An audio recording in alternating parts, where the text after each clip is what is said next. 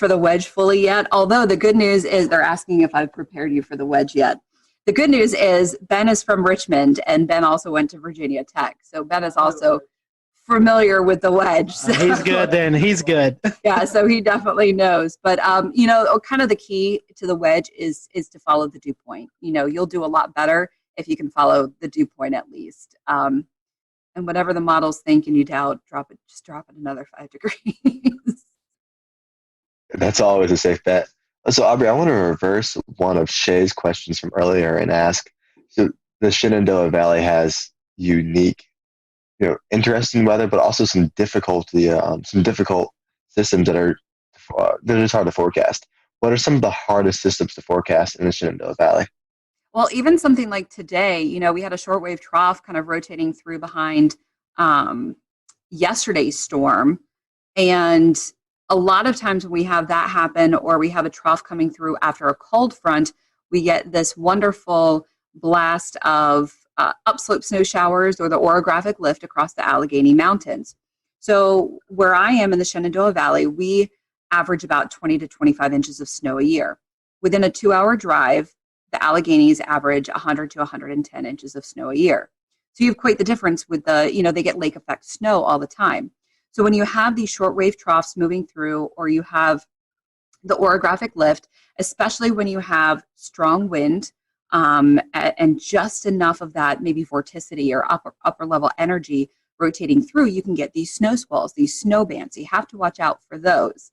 And what happened this morning was I expected some of those snow bands. One, it was more intense. And two, they dropped a lot farther south, about 45 miles further south than I expected. So I'm always cautious of those. And so it's kind of just more about communication, because a lot of times the models don't fully pick up on those. You have to kind of watch for the hints. And so it's kind of one of those things where, okay, I'm looking for some snow squalls. Maybe I'll kind of generalize it instead of specifically saying, okay, I'm expecting some of these mainly in the Northern Valley. Maybe I'll say, this is what's possible tomorrow. This is what snow squalls are capable of. And, if you get in a snow squall, it can drop a dusting to an inch in some areas. But if you don't get one, you're going to have sunshine. So I think the snow squalls are definitely a little bit challenging. The other thing is precipitation, because a lot of surface fronts don't give us anything. If there's not that upper level oomph, if we don't get, shortwave energy, if we don't get a jet streak, if we don't get any sort of vorticity or any sort of upper level support, the front just fizzles and we just don't get any precipitation. So because of downsloping can really kill a lot of our precipitation. So that's always challenging unless you have a derecho coming through like in 2012. So that's always a challenge, is precipitation. The one great thing here is that we're usually we are not as humid as east of the Blue Ridge. The Blue Ridge Mountains are not that tall, but what they do is they block a lot of that Atlantic moisture. So we don't get as severe storms. If you ever watch the radar in the summertime, we'll get some storms, but watch them light up like a Christmas tree as they move east of the Blue Ridge. If you watch the heat advisories come out in the summertime, 99% of the time, they're all east of the Blue Ridge because of that humidity. We get a dew point of 66. That is a bad day here. So that's always kind of interesting.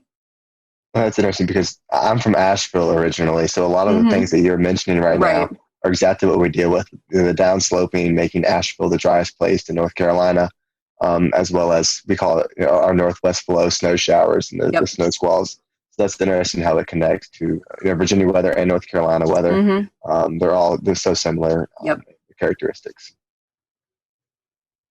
Aubrey, we were talking earlier about you being on the panelist of Weather Brains. How did you get incorporated with James Spann and the crew down there? So what's really funny is apparently one of my viewers is a listener of Weather Brains, and several years ago he wrote in, somehow heard my story and said, hey, this girl has an interesting story of how she got into weather. You guys might want to talk to her. So Bill emailed me, and I was so intimidated. I was like, oh my God, I don't have anything to offer. You guys are amazing. Like, what? I don't have anything. So he had to kind of convince me to go on. And so I went on, and James was a little bit impressed of how I actually, I guess, spoke. And I guess a few weeks after that, Kevin had a little bit of a tizzy and kind of quit the show temporarily, which he's done in the past. Imagine that. The accelerant. And Bill kind of had me on again, and then he asked me if I would be interested in being a panelist. And I was like, wow, okay. And it kind of fit into my schedule. I was doing the 5 and 10 o'clock show. I was doing the 5. Was I doing the 5 and 10? I think I was doing the 5 and 10. It ended up working with my schedule, and I agreed to it. And I'm so thankful I did, because the amount of people that I've met is just, it's just great, and it's just the weather community. And of course, you guys know Weather Twitter is amazing. And the amount of things that I've learned, and with my schedule now, I don't always get the opportunity to complete the show. So I have to kind of go back later, but it's just the coolest. And that's pretty cool. That's a cool story. That's something. I have a Kevin Seeley story for you. You'll enjoy this. This was back in the Google Hangout days. Google Hangout has since went away, but we always copy and paste in an email, send it to our guests, say, hey, here's the link to join in. Well, evidently Kevin didn't get that part, and he actually tweeted out, hey, here's the link to watch me tonight. So we had all these people bombarding our Google Hangout, and we actually had to shut it down and redo a new link and everything. And so that's our Kevin Seeley stories. We were talking, and all of a sudden these people just started popping in. We're like, who's that? And it was hilarious. But I think we can all echo it's pretty cool doing a weather podcast, and you get to meet so many people in the weather industry that you follow on Twitter, and you may have a brief conversation on Twitter, but you actually get to sit down and have a conversation with them. And we get to geek out over these people too, and normal people don't get it. And it's just the weather enterprise is just so amazing, and you're geeking out over these rock stars, and we get to geek out too. So yeah, you mentioned earlier that you get to meet a lot of people, and even here in the Carolina Weather Group, everyone has their own sort of opinions about, hey, my favorite guests. What are some of your most memorable guests that you've been a part of the panel for? Oh man, the Greg Carbon shows are always a treat. Those are always good. Mike Bettis came on and talked to us about his chase situation that happened in was that 2013? Yeah, I think it was either 13 or 14. Yeah. Yeah. When they rolled over. Yeah, it was El Reno. And that was a pretty powerful show. That was, hearing his story. That was always a powerful one. Let's see. You don't have to go into details. You don't say anything. Were you on show 404? Yes. That was interesting. That was an interesting. And you know what? I don't know that I even spoke during that show. But I do have the shirt from Helicity Weather that's plus minus F3. And I think I'm the only one that actually has that, because I just think it's hilarious. We internally will just joke around. We'll just show at 404, and we automatically know. That's just that was an interesting show for sure. We have a couple more minutes with Aubrey. I know she has to get ready for the news tonight. Talking about weather brains and shows and guests you had. A lot of us have mentors in the weather world. Do you have any weather mentors? I would assume maybe James Spann might be one. I mean, any others that my biggest mentor is Mark Reynolds. I would not be where I am without him. Not only did he kind of blow my mind, he answered my email. I mean, I was just asking to come in and view a studio to see if this was even a field that I might even want to pursue. And he brought me in as someone who is curious, told me after only meeting me for 20 minutes, told me he thought I had the voice for this and I could do this, and talked me into the Mississippi State program. I mean, that's the kind of person he is, and then fought to get me an internship. and worked with me and then still let me come in the studio when I needed to practice on the green wall, on the chroma key. I would not be where I am without Mark Reynolds, and I still keep in touch with him. And he's given me advice over the years, and it just, I absolutely would not be where I am without him. I wish I had a lot of other weather mentors. I've had to do a lot of learning on my own, which is not ideal. But someone who's determined, who really wants to succeed at this industry, sometimes you do what you have to do.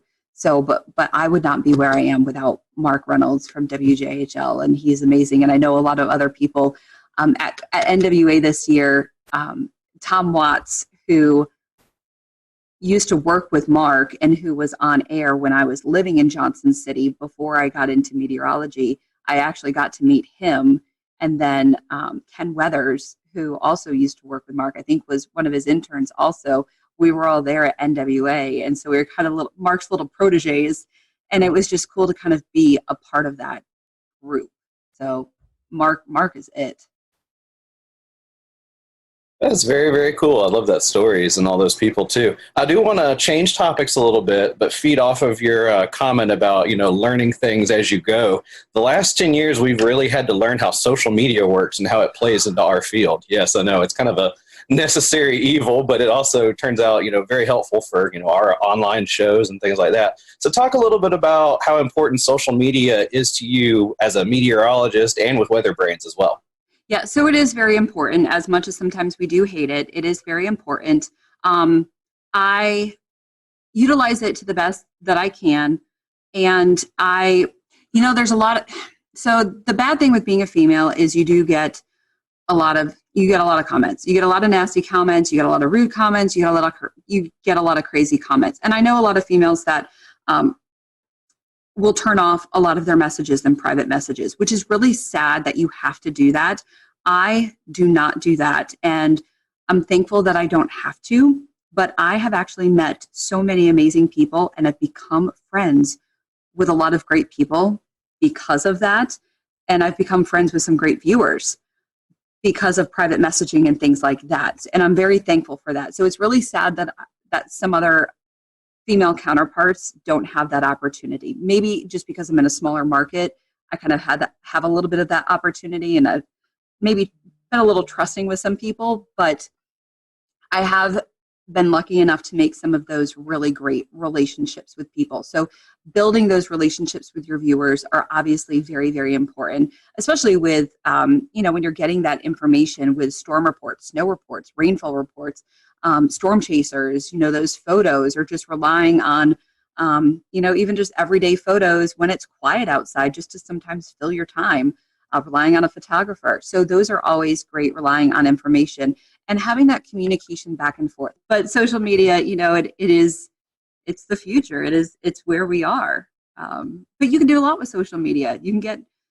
changing. I mean, we all know weather changes sometimes very quickly.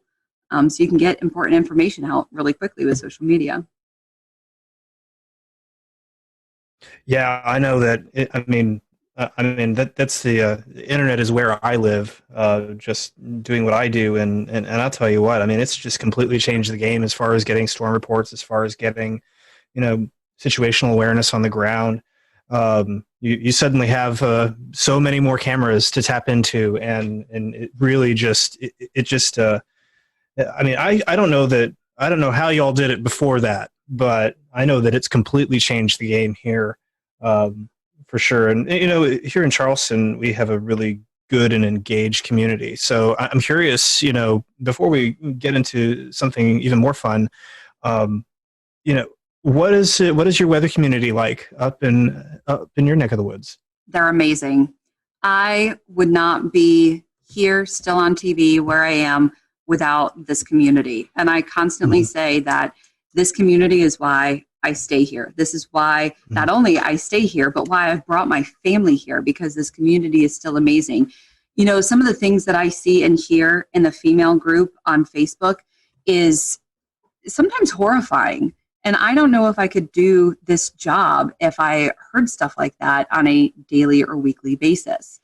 We all get criticism. We all get stuff like that. We all get pushback, but I don't get a lot of it.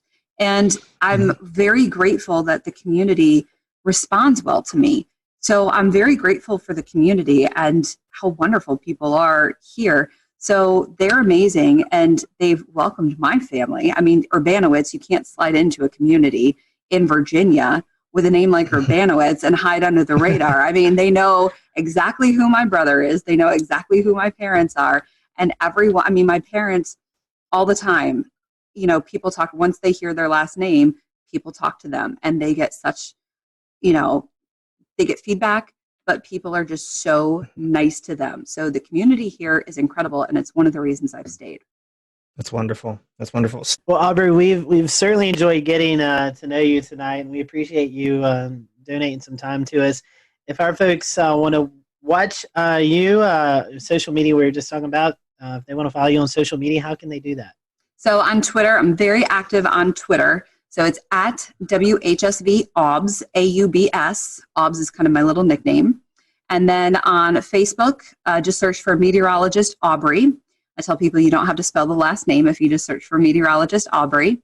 And then on Instagram, let me get my Instagram out because I think, yes, WXAUBS, WXAUBS on Instagram, or as I call it, the gram.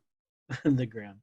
Yeah, Evan runs our gram. That's his title. So yeah, I should be better at it. It's a lot of pictures of my dog.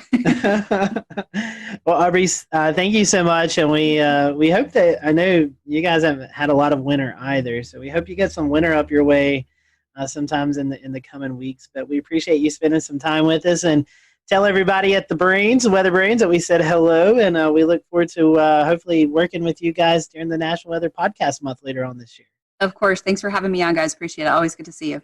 Thanks, Aubrey. And thank you guys for watching the Carolina Weather Group. As always, you can follow us at Carolina WX on Twitter or Carolina Weather Group on Facebook. If you have any suggestions or guests that you'd like for us, just reach out to us. We'd love to see those suggestions and work our best to get those guests or topics on the show. Until next week, we hope you have a great week, and we'll see you later here on the Carolina Weather Group.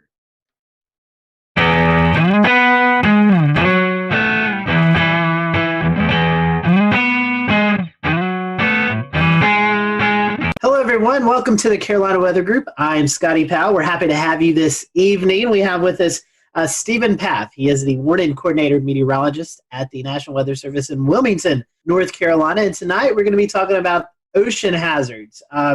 The Coastal Weather Service offices issue several advisories and hazards and programs like that other weather offices don't. So when you find yourself on vacation or visiting the beach or something like that, you may hear something that's not familiar with you. So tonight we're going to kind of dive into that and kind of go through all of these unique and different advisories and program and hazard programs that we see along the coast. And Stephen, working in the Wilmington office, is the perfect person to go to that. He does a lot of outreach events. So happy to have Stephen on with us tonight. As always, if you are watching and you have any questions, feel free to drop them in the comment section. We'll be monitoring those throughout the show, and we'll direct you. If we don't know the answer, we'll direct you in a place that hopefully you can get the answer. So we, again, appreciate you watching tonight. We're going to be focusing on ocean hazards and the different programs that the Coastal Weather Service offices use throughout this vacation season that's coming up. So, Stephen, welcome to the show.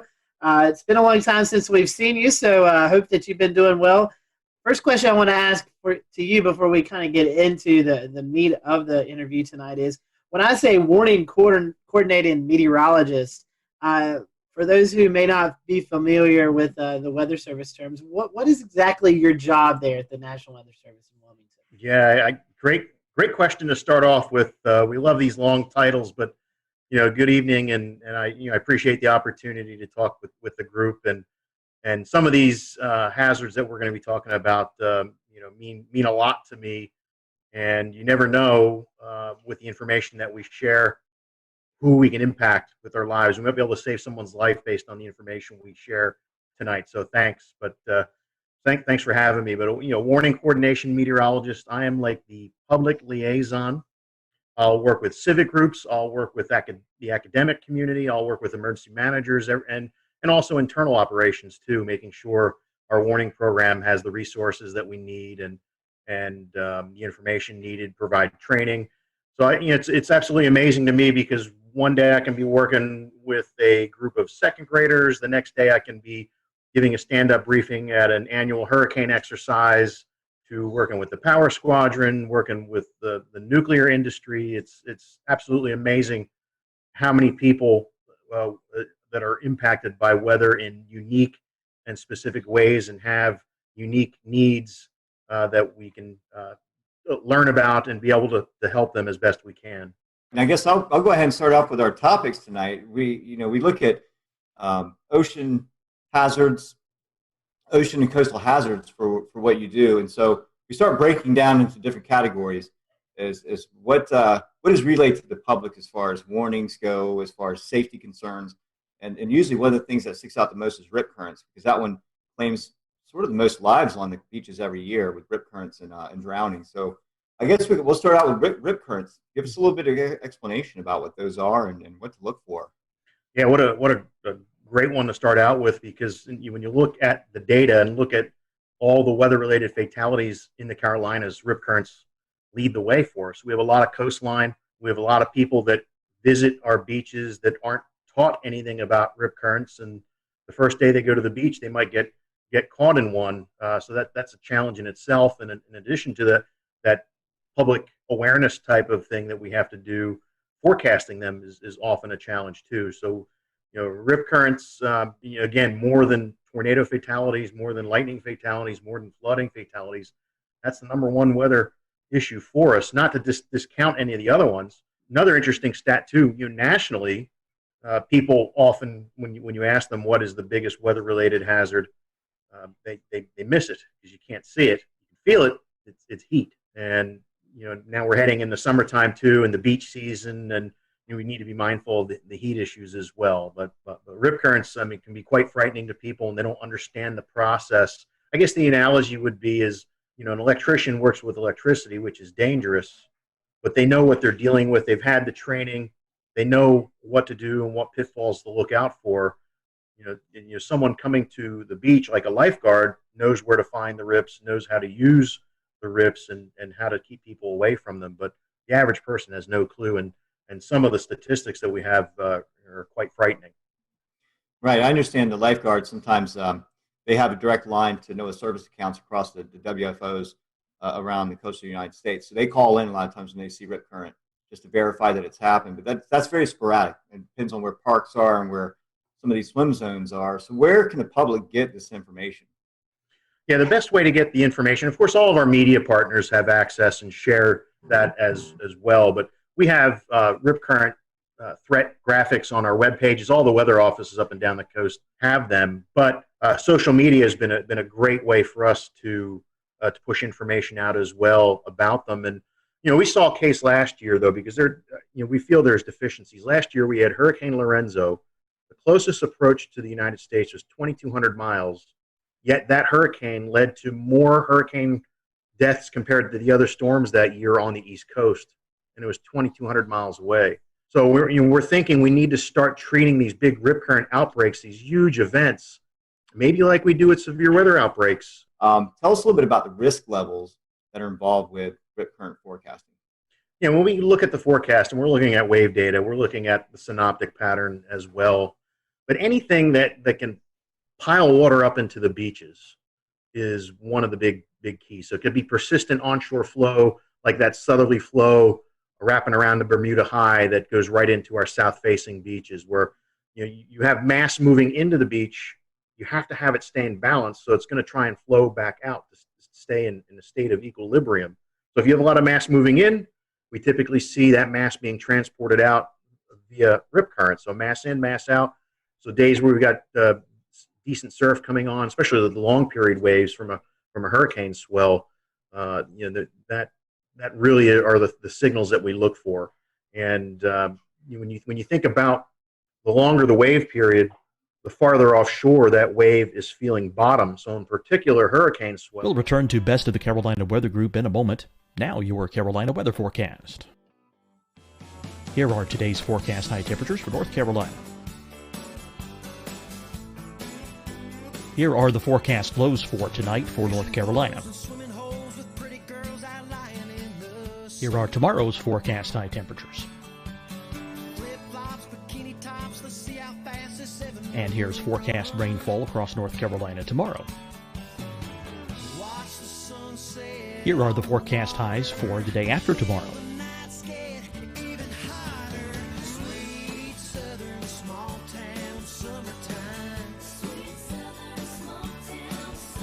And here's the forecast rainfall across North Carolina for the day after tomorrow. This is the total rainfall forecast across North Carolina for the next 3 days. Here's the severe thunderstorm outlook for today from the Storm Prediction Center.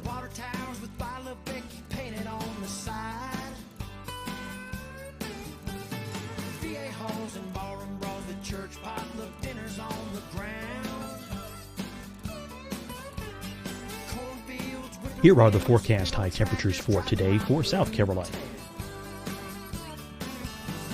Here are the low temperatures for today for South Carolina. Here's the probability of precipitation forecast across South Carolina today. And here are the rain chances across South Carolina tonight. Here are tomorrow's forecast highs across South Carolina. Here are the forecast low temperatures for tomorrow for South Carolina. And here is the probability of precipitation across South Carolina tomorrow. Here's the precipitation chances across South Carolina tomorrow night. Here are the forecast highs for the day after tomorrow in South Carolina. Here are the forecast low temperatures across South Carolina for the day after tomorrow. And here are the rain chances across South Carolina for the day after tomorrow. And South Carolina's probability of precipitation for that night.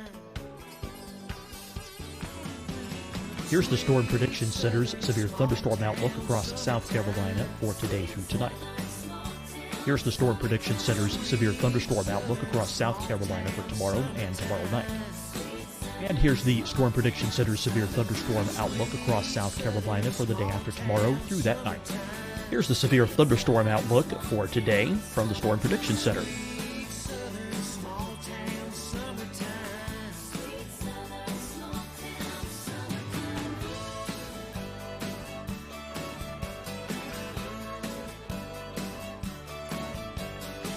And now here's a live look at weather radar across the southeast. Fight the spread and take a stand against coronavirus. Wear a mask in public. Stay at least 6 feet apart from others. And get tested. Join us and fight the spread. Visit scdhec.gov/COVID-19. Getting tested for COVID-19 helps you to take the steps needed to protect yourself, your loved ones, and your community. Find the testing location at scdhec.gov/COVID-19 testing. Deciding when to wear a mask isn't about who you know or how well you know them. Just ask yourself, will I be with anyone I don't live with? If the answer is yes, get behind the mask. Help slow the spread of COVID-19. Get behind the mask. Learn more at covid19.ncdhhs.gov. Hi, everyone. I'm Dr. Mandy Cohen, Secretary of the North Carolina Department of Health and Human Services.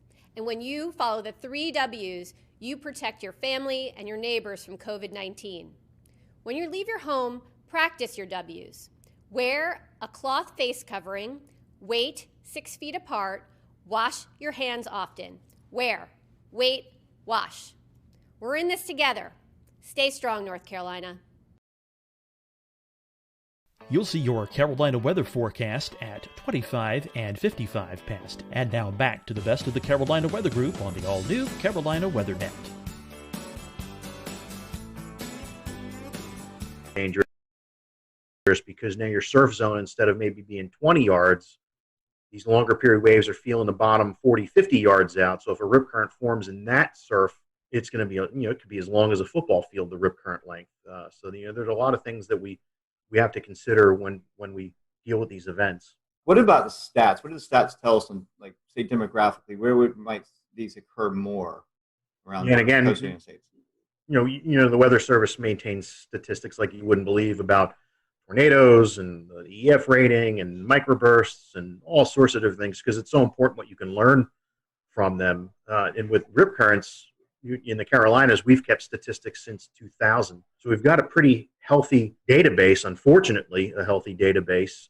And we've had, since that time, 143 people drown from rip currents in the Carolinas. And when we start breaking the data down a little bit more, what's really interesting is that 25% of the drownings are people that are bystander trying to be the good Samaritan. They see someone in trouble with a rip current, have no training whatsoever, go rushing in, and they end up drowning in that. So, a lot of times, a classic call to action information that we've given has been about the person in the rip current, and we need to do a better job of messaging that risk to someone who's on a beach watching someone in a rip current. The other interesting statistics that we see are the demographics that are hardest hit are males between 31 and 50 years old. And, I'm in that demographic now, and mentally I might think I'm a little more physically capable than I am, but the reality is that I'm not.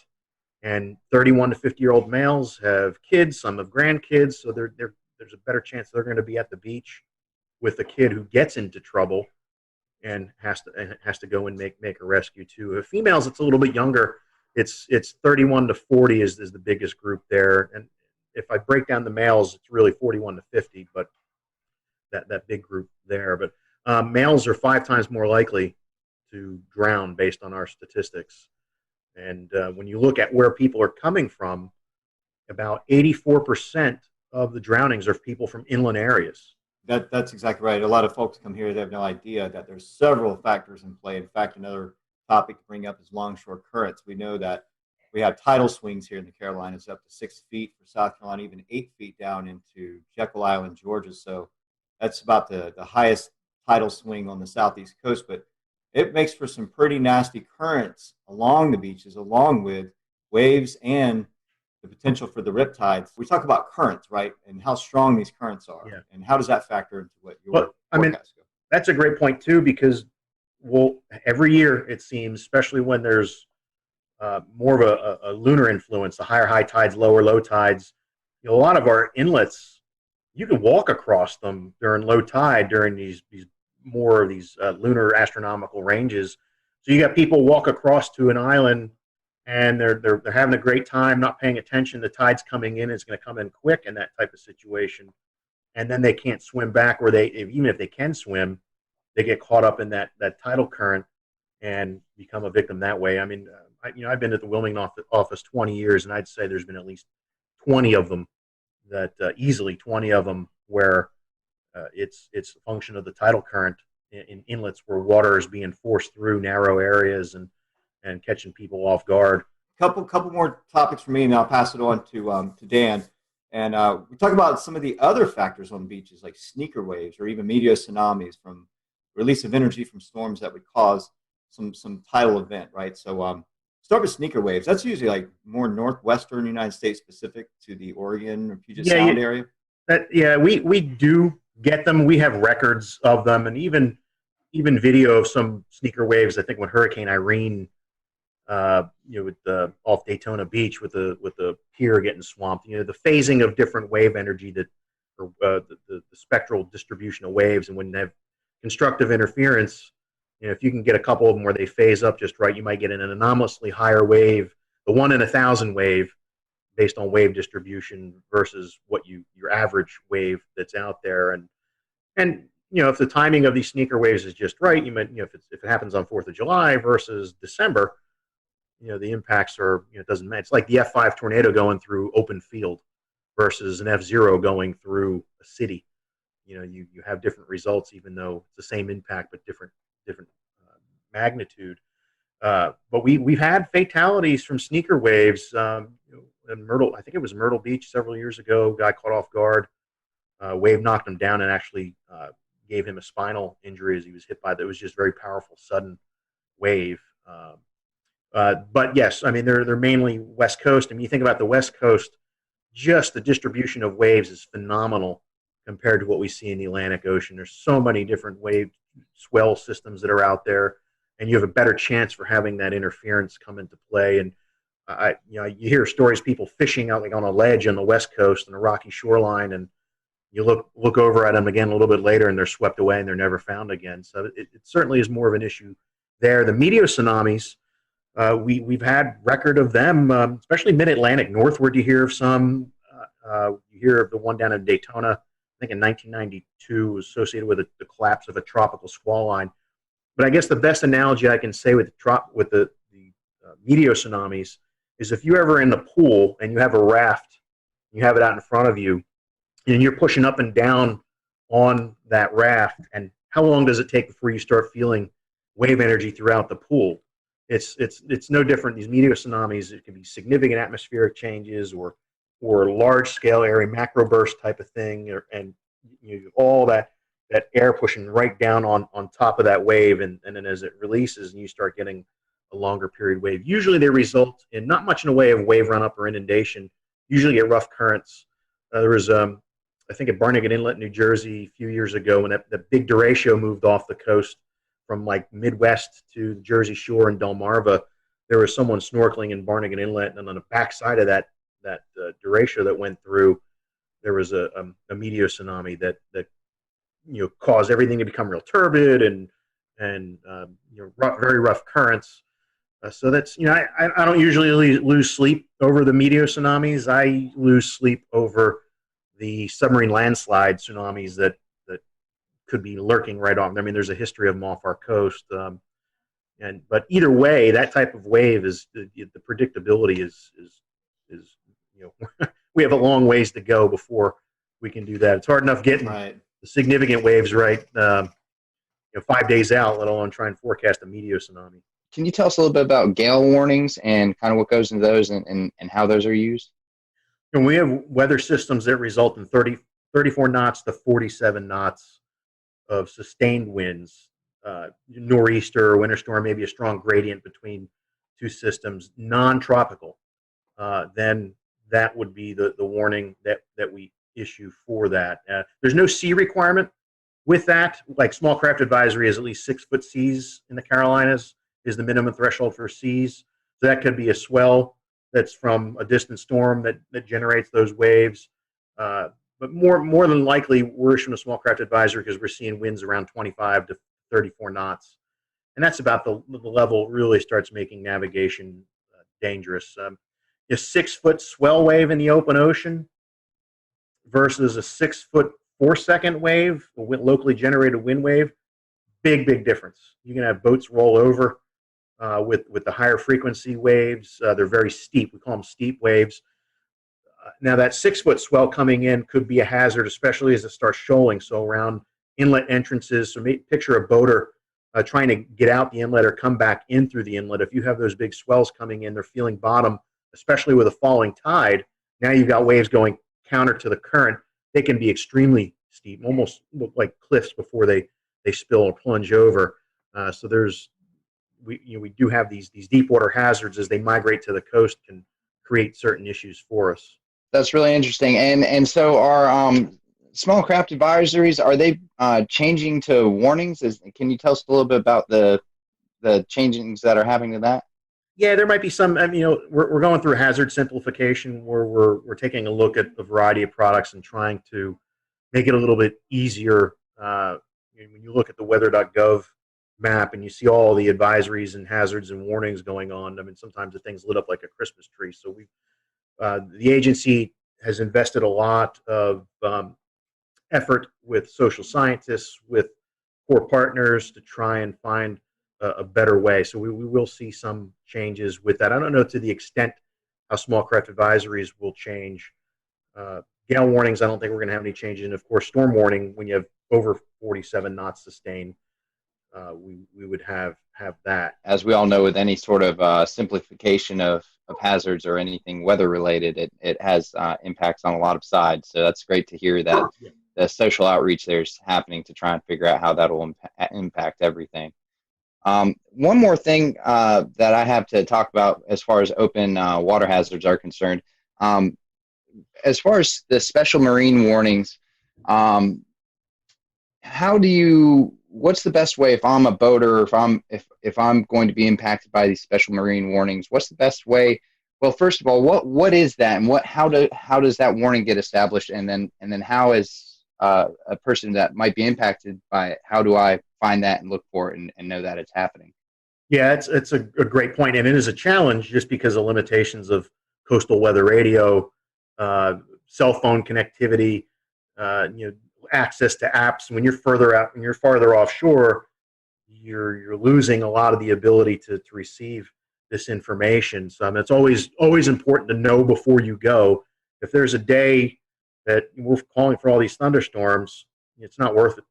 Live to play another day type of thing. So right off the get-go, we've lost boaters to strong to severe thunderstorms before. Knock on countertop, not lately, but it has happened where people are taking risks and get caught by quickly evolving storms, like even that MCV that went through yesterday morning here. I would not have wanted to been anywhere near a boat with that coming through. But when we do have something like that come through, if we anticipate winds over 34 knots, then we would issue a special marine warning, or if it had water spouts with it, or large hail, because large hail in the open ocean, you could break the windshields on the boats and things like that too. But usually they're issued for 34 knots or higher sustained, or I'm sorry, any gusts 34 knots or higher, and any potential for a water spout. As soon as we send the information out, it will play over the weather radio, and a lot of the VHF bands on a boat radio, you can see or hear those messages coming across. Now, some boats have radar on them, but they're not the right band to interpret weather data when they're twirling around. Usually, if there's a big thunderstorm target, the band that the marine radars are used, you might only see the edge of what's out there. It's not powerful enough to penetrate into the storm, so that really doesn't provide much in any way of value. But I think there are some providers via satellite where you can get information. But it is a great question, because you need to be connected to that environmental intelligence if you're going to be in an area where you're at extreme risk. You can't just 30 miles offshore. You can't just seek safe harbor in 10 minutes. You got life and death decisions to make, which is why we say avoid it if at all possible. Go a day when there aren't thunderstorms in the forecast. Stephen, a couple more advisories to cover with you, and one of them is one that we see almost monthly pretty much in the Carolinas with the lunar cycles and onshore winds and other factors. So the first one we'll talk about is coastal flood advisories. What exactly are they, and what should the public be looking for when they're issued? Yeah, that advisory, unfortunately, we're issuing more and more frequently, and there's a couple reasons for that. With sea level rise is one issue, but there are also parts along the Carolinas where there's actually subsidence going on, so the land is sinking. There's parts where the land is rising a little bit, and there's parts where it's sinking too. You can also have changes to the local hydrology, like they did a lot of dredging in the Cape Fear River. So between the subsidence, sea level rise, and the dredging, our number of coastal flood advisories has gone up incredibly. Now, the thresholds for where we before we decide to issue one or not vary based on the datum that's related to that location. So you can't apply 5.5 feet mean low or low water at every coastal station, because their datum varies. So what we have done, worked with a hydrologist, we've done coastal flood surveys, get out there when there is flooding going on and observe the impacts. We call that E19 data. It's mainly for rivers, but we do have E19 data for coastal locations as well. And once we know what the level is and what the impacts are, now we have a good database, and we can put good information into a coastal flood advisory based on the levels that are predicted to occur. So moving on to the next advisory, and I think our last advisory for the night, high surf advisory. I think this is one that sometimes, especially for beach visitors, not necessarily residents, but someone who's coming from inland areas, it's easy to underestimate a big surf. 4 feet may not sound that big, but all of a sudden you get out in the water and 4 feet is a heavy wave. So tell us a little bit about how to be safe during the high surf advisory. Yeah, and that, you mentioned the heavy wave, you can feel the power on those days where it's really moving like a washing machine out there, and unless you really know what you're doing, that's something that should be avoided. Just between the plunging breakers, potential for spinal injuries, those sorts of things, and it makes you hard to see too. So you get into trouble, and you're in this rough surf or high surf, you might be hard to spot, or even hard to get someone's attention if you're in the perspective of being in the water. But some of the thresholds we use, I think, are about 6 to 8 feet breakers we get, depending on how clean the ocean is, depending on the wind. Surfers get excited when we do high surf advisory, especially if you get a light offshore wind and it cleans it up a little bit. It doesn't look like a washing machine, but it's still powerful and dangerous if you don't know what you're doing. The thresholds vary up and down the East Coast, but our wave climatology, it's not like Cape Hatteras, like Wrightsville Beach is we get decent waves there, but typically not like you see it at the Outer Banks. And then you get in the Long Bay, Myrtle Beach, you got to get the wave energy coming in the right direction for us to issue a high surf advisory. The frying pan shoals block a lot of that easterly swell, where Wrightsville Beach might get it, but Myrtle Beach won't.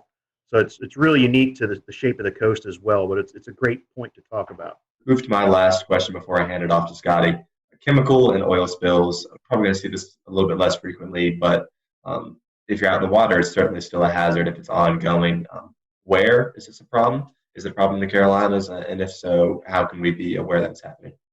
Well, it's frightening how many tankers bring all sorts of scary things just off the coast. And the 21 years I've been in Wilmington, there have been a couple close calls, especially I think one time a barge with maybe number 6 broke loose off of Cape Fear, and luckily in a storm, and luckily they were able to get a hold of it and make sure it didn't cause any problems. But with oil rigs, it isn't a big issue for us because we don't deal with any. I mean, more for the Gulf Coast. I mean, I'm more concerned with maybe a ship with hitting a shoal or a collision, sea fog event, and you got ships carrying xylene or some other terrible chemical that collides with another one, and now we have to deal with the decision support thing, working with emergency managers. And that's why, it doesn't matter. It could be severe clear weather. We always have to be ready, and most of these events are a result of some mistake. And when we talk about oil spills, but at least what I'm proud. Part of NOAA is the National Ocean Service, and they have scientific service coordinators that have responsibility for each part of the coast. So it's important for us to have a good relationship with the coordinators in our area, which we do. So we've exercised with the Coast Guard, going through their incident command training, doing their oil spill exercises, and working with the scientific services coordinator, because it's all about knowing who the players are, not just showing up going, okay, what do I do? How can I help you? These are hazards that have come about from out in the water. What about any of the hazards that have originated from within inland? I think one of the biggest examples we've all seen is after, I believe it was Hurricane Matthew and maybe Florence as well. Seeing a lot of stuff being carried out from the rivers and satellite imagery showing it making its way into the water. Was there any sort of response to that as far as keeping people off the beaches for a period of time, or any sort of hazards associated with that might happen again the next time we get a big hurricane? It's a great point too. There's the debris hazards too for boaters. There's the biological type of hazards too. There's a lot of things washing down pollutants that, I think the rule of thumb is, you really don't want to be messing with the water after a hurricane or a huge flood event. Bacterial counts are high. The other pollutants that are out there, give time for it to flush out. And what's amazing is that after a hurricane, the fishing is usually tremendous along the waterways and just offshore for that month or two afterwards. One thing that very photogenic around the Carolina coast, and we see these events happen, are water spouts.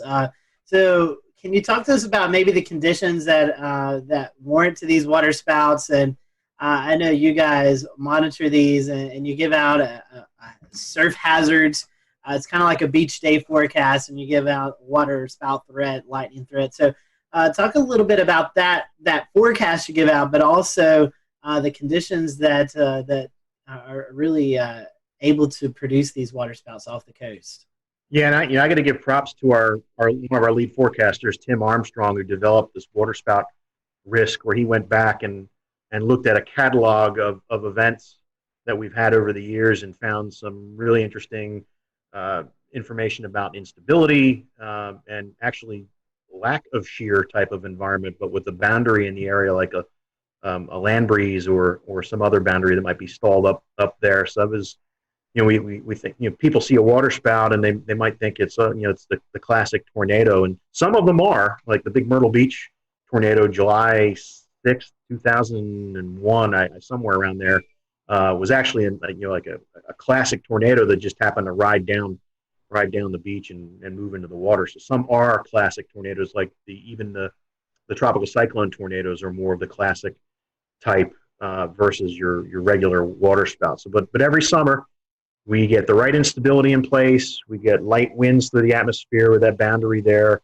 and we get you get funnels that come out, and some of them can be in absence of any rain. And just lollygag around. On occasion, maybe once every 3 years, we have to issue a tornado warning for one that's moving closer to shore. The last one we had move ashore was near Myrtle Beach, near the Ferris wheel, a couple of years ago. We had one at Carolina Beach back in 2011, the week before Hurricane Irene, I think it was. We had to do a tornado warning for that. And they don't show up on radar all that great. We use some products like Spectrum to really see some of that smaller scale turbulence that's going on associated with the funnels. They're usually very narrow, so with the beam spreading out from the radar after a distance, the circulations sometimes are too small and they don't get captured by the beam all that well. So it's important for us to have partnerships with the Coast Guard and the boating community and lifeguards as well to see them and get that information back to us so we can take action, unless it's a little bit bigger one that shows up on radar. Stephen, we've certainly appreciated this all useful information as our listeners and followers head out to the beach for some relaxation time, and we hope tonight's program will help you all who are listening and watching to know these hazards, that on a sunny beach day there's still things that we need to pay attention to. For folks who may be coming into the Wilmington, Myrtle Beach, the southern North Carolina coast, the forecast area that you cover, Stephen, what's the best way to follow this information? Do you have a section on your website? I know you mentioned social media. Where can our followers and listeners find that info at? Yeah, each office on their webpage, like Wilmington, weather.gov/ILM, or Charleston is weather.gov/CHS. We have a surf zone forecast link on the webpage there. It's not as pronounced as we'd like to be. It's usually towards the bottom, but there's good information there. But I would recommend tapping into us on Twitter or on Facebook, and especially with Twitter, because some of these beach hazard statements that we issue for when the risk is moderate or high for rip currents, you would get that information that way, and you might learn about some other things too. So if you're heading to the beach, make sure you follow National Weather Service Wilmington, Charleston, Morehead City, I think, and I think that's the three. Yeah, Springfield, Virginia has a little bit of North Carolina. Yeah, so follow those accounts if you're heading to the beach. That way you're up to date on all that's going on along the ocean. So Stephen, thank you for your time. We hope that you have a great rest of the summer. I know hurricane season is lurking and around the corner, and you're getting prepared for that. So hopefully it'll be a quiet season for you. We appreciate you joining us tonight. You're welcome. We can use the break, so I'll take it. Definitely. So thank you guys for watching the Carolina Weather Group. We'll see you next time. Have a great evening.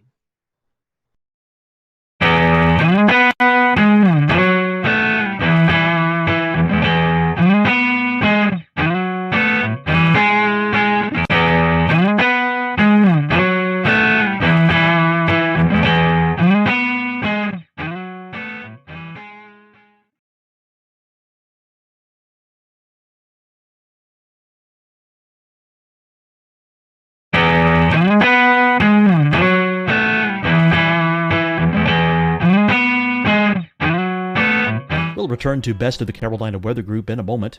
Now your Carolina weather forecast. Here are today's forecast high temperatures for North Carolina. Here are the forecast lows for tonight for North Carolina. Here are tomorrow's forecast high temperatures.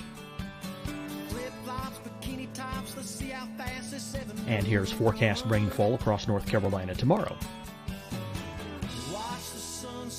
Here are the forecast highs for the day after tomorrow.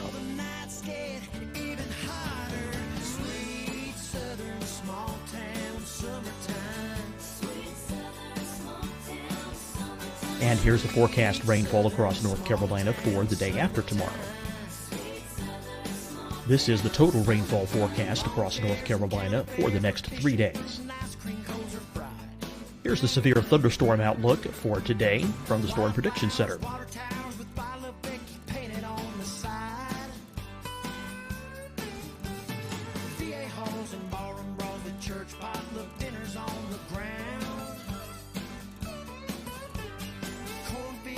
Here are the forecast high temperatures for today for South Carolina.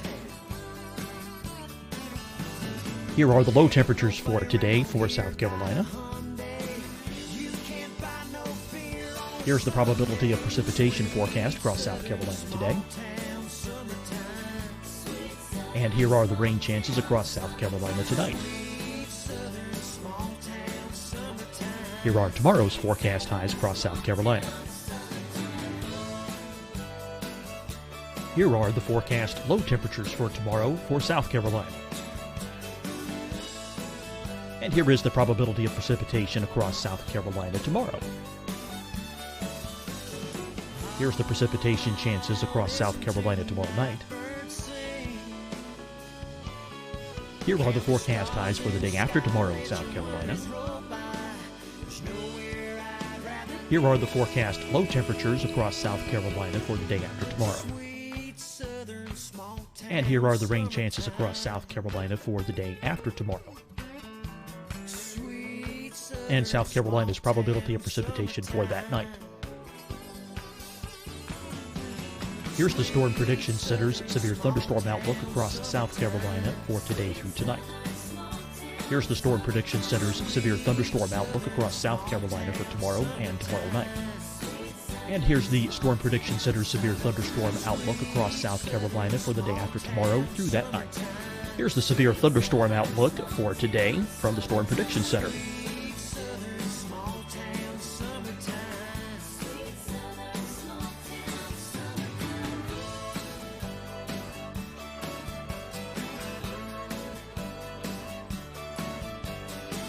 And now here's a live look at weather radar across the southeast. Fight the spread and take a stand against coronavirus. Wear a mask in public. Stay at least 6 feet apart from others. And get tested. Join us and fight the spread. Visit scdhec.gov/COVID-19. Getting tested for COVID-19 helps you to take the steps needed to protect yourself, your loved ones, and your community. Find the testing location at scdhec.gov/COVID-19 testing. Deciding when to wear a mask isn't about who you know or how well you know them. Just ask yourself, will I be with anyone I don't live with? If the answer is yes, get behind the mask. Help slow the spread of COVID-19. Get behind the mask. Learn more at covid19.ncdhhs.gov. Hi, everyone. I'm Dr. Mandy Cohen, Secretary of the North Carolina Department of Health and Human Services. And when you follow the 3 W's, you protect your family and your neighbors from COVID-19. When you leave your home, practice your W's. Wear a cloth face covering, wait 6 feet apart, wash your hands often. Wear, wait, wash. We're in this together. Stay strong, North Carolina. You'll see your Carolina weather forecast at 25 and 55 past. And now back to the best of the Carolina Weather Group on the all-new Carolina Weather Net. Everyone. everyone. Welcome to the Carolina Weather Group. We're happy to have you tonight, and we have a special treat for you. Chief Meteorologist Bill Walsh from WCSC in Charleston, South Carolina, Emmy Award-winning Chief Meteorologist, who's also an author, a Lieutenant Colonel in the U.S. Air Force Reserve, and much more. We're looking forward to having Bill with us tonight, and Bill just celebrated his 34th year in broadcast meteorology, and we're just going to look back over those moments for this next little bit, so we're happy to have you. And towards the end of the show, we'll let Bill give out some of his social media information. So if you're not following Bill on Twitter or Facebook, definitely want to give him a follow, especially if you're in the Charleston area, if you plan to visit. So Bill, welcome to the show. I know we've had you on before, normally talking about hurricanes or landfalling tropical systems, but we wanted to get you on tonight just when the weather's calm, and well, when we're recording this, the weather's calm, and we'll put that out there. But we just want to kind of get to know you. So our first time question for a lot of our first time guests is how did you get hooked into this crazy career that we all love to do here in the weather world? Great to be here, by the way. It's so cool to be with everybody. And I definitely watched love the podcast. It's funny. It's just kind of an accident, actually, believe it or not. I was really into aviation, into, flying airplanes. And I got my pilot's license when I was 16 years old. So I actually got my license to fly before I got my license to drive. So I had to get a ride to the airport to take my check ride. But anyway, I was really thinking about going the aviation route for a while. And my sister's boyfriend at the time was working in radio. And I really was fascinated by broadcasting. And he was about 3 years older than me, 3 or 4 years older. And she ended up marrying the guy. But, this was back in high school. And then he wanted to be a broadcaster, and he went into television.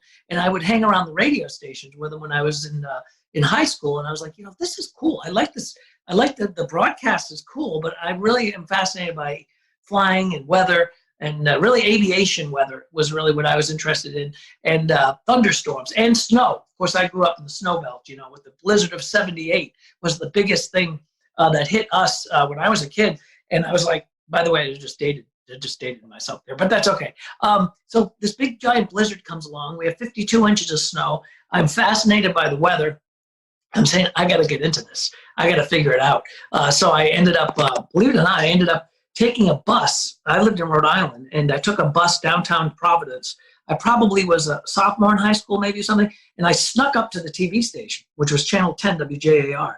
And the station was way up on top of the outlet.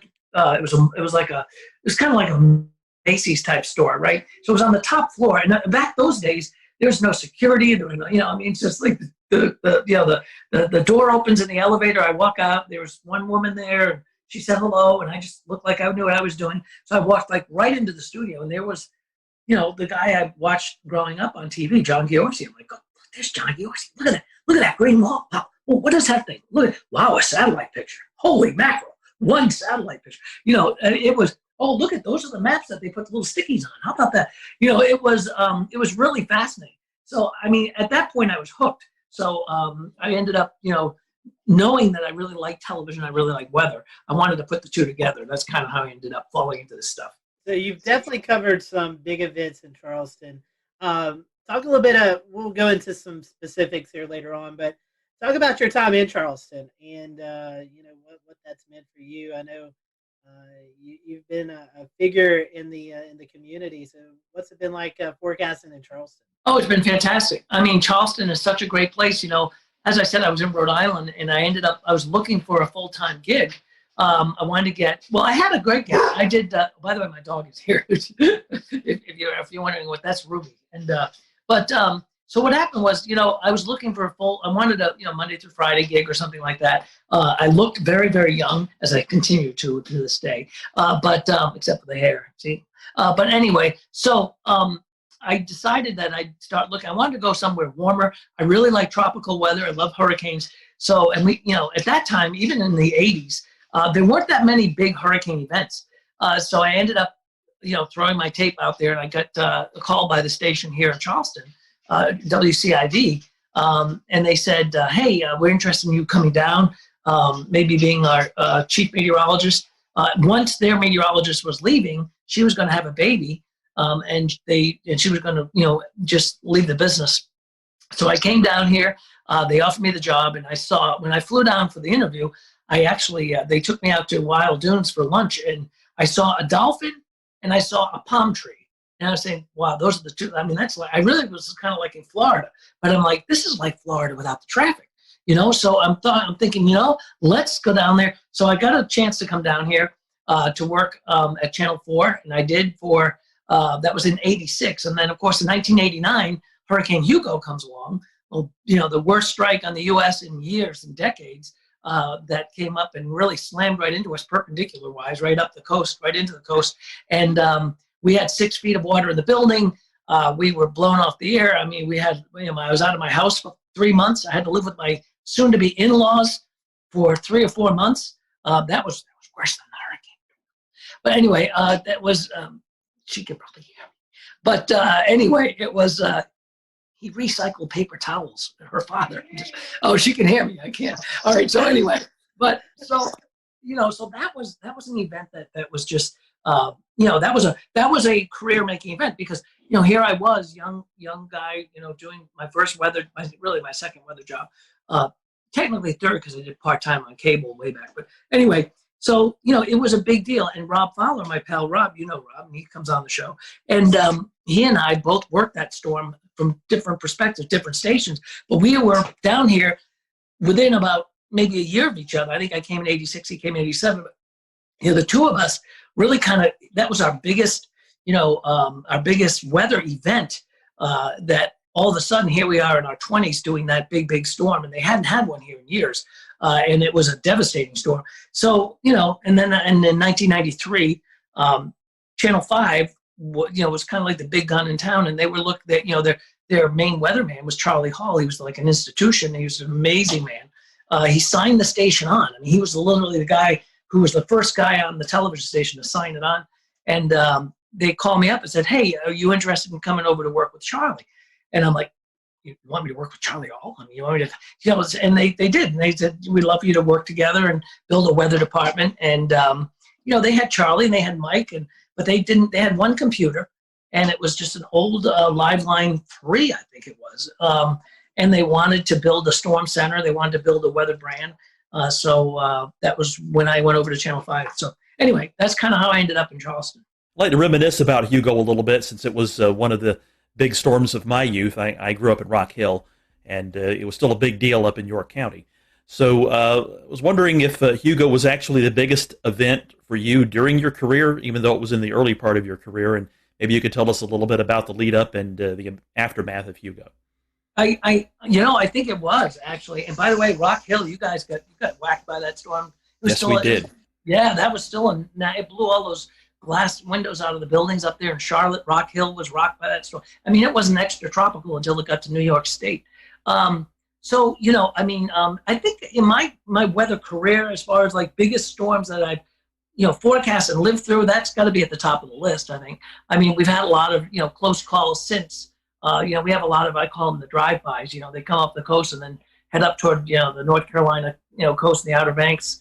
So we've had a lot of those types of storms. But Hugo certainly was the largest that really impacted us here, especially as a Cat 4, 135 mile an hour storm.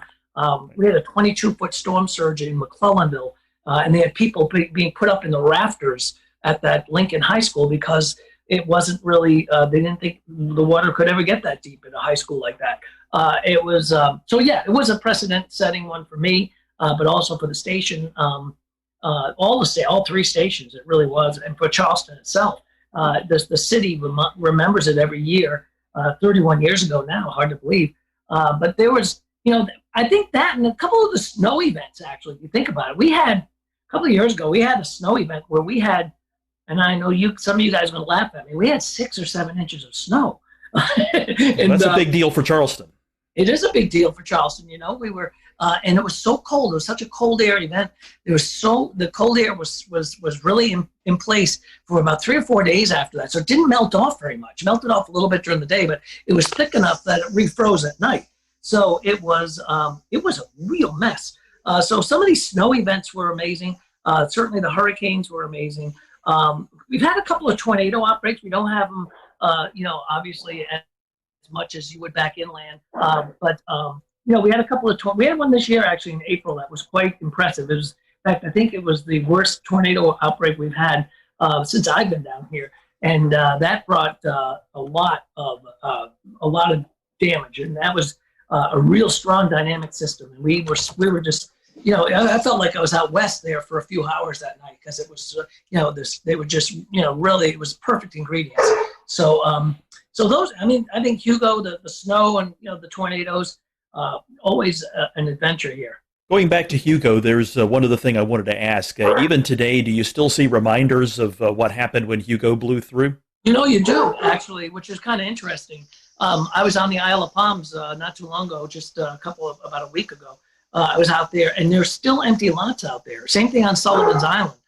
There's still places where things never came back. It took about a year, to be honest with you. When you think about, Florida and Michael and Mexico Beach and places like that, we see these storms, and we see the impact. Like we had Laura, and we had, everybody covering it. We had the storm chasers out there. I was watching Jim Cantore at 3 o'clock in the morning, and then, then the media, everybody goes away. But living through Hugo, we had to live with that for, forever. And certainly a year after that, it was a year until things got sort of back to normal. We didn't have power for 2 weeks, but it'd be interesting to go back. I think that'd be kind of an interesting documentary or something. You just go back to some of these places and say, okay, how are you doing a year later? How are you doing 2 years later? In particular, places like the Bahamas, right after Dorian. Nobody really talks about it, but obviously, those islands, there was an incredible disaster. And it'd be interesting to go back to Freeport and back to Abaco and take a look at some of those places, because see how they're doing now. So I think to answer your question, there are things still around that you can tell that were pre-Hugo or post-Hugo.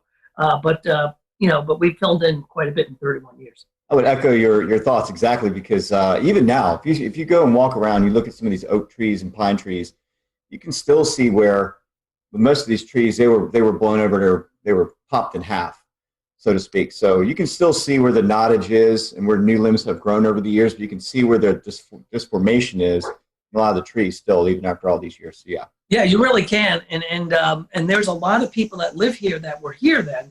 And they remember it. They remember surviving, getting through it, and things like that, rebuilding their house, or getting back to what was a house. So, it's one of those things that it's burned into your memory forever. Yeah, I recall.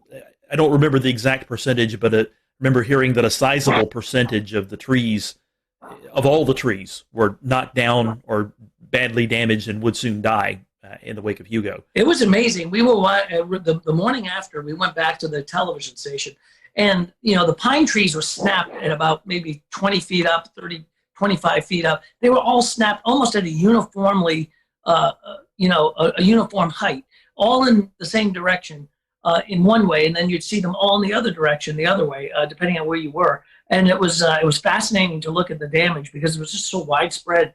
But a lot of those trees were, the Francis Marion Forest was completely devastated. And it's been a long time, and it's still being, rebuilt. A lot of those newer trees, or some of those trees that have come back, it takes a while, obviously. Bill, how was communicating the threats from Hugo, specifically the storm surge? We've made a lot of progress in the past 5 to 10 years of trying to explain what storm surge is and the areas it impacts. What was it like explaining the water that could come with a storm like that back in the late 80s? So that was interesting because, that was before slosh models, and that was before, we had the LFM. And so, we didn't have a lot of the great, tools we have today. And at the time, remember, the Hurricane Center only went out 3 days. They didn't go out 5 days. And we didn't have, the Euro. We didn't have all of these great products that push us out, so many days in advance. So it was really kind of using that technology of what we had, but letting people know about the storm surge was because it was kind of alien to these folks. They knew, remember, they haven't had a hurricane strike since at least, I think it was David maybe that came by in 79. Anyway, they hadn't had a major hurricane strike really since Hazel and Gracie. way back in the 50s. They had some storms that came on up, but it was the first real major strike that could bring a major storm surge. So communicating that was interesting, and it was you had to kind of explain to people what it was, and a lot of people didn't think that they could see 20 feet of water. And I mean, there's a lot of people are saying, oh, they're overdoing it, and stuff like that. So getting that message out there was rather interesting. So Bill, I want to ask you a little bit about kind of bring your military background and career into your meteorology broadcasting career, and specifically when hurricanes like Hugo or other kind of big events like that have occurred.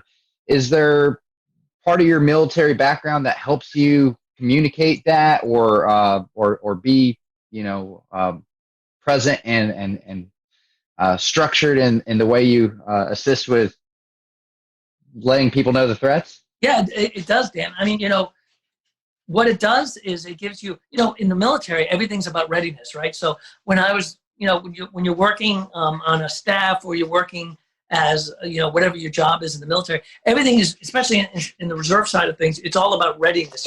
Are you trained up? Are you proficient in the software? Are you proficient in the forecasting?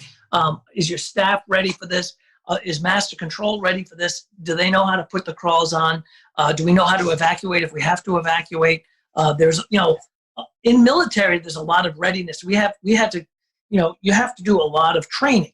And I think that kind of background also kind of floats over to what we were doing. And I still to this day have, readiness checklist for like tornadoes or tornado warning or severe weather, making sure our master control has, all of the things they need to make sure that they're ready to put us on TV at 2:00 in the morning if they have to. So, a lot of that comes from the military. Excuse me. That's Ruby. That's Ruby.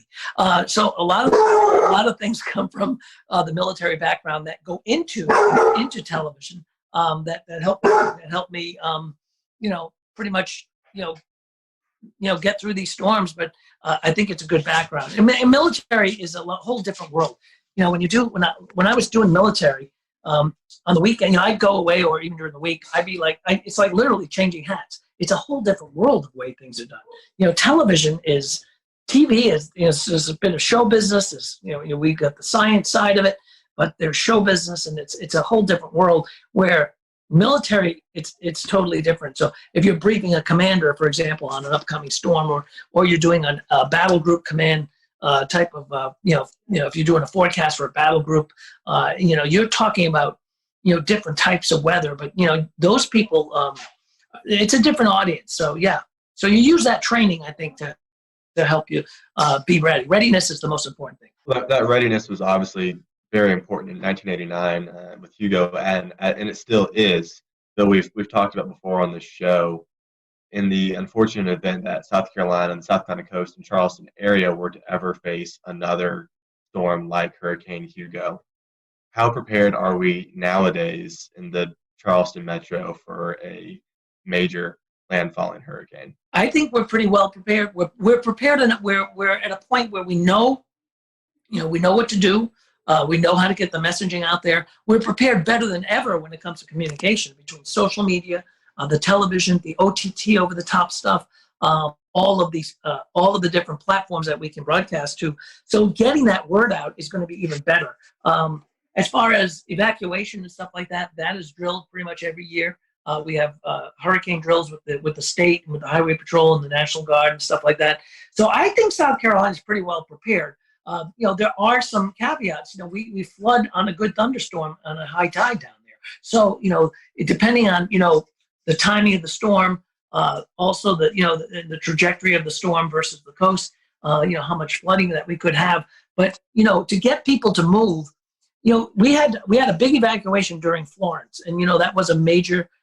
It was a Cat 1 actually. It was a major disruption, but it wasn't even a major hurricane as it came down the coast. But it was a rainmaker moving at 2 or 3 miles an hour, just flooding North Carolina and northeast South Carolina. But yet, governor, had evacuation all the way down through, Beaufort County down into near the South Carolina-Georgia border. That, put a lot of people out saying, well, why am I evacuating? That storm's up near Myrtle Beach, and it's really flooding like Conway and not us. So, you know, and a lot of that we have to try to explain to people and say, you know, we don't make the evacuation call. We tell you what's going to happen, weather-wise, what to expect. So in that reference, I think we can be ready, but there are always going to be, and I will guarantee you guys, there will be people that stay on the beach, and they did, and they have stayed through storms like, you know, Hugo or like Michael or like Laura and stuff, and they may or may not even survive, but they did. I remember during you know, when we had a couple of storms in Florida, you know, down in along the Keys, people staying, I'm staying through it, and then they come back to them like, you know, afterwards, like, I'll never stay again, never, I'm out, I'm gone. You know, talking about some of these climate change issues that we've had, certainly the sea levels are coming up, and, you know, what has your perspective been on how, you know, we've had to handle sunny day flooding since you started here going into now? You know, that's funny that you say that, because, you know, when we do have these 6.7, 6.8 tides on a beautiful sunny day, you know, and you're trying to tell people we have a coastal flood advisory until 11 o'clock tonight, and they're like, it's not even raining. What are you talking about? And then all of a sudden, the pictures start showing up on Twitter of, you know, people's, you know, driveways being flooded and stuff like that, the drainage in the city. So, yeah, and, you know, sometimes it's hard to explain to people that, and it's, you know, people want simple answers sometimes, and sometimes it's hard to give a simple answer. And you know, and there's not a lot of simple answers when it comes to weather. It can be complex, but even tides. When you talk about tides, and you know, talk about drainage, and you talk about you know, some of the even the extreme low tides.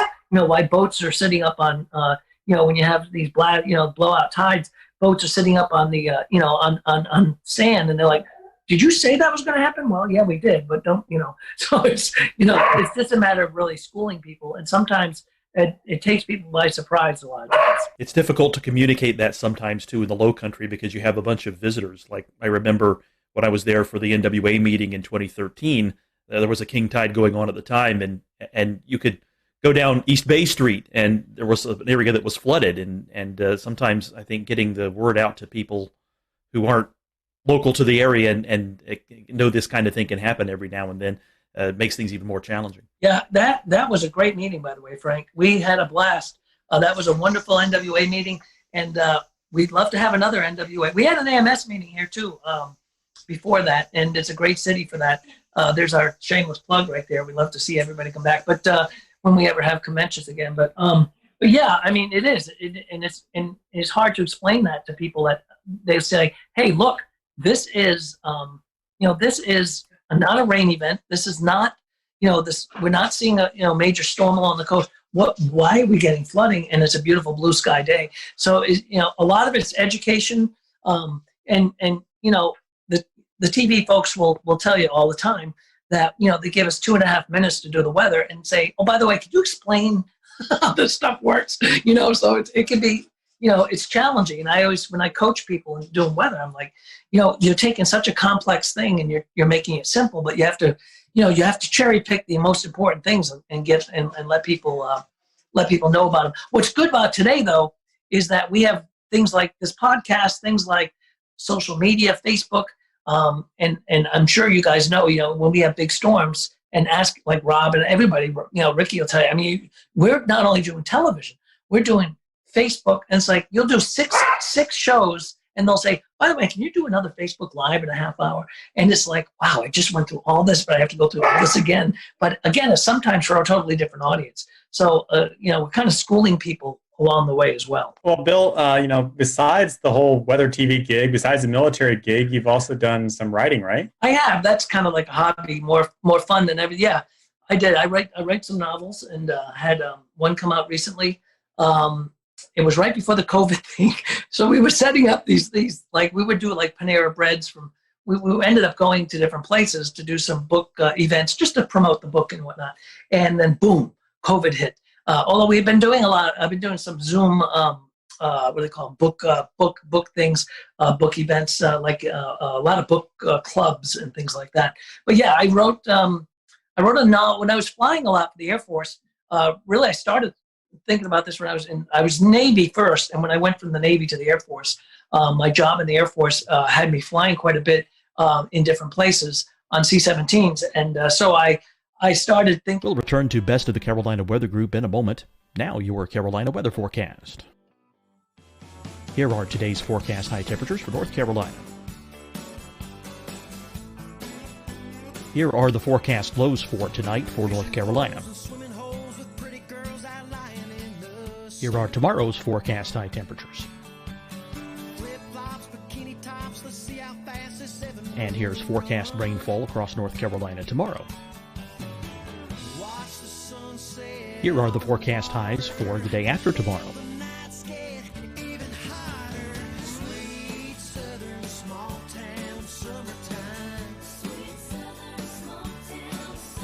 And here's the forecast rainfall across North Carolina for the day after tomorrow. This is the total rainfall forecast across North Carolina for the next 3 days. Here's the severe thunderstorm outlook for today from the Storm Prediction Center.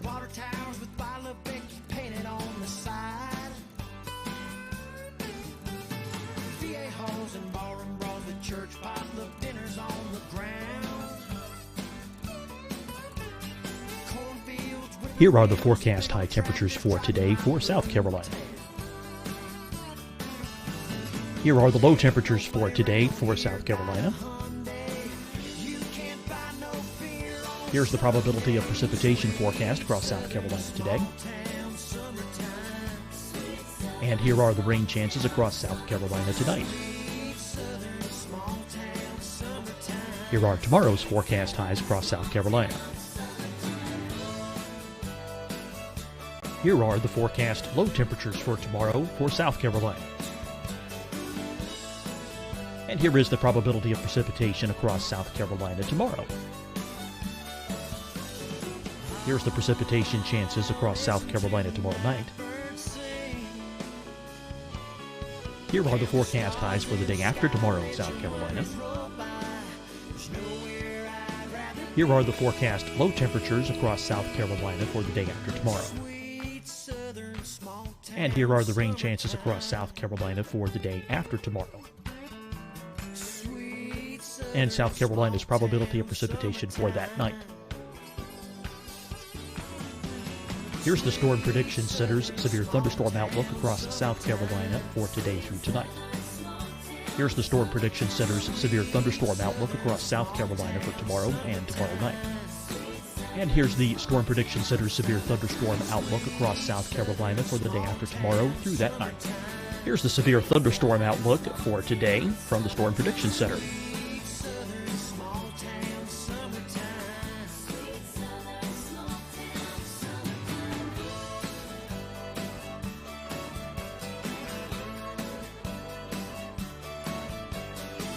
And now here's a live look at weather radar across the southeast. Fight the spread and take a stand against coronavirus. Wear a mask in public. Stay at least 6 feet apart from others. And get tested. Join us and fight the spread. Visit scdhec.gov/COVID-19. Getting tested for COVID-19 helps you to take the steps needed to protect yourself, your loved ones, and your community. Find the testing location at scdhec.gov/COVID-19 testing. Deciding when to wear a mask isn't about who you know or how well you know them. Just ask yourself, will I be with anyone I don't live with? If the answer is yes, get behind the mask. Help slow the spread of COVID-19. Get behind the mask. Learn more at covid19.ncdhhs.gov. Hi, everyone. I'm Dr. Mandy Cohen, Secretary of the North Carolina Department of Health and Human Services. And when you follow the 3 W's, you protect your family and your neighbors from COVID-19. When you leave your home, practice your W's. Wear a cloth face covering, wait 6 feet apart, wash your hands often. Wear, wait, wash. We're in this together. Stay strong, North Carolina. You'll see your Carolina weather forecast at 25 and 55 past. And now back to the best of the Carolina Weather Group on the all-new Carolina Weather Net. Stories and stuff like that I put together in a book and in a novel. We actually pitched it. My first book was pitched as it was more of a national security thriller, and it was pitched as a TV show. And my agent was like, you know what, this would be a good book if they don't buy it as a TV show. And they didn't go for the TV show, but the other people came up and said, we'd like you to do the book on it. So, so I've done a couple of books and three novels, and that's, it's fun. I mean, I don't do downtime very well sometimes, so I've got to be doing something. So I guess I write sometimes, and it's really kind of enjoyable. The last one I did, which was Uncle Danny, was actually based on 3 live characters up in New England that were really they were the kind of the tip of the spear when it came to the booze business and prohibition. They were probably the biggest movers of liquor in the Northeast in New York, and one of them was a great uncle of mine. So so I got to write a book about it. So I thought that was pretty interesting. Kind of on your weekend job has become air shows and aviation and flying recently. That's actually kind of how we met and talked about things and knew each other better, was through kind of the aviation world. Talk a little bit about your time with the paratroopers and announcing for them and doing all the stuff with the team. Yeah, I love doing the air show stuff, Ricky, and as you know, and you do too, and a lot of our folks do. So yeah, when I was my last job with when I was doing I was with Special Operations Command with the SOCOM, the Special Operations Command Paracommandos, and my job was kind of a threefold job. I was a DZSO, Drop Zone Safety Officer. I was a weather officer, and I was a public affairs officer. I kind of had 3 hats. So as part of that, I ended up doing a lot of they know I was in television, so I did a lot of the narrations of the jumps, either into stadiums, into air shows. We did a lot of football games and things like that. So I did that for almost 4 years. I was on the team, the Paracommandos team, and it was a blast. So I got me into the air show side of things. I've always been fascinated with air shows. Just from being a pilot, just from being part of aviation. So I started doing some air show announcing. And again, there's some big announcers on the air show circuit. They're fabulous and great friends of mine.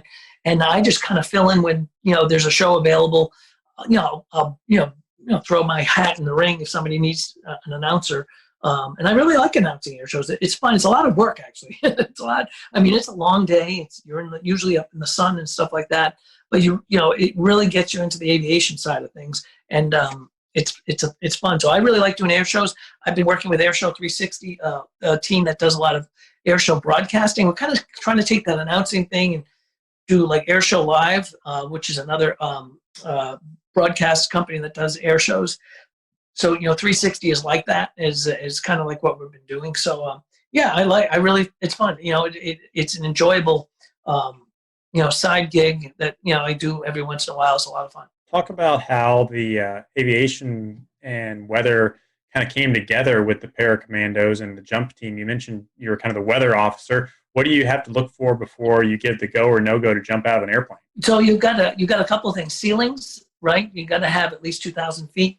You also have to have wind. The wind at the surface has to be within a certain component. Like for a stadium, 13.5 miles per hour. And then like on an air show outside at an air show, we could go up to 18 miles an hour. We had to make sure that we were going to be clear of clouds. So they wouldn't, if we were doing a high jump or a high show, we wouldn't be coming through clouds because you can't bust a cloud.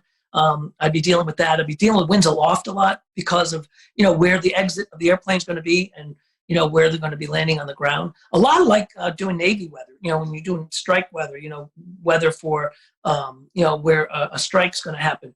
And that's interesting because you're actually, your airport's moving on an aircraft carrier. So you've got to do, your departure weather, your strike weather, your return weather, and the return weather may be completely different from where you left earlier that day. So it's kind of the same thing with the Paracommandos. The weather may change from the early show, like if you're doing 2 jumps in that air show, the morning show versus the afternoon show. So, it's a constant look and change and tweaking of that. And then you also have to be able to call it off. I mean, the DZSO has the go, no go. So you got a lot of responsibility. You have to, if you have to scrub it, if you have to cancel it, sometimes you have to do that as they're standing in the door of the airplane. So that can be kind of colorful, especially when you have the commander is a Green Beret lieutenant colonel who's very, very a lot of these guys they're all special operators. They're amazing people, and they live in kind of a different world than we do sometimes. Because it takes a special person to be a special operator, and they are incredible. But and to tell them that, oh no, you can't jump because it's 14 miles an hour, not 13.5. It's going to be you'll be buying the drinks at the bar that night. So. It's pretty fascinating. And then I got to jump with the team as well. As a tandem, I jumping with the team. It's pretty fascinating because you end up, and if you've never done this, it's pretty, and you should try it. It's a lot of fun. And I get to jump with some friends of mine. I got Cantore to jump with us. In fact, we're supposed to meet up next at the end of October. For a skydive with him and some other folks down in Zephyr Hills. So it is it's fast, it's fun, but you just have to be able to make that call sometimes where it's a scrub. So that's the toughest part, is saying no to a bunch of special operators that don't usually get weather doesn't bother them for anything they do, but because of the legalities of what we do as a performance team, you had to sometimes say no. So it's pretty fascinating. If South Carolina were to be defined by one food, only one food, what would it be? Shrimp and grits. Shrimp and grits. Oh, I like that. I agree. You think so, Frank? Absolutely. Frank? I love me some shrimp and grits. What's your favorite shrimp and grits down there in the Low Country? Oh, my goodness. There's Fleet Landing is very good. Actually, Poogan's Porch, probably some of the best, and they have the best biscuits in the world. They're about the size of a Volkswagen. Best she crab soup, too. Yeah. Oh, the sheet crab's incredible.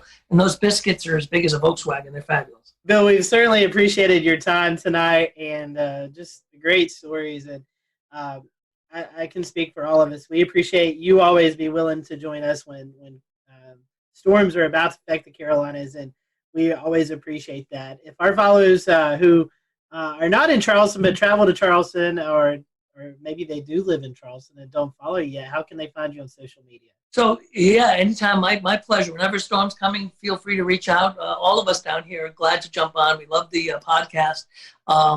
Rob, myself, everybody, really, and Dave Williams. So the social media, it's just Bill Walsh TV for social media on the Twitter and Instagram side, and it's Bill Walsh Live 5 News on Facebook. Bill, we certainly appreciate your time, and thank you guys for watching and listening to the Carolina Weather Group. We'll catch you next time here on the podcast and the live streaming show.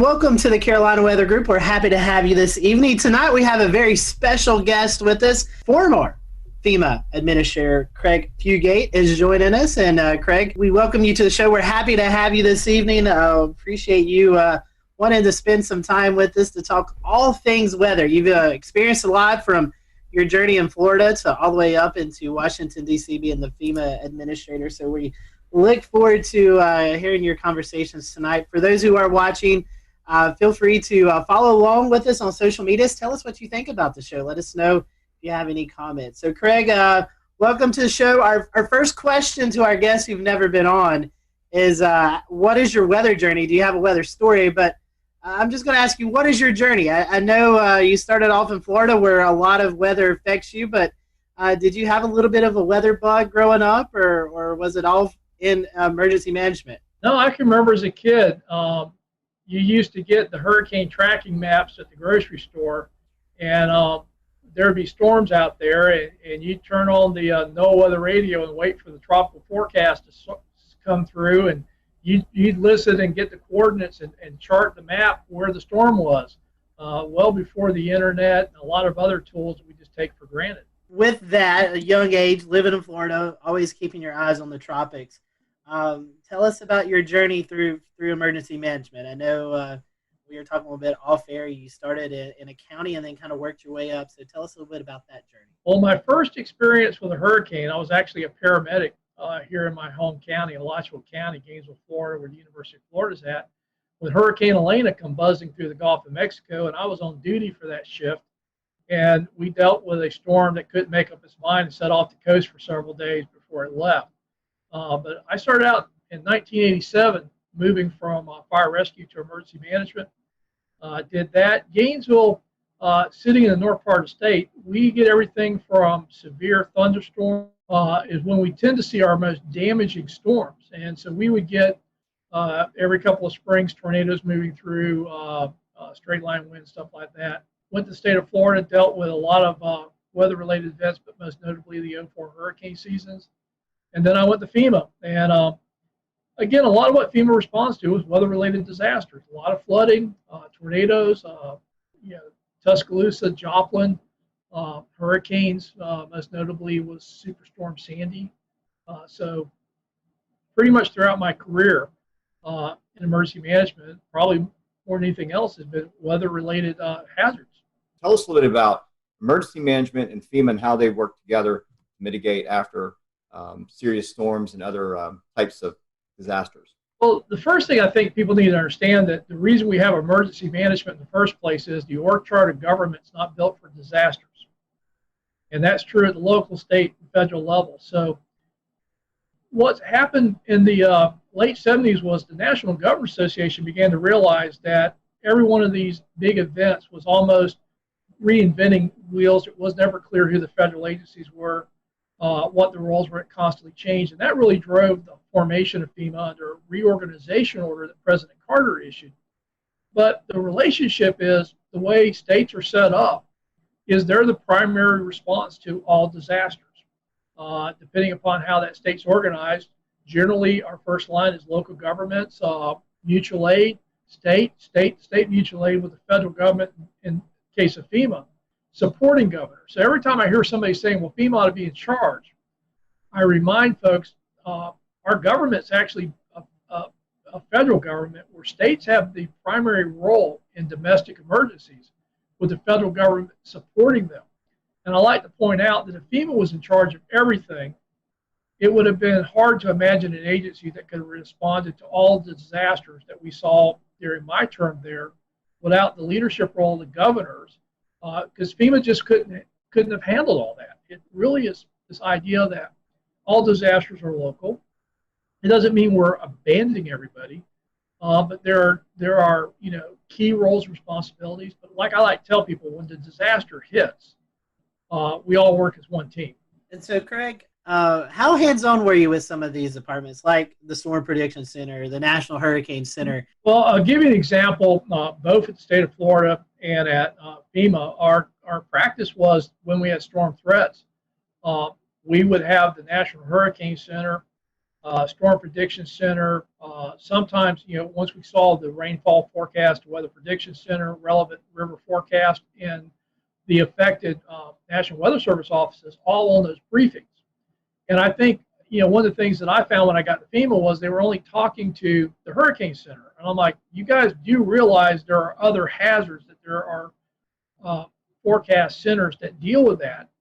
And the Weather Service in general, I think, really appreciated the fact that they finally had somebody that understood that the Hurricane Center isn't the only products that are being issued during these storm threats, and that, if we were seeing a significant flood risk from heavy rainfall, having the Weather Prediction Center now talking about that and amplifying that message. What do you envision a response might look like to a hurricane in the age of coronavirus?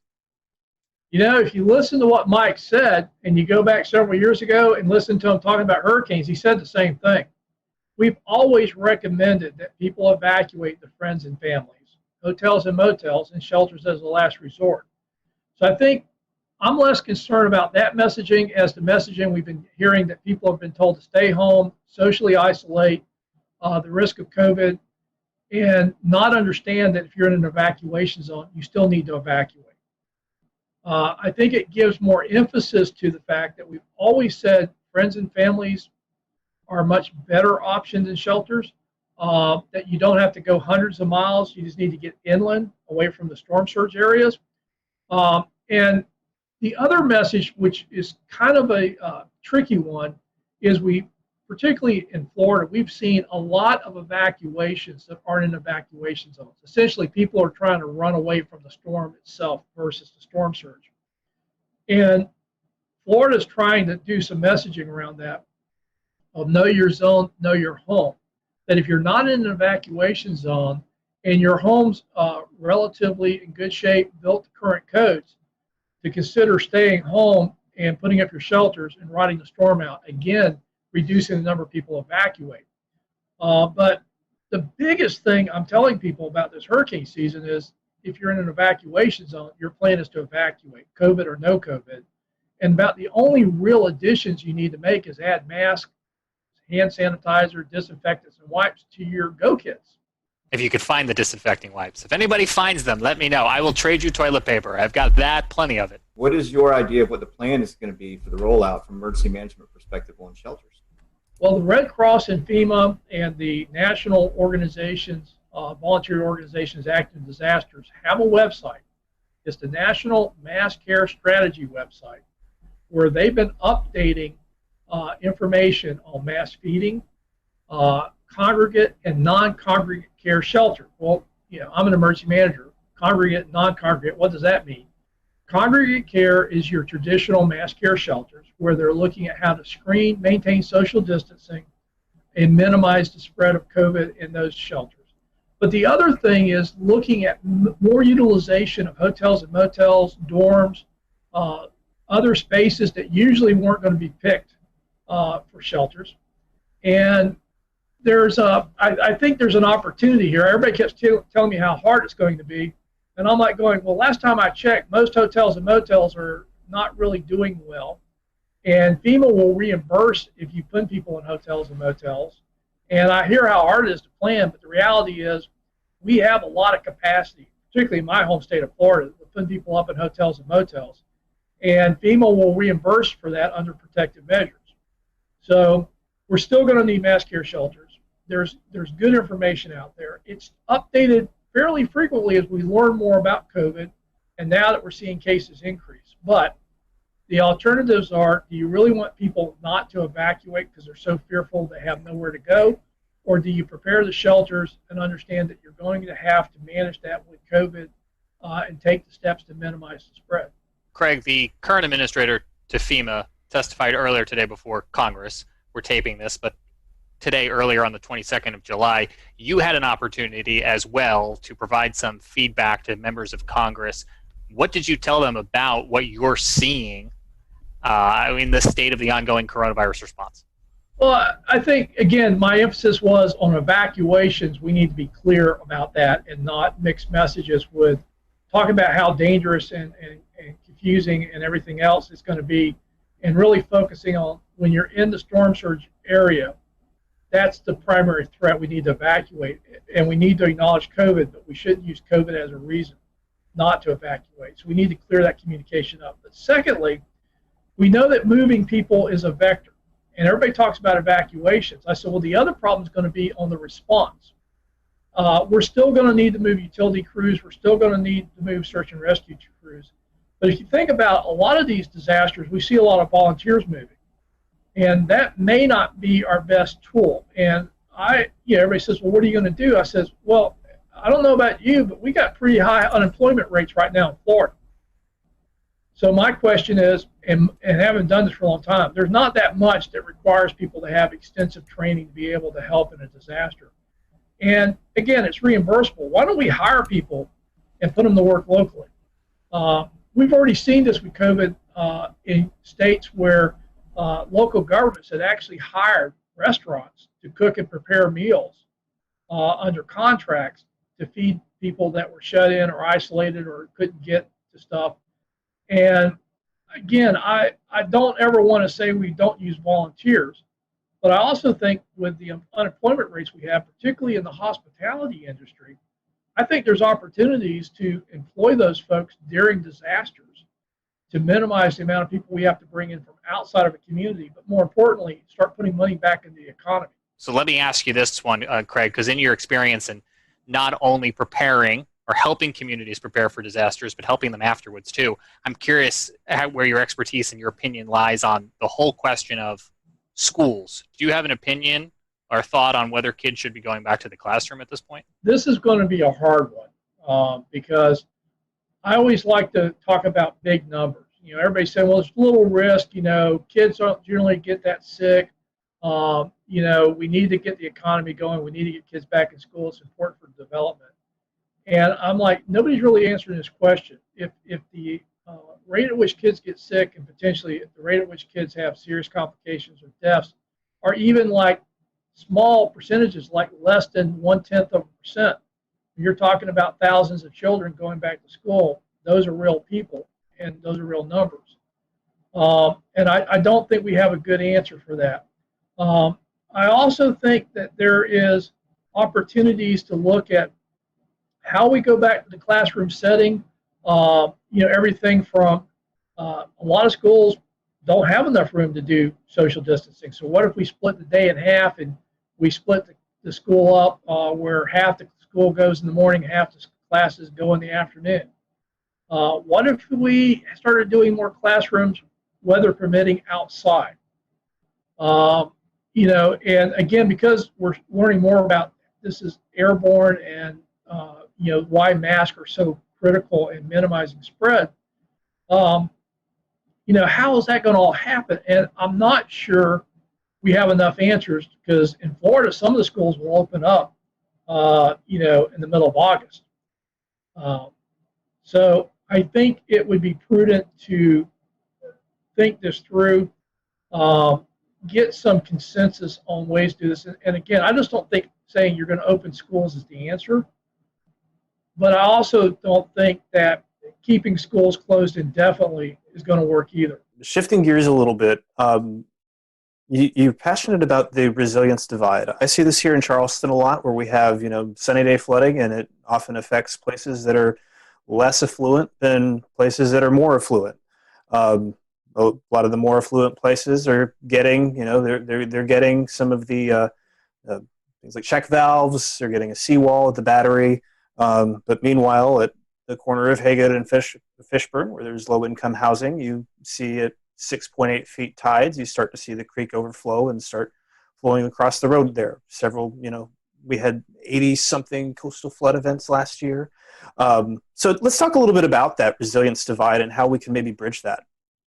Well, the resilience divide is really how I'm trying to talk about the current process of using cost-benefit analysis to make decisions about investing in mitigation and building projects, particularly for future climate impacts as well as the existing impacts we're already seeing.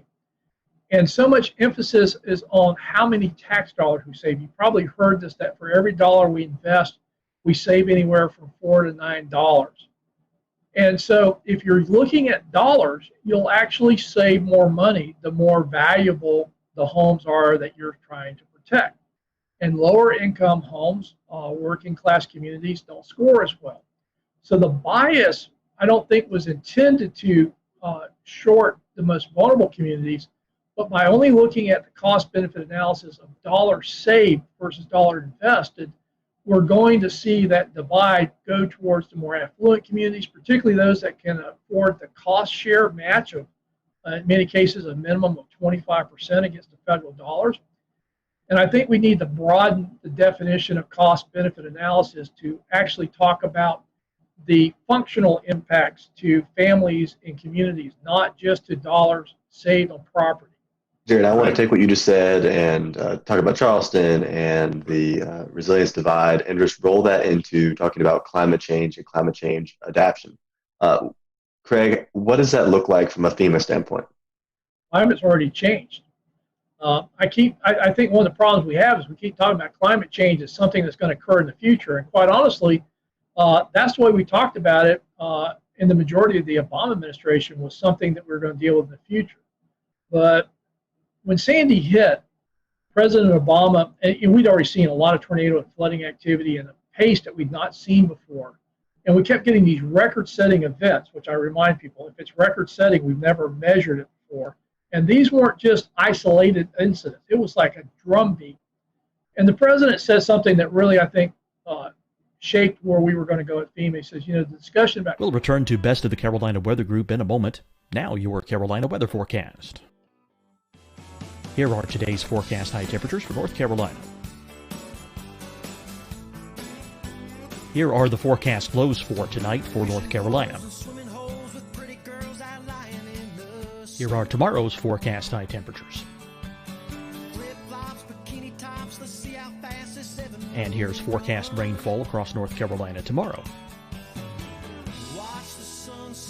Here are the forecast highs for the day after tomorrow.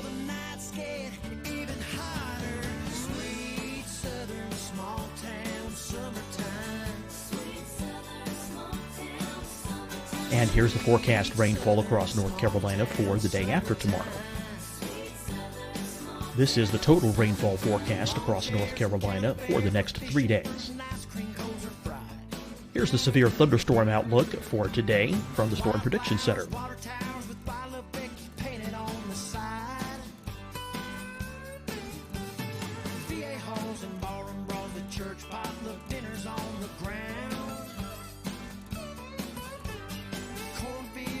Here are the forecast high temperatures for today for South Carolina. Here are the low temperatures for today for South Carolina. Here's the probability of precipitation forecast across South Carolina today. And here are the rain chances across South Carolina tonight. Here are tomorrow's forecast highs across South Carolina. Here are the forecast low temperatures for tomorrow for South Carolina. And here is the probability of precipitation across South Carolina tomorrow. Here's the precipitation chances across South Carolina tomorrow night. Here are the forecast highs for the day after tomorrow in South Carolina. Here are the forecast low temperatures across South Carolina for the day after tomorrow. And here are the rain chances across South Carolina for the day after tomorrow. And South Carolina's probability of precipitation for that night. Here's the Storm Prediction Center's severe thunderstorm outlook across South Carolina for today through tonight.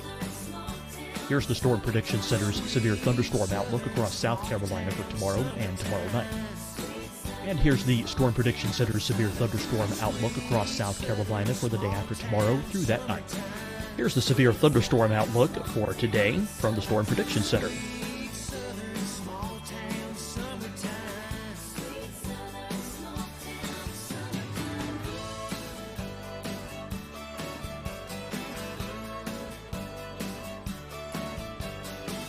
And now here's a live look at weather radar across the southeast. Fight the spread and take a stand against coronavirus.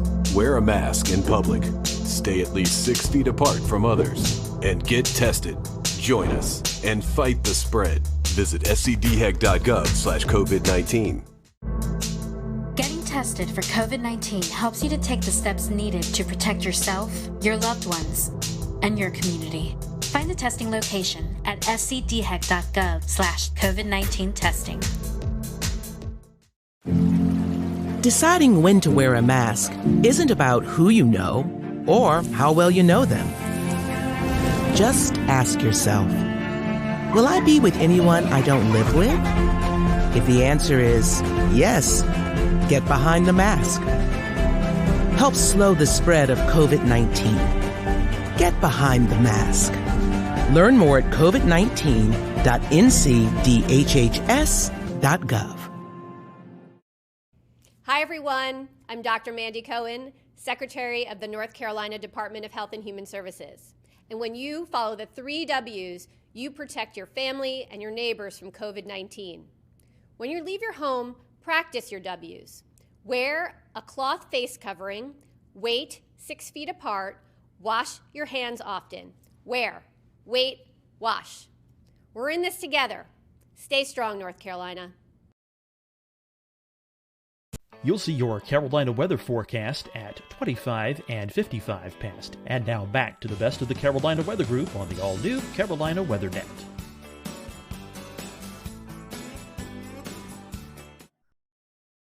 We need to start talking about climate adaptation. And the problem is our infrastructure was built for the past century of weather-related events. And climate is changing faster than our ability to keep up with infrastructure, to keep up with the improvements needed.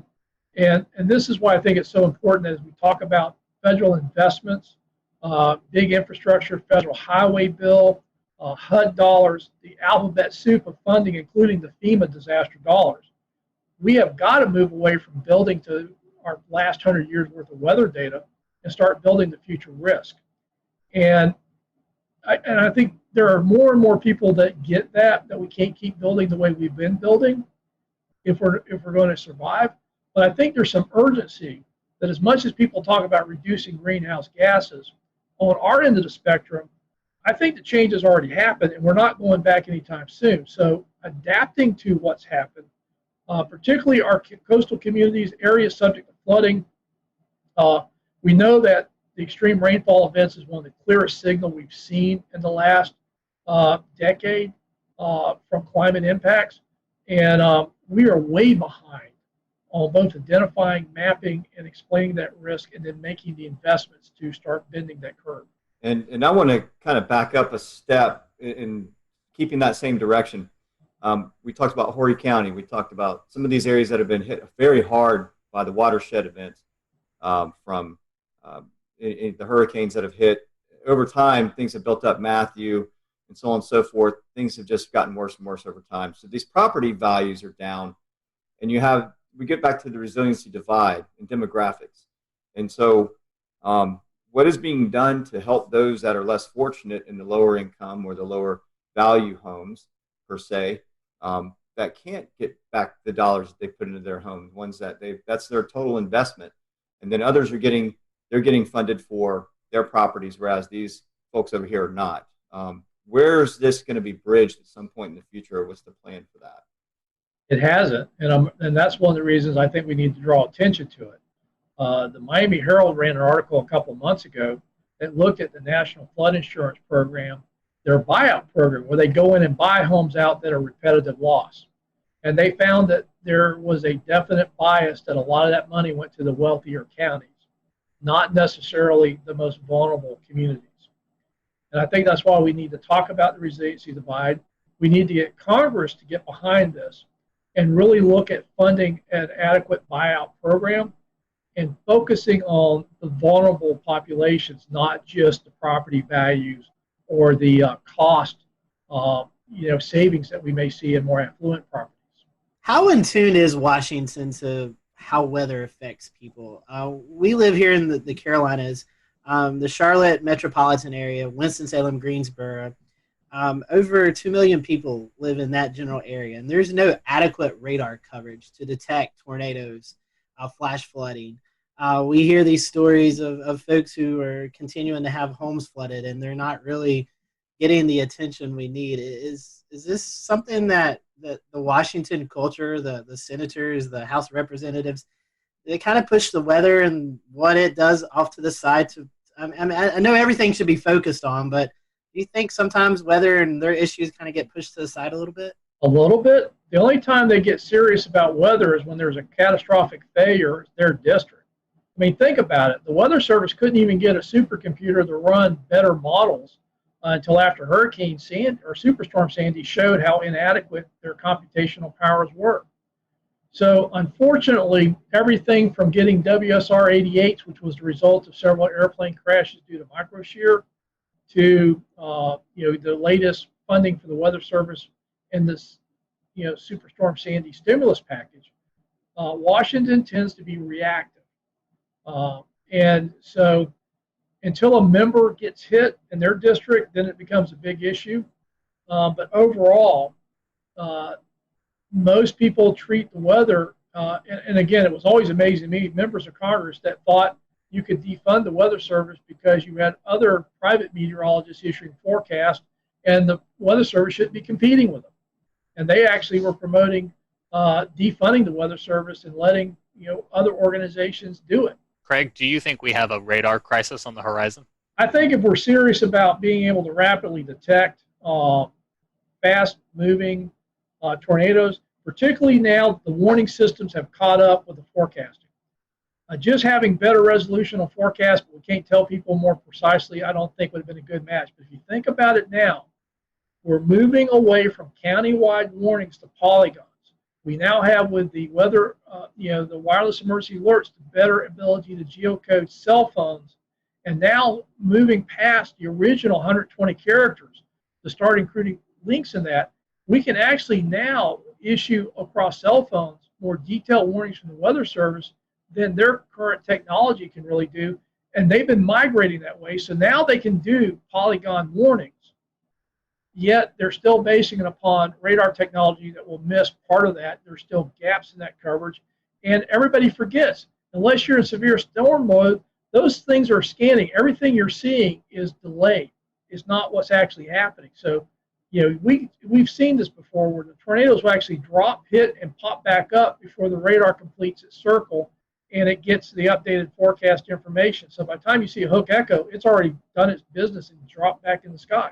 Well, Craig, I want to transition us away from this last topic, and as we're kind of running short on time here, talk about something that is near and dear to all of our hearts here at the Carolina Weather Group, the Waffle House Index. It's something that we've talked about before. We had the PR director, Pat Warner from Waffle House, on last year in 2019 to discuss what exactly it is from the Waffle House perspective, but I'd like to hear about it from the FEMA perspective and how the Waffle House Index works its way all the way up to the president.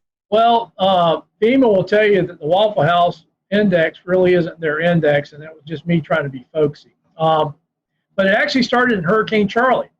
I'd been out on several disasters, and the thing I could just it was just accepted was if there was anything open, it was going to be a Waffle House. But in Charlie, we had gone down to Charlotte County, and I ended up staying down there for about 2 weeks. So we'd get up around 4:30, 5 o'clock in the morning, try to find something to eat, and we'd spend the rest of the day working. And, we're doing 18-hour days, so if you didn't get breakfast, you may not eat.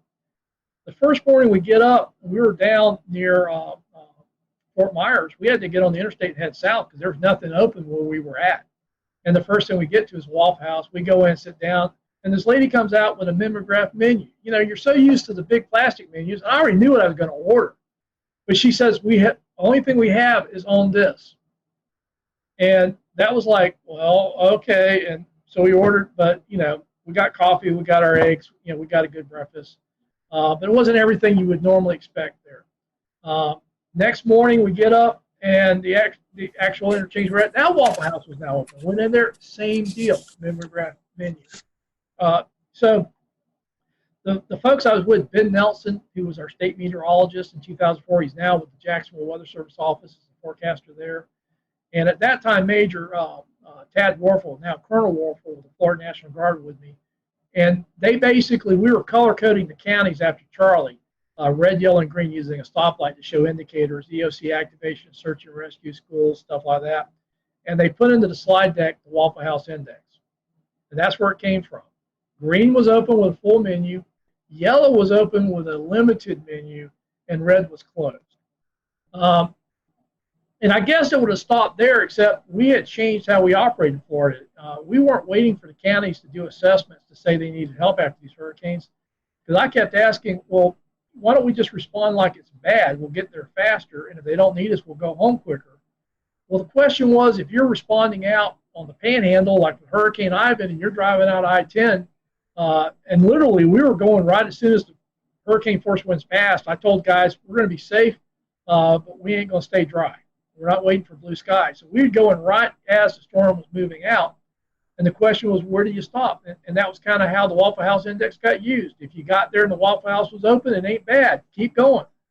If you get there and the Waffle House is open, but they got a mimeograph menu, well, we're dealing with power outages. We probably got a lot of mass care issues.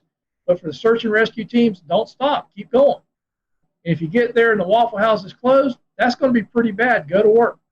And it just kind of became the shorthand. In Florida, it seemed like all these hurricanes going across the interstate, the Waffle House was a pretty good indicator of what was happening. And the other thing, because we never really talked to the Waffle House, about them getting open and all the stuff they do to stay open. It was just our shorthand for where do we stop and go to work when we're driving in the areas, because you'll start seeing damages 100 miles out with a hurricane, but that's not where the impacts are worse. And so it just became a shorthand for us of where do you go to work in a hurricane. So I got to ask, Craig, what's your go-to meal at Waffle House? I mean, New York strip steaks. I like the steak and eggs, scrambled eggs, hash browns, scattered and smothered, black coffee. And if you're on the limited menu, what do you go with? Scrambled eggs, omelets, whatever they got. I'm not picky if they got a limited menu. But generally they'd have eggs and bacon, stuff like that. The funniest thing was when I was in Joplin. We got out there. I was actually on the West Coast, had to fly back into Joplin, got there late at night. We did a whole bunch of interviews the next day. I've been running on about 3 hours sleep in about 48 hours. It's now about 6 p.m. We're heading back to our hotel for the first time. And there's a Starbucks, and all these cars are parked around the Starbucks. I'm like, hey, guys, just pull in. I need a coffee. And we pull into the Starbucks. It's closed. We couldn't figure out why all the cars were there. Then we realized they didn't turn their Wi-Fi off. So folks in Joplin they were just trying to get connections were circled around there. So we went back to our hotel. There's a Waffle House right there. I'm like, we're going in there. I know they got coffee. And sure enough, you go into the Waffle House, they got coffee because they're pouring bottled water into the coffee makers. Because all of Joplin was under boiled water orders. But Starbucks was closed, Wi-Fi was on. Waffle House, they're just pouring bottled water in those coffee makers making coffee. So I got my coffee. So switching gears, Craig, I wanted to ask you, are there any memorable moments that stick out in your mind while you worked at FEMA? For example, the 2011 tornado outbreak in Alabama or Superstorm Sandy, anything like that? Yeah, it was the Tuscaloosa tornado outbreaks was pretty impressive. And again, we came into Birmingham, picked up a Black Hawk, and I was flying up to the northern part of the state. And I don't think people realize how bad the northern tier of the Alabama counties got hammered. TVA had major transmission lines ripped out. We went to one town. They were basically lost everything. They had brought a command post from the southern counties. They used to go the other way during hurricanes. They'd all go south. But that thing, everybody from the south was going north. And they literally had 911 in this mobile command post, and they were dispatching. And everything, all their equipment was lined up on the side of the road because the station was just gone. And I remember, the president was coming in. He gets on, how bad it is. I'm trying to describe it, but it really was. It was hard to describe. He got there, he saw it, and that kind of came to shorthand. So Joplin happens, and I'm on the ground in Joplin. I get the same call. He's going to come in a couple of days. He was always very respectful that he didn't want to get there when it would interfere with the response because he knew what happens when he comes in as far as security and stuff like that. But he didn't want to wait too late. So it was always, the governor, working with the governor, working with local officials, and essentially, my recommendation. So he's calling me about Joplin, and he's going, how is it? And I says, it's worse than Tuscaloosa. And he's like, worse? And I have to say, Joplin, as far as total devastation, is the first time I've seen total devastation. When you were down where that hospital was, think about a tornado that's powerful enough to rotate a steel frame building and actually turn it. Literally the area a mile wide, close to 10 miles long, varying in width. Anything in there was totally destroyed. Anything outside of it pretty quickly got to the point where you didn't even know a tornado hit.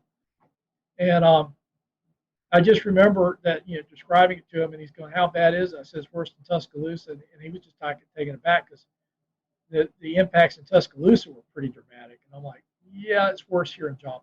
Well, Craig, one last question, kind of a fun question. You kind of, a little bit discussed it just a few seconds ago. You and President Obama, Vice President Cheney, you're sitting around. Did y'all ever talk about weather?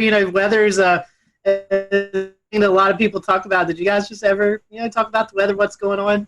No, but between I went out on a couple of disasters with Vice President Biden, and I remember going up into Scranton, Pennsylvania, and it was really funny because he's like, Craig, these are my people. And I knew he was from the area, but I didn't realize that, people on the street knew Joe and called him that. I'm like, Mr. Vice President. They go, hey, Joe, how's your, I haven't seen you. And Joe would be going, how's your grandfather, your dad, cousin, uncle? He knew people. So that was the thing that really struck me about Vice President Biden was in a lot of these communities we go into, he had a very personal connection, and particularly in that part of the country, they knew he was from there. They knew the families. They knew each other. President Obama, I remember two things. One, I was meeting him down in New Orleans. It was the anniversary of Katrina, and he's asked me how it's going. I said, well, we got hurricanes in the Pacific, hurricanes in the Atlantic, and fires in between. And he just looks at me and says, you're a smartass. I'm like, hey, I'm just reporting what's happening. But the other cool thing about the president was I was told early on that they wanted me to wear my logo wear when I was at the White House during disasters. So during Matthew, I'm giving a briefing to the president in the Oval Office, wearing khakis and my FEMA logo shirt and my FEMA windbreaker, and everybody else is in suits. And there's this great picture of the president. I'm sitting next to the president wearing my blazer and my logo wear. Everybody else in suits for the briefing, and people said, how do you get away from that? Everybody else dressed up to go in there says, they basically told me to look like I was doing what I was supposed to be doing. So I wore what I wore when I was at FEMA headquarters when I went to the White House to brief. In fact, if I was wearing a suit, they'd always look at me kind of excused. I said, hey, this is camouflage. When I'm wearing a suit, I just blend in with everybody else running around with a White House badge. We certainly enjoyed having you. If you have a website, social media that account or anything like that our listeners and people who are viewing this can follow, how can they do that?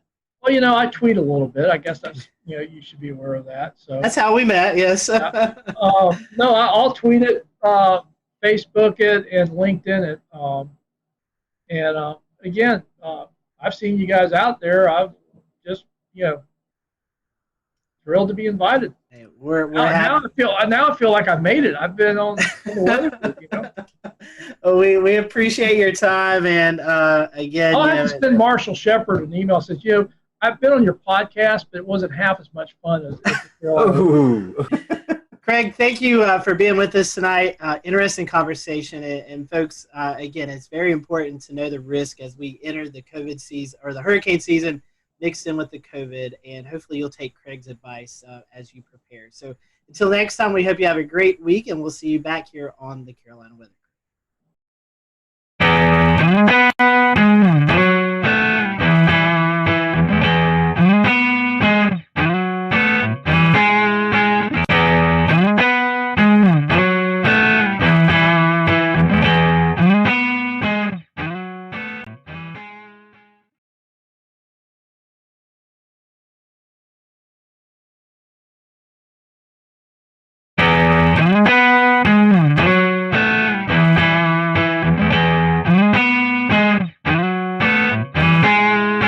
Hello, everyone. Welcome to the Carolina Weather Group. We're happy to have you this evening. Welcome to another episode, and tonight's going to be a fun episode. I'm going to go ahead and apologize. I hope I don't talk too much because we're combining weather and sports, and when we do that, it really makes me happy. Tonight we have on with us Sean Bratton and Mike Ventrisi from the Fantasy Football Weather Guys, and if you play fantasy football, you may have never thought about the weather element to it. And so tonight, we're going to talk a little bit about that. We're going to talk about the product and how you can follow along throughout the year so your fantasy football team is up to par and potentially beating the rest of your people who are not thinking about the weather. So we're happy to have Sean and Mike on with us tonight. And guys, we appreciate your time. We'll go ahead into the conversation since both of you guys are first-time guests with us. We always start off our questions like this. We want to know how you got kind of caught up into the weather bug, the weather story. So, Mike, what is your weather story? And then we'll let Sean tell his weather story. Hey, thanks so much for having us, guys. This question always comes up, and it always starts off with, it's usually always the same answer, right? It's some kind of high impactful weather event that has just kind of brought us into the field. So I grew up on Long Island, New York as a kid, and ended up experiencing Hurricane Bob in 1991. So it knocked out our power. I'm like, what is going on outside? I originally wanted to be a veterinarian, and I would go home and watch the Weather Channel after that hurricane, just watching Cantore on there with during the season. And I realized I should probably change profession pathways and go into that meteorology, just because of how nerdy I was, just kind of sitting out under an umbrella watching a thunderstorm. So, but it was Hurricane Bob that really got me into that passion, and that's pretty much why I ended up getting a PhD in tropical meteorology. Yeah, so I didn't grow up too far from where Mike grew up. I grew up in New Milford, Connecticut, so it's in Litchfield County, Connecticut, and I actually still remember this day very vividly. I was in first grade, and we were on our, getting ready to pack up and go home, but they didn't let us because we had a tornado warning. So I was basically plastered my face to the window, looking at these ominous clouds and the rain, and I was just like in awe the entire time. Everyone else was scared. I was there up on the window, wondering what the heck was going on. And we were actually kept after school for quite some time until the night, until things got cleared up. We did have a tornado touchdown near our school in Litchfield, Connecticut. So it was a really cool event. And then also the blizzard of '96 was a big high impact weather event that had been early January of '96. That was a big event for me. I remember that we had off school, and we had like 24 to 30 inches of snow. So it was a really cool event too. And then of course, I'm sure you hear this a lot, but the movie Twister came out, and that kind of sealed the deal for me after watching that. We were talking off air, but we've done this show for a while, and it seems like that there's a common denominator there with Twister and how many people is brought into this industry because of the movie. Yep. Like us, we all have our other weather day jobs, and we kind of do Carolina Weather Group, for fun, and that's what you guys do with the fantasy football weather guys.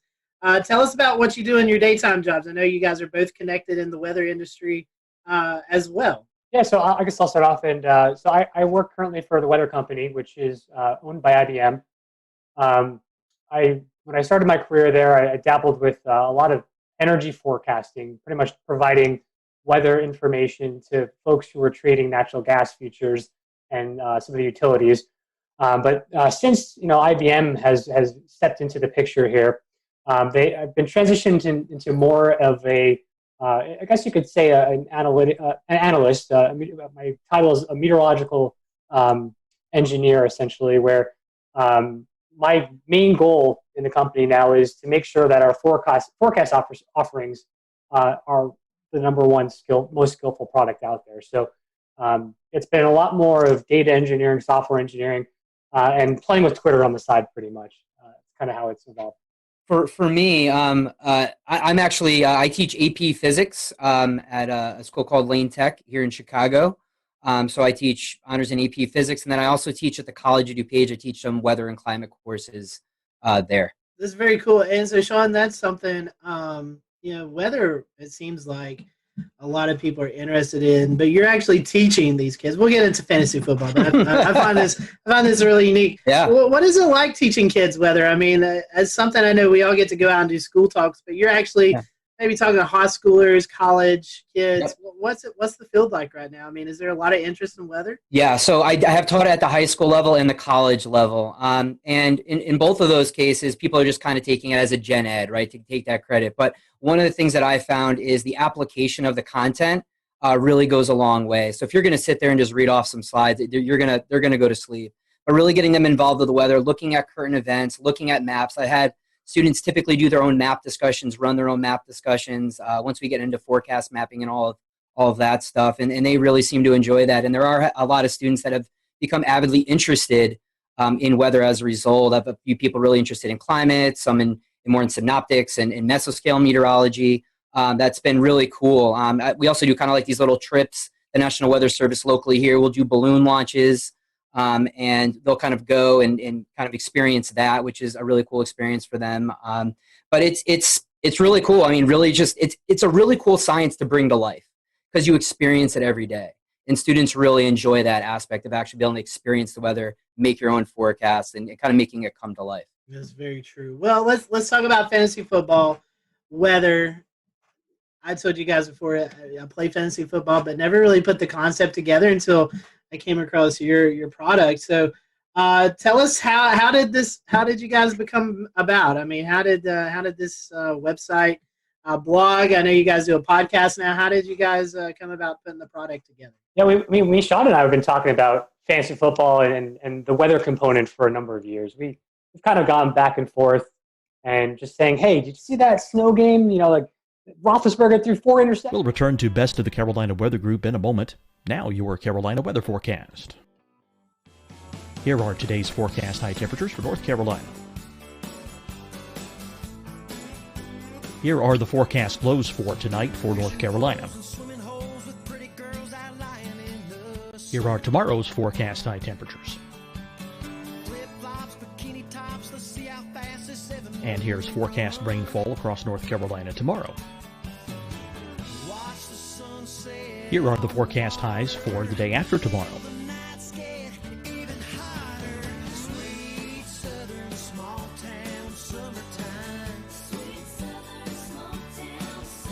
And here's the forecast rainfall across North Carolina for the day after tomorrow. This is the total rainfall forecast across North Carolina for the next 3 days. Here's the severe thunderstorm outlook for today from the Storm Prediction Center.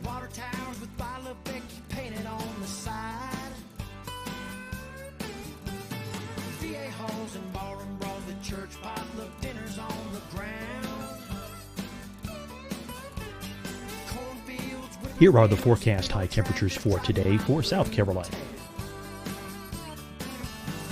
Here are the low temperatures for today for South Carolina. Here's the probability of precipitation forecast across South Carolina today. And here are the rain chances across South Carolina tonight. Here are tomorrow's forecast highs across South Carolina. Here are the forecast low temperatures for tomorrow for South Carolina. And here is the probability of precipitation across South Carolina tomorrow. Here's the precipitation chances across South Carolina tomorrow night. Here are the forecast highs for the day after tomorrow in South Carolina. Here are the forecast low temperatures across South Carolina for the day after tomorrow. And here are the rain chances across South Carolina for the day after tomorrow. And South Carolina's probability of precipitation for that night. Here's the Storm Prediction Center's severe thunderstorm outlook across South Carolina for today through tonight. Here's the Storm Prediction Center's severe thunderstorm outlook across South Carolina for tomorrow and tomorrow night.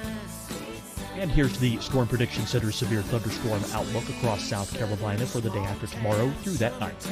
Here's the severe thunderstorm outlook for today from the Storm Prediction Center.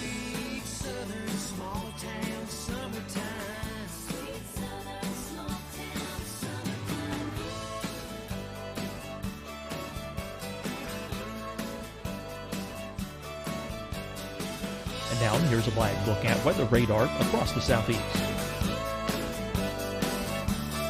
Fight the spread and take a stand against coronavirus. Wear a mask in public. Stay at least 6 feet apart from others. And get tested. Join us and fight the spread. Visit scdhec.gov/COVID-19. Getting tested for COVID-19 helps you to take the steps needed to protect yourself, your loved ones, and your community. Find the testing location at scdhec.gov/COVID-19 testing. Deciding when to wear a mask isn't about who you know or how well you know them. Just ask yourself, will I be with anyone I don't live with? If the answer is yes, get behind the mask. Help slow the spread of COVID-19. Get behind the mask. Learn more at covid19.gov/mask. www.ncdhhs.gov. Hi, everyone. I'm Dr. Mandy Cohen, Secretary of the North Carolina Department of Health and Human Services. And when you follow the 3 W's, you protect your family and your neighbors from COVID-19. When you leave your home, practice your W's. Wear a cloth face covering, wait 6 feet apart, wash your hands often. Wear, wait, wash. We're in this together. Stay strong, North Carolina. You'll see your Carolina weather forecast at 25 and 55 past. And now back to the best of the Carolina Weather Group on the all-new Carolina Weather Net. Quarterback of the week. What just happened there? It's been just kind of this informal thing for a while, and it's kind of evolved throughout the year, a couple of years now. We've been essentially, in a nutshell, Sean and I are probably the most competitive people you'd ever meet. And we need to be, essentially, we're competitive with everyone else, but also really competitive with each other. So we want to try to find any edge that we can when essentially trying to optimize our lineups on a given week. And I think this is kind of how it spawned out, Sean. What would you say? Yeah, it's kind of funny because Mike and I first started listening to this fantasy football podcast, and we would be always going back and forth. And there's one thing that they always brought up, like, hey, you could become a part of our league of record, meaning you can join their fantasy football league. And these guys are big time. They're all over the place. Everyone knows them. That's in the fantasy football community, the fantasy footballers. And we were like, hey, I wonder what would it take for us to actually be able to be part of their league? And we were like, well, we're really in tune with the weather and what's going on week to week. Maybe we can trade our experience with weather and letting them know what the forecast is, and maybe they'll let us be in our league.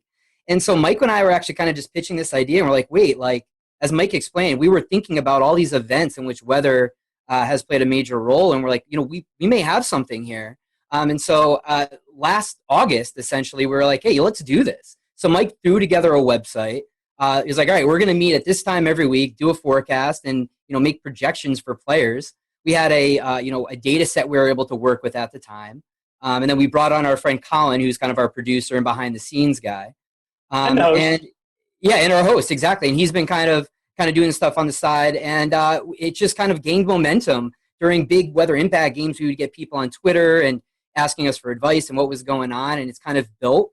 And now we're at a point where we brought on Nick Schiraldi, who also has a PhD in meteorology, and he's working, on our quantitative statistical analysis package and user interface on our website to really kind of nail down those numbers, and as Mike mentioned, to kind of give you the edge. So, it's just a really cool thing that we kind of were like, hey, let's just try it out, see what happens, and it's kind of gained some momentum over the last year or two. I just want to say one quick thing. All the fantasy football weather guys we just mentioned, we're all University of Albany alumni guys. So that's our deep root connection. Well, I'm going to go ahead and share your website. Let's take a look at what you guys have created here. And I mean, this is pretty impressive because it looks like you guys have developed your own modeling within for the continental United States, or what we call CONUS. And so you have U.S. winds and precip primarily for these, with the key, of course. And it looks pretty simple to understand for the average person, right? I mean, for lay terms, this will show a forecast.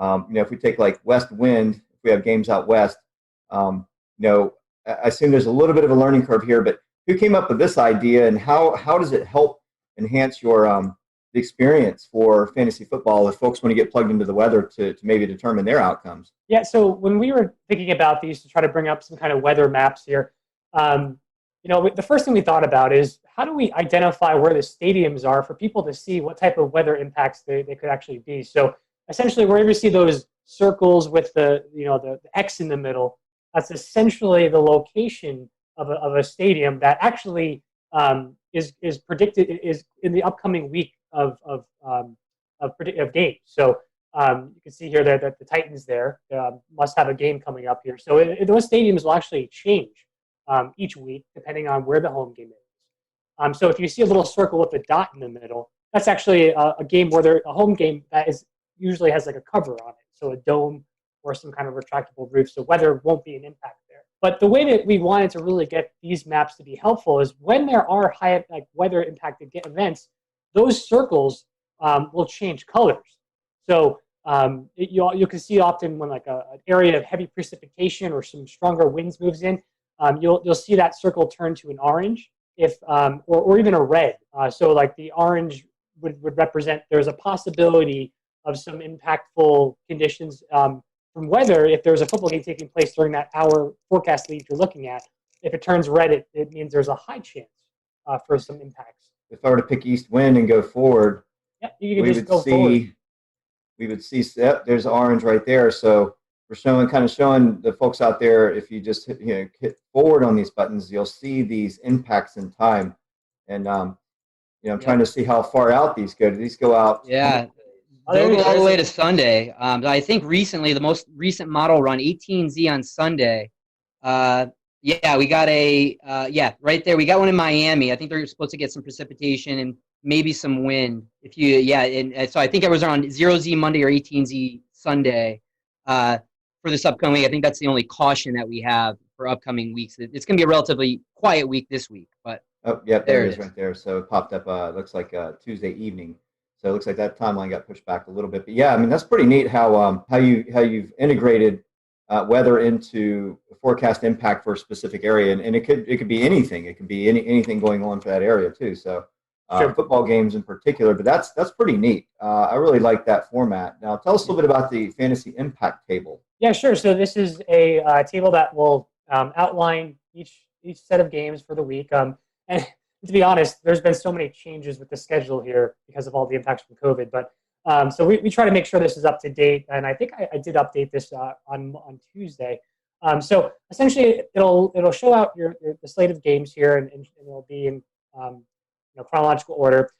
There are a time and weather impact there, and you can see for the weather if it says fair, this is the predicted weather for the time of the game. Then the impact will show none. Right? If you have good conditions, there won't be any real impacts from weather. But if you do see certain criteria met in the wind or precipitation, that's where essentially you can see things like a caution, where essentially winds might be and precipitation might be like this marginal type of event where there's probably going to be some weather, but it doesn't look like it's going to really be a stunter or a significant impact on all the players in the game. But if you do see some criteria, let's say you have winds 20 miles per hour with heavy rain for the duration of the game, that's where you would see an extreme impact. And this table would update that this updates probably twice a day. So this is a way to kind of come back to the site and look at it. And this kind of gives us a bird's eye view as to what to expect. So what we do is we use this as kind of a template, and then we'll expand on this during our podcast, and we'll let people know what players we're interested in, because we do have historical stats for specific players and also by position in general. And we can elaborate on, okay, we have, forecasted 18, 25 mile an hour winds, whatever it may be. Well, this player in windy conditions, this is how they perform statistically. So we kind of update them on the expectations based on the weather. We are in the process of updating this, hopefully over the next several weeks. Again, our buddy Nick Giraldi is going to actually customize this by position and also possibly by players. So the ultimate thing is people want to know, how is my fantasy team going to be impacted? That's bottom line, right? So we're going to have fantasy point differentials based on those weather conditions that we're going to be adding to this table hopefully soon here. And Sean, you were talking a little bit earlier.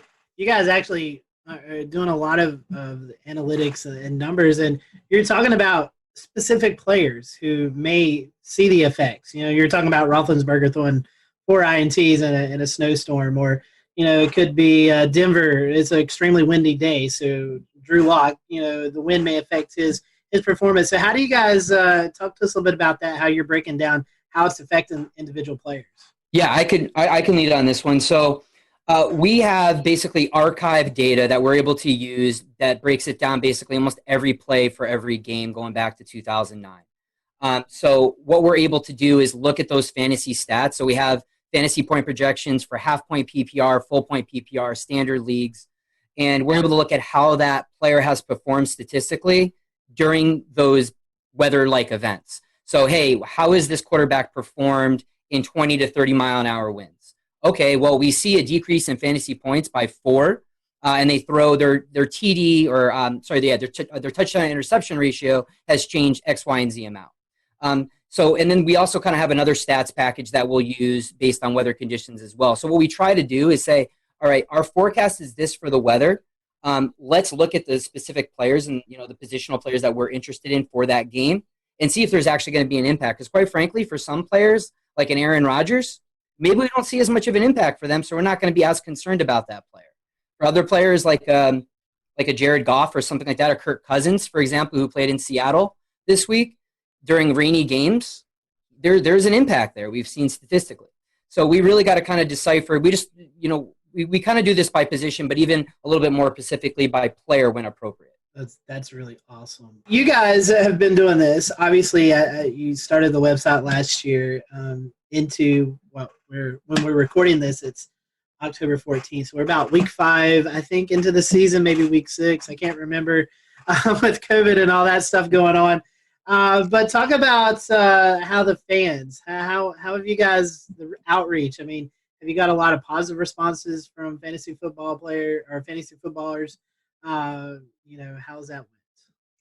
So I think our biggest interaction with folks right now is on our Twitter handle at FF Weather Guys, where it typically the interaction is most prevalent during weeks where there is predicted weather and the folks are aware of those impacts. Usually when you see like some of the mainstream media or sports channels talking about weather impacts, and usually I guess that as you get up into later in the season, as we know, winter storms or late fall storms can get more energy from the jet streams. That's where we typically see those larger weather impacts, and I think that's where the draws start to come in, especially when people are fighting for those playoff positions, right? They want to make sure that they don't make a mistake, and people start to get really meticulous with their lineups. And we're speaking more specifically on like these redraft leagues, essentially where you have like a draft at the beginning of the season, and you have your team throughout the year. So that's where we've seen the most interaction with regards to our fan base. Yeah, and during those weeks, I mean, we'll broadcast on our Twitter feed like, hey guys, this is what we're forecasting. Here's other impacts, and people will reach out to us. They're like, hey, I'm deciding between playing this player and that player. What do you think? And we'll say, hey, based on what we've seen in these weather conditions, this player has a discrepancy of this. We would side with this guy. And so we've seen this for a variety of weather events. Most people think of the big rain or snowstorms. This also applies for high impact wind events as well. We had 1 week last year that we had 4 big wind events, whereas 25, 35 mile an hour winds, we saw considerable impacts.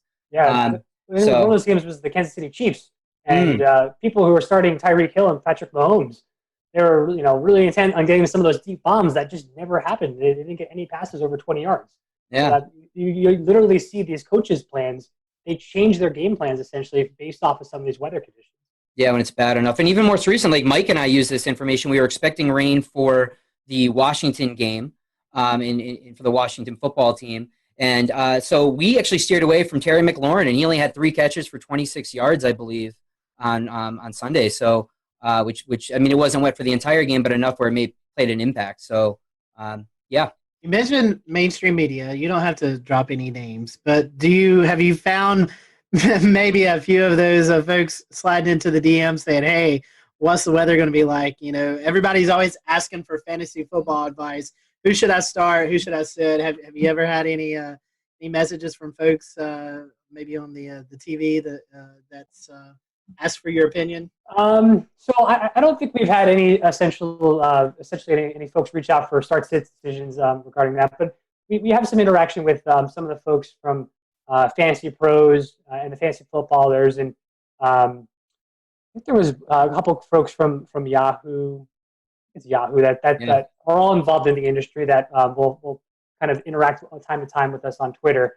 I think last year, one of the guys from the Fantasy Footballers, Jason Moore. Jason Moore, yep. Yeah, he reached out, and it was literally a question about weather, and he's just like, is there any weather experts out there that would understand and know what the actual forecast is here? Because it was during that time of year where it was really high impactful for the people watching for this particular game. And he did reach out to just put a general question. A lot of our fans CC'd him or tweeted at him with our handle. so we can kind of go in there and provide some information. Hey guys, we touched on this a little bit with talking about individual position players and the impacts on them. I was wondering a little bit about the kicking and punting game. I mean, that seems to be an area of the game that could really be influenced by wind in particular, but also precipitation as well. What sense do you guys make of how important weather is on that aspect of the football game? Yeah, that absolutely is. And a lot of this comes down, another message that we speak to is it really matters based on the stadium as well, how the winds are swirling around that stadium, how they're funneled in, and also the field type as well. Is this an AstroTurf? Is this a grass field? So those are all things that play in to how well a kicker can perform in weather conditions. We're in the works right now of gathering kicker data. So I don't want to, say anything quantitatively as far as like from a statistical analysis standpoint, but observationally, we usually talk about games after we see them after the week, and we'll talk about kickers, and we definitely notice that higher winds going cross field or going against the kicker definitely have an impact for sure. So guys, on any given Sunday, we can have a very diverse slate of weather across the U.S. Are there any particular locations across, anywhere that you guys forecast for that you find particularly challenging or frequently come up as a caution flag? The most challenging weather for us is convection. It's a really anything in the Florida area, typically in the southeastern United States. This is something that we struggle with early season, late summer into early fall when convection's still blooming. And the high res models will pick up on this stuff. And, we're out 72 hours out. We're like, all right, it's looking like it's going to happen. And we literally have to update people like hourly on Sunday to be like, all right, guys, this is the recent model run. This is what we're expecting. Because, those are mesoscale features that are incredibly hard to predict for a 3 to 4 hour window of time during a ball game. But at the same time, those could be incredibly impactful because you got heavy rains and a lot of wind typically associated with those as well. So I would say those are the ones that we struggle with the most when there's any type of convection. Yeah, those are the events that typically trip our algorithms in our fancy impact table and some of our maps. If you look at those circles and when we change different colors, you'll see certain model runs show the impacts, and then all of a sudden they take them away because the models are having a hard time resolving the convective features. And sometimes they can sneak under the radar. I remember there was a game last year in Jacksonville where we had this strong northeasterly flow off the ocean that was just bringing these shallow convective cells across the stadium. It was just like the popcorn variety, and it was just causing. You would hear we didn't talk about it much in the podcast that week because we were the models didn't see it, and then all of a sudden they'd be raining on and off during the game, and Sean was sending us messages. Do you see this rain? It's going. It's the announcers are talking about it. We missed this. I'm like, oh my god. The joys of forecasting Florida weather. I can only imagine your models. Is it like a blended run? Is it like a high resolution, like her 3 kilometer going into the NAM 3 and 12, then to the GFS out to the 7-day? Do you layer it in that manner? That way you get the higher resolution or the RAP in the first couple of days. So this is something that we're still working on, and right now, as we were kind of spinning up things here, we've been relying mainly on GFS data at first. But we are shifting over to leverage the national weather blend of models from the National Weather Service. So we are going to be shifting over to that because obviously those are the guys that are paying attention more to each location and try to be as skillful as possible. And then we can take that information and convert it into the impact or how that impacts specific players. So it takes some of the burden off of us in the forecasting world and allows us to focus on that impact piece. And then we can also elaborate on that. Because we may use that from the National Weather Service, but obviously we have access to the different high resolution models. And again, that's something that we typically expand on during our podcast. And there may be some games that don't even come up as a caution on our table necessarily because they may not meet a certain threshold. But for us, just observationally, we know these are things that we need to monitor. So we'll mention them during our podcast or on Twitter. You're talking about Southeast convection. I would also imagine maybe lake effect snow. Buffalo, Chicago, Cleveland, Green Bay, all locations that could see that, where one side of town could get 6 feet and the other side could get like 2 inches, Getting back to your social media outreach and your fans, the football fans in general, and how you integrate, how you kind of mesh with everything. How do your fans respond to your products, right? Because it looks like you do everything kind of for free. You're sort of providing that kind of service. And do you find that a lot of fans are really into what you do and share it out, and you get a lot of good response and positive feedback out of it, or how does all that work? How do you get your how do you know how you're doing overall? Yeah, no, we always appreciate the feedback. We'll have some people that'll reach out like, oh, I really wish I knew this, or I really wish you approached it this way or offered this kind of information. And again, that's kind of how we're working in developing our webpage and our user interface. So most people have been really constructive and just really helpful and really nice, which is not always the case in the weather world, as we know. Mm-hmm. But yeah, no, it's been a really good experience. We used to even do a photo contest where people would, obviously not the case now, at least for most stadiums, but if you were at a game where there was weather, take a picture for us and, we'll put it on our website or show it during our podcast. And people seem to appreciate that as well. Yeah, on our website, we do have something called a mailbag where some folks can come in and write us a question, and we can essentially take that feedback and discuss it and respond back. So that's something that's also an option on the website. Yeah, I think it's this right here. So you can put your message in and submit. And then there was also what you talked about, which is weekly weather blog, then the photo contest. So looks like you give folks an incentive to sort of be more of a part of the website, which I think is great because you're allowing them to interact with you in your domain, which is awesome. So well, talking about the product, we'll start to wrap up here. How can we find you? What's the social media platform of choice? I don't know if you guys do Facebook. I know you do Twitter, but tell us about social media. I know you guys do podcasts, blogs. I even think you might be dabbling into doing some live game updates. Am I correct with that? Yes. Yeah. So we've been moving onto the Twitch platform. So if you twitch.tv/FF Weather Guys, that's essentially we have our show usually on Thursday or Fridays. We try to do it around 8 p.m. And then when there are high impact weather events on a Sunday, we'll get up on Twitch again and have a Sunday show usually around 11 a.m. That's one source where we've been kind of more interactive with folks. Well, guys, thank you for your time. We appreciate it. Thank you guys for watching the Carolina Weather Group. Make sure if you're a fantasy football player, go check out these guys. Fantasy Football Weather Guys. Google them. You can find the Twitter account, website, all of that good info. And make sure that you tune into the blog and the podcast, as well as the live broadcast there on Twitch on Sunday morning. So until then, we hope you have a great week, and we'll see you next time here on the Carolina Weather.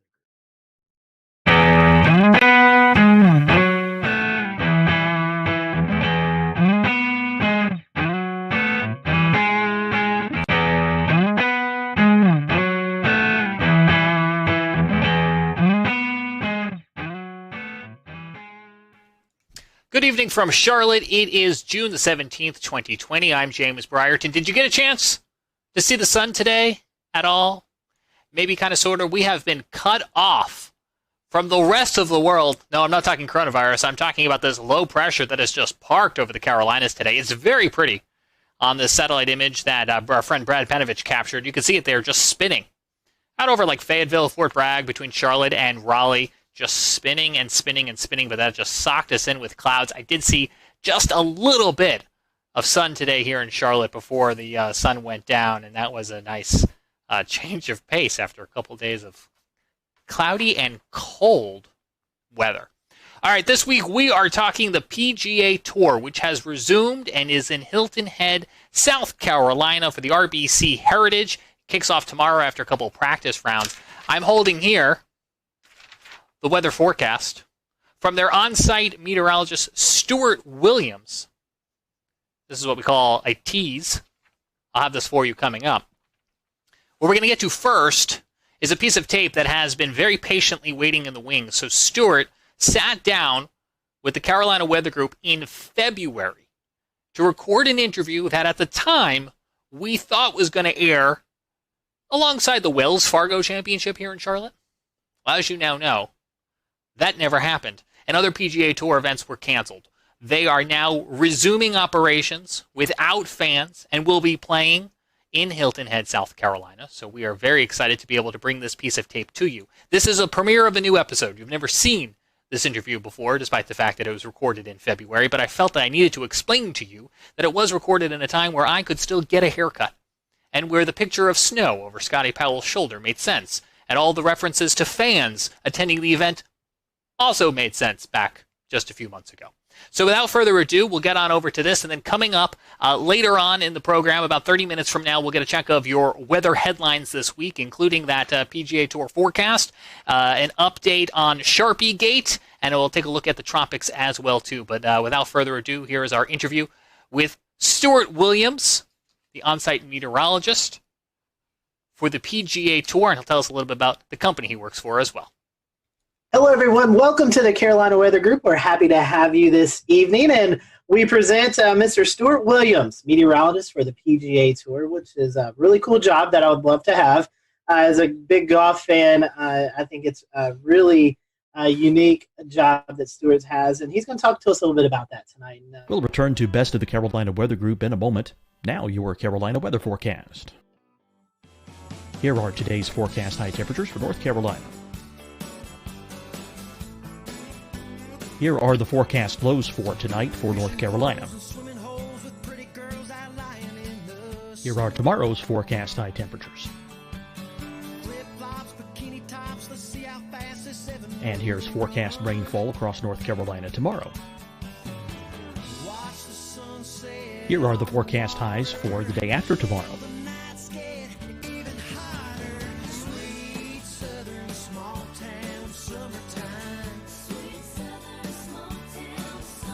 And here's the forecast rainfall across North Carolina for the day after tomorrow. This is the total rainfall forecast across North Carolina for the next 3 days. Here's the severe thunderstorm outlook for today from the Storm Prediction Center.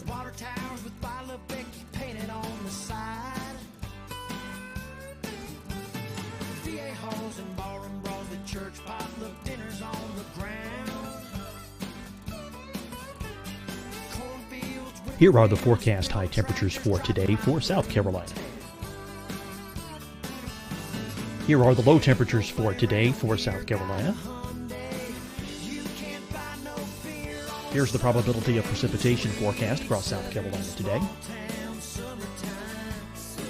And here are the rain chances across South Carolina tonight. Here are tomorrow's forecast highs across South Carolina. Here are the forecast low temperatures for tomorrow for South Carolina. And here is the probability of precipitation across South Carolina tomorrow. Here's the precipitation chances across South Carolina tomorrow night. Here are the forecast highs for the day after tomorrow in South Carolina. Here are the forecast low temperatures across South Carolina for the day after tomorrow. And here are the rain chances across South Carolina for the day after tomorrow. And South Carolina's probability of precipitation for that night. Here's the Storm Prediction Center's severe thunderstorm outlook across South Carolina for today through tonight. Here's the Storm Prediction Center's severe thunderstorm outlook across South Carolina for tomorrow and tomorrow night. And here's the Storm Prediction Center's severe thunderstorm outlook across South Carolina for the day after tomorrow through that night. Here's the severe thunderstorm outlook for today from the Storm Prediction Center.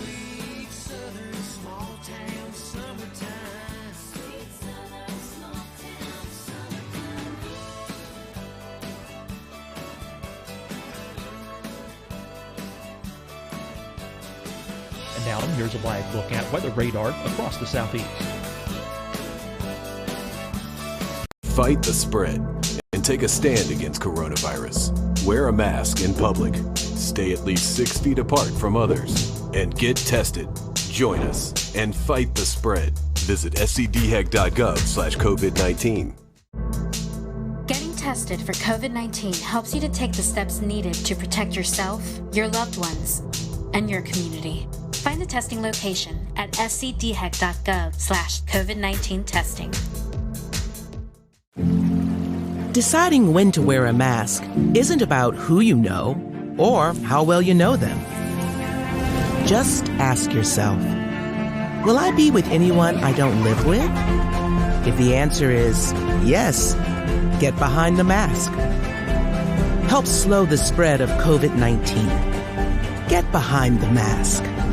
Learn more at covid19.ncdhhs.gov.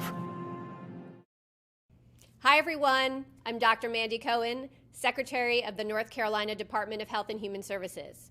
And when you follow the 3 W's, you protect your family and your neighbors from COVID-19. When you leave your home, practice your W's.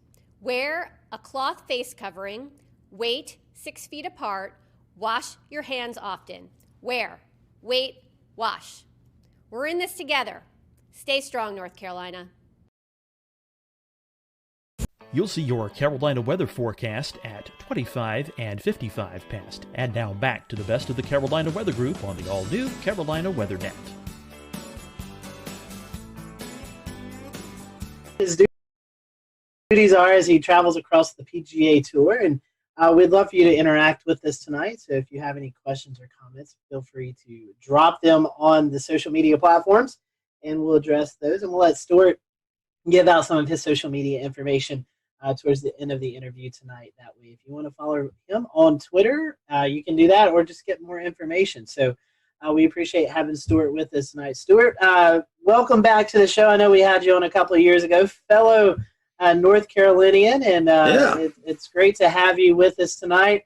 Glad to see that you're actually home and not out on the road right now. So for those who may be introduced to you for the first time, tell us a little bit about you. I know you live here in North Carolina. You went to school here in North Carolina, so kind of give us a brief background about who you are.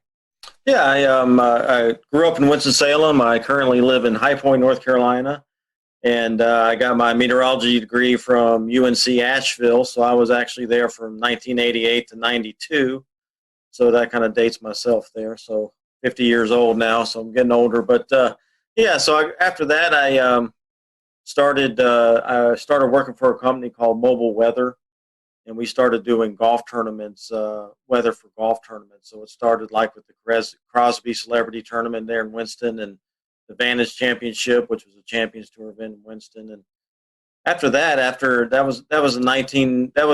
was interning then at that time when we started those, probably about 91 or so.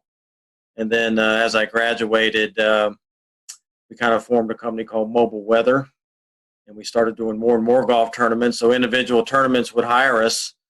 And then from there in 1995, we signed a full-time contract with the PGA Tour doing all their events. So, and it just kept snowballing from there. And then so I was working with a company then called Mobile Weather. And so we were doing golf tournaments. I was traveling all over the country. And then in 2005, I started working for DTN. And ever since then, I've been with DTN, and we just keep growing and doing more and more events. So, we have all the PGA Tour, Champions Tour, Korn Ferry Tour. We do the LPGA. We do the PGA of America, which includes the PGA Championship, Ryder Cup, Senior PGA, and some of their smaller events. And we do quite a few international events for IMG. We do a lot of Asian tournaments in China and Taiwan and that kind of thing. So, we do over 150 events a year now, so it's quite busy. Well, I know you're not the only one. I mean, that's a lot of traveling. So yeah, tell us a little bit about your team. How many meteorologists do you guys have? Is it just you that goes out to a tournament, or is there kind of a team aspect for you guys? Yeah. How's that going? Yeah, we've got we've got 7 or 8 guys that travel all the time, and we usually just send one person to each tournament or event that we cover. Because we also do outdoor concerts, and we do some other events like that we have a meteorologist go to and that help out. But there's one guy per tournament, and so basically, on the PGA Tour or any golf tournament or any outdoor event that we do, lightning is the number one concern. So that's why a meteorologist is on site. We set up an electric field mill. We have 2 laptop computers that have obviously the Doppler radar, lightning detection. We have a mix of VISLA's National Lightning Detection Network, and and So all that data that we get in-house, we have, all the computer models that we look at, the NAM, the Euro, the GFS, all those. So everything's in-house, and we sector where we're going to go, and we can make custom products for ourselves and that kind of thing. So we make our own forecast on site. So using all that technology, as an official comes in wondering what the weather is, if we do see a threat, we see a storm developing, the officials can come in, we can show them exactly on the screen what is happening, and based on what we're showing them and what our opinions are of what's going to happen, then the officials can make very good decisions of, okay, when do we need to stop? And then once we do that, especially on the PGA Tour, they have LED boards across the golf course. They'll put weather warning signs up. The officials will blow horns to the players, signaling that it's a dangerous situation. So then the players will get moved off to evacuation vans and cars and that kind of thing, and they're brought to the clubhouse.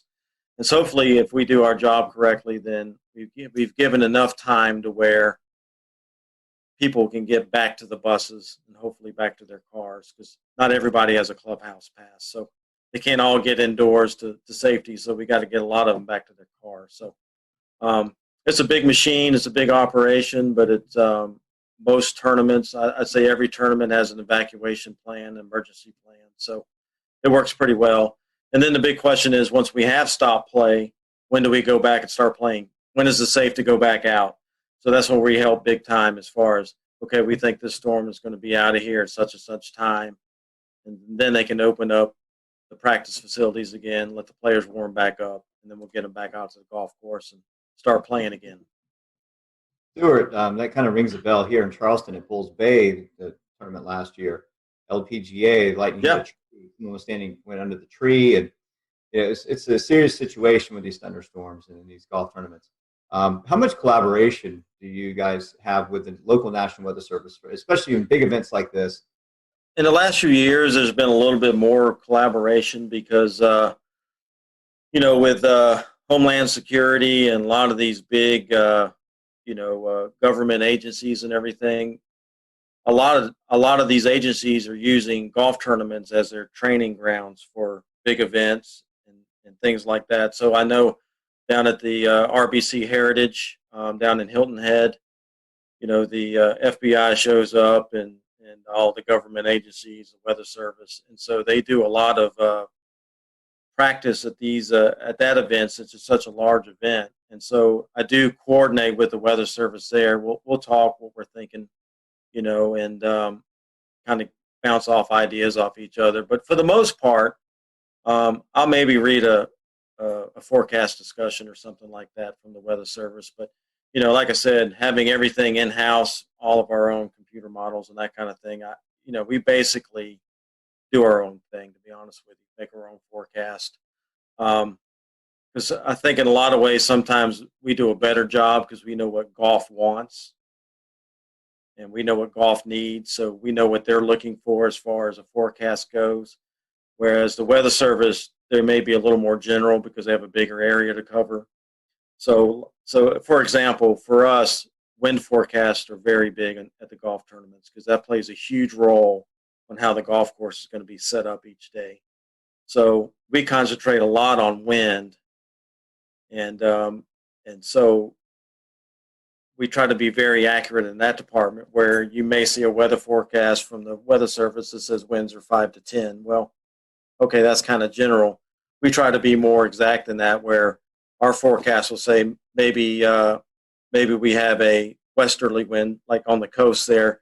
Maybe you have a drainage wind in the morning off the land, and then we'll get the sea breeze at 1 o'clock, and it's going to shift out of the south or southeast or whatever, and it's going to be 10 to 15 at that point. A lot of times the Weather Service really doesn't break it down like that. So, we try to be more specific of what's going to happen at the golf course so they can plan how they're going to set the golf course up. So that's some of the things that I think we do a better job at than TV or Weather Service being more general. Stuart, let's play. Let's hope we're not forecasting too far in the future. We have a Wells Fargo Championship coming up in Charlotte, the Wyndham Championship in Greensboro.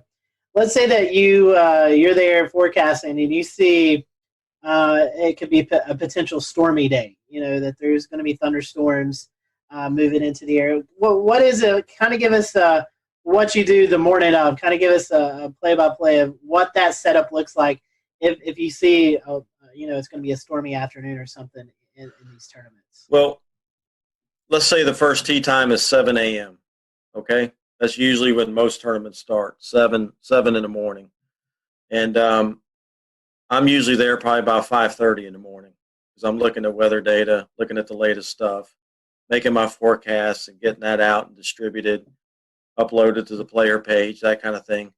And so we also have radios that we communicate to the officials with. So every morning I'll go into the rules office and tell the guys as they head out to set the golf course up what I think the winds are going to be that day, and then what time I think the best chances of us getting a thunderstorm. And so if you take a North Carolina tournament, typically what happens is, as you'll know, Scotty, and they'll start in the mountains. They'll bubble up in the mountains about midday, early afternoon, and then as they get going, they'll roll off into the Piedmont, and then they'll usually make it to Greensboro or Charlotte by 3, 4, 5 in the afternoon, depending on how fast they move and what the scenario is. So, so I'll tell the officials that morning, hey, I think we're going to see storms probably anywhere from that 3 to 7 range. And then that'll give them an idea when they need to start paying attention, so to speak. So as we go through the morning there, I'll keep looking at the new data, see if there's anything we need to update.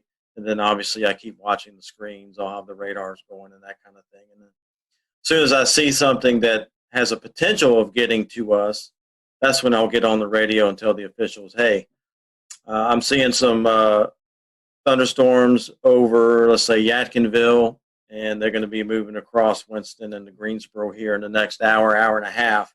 So that'll give them the heads up that, hey, I'm starting to see some stuff that could impact us here in the next hour or two. And so that's when we'll start putting on the LED boards. There's a weather policy that runs and things that say, hey, inclement weather is possible, please pay attention, that kind of thing. And then as the storm keeps moving closer, then I keep updating the officials. And then when I think is within, less than an hour, usually the head rules official, which would be Mark Russell or Slugger Wyatt, who are in charge of the competition, basically, they'll come into my office. I show them exactly what's happening. And then we try to give at least 30 minutes notice before the storm's going to hit the golf course so that we can blow the horns and give enough time for people to start trickling out and get the players in. And then obviously, as the storm gets closer, hopefully we've gotten everybody off the golf course, and then the storm will hit. And then, like I said, then we have the conversations. When do you think it's going to be out of here? When is it safe to resume? And so they'll already start making the plans on when that gets out of there, when we're going to let them to go back out and warm up on the range and then get them back out on the golf course. So, it's kind of a lengthy process, but as with weather, you guys, we have thunderstorms that can pop up right on top of you. So that's why we also have an electric field mill that we set up on site that measures the electrical charge. And so if we're seeing something develop real close to us, hasn't produced lightning yet, and we're wondering, is it going to, that electric field mill gives us the heads up that, hey, charges are building. And also looking on the radar, you look at the cloud tops. You kind of know what those cloud tops keep growing, and you know what the freezing level is. And when it gets a certain height above that freezing level, that's when you start seeing the lightning. So using all those things together,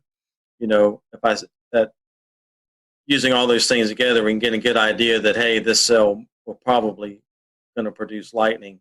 So that electric field mill is crucial in that aspect. So it may give us 10 or 15 minutes that we wouldn't have had if you waited for the first lightning bolt to come out. So, we may only have 10 or 15 minutes to get them off, but that's still better than having no warning and all of a sudden there's a lightning bolt. So, yeah, technology plays a huge role in what we do. That's pretty fascinating. I didn't realize that much went into it. That's pretty sophisticated and really good coverage on your part. Stuart, once y'all blow the horns, it's kind of going back a few minutes, but once y'all blow the horn to warn there's a tornado or tornado warning storm or even a severe thunderstorm on its way. The players, they're coming off the course, but for bystanders that are sitting alongside the course or even in the stands, is there a safe place for them to go? Unless you have a clubhouse pass, and generally no. So, if you're having a severe weather event, obviously you don't want to keep them in the tents and the skyboxes because those are temporary structures and big lightning rods as well, just, with the poles and everything. So, we try to get people to go back to their cars, go back to the buses, get back to their cars. But, it doesn't always happen that way. There's always stragglers. There's people that try to hide and wait it out. And because, as soon as we start back play, then they can run out and get a good spot on 18 or whatever. And they're in a good spot to get a good position to watch golf again. But, it happens. We put weather warning signs up. We do the best we can. The PGA Tour and all these events try to do the best they can to get people to leave. But, there's always a few stragglers that always try to stand under a tree. And, it's not recommended, but it definitely it happens. No, I was just going to say that I'm sure that's a problem at a lot of these outdoor sporting events, whether it be air shows, I would imagine, have a big problem with that, or even like you mentioned earlier, concerts. I think it was just last year we saw some video went viral of a concert tent just taking off, and downdraft, outflow wind of a tornado, thunderstorm. There's my brain. So yeah, that seems like a real problem. Yeah, it is, and there's a lot of outdoor festivals and concerts and stuff that don't have a meteorologist, and the people in charge really don't know weather. So I think that's when you have more of the mistakes made or decision making, not poor decision making, when those things happen. So, fortunately for us and my company I work for, DTN, we do a lot of consultation. We have a lot of customers that call in and get opinion from a meteorologist. So I think it's getting better and better as far as people hiring meteorologists or at least weather companies to help them out and make good decisions. And like for me, on the on-site business, actually have a meteorologist at your site it's expensive. You got to pay for hotel rooms and airline tickets and ship equipment and plus have the meteorologist there. So that's kind of a hard thing for some organizations to pay that kind of money to have somebody there. But once you have that meteorologist there that's on site, they see how it works and how it takes the pressure off them making these decisions. And it actually pays for itself, to be honest with you, to make good decisions. But, like I said, if you don't have the money, a lot of these organizations just don't have the budget for it. Hey, at least they can still hire a company like mine and have a consultation where they can call in, so it definitely makes a difference. Definitely so. Able to do that for Speedway Motorsports Incorporated. It definitely, I tell them, I'll worry about the weather. You guys worry about running the event. And it's just, I think it's a peace of mind for those folks. Well, I say it all the time myself is I'll tell you when you need to worry. Yeah. I'll do the worrying for you. Exactly. I'll tell you when you need to worry. So, I want to get back to what you mentioned about winds, right? So we talked about wind size, right? And we get into the nitty gritty of it, right? So you're talking about sea breezes, you're talking about things at the coastline, even inland, where you can have wind shifting or building, stronger pressure gradient, higher winds from certain directions. Do you get into the science of saying, you look at the course, you look at the direction of wind, the dominant direction of wind for the day, and the speeds? Do you talk about which links are going to be more difficult than others? When you look at long-range trajectory shots or higher iron shots, do you speak about look for a lean to the left or hooking or anything like that when you get into the wind forecast? Yeah, the rules officials, the guys that are setting up the golf course, they're the ones that's more concerned with which holes are going to play. Let's just say we have on hole number 1, we have a strong south wind and it's blowing, 15 to 20 miles per hour. Well, if it's blowing from behind them, then a lot of times what they'll do is they'll move the tee blocks back so that hole plays longer. And then on the next hole, maybe it's going the opposite direction. Now it's in the player's face when they tee off. So they may move those tee blocks up so it plays shorter. That way they're trying to keep everything moving, but they're also trying to make it not hard, but they're trying to make it fair too, not necessarily hard, but fair, and keep things moving. So, crosswinds play a big role, especially near the greens, where if there's a lake or a big sand trap or something that's on the right side and it's blowing from left to right, well, they may put that hole location more towards the left side of the green, so guys aren't dumping in the lake the whole time trying to get it to the hole. That's so all those strategies play a role in how the golf course is set up. So definitely wind direction definitely is important. How strong the wind is. So they're actually changing distances and layout. Absolutely. So we have 18 holes. We have 18 holes, and all through that golf course, it's going to be in their face or behind them, left to right, right to left. So all those things play a role in how the golf course is set up. So definitely wind definitely is a major impact on golf tournaments. So. Very interesting. Very neat. Scotty, go ahead. Yeah, Stuart, in some circumstances, I know we saw the Masters had some severe weather roll through back in 2019. When we see these big severe weather events, you guys, I'm sure, coordinate with the course, with the tour, with the TV networks, and kind of make the best plans. Is that right? Yeah, try to do what's right. You don't want to get anybody hurt. And if there's a high risk for severe weather, i.e. tornadoes or even, just strong straight line wind and storms, we may go early, 2 tees early on the weekend or a day on the weekend to avoid some of that severe weather that we think is going to happen in the afternoon. So, the tour is aware of that, and they'll try to make accommodations to maybe avoid some of that to keep people safe and get the round in. Because the tour has a policy that we'll play on Monday to complete 72 holes. 72 holes is a must. They want to get every round in.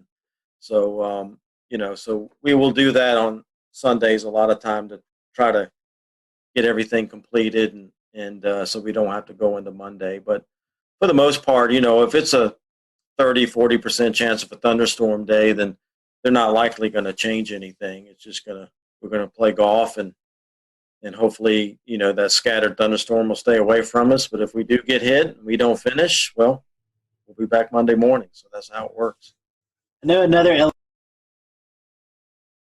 that is tricky for you guys, especially on the West Coast swing early in the season, is fog. Seeing lots of fog delays and even some cancellations of round because of visibility. Talk to us a little bit about forecasting fog.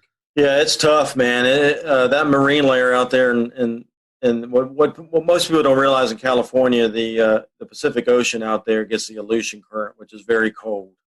It's cold water, and so fog forms on it quite a bit.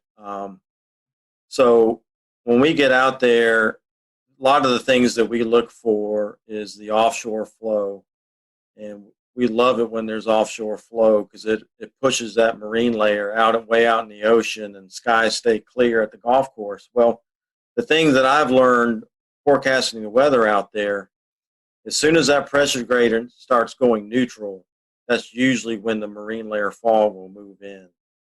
And so I've seen it. We had it this year at Torrey Pines at the Farmers Insurance Open.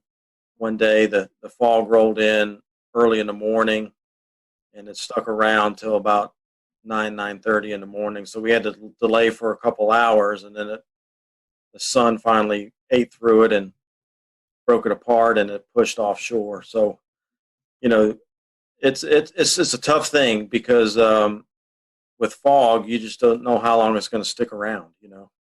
How thick it's going to be. We get the marine layer out there too. Sometimes it lifts and it's just a cloud deck, and you're fine. It's just a cloudy day. But at Torrey Pines, we do have some elevation. I think we're up at 400 or 500 feet there, and so if it lifts up to 500 feet, we're in the cloud and we get socked in, and then obviously you go other places along the coast there that's not elevated, and it's fine. So it's definitely tough, but something we deal with, and we just try to help the best we can with that. So, I know we're getting late on the interview. Fun question here: any favorite PGA Tour stops, and any of the PGA Tour players really weather savvy that we might not know about? Well, I mean, favorite weather stops. I mean, as far as any tournaments go, Hilton Head's a big favorite of mine. Any Hawaii tournament's great. Pebble Beach is awesome if the weather's good. Same thing with Torrey Pines in California. So yeah, we go to some great places. I mean, this past year I went to Japan and South Korea. I went to Shanghai, China, and this year, later in the year, I'm going to Australia. So yeah, I mean, we go to some great places, and it's a lot of fun. So yeah, it's good. I was going to say, you have to go to these areas and actually learn the weather in these areas. You probably would have to understand it before you even go. Yeah, believe it or not, I mean, everywhere I go, I start paying attention to where I'm going a month or two ahead of time. So We'll return to Best of the Carolina Weather Group in a moment. Now your Carolina weather forecast. Here are today's forecast high temperatures for North Carolina. Here are the forecast lows for tonight for North Carolina. Here are tomorrow's forecast high temperatures. And here's forecast rainfall across North Carolina tomorrow. Here are the forecast highs for the day after tomorrow.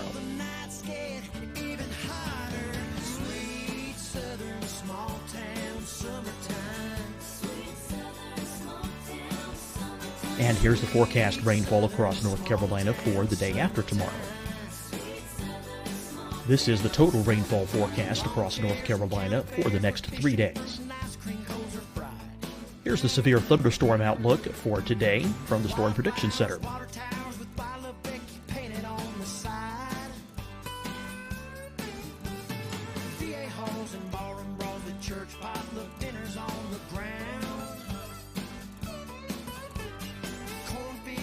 Here are the forecast high temperatures for today for South Carolina.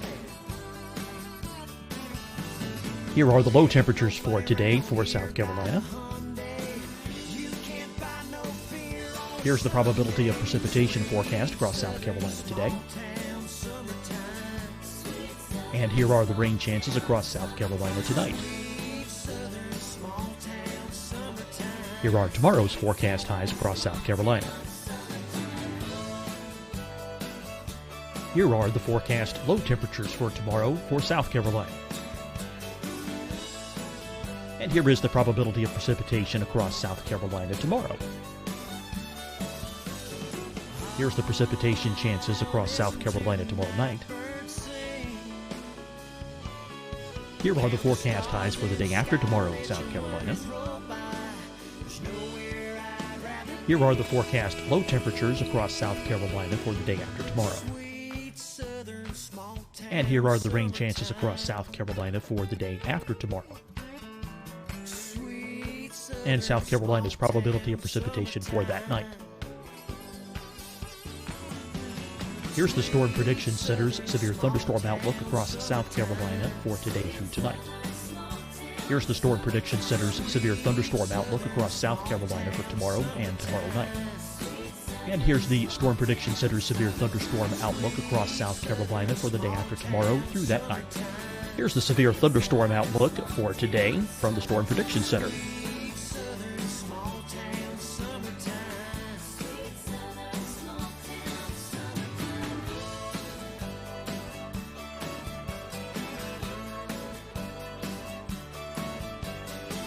And now here's a live look at weather radar across the southeast. Fight the spread and take a stand against coronavirus. Wear a mask in public. Stay at least 6 feet apart from others. And get tested. Join us and fight the spread. Visit scdhec.gov/COVID-19. Getting tested for COVID-19 helps you to take the steps needed to protect yourself, your loved ones, and your community. Find the testing location at scdhec.gov/COVID-19 testing. Deciding when to wear a mask isn't about who you know or how well you know them. Just ask yourself, will I be with anyone I don't live with? If the answer is yes, get behind the mask. Help slow the spread of COVID-19. Get behind the mask. Learn more at covid19.ncdhhs.gov. Hi, everyone. I'm Dr. Mandy Cohen, Secretary of the North Carolina Department of Health and Human Services. And when you follow the 3 W's, you protect your family and your neighbors from COVID-19. When you leave your home, practice your W's. Wear a cloth face covering, wait 6 feet apart, wash your hands often. Wear, wait, wash. We're in this together. Stay strong, North Carolina. You'll see your Carolina weather forecast at 25 and 55 past. And now back to the best of the Carolina Weather Group on the all-new Carolina Weather Net. Happening. So you kind of got a feel for what's been going on. So, I've already been keeping tabs for the next couple of weeks when I go to Tucson and California again. And, and then obviously long term, you kind of looking.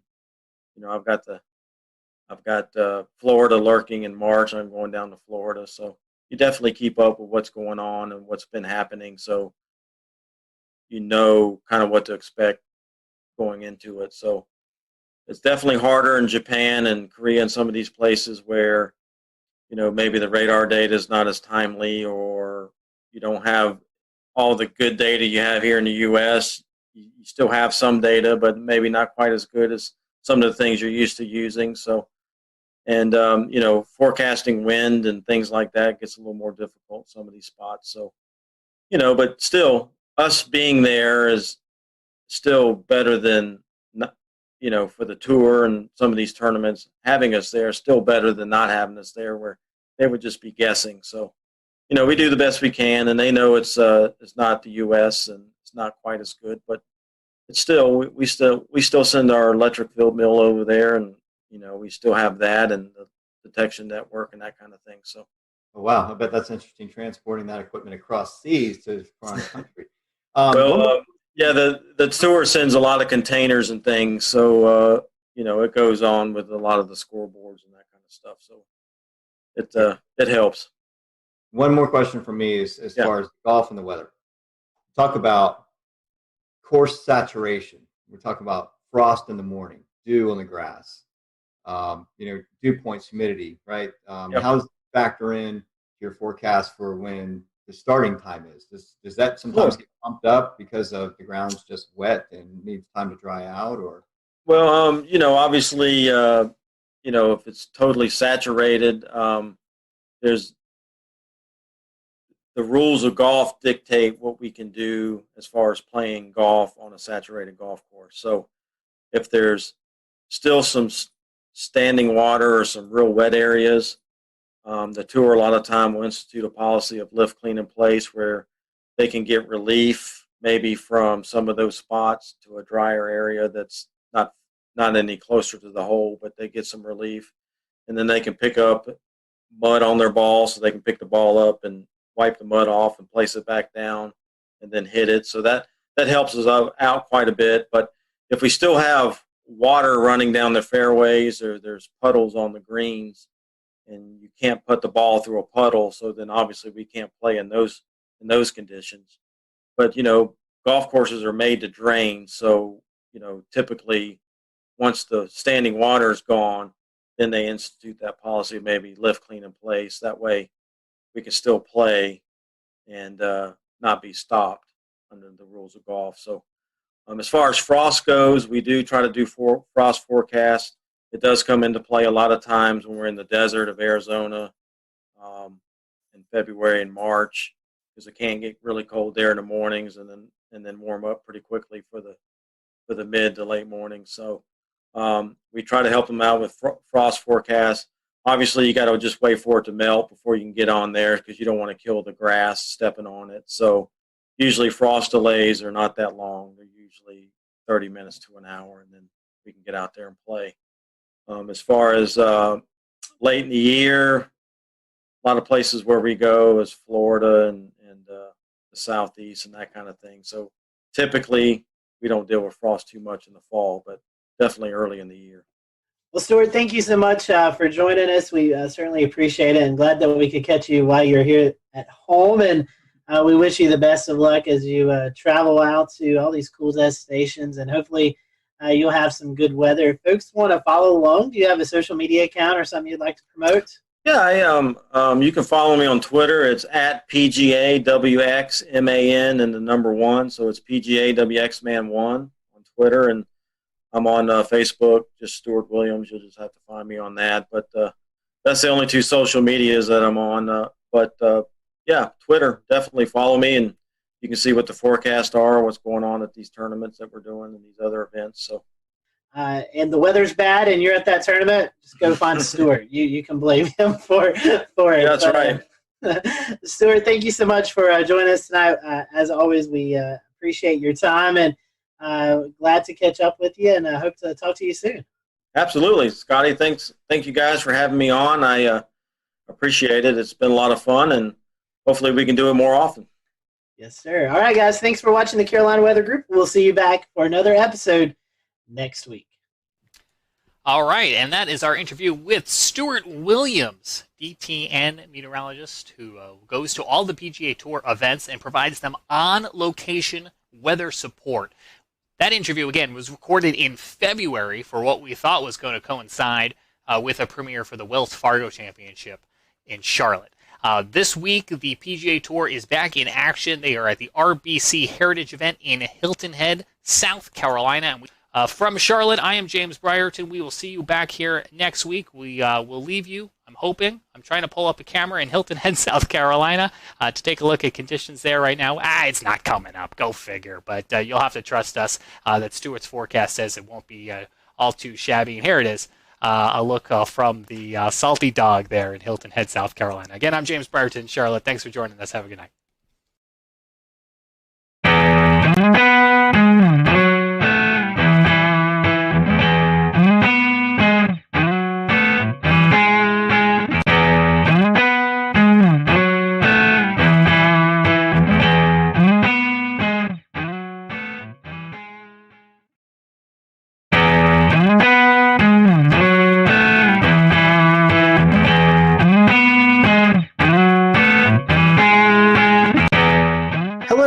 Welcome to the Carolina Weather Group. We're happy to have you this evening. Tonight, we have on meteorologist Jim Gandy. If you've been a follower of our show, you've probably seen Jim appear on the show a few times during these bigger weather events with hurricanes and winter storms. So Jim is joining us tonight from Columbia, South Carolina, and we're happy to have him. He was at WLTX there in Columbia, but has since retired. He retired, in fact, last year.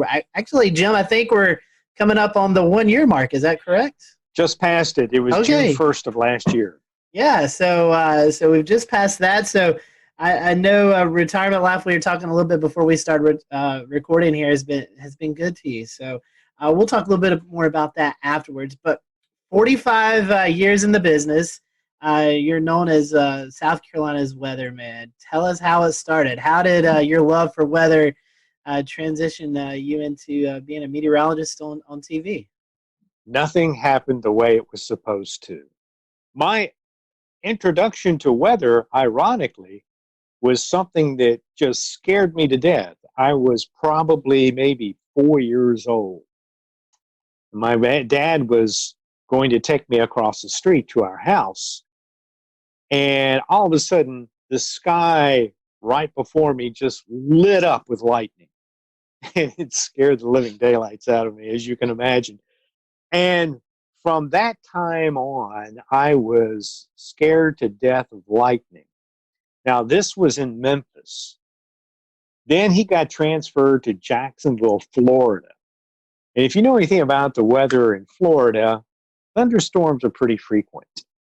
And so I got really interested in weather living in Florida, still scared to death of lightning. Really didn't control my fear until I went to college. I got my degree at Florida State. It was during that time that I kind of conquered my fear of lightning. Not that I don't have a healthy respect for it, I do. And then I went to Florida State, trained as a research meteorologist, and got out, graduated at absolutely the wrong time. It was 1974. We went straight into a recession. The government froze all hiring. The private sector wasn't what it was today. And so I was forced to kind of look around. My first job as a meteorologist actually was at the Institute of Storm Research in Houston, Texas. But then their contracts dried up. Again, I'm without a job. So I went back to Memphis, and I actually went back to graduate school. And that first semester in graduate school, one of the TV stations in Memphis called me and asked me if I wanted to come down and audition. I had never been to a TV station, didn't know anything about television other than what I saw on TV. I went down there, did the audition. Whatever they saw, they liked, they hired me, and the rest is history. Starting out in Memphis, I think your next move was to Oklahoma City. Oklahoma City. I was in Memphis for 2 years. We were in the midst of a union fight there. The station was being unionized, and I hadn't had a pay raise in 2 years. So I decided, okay, maybe it's time to look elsewhere. And I applied to a number of TV stations in Florida, since my background was in tropical meteorology. And one day I get a tape back from Florida, and I think it was the tape I sent to Orlando. I get the tape back. Obviously, it was rejected. One of the directors in the control room said, well, they've got an opening in Oklahoma City. Why don't you try for that? Well, I just got this tape back. I threw it in the mail and didn't think too much of it. But then I would say just a few days later, I got a phone call from Jim Williams at KTVY, now K4 in Oklahoma City. And they flew me out there, and I did an audition right there on their set. I beat out everybody that was looking for the job. And so I spent almost 5 years in Oklahoma City. Then I went and spent 2 years with Mike Smith up in Wichita at the Kansas State Network. And then I got the job at WIS in Columbia, South Carolina, and was there for about 14 and a half years. And then Gannett offered me a job. And I worked at corporate for a year, and then came to Columbia at their station, WLTX, and was there for 20 years. Going tropical, studying at Florida State, like you said, experienced in tropical meteorology. Then going out to Oklahoma, where now the Oklahoma City market seems to be one of the most sought after markets there is, with severe weather coverage. It's turned into something that everybody tunes into now. Was it like that back in the 80s? I know the helicopters now, we have all these storm chasers, but what was it like in the 80s in the Oklahoma City market? It was fantastic, but you have to understand, I went to Florida State University. We didn't talk much about tornadoes. So when I went out to Oklahoma, I told my folks, I said, well, we're going to find out what kind of meteorologist I am, because Oklahoma City is a tough market. It has broken many people, and we'll see if I can hack it. Well, I went out there at just the perfect time. I got the job in July, which was right at the end of the severe storm season.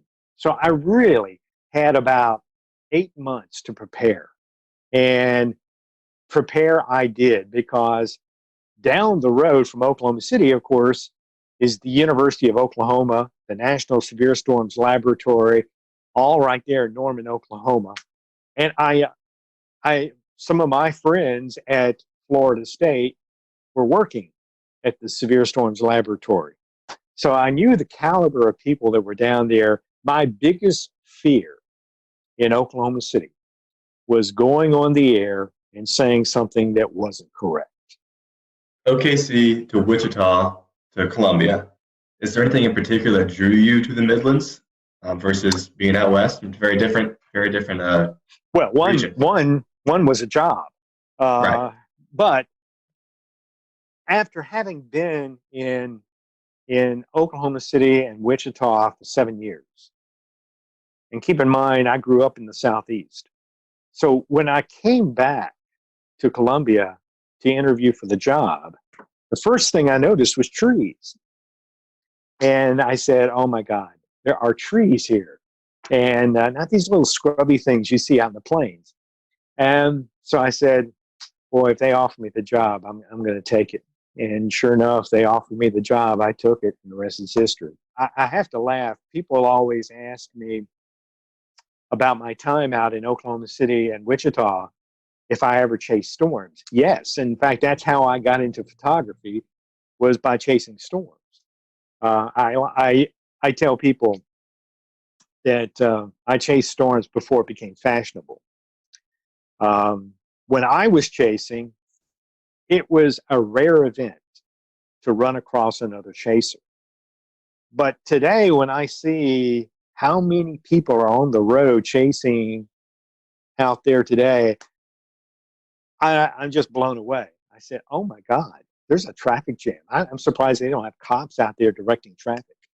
I mean, you're exactly right. I mean, we see it now even on when folks activate their GPS and they go into their apps, right? And they spell out names of people across 2 or 3 states. It's pretty impressive.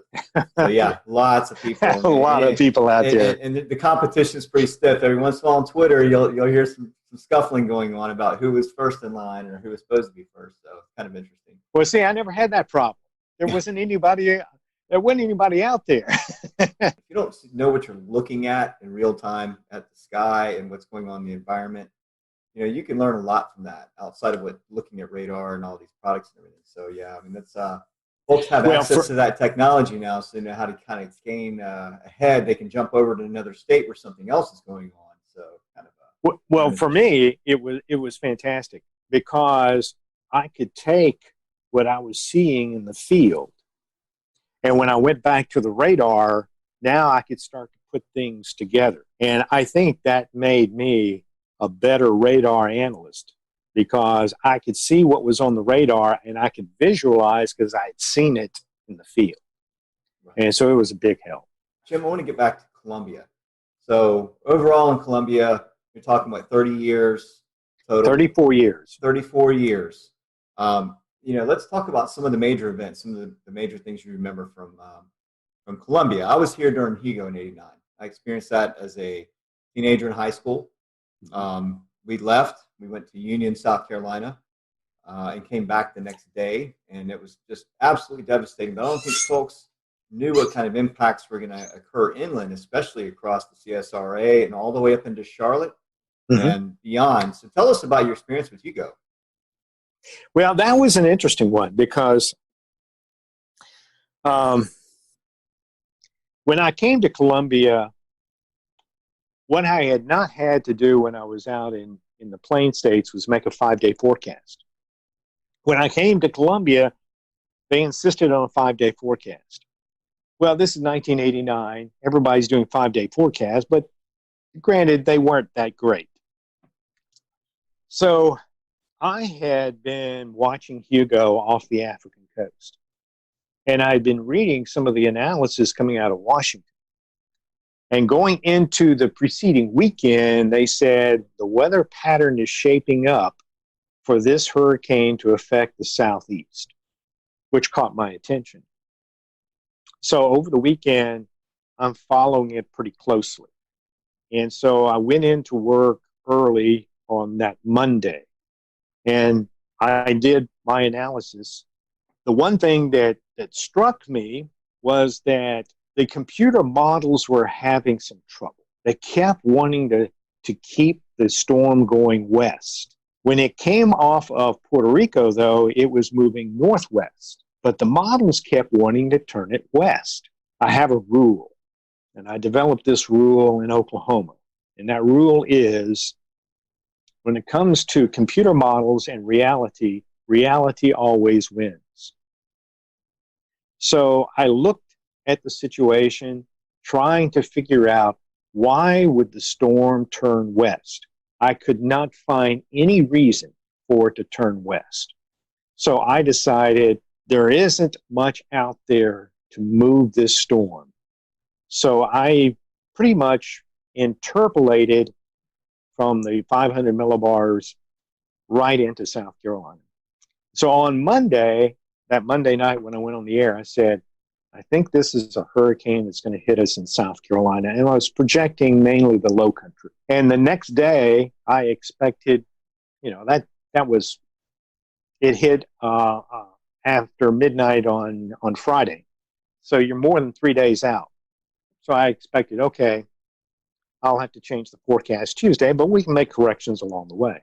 Well, when I came in Tuesday, I was within 25 miles of the projected path. So I decided if things aren't changing, why change the forecast? So I stuck with the forecast, and it came right into Charleston, South Carolina, and it did quite a number on South Carolina. It was the strongest hurricane to hit South Carolina since the storm in 1893.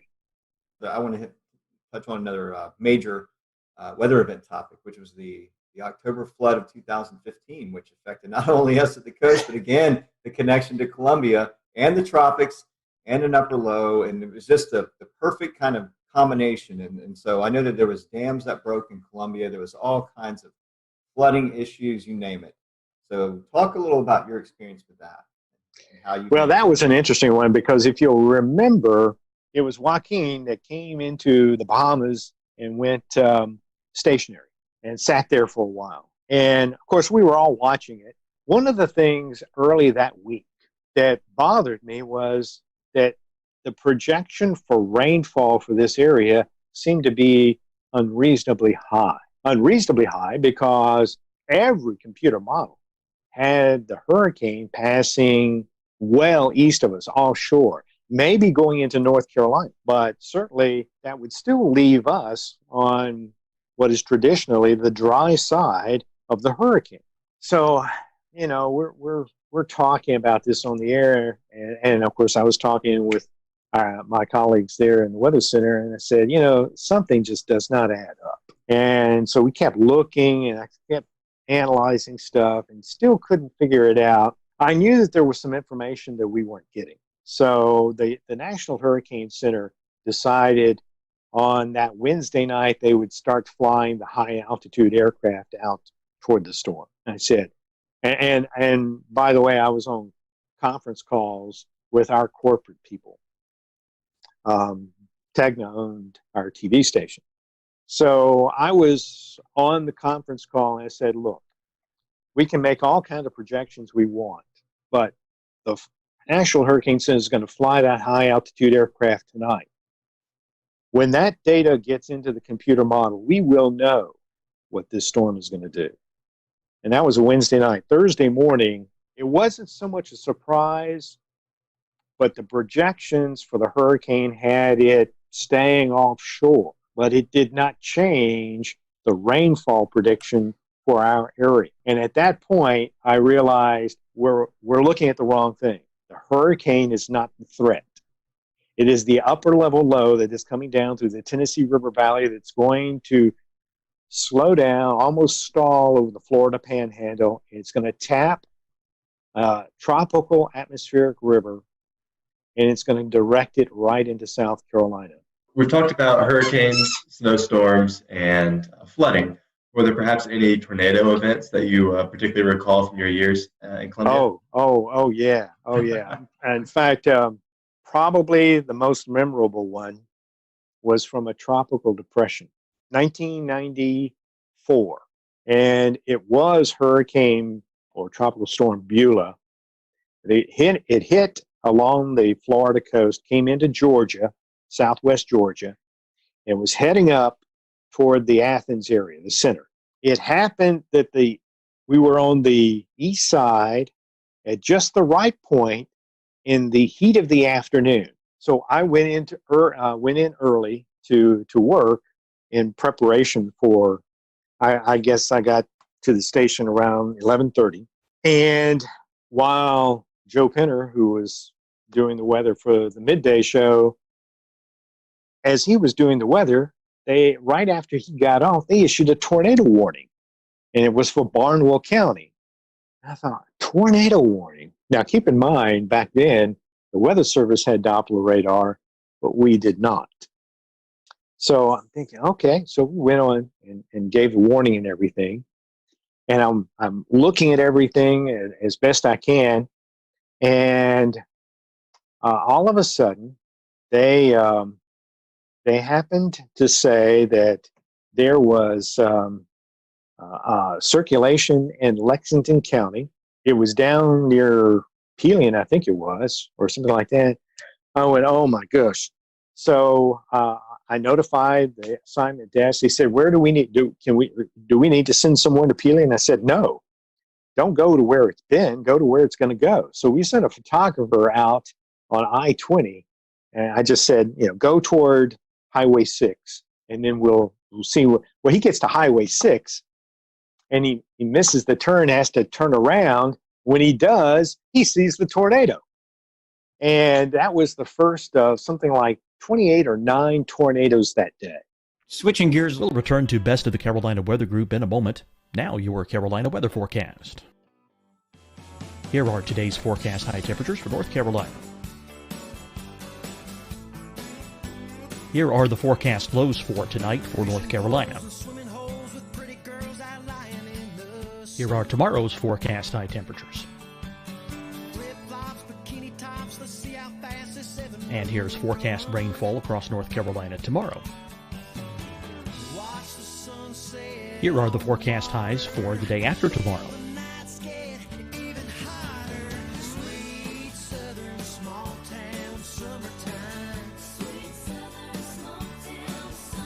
And here's the forecast rainfall across North Carolina for the day after tomorrow. This is the total rainfall forecast across North Carolina for the next 3 days. Here's the severe thunderstorm outlook for today from the Storm Prediction Center.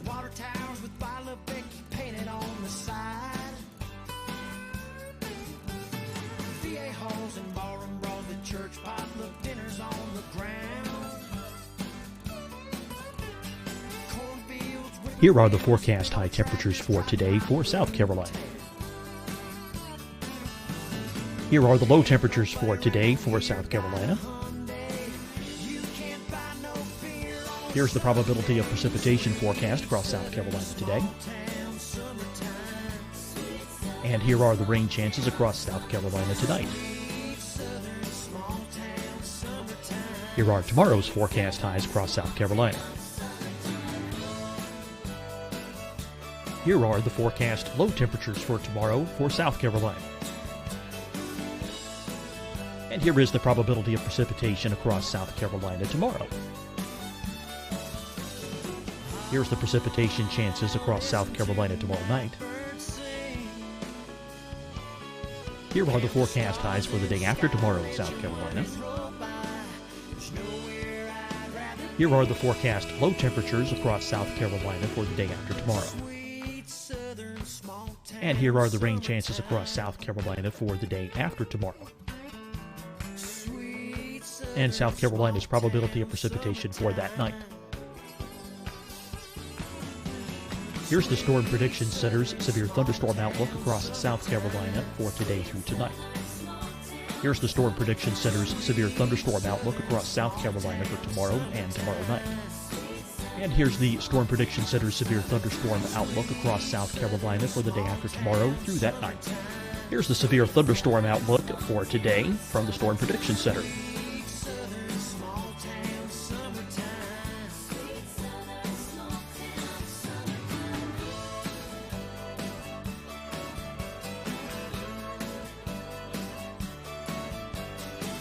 And now here's a live look at weather radar across the southeast.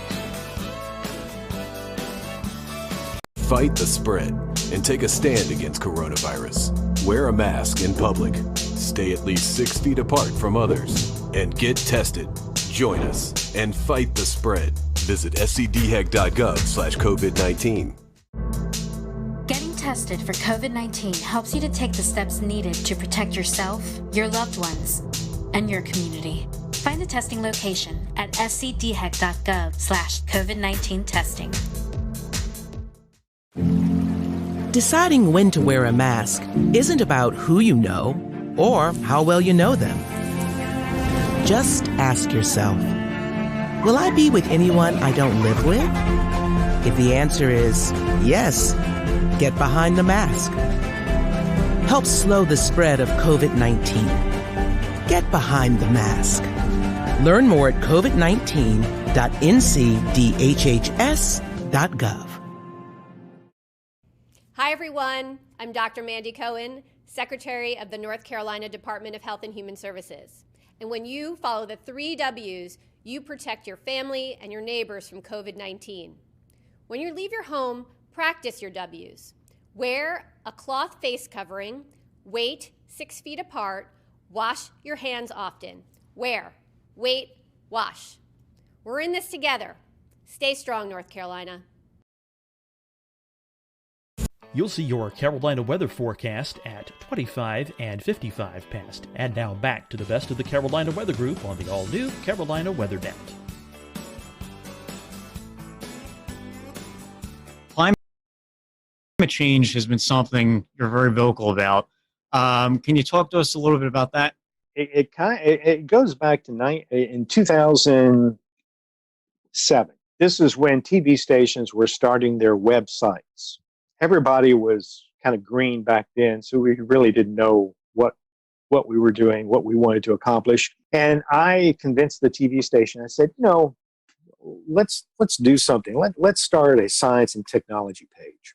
But I was also at the time on the station's scientists committee. It just so happens that Joe Whitty, a meteorologist who was on the air in Washington, D.C., made a recommendation to Ed Maybeck at George Mason University.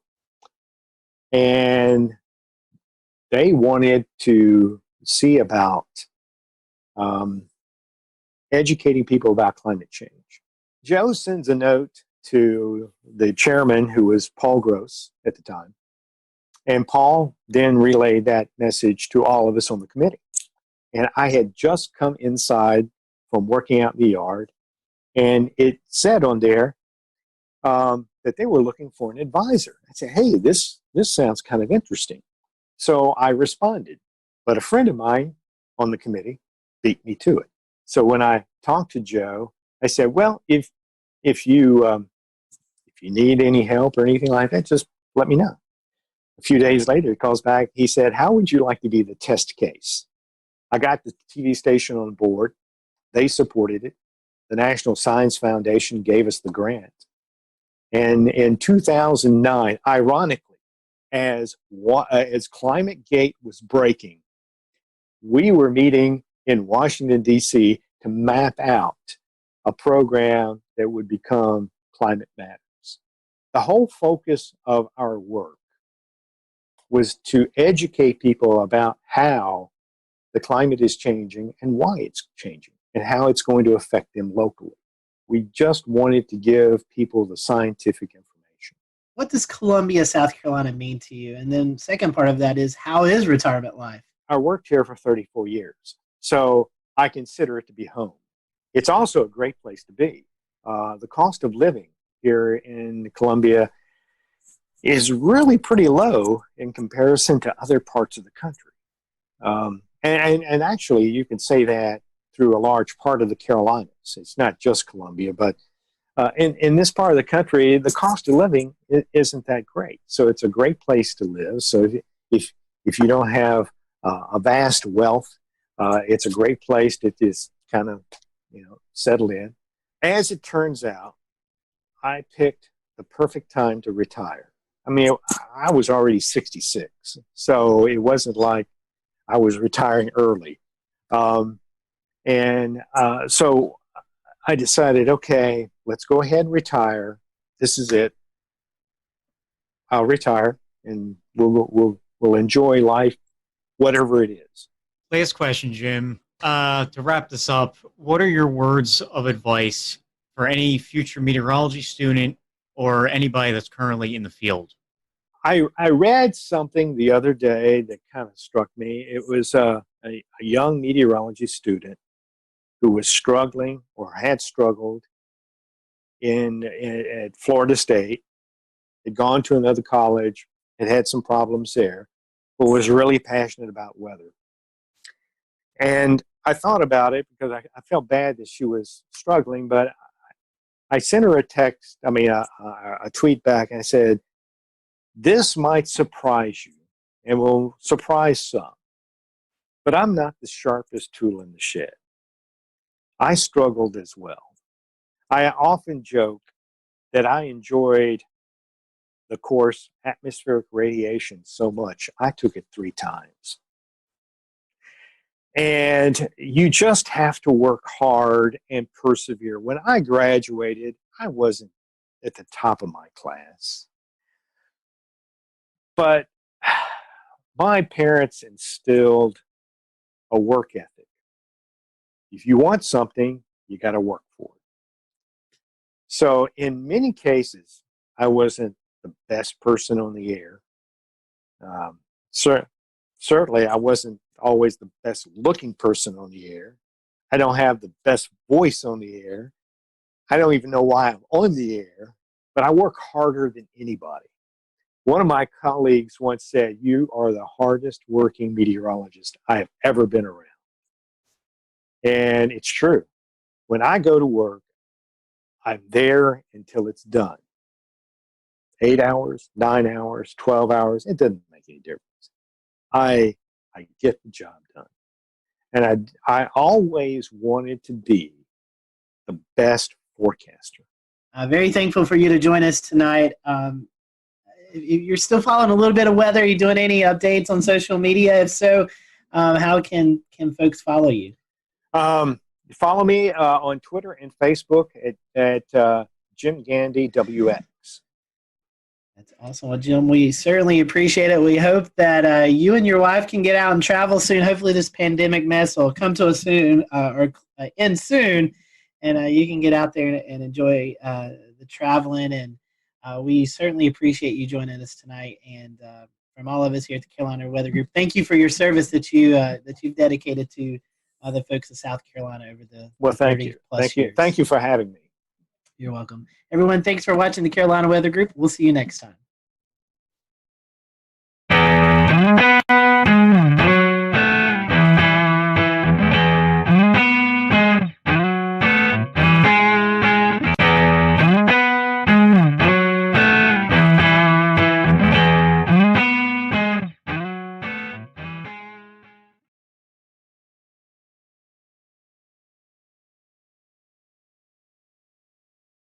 Good evening from Charlotte, North Carolina. I'm James Brierton, and this is an all-new episode of the Carolina Weather Group. It's Wednesday, October the 14th, 2020. Here's what's coming up tonight on the Carolina Weather Group. Our guest is Dr. Josh Warman. He invented the Dow, the Doppler on wheels, and he appeared alongside his famed vehicle on numerous TV shows, including Storm Chasers. He's an atmospheric scientist and the president of the Center for Severe Weather Research, that is, and we'll be talking to him coming up in just a moment. We also have on deck for you a check of your forecast with meteorologist Frank Strait. Before we get started tonight, a reminder that the Carolina Weather Group has a new Insiders Club. You can join us on Patreon, patreon.com/Carolina Weather Group, and unlock exclusive extras, including for just $1 a month, video extras and behind the scenes. There are 4 moments from tonight's interview that we weren't able to get into the final edit of the episode that you're about to see. So if you want to check those out for just $1, you'll unlock those on Patreon. For $3.99 a month, you'll be getting early access to select videos, including this episode was available early on Patreon, and future select episodes will be made available onto Patreon supporters who pledge us at our full tier of $3.99 a month. If you're already a Patreon supporter, thank you so much for joining us at patreon.com/Carolina Weather Group. If this is the first time you've heard this pitch, rest assured the Carolina Weather Group, our weekly flagship show, is still always going to be free, just like you're about to see a full 30-minute interview as you would on any other week, and our severe weather coverage, as you saw this past weekend, always remains free. We thank those of you who are supporting us on Patreon so that the Carolina Weather Group can continue to grow and bring you the show that you know and love.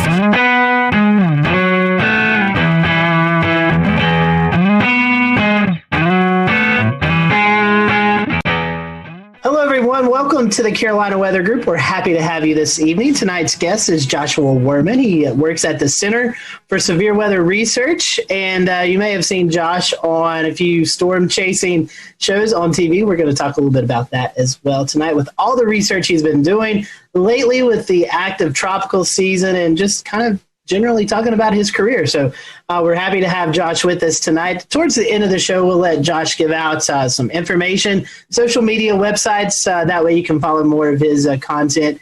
To be sure to stick around towards the end of the show for that. So Josh, welcome to the show. We're happy to have you. We'll kind of give you our first question that we ask all of our first-time guests is, how did you get hooked into this this crazy weather world that we all like to follow? Well, it's been decades for me. You can see all the gray hair here. As a kid, I loved physics and math and things like that. And weather was just always a passion for me. I had a little weather station in my backyard and one of those little Taylor instruments, max-min thermometers, and a weather station. I was old school before the internet. So I always liked weather. It was changing all the time. And it was just a great way to apply my nerdy passions of physics and math to something that was really interesting. A lot of interesting challenges and problems still to be solved. So one way or another, I've been into weather for 50 years. So Josh, before you got started with the Dow projects and everything that you've been working on recently, you actually used to work with the Air Force on nuclear winter simulations, I guess you could say. Could you tell us a little bit about that? That's something I knew nothing about before doing a quick Google search yesterday. Wow, I was going to say, somebody had some old resume out there. I went to school. I went to MIT, was kind of nerdy. I dropped out for 3 years. So, do what I say, not what I do, but I dropped out of school for 3 years. And went to work as a consultant for the Air Force Geophysics Laboratories. And there was a group there that was working on modeling of a nuclear winter. There was a pretty hot topic back in the 80s. And the premise basically was that if a lot of nuclear bombs were dropped, this was a different world back then. We were really thinking about the Soviet Union and the fact that some giant nuclear war would happen with thousands of nuclear bombs dropped. And the concern was that these nuclear weapons would waft a lot of dust and smoke up into the stratosphere where it would last a long time. And so what we were doing in that group was taking normal thunderstorm cloud models, similar, though more primitive because it was 30 years ago, but similar to models that are run now on clouds, and we would, instead of initiating a cloud with a 2 or 3 degree warm bubble from turbulence, we would initialize the model with a 500 degree nuclear explosion, and boom, you get a big cloud.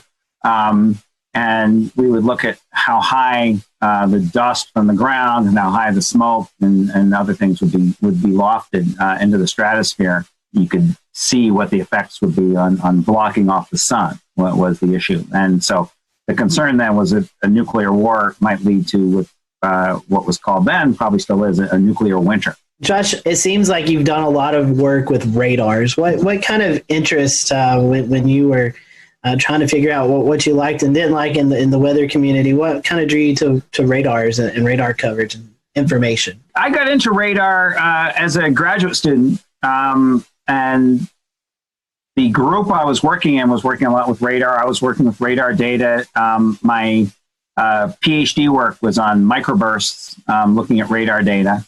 And I just started asking some technical questions. Most radars work by sending microwaves out. You send a pulse of microwaves out, and then what comes back to you is what you measure. That's how almost all radars are working. But I just asked myself one day, I think literally this was in the shower kind of mental conversation. What happens to all the other stuff? Some of the radiation hits the raindrops and comes back, but a lot of it goes other directions. What happens to all that? And so it turns out really interesting things happen to that, and you can measure that. So I basically came up with this concept of what's called bistatic multiple Doppler systems. That's a lot of syllables. But it was just a different way of doing radar. And I kind of got into doing some radar technology. And in the process of getting more, that kind of led to another question once I was doing that kind of technology. By the way, those in the field think that was my most clever idea, not the doubt. I was just reading papers about people who were doing tornado chasing. This was in early 90s. So there certainly were scientists who were doing tornado chasing. There were scientists who were taking out what I'll call some pretty primitive radar type devices to look at those tornadoes. And I thought, well, what if you actually put a good radar near a tornado? What would you see? So it was just asking that kind of simple question. And how could you do that? So I had what, in retrospect, wasn't a great idea of putting a radar in a van, just a regular old passenger van with an antenna in the back, and you would open the back doors and expose the antenna. And literally, we would just do donuts in a parking lot to scan. It wouldn't scan. We would just do donuts facing the tornado. That was my original idea. And we would just do donuts and see if we could take some slices through a tornado. That quickly morphed into, some engineers telling me, you can actually make that antenna move. And here's how to do it, into coming up with the first Doppler on wheels. And I usually describe it as an idea behind its time, that it's not rocket science. The first Doppler on wheels was just a weather radar. We did a few slightly clever technological things to make it fit on a truck and make it not break when you drive it over railroad tracks. But basically, it was a radar on a small box van. And the main thing is we just got closer. So we just drove it up to tornado. So we had a pretty good radar, not as good as an 88D, but a pretty good radar. And by getting it 50 times closer, we had a 50 times smaller beam that way. We had a 50 times smaller beam that way. So it's already 2,500 times better. We were a little bit clever and sampled in the third direction better. But I could get 10,000 pieces of data where an 88D would typically get one. And if you have a microscope or telescope or something, it's getting 10,000 times better data. It's easy to get new science out of that. And that's what we did. The whole thing was just getting closer, getting finer scale data, looking with a better microscope, with a better telescope at tornadoes and anything else. I know you mentioned tropical stuff, and we just came back from Sally and Laura. Well, we got in the eyes of those storms, in the eye walls of those storms, and with a better microscope, we got up close. And so we're seeing lots of things you just can't see from farther away with our technology. I guess for the viewers and the listeners who aren't as familiar with what the Doppler on wheels looks like and kind of, what is the epitome of that now? I guess some basic descriptions of what it's like having a Doppler on wheels, what's the size of it, and kind of what's the situations that you would prefer to drive it into? Are there other things besides scanning tornadoes and hurricanes that you find it useful for? Sure. So let me start out. I'll back up one step and start, just in case there's some people who don't even really have a great feel of what radars do. I mean, radars basically send out a narrow beam. It's kind of like a flashlight beam, as narrow as you can get it. And they're scanning through storms of whatever type and trying to get the smallest details that you can by scanning that flashlight beam back and forth. The Doppler on wheels is basically putting all that radar stuff and that flashlight on a truck so we get closer to things. I was just explaining how if you get 50 times closer, you're getting maybe 10,000 times better data. So anything we drive it closer to, we're seeing better data. I use an analogy sometimes of whoever it was who invented the first microscope. So he pointed at his finger, he can see details of a fingerprint. You can point it at pond water and sees parameciums. You can, almost anything you point it at, you're going to see much finer scale detail. So that's what we do with these Doppler on wheels on trucks. So the fundamental concept is just a pretty good radar. Actually, lately we've made very good radars on trucks. So the first ones were just pretty good radars on trucks. What we've done is we've made our trucks better, but we've also made the radars a lot better. So now we have dual polarization radar. So we can see the difference between hail and rain. If they're making, rain has kind of hamburger shaped raindrops, whereas hail is these big ugly things that are tumbling. We can tell the difference with dual polarization. We have 2 different frequencies, so we can look at what happens at 2 different frequencies. We also have pretty good if you're driving over railroad tracks, like I was talking about. If one frequency goes down, we still have the other one, so it's just more reliable. So we've done a lot to make the radars better. Getting closer is great for tornadoes. We can make maps of tornadoes and multiple vortices and what's happening near the ground, all kinds of stuff you just couldn't see before, just like looking at a paramecium in a pond. But that's true of all kinds of different phenomena. We've had these radars up on mountain peaks in Idaho and Wyoming for winter storm projects, where we're looking at what happens with snow bands and what happens with snow bands when you see them in really remote areas. Well, for a radar that's 100 miles away in Boise, you can't see what's happening in that remote area, Idaho. But we put the radar right on the mountains where we're doing the seeding, and we can see what's happening close up. We just took the radars, just a year and a half ago. We took them down to South America to look at storms down there. And by getting up close and targeting those storms, we can see the small-scale details of what's happening. They weren't making tornadoes pretty much. They were just making big hail, actually huge hail, and torrential rains, just horrible flooding. Some of the biggest, strongest storms are happening down in Argentina, northern Argentina. We've taken the trucks up to New England to look at coastal storms there and watching all the small-scale details and banding and other phenomena that we don't even understand what they are. We're still trying to get funding to go study what those things. We've seen some things we don't understand. And so what our normal course of action is, we see something we don't understand, then we go and ask the government, can we have some money so we can go do this better and understand it? So we're still in that middle phase right now where we're trying to get the money to go do the project better to understand it. We just went to Hurricanes Laura and Hurricane Sally. And we're trying to get in the eyes of those hurricanes to see the small scale details. So I invented the first Dow back in late 94 and 95, got some hurricane data in 95. In 96, I just thought, hey, I wonder what you'd see if you went inside a hurricane. Nobody had ever, I know now hurricane chasing with chasers, recreational chasers is reasonably popular, and there's several scientific teams that do that. Back then, 1996, no one did that. The idea was basically a hurricane was a zone of death. You just don't go in. But we thought, well, it's not so much worse than an RFD or something. Maybe we can do it, right? So we went in really kind of scared. We were pretty anxious, and we went to Hurricane Fran back in 1996. We deployed, I think, 5 miles from the coast, really far from the coast, something I just wouldn't do by choice anymore, and deployed on a runway at Wilmington Airport, really scared. We had all these emergency ideas of running into the shelter at the airport if anything bad happened, if we flipped over or went airborne. We just didn't know what would happen. But we got amazing data. We discovered a whole new phenomenon. It turns out the wind in hurricanes doesn't just blow straight. It's actually blowing like a corkscrew. There's these boundary layer rolls. And those rolls are mixing strong winds down to the ground where you get these streaks of stronger winds. But over the ocean in particular, it's mixing the warm, soupy air up from the ocean surface and feeding the storm. And measuring that flux of not only momentum downwards, but warmth energy upwards is really important, critical for these hurricane intensification models.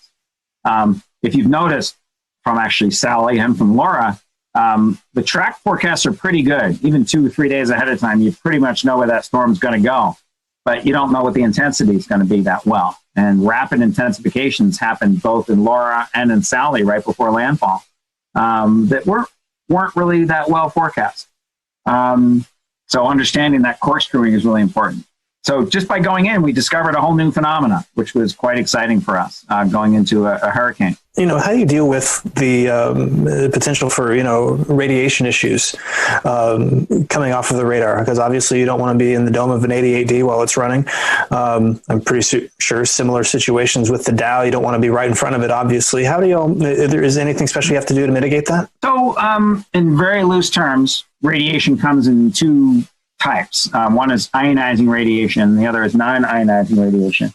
Ionizing radiation is basically ultraviolet and shorter wavelengths. So ultraviolet X-rays, gamma rays, things of that sort.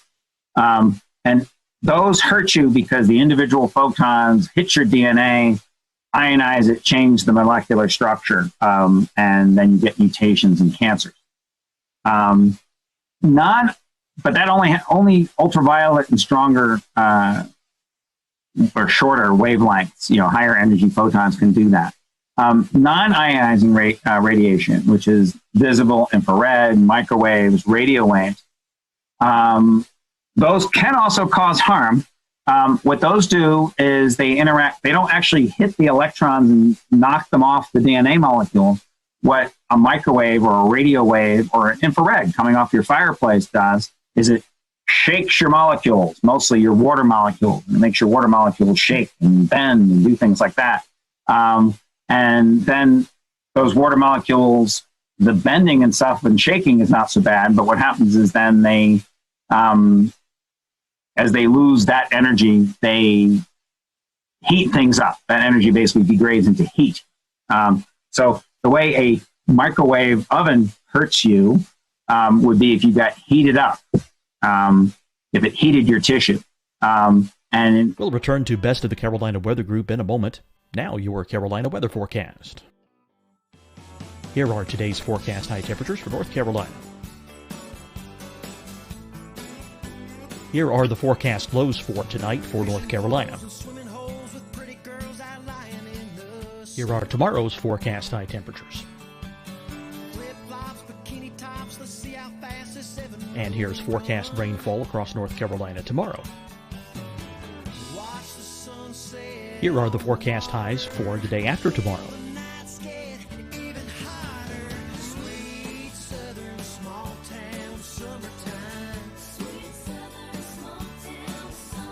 And here's the forecast rainfall across North Carolina for the day after tomorrow. This is the total rainfall forecast across North Carolina for the next 3 days. Here's the severe thunderstorm outlook for today from the Storm Prediction Center.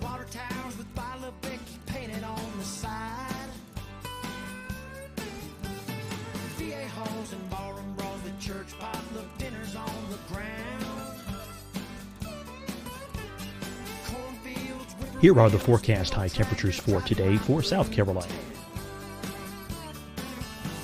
Here are the low temperatures for today for South Carolina.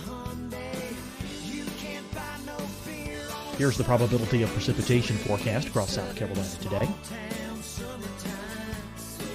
And here are the rain chances across South Carolina tonight. Here are tomorrow's forecast highs across South Carolina. Here are the forecast low temperatures for tomorrow for South Carolina. And here is the probability of precipitation across South Carolina tomorrow. Here's the precipitation chances across South Carolina tomorrow night.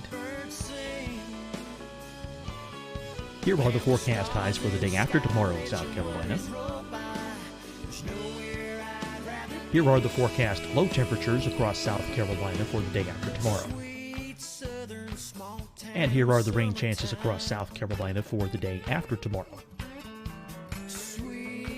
And South Carolina's probability of precipitation for that night. Here's the Storm Prediction Center's severe thunderstorm outlook across South Carolina for today through tonight. Here's the Storm Prediction Center's severe thunderstorm outlook across South Carolina for tomorrow and tomorrow night. And here's the Storm Prediction Center's severe thunderstorm outlook across South Carolina for the day after tomorrow through that night. Here's the severe thunderstorm outlook for today from the Storm Prediction Center.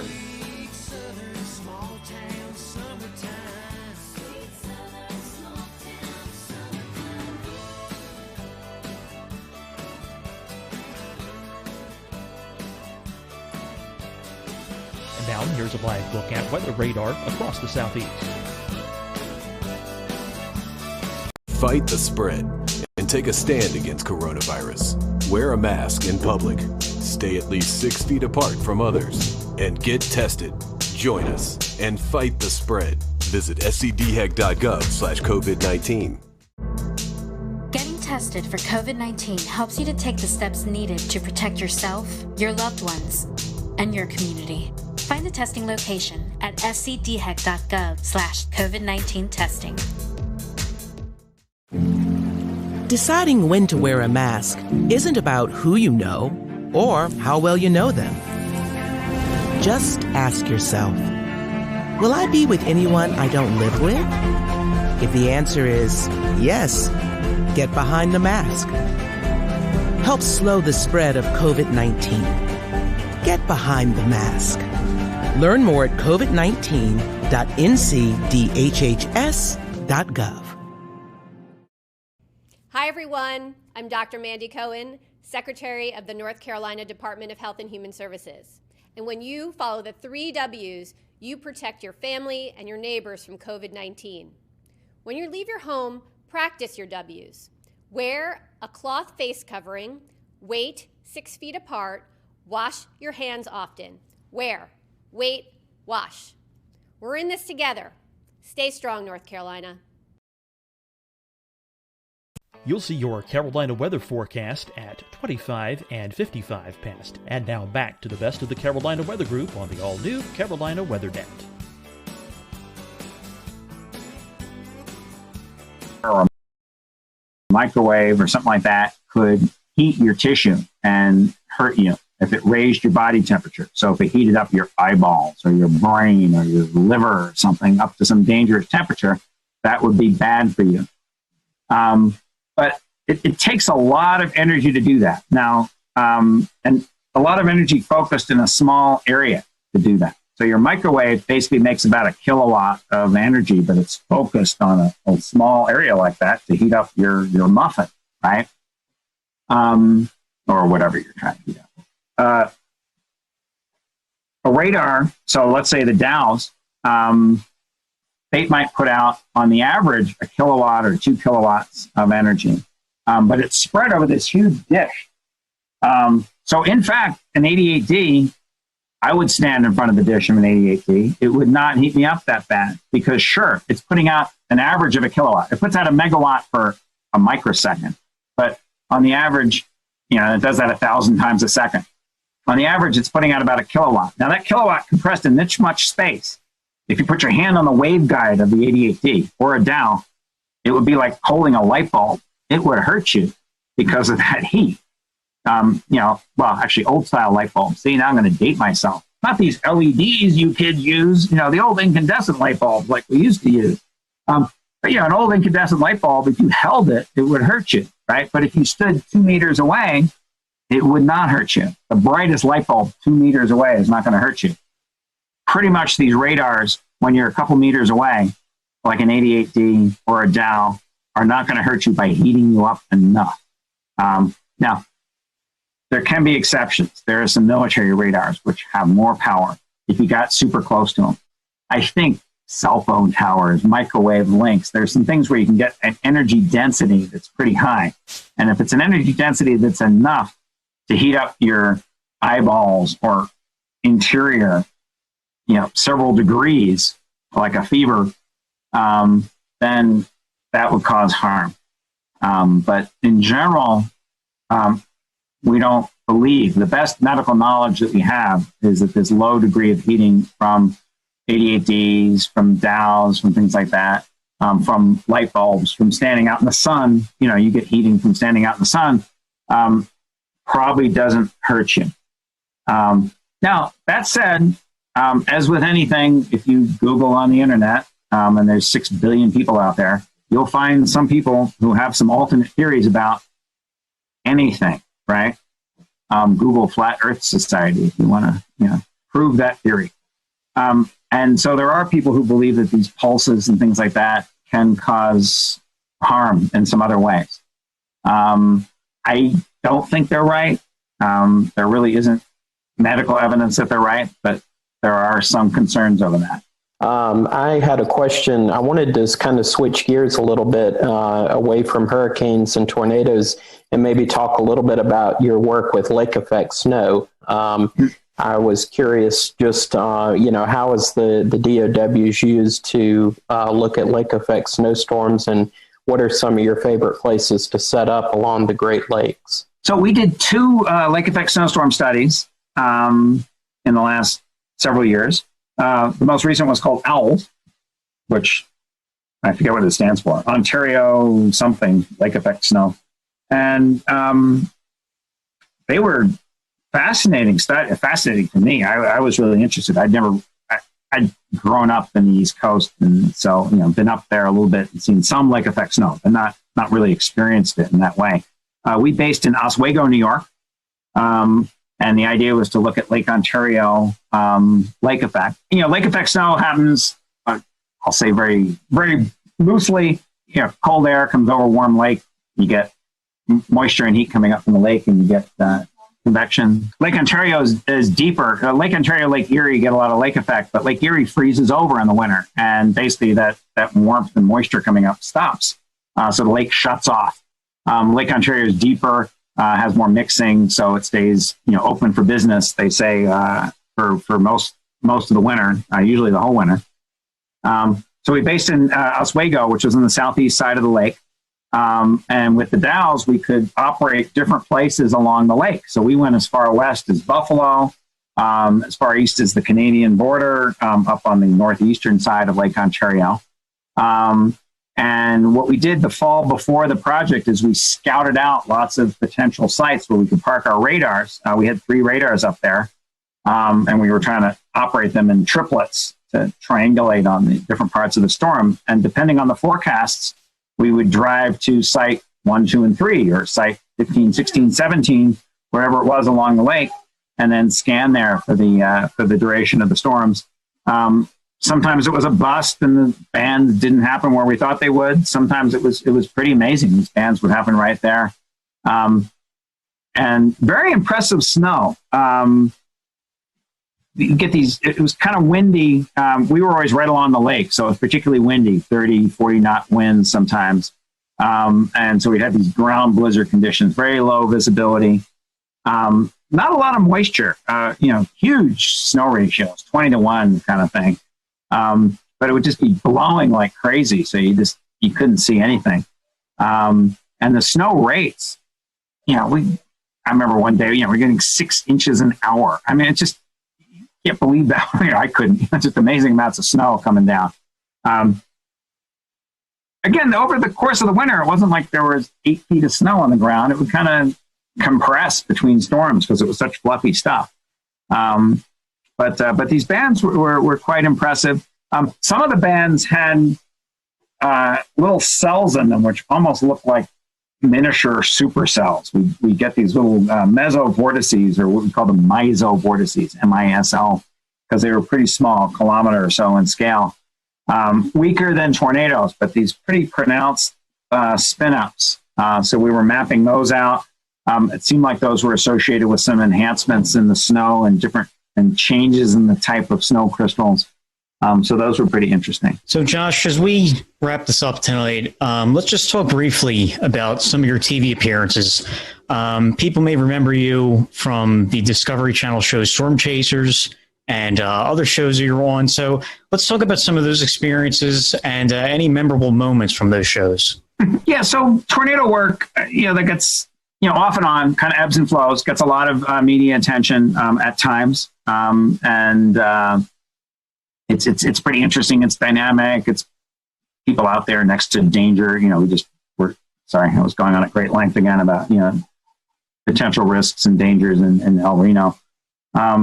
Discovery Channel was a very different character of show because instead of just doing a documentary type of thing like we've done with History Channels and Nat Geos and Novas, they wanted to film something which was kind of documentary-like, but then evolved into being more reality show-like, and multiple seasons of reality show. And so that was an interesting kind of thing to do.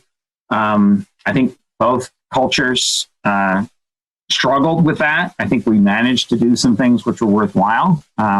Discovery Channel funded and supported a lot of our science, and they stuck with us during uncertain seasons where we weren't getting a lot of data, but other seasons where we got good things.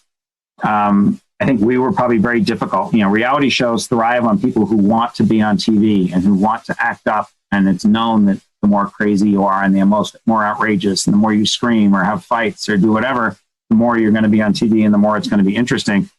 That is the opposite of what boring scientists like me want to do. I mean, we are just not into that. And so getting enough interesting TV out of people like me, I think, is a real challenge.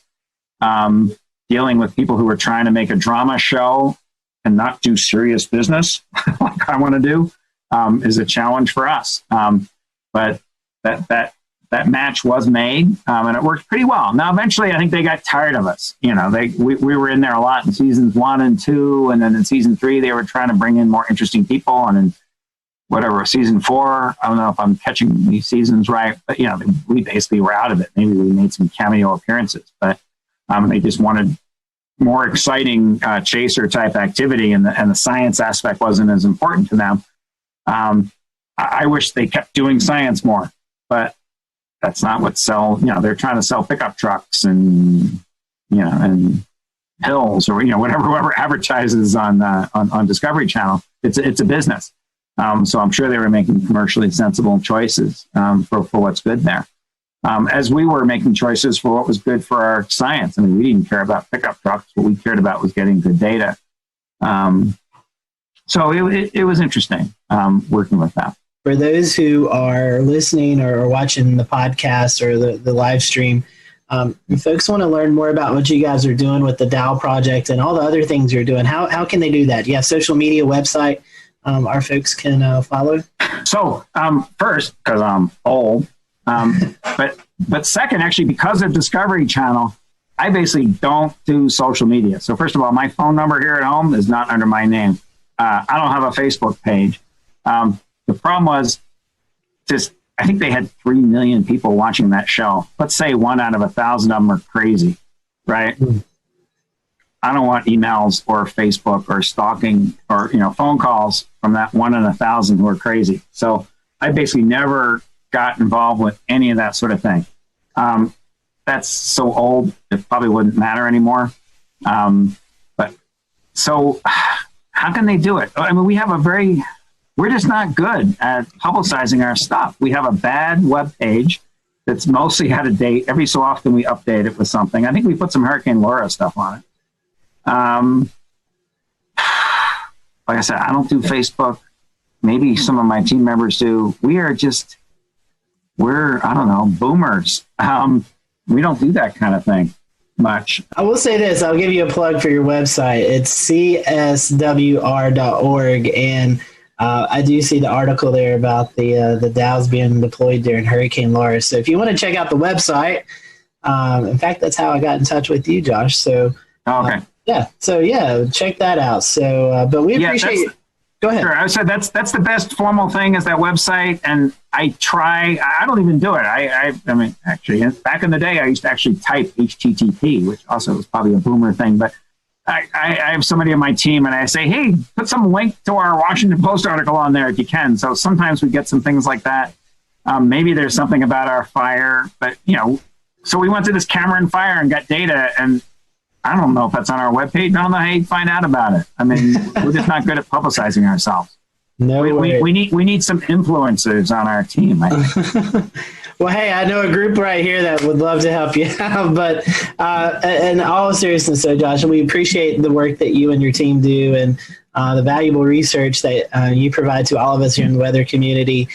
We appreciate you joining us tonight, and we hope you stay safe out there the next time you venture out into hurricanes or tropical storms or tornadoes or this upcoming winter storms. We wish you the best out there, and we'll stay in touch. Okay, thanks. It was great talking to you. Terrific questions, all of you. It was fun to answer those, and I'm happy to answer others or do something like this again whenever you guys are interested. Thank you guys for watching the Carolina Weather Group. We hope you have a great evening here next week.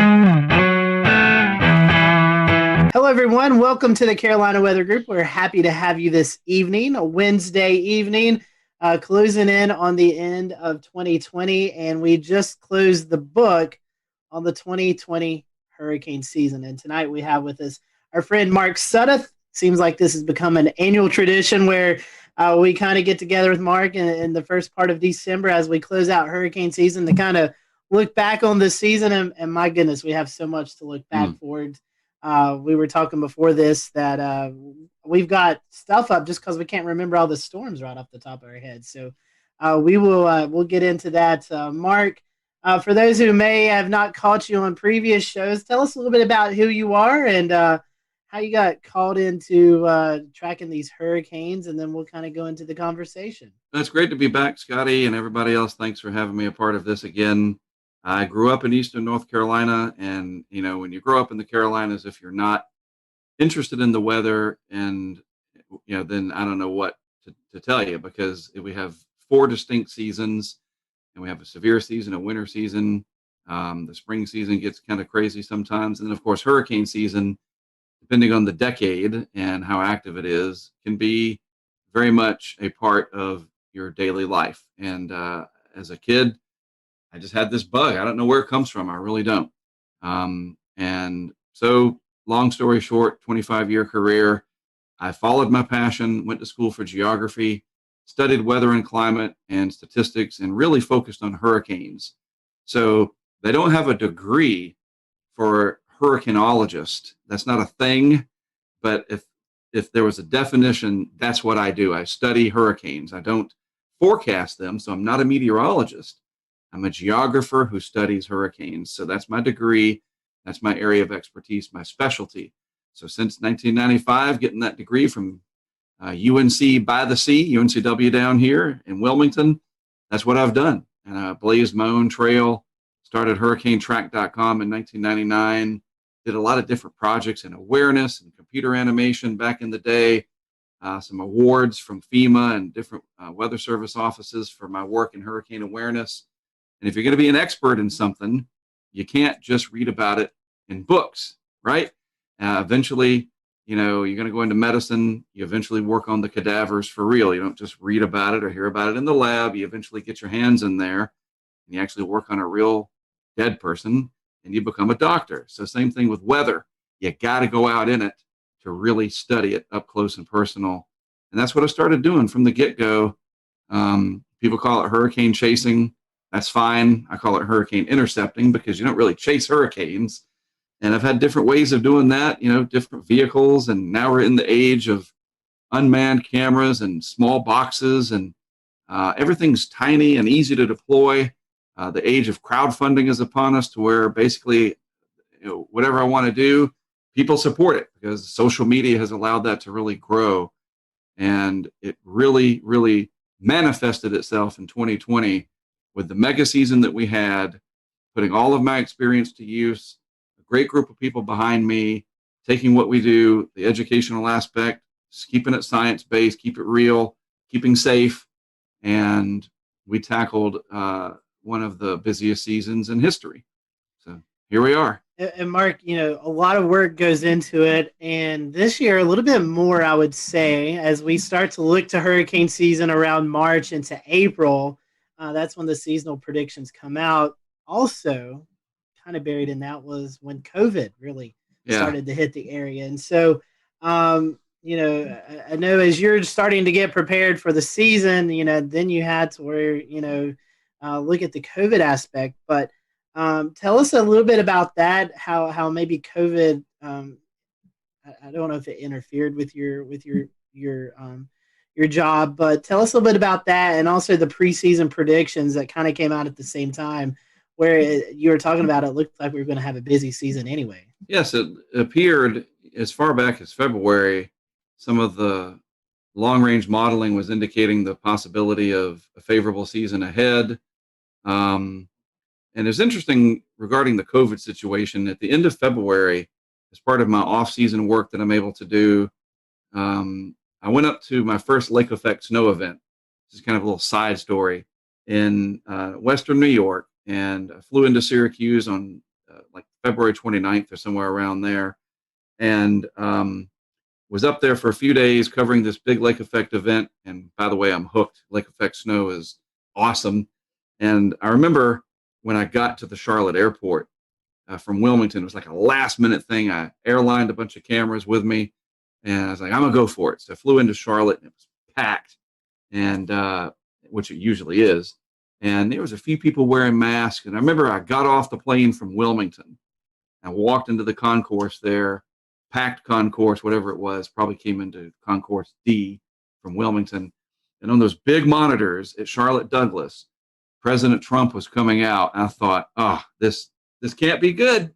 This cannot be good. If he's going to come to the podium while I flew that 45-minute flight from Wilmington to Charlotte, something bad has either happened, internationally, or this COVID thing is finally going to break loose, because I had been watching it and learning about it. My wife's in the medical field, and that was it. And so I got back like March 3rd or 4th or something like that, and the world changed within 2 weeks. Basketball got canceled. Our lives turned upside down.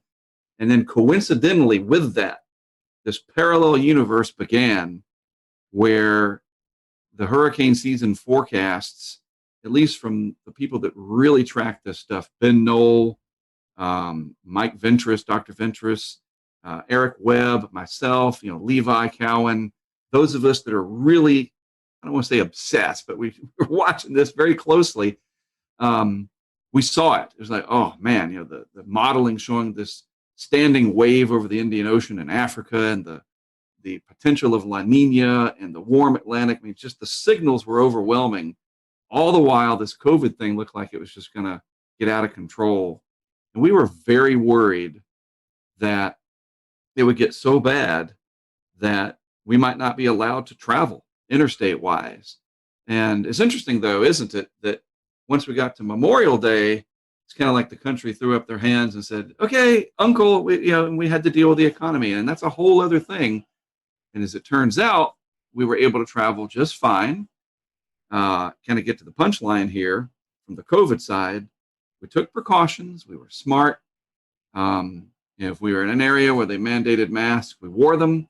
I don't like it. I had to do an interview with a mask on with CBS this morning, and it was the weirdest thing in my entire career. I've got a Hurricane Track branded mask. At least I did that. In the interview, I think it was Omar. I can't remember his last name. Sorry.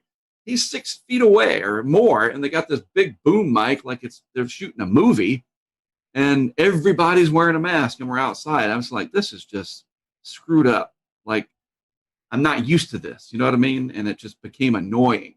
That anytime we took pictures or with any of, we were with Cantore during Laura.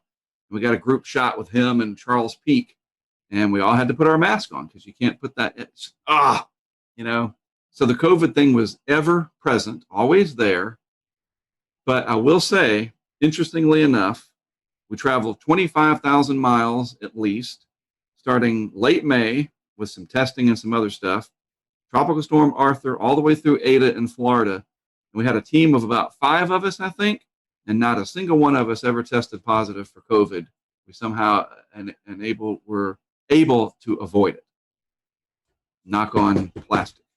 That's spectacular. I mean, that's, just the precautions and the worry and all that, and all that I know you have to do, and the people you have to interact with. Yeah. It's great to hear that, that all of that turned out to be pretty good. So that was a big worry. You're absolutely right. It was a concern of ours. And it's a concern, I'll say this, going into the winter, in terms of how bad things are going to probably get, that interstate travel may become difficult, because I'm in the position to be able to cover winter storms like never before.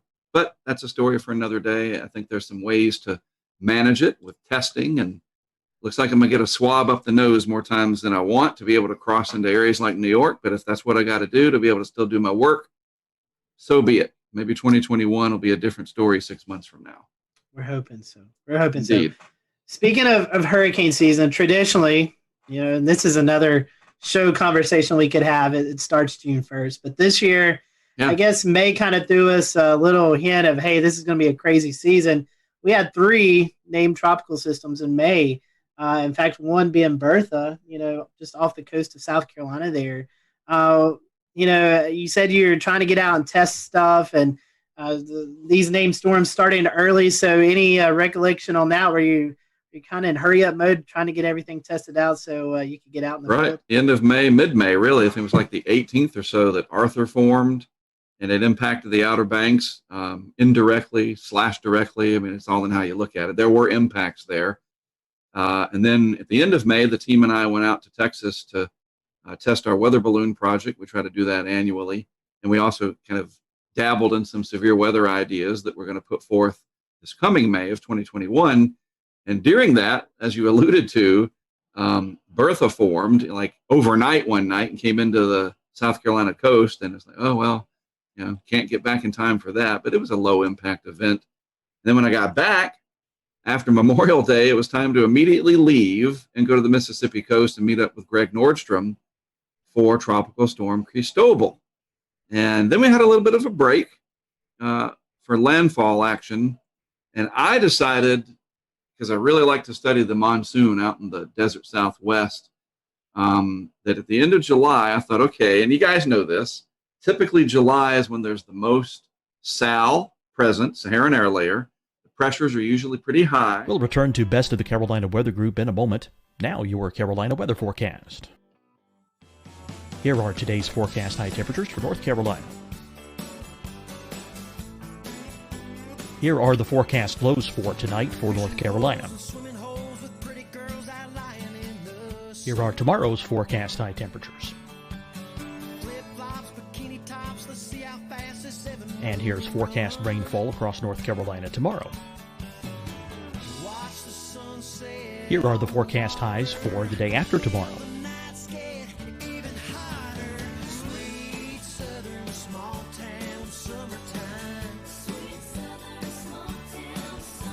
And here's the forecast rainfall across North Carolina for the day after tomorrow. This is the total rainfall forecast across North Carolina for the next 3 days. Here's the severe thunderstorm outlook for today from the Storm Prediction Center.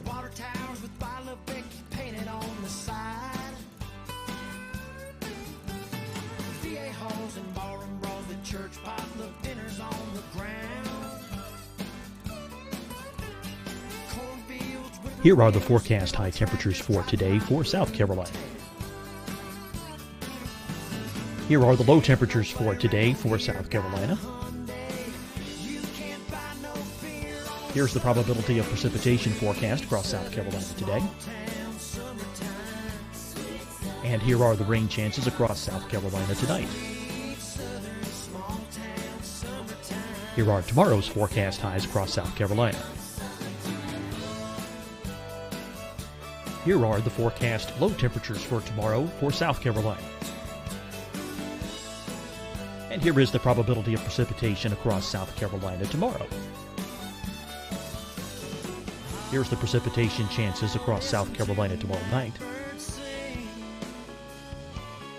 Here are the forecast highs for the day after tomorrow in South Carolina. Here are the forecast low temperatures across South Carolina for the day after tomorrow. And here are the rain chances across South Carolina for the day after tomorrow. And South Carolina's probability of precipitation for that night. Here's the Storm Prediction Center's severe thunderstorm outlook across South Carolina for today through tonight. Here's the Storm Prediction Center's severe thunderstorm outlook across South Carolina for tomorrow and tomorrow night. And here's the Storm Prediction Center's severe thunderstorm outlook across South Carolina for the day after tomorrow through that night. Here's the severe thunderstorm outlook for today from the Storm Prediction Center.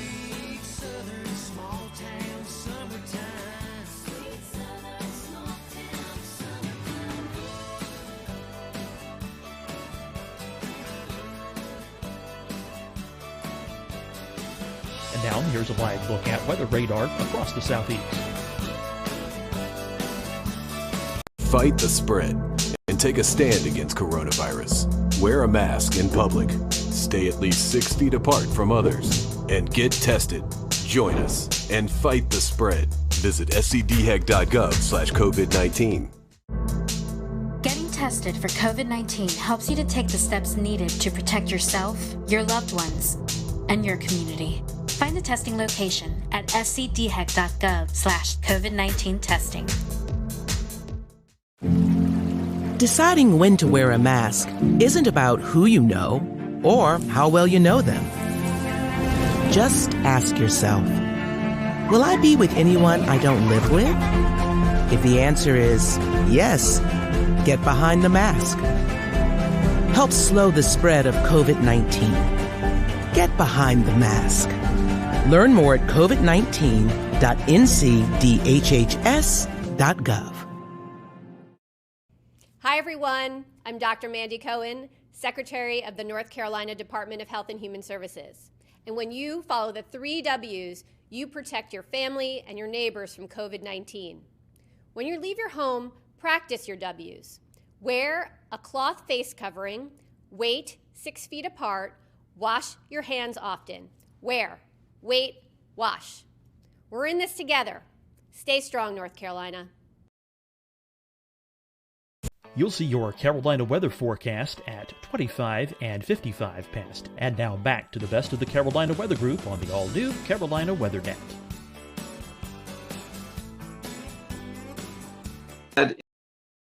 Any big-time main development region like 05 mirroring yet, right? Remember in 05 we had Dennis, early July, Emily, Cat 5. I mean, we didn't have that this year. So I thought, all right, people are starting to fly again.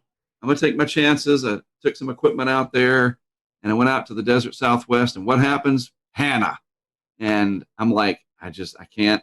What am I going to do? I'm not going to just fly into Houston and drive down to Kennedy County where there's more cows than people and just stand in it. I don't have any equipment. So Hannah got past me, and I hate it. I hate it when one gets past me. But if there's anyone to miss, it was Hannah. Because look, it came into a county where the cow to people ratio is 1,000,000 to 1. We made it all the way to H, Hannah, and if we're going in alphabetical order, and my alphabet correctly, we're going to have Isaias next. That is the most prominent storm that affected the Carolinas this year. Could you go into just some kind of conversation about how that went for you and what you saw in the eastern half of the Carolinas?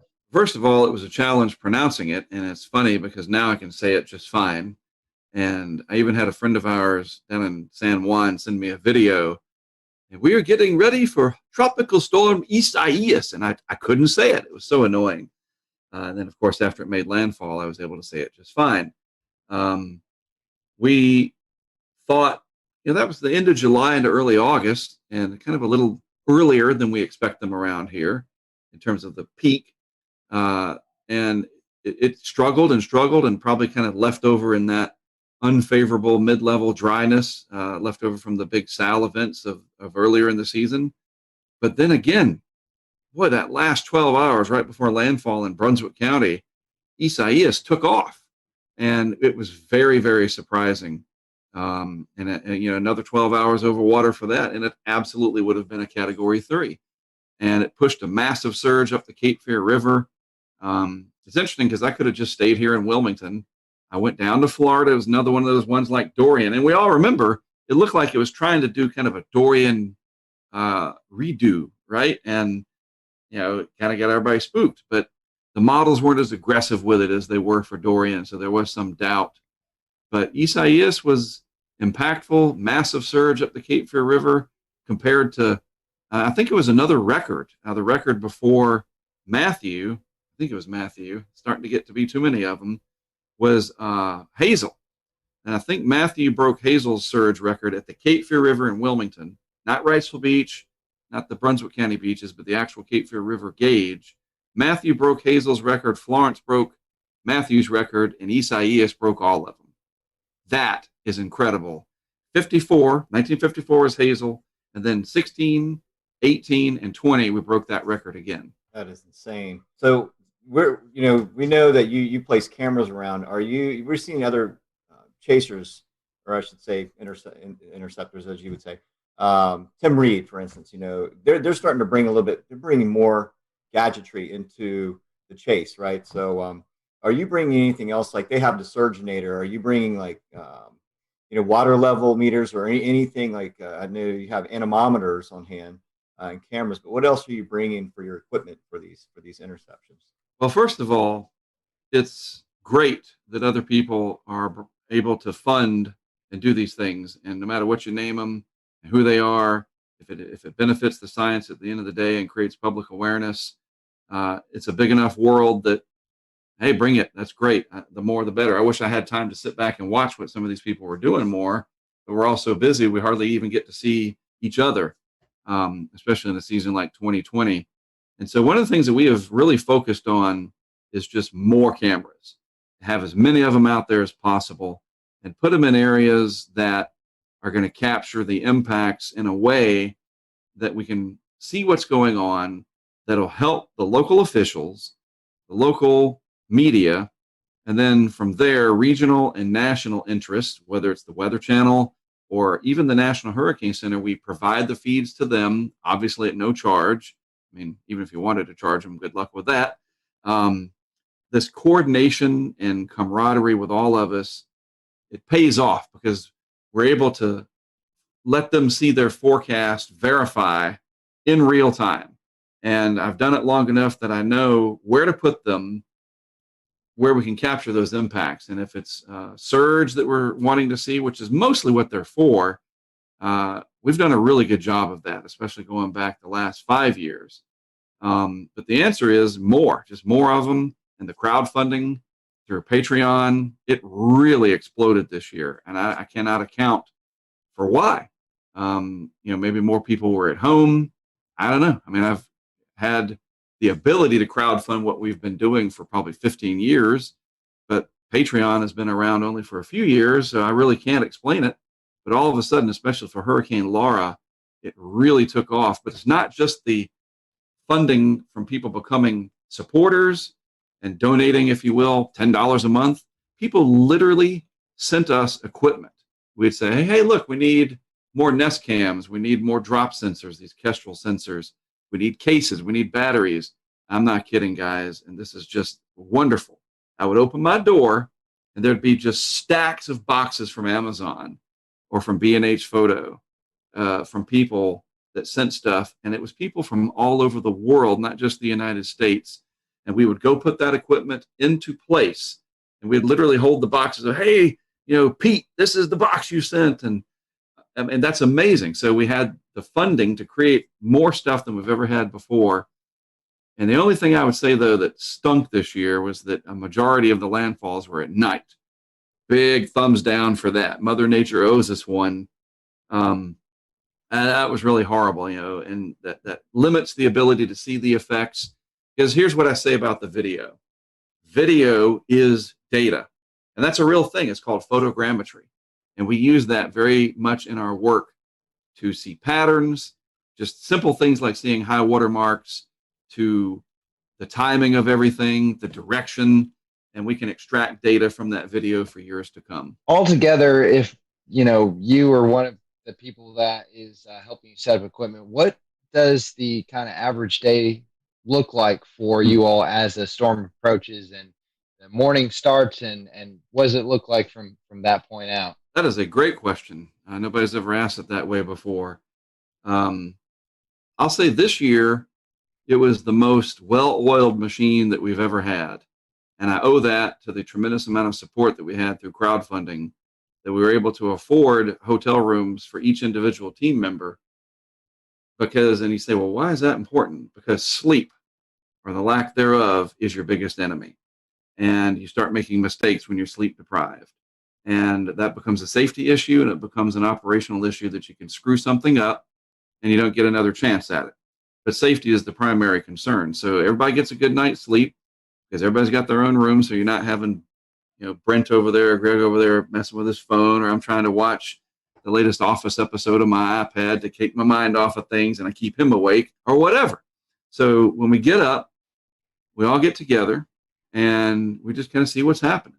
What's the latest track show? What's the latest from the Hurricane Center? We have people from the outside feeding us information.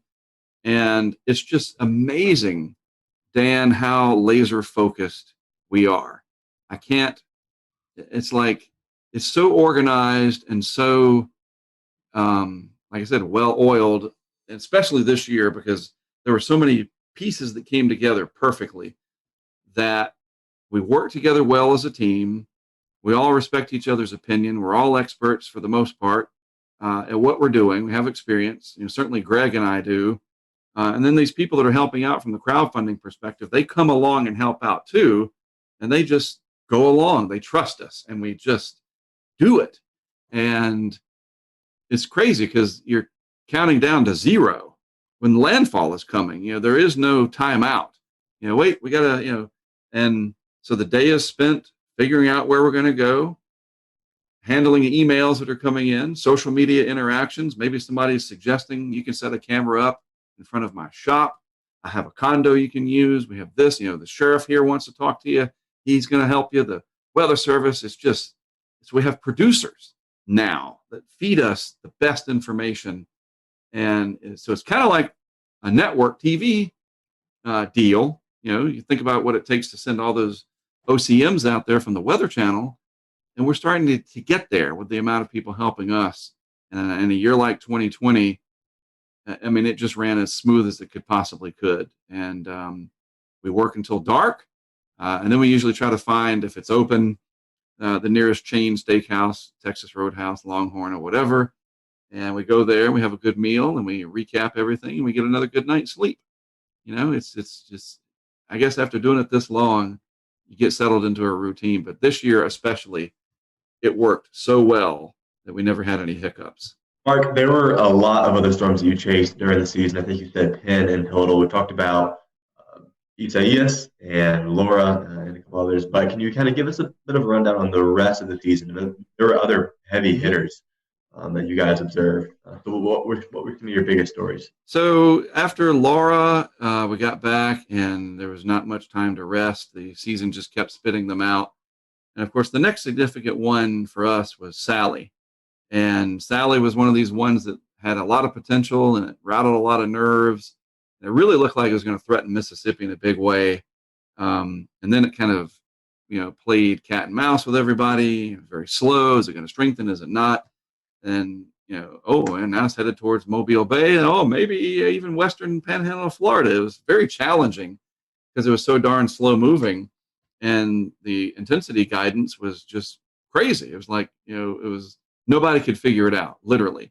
So that was the most challenging because it kept us on our toes in a very familiar area. I mean, I know the Central Gulf Coast very, very well, and yet it was still very challenging. But at the end of the day, the success that we had with that, because it was another nighttime event, and this is where my experience came into play, I focused on the river flooding that was coming. And I worked very closely with some of the Weather Service offices down there, and even one of the meteorologists for the state of Florida.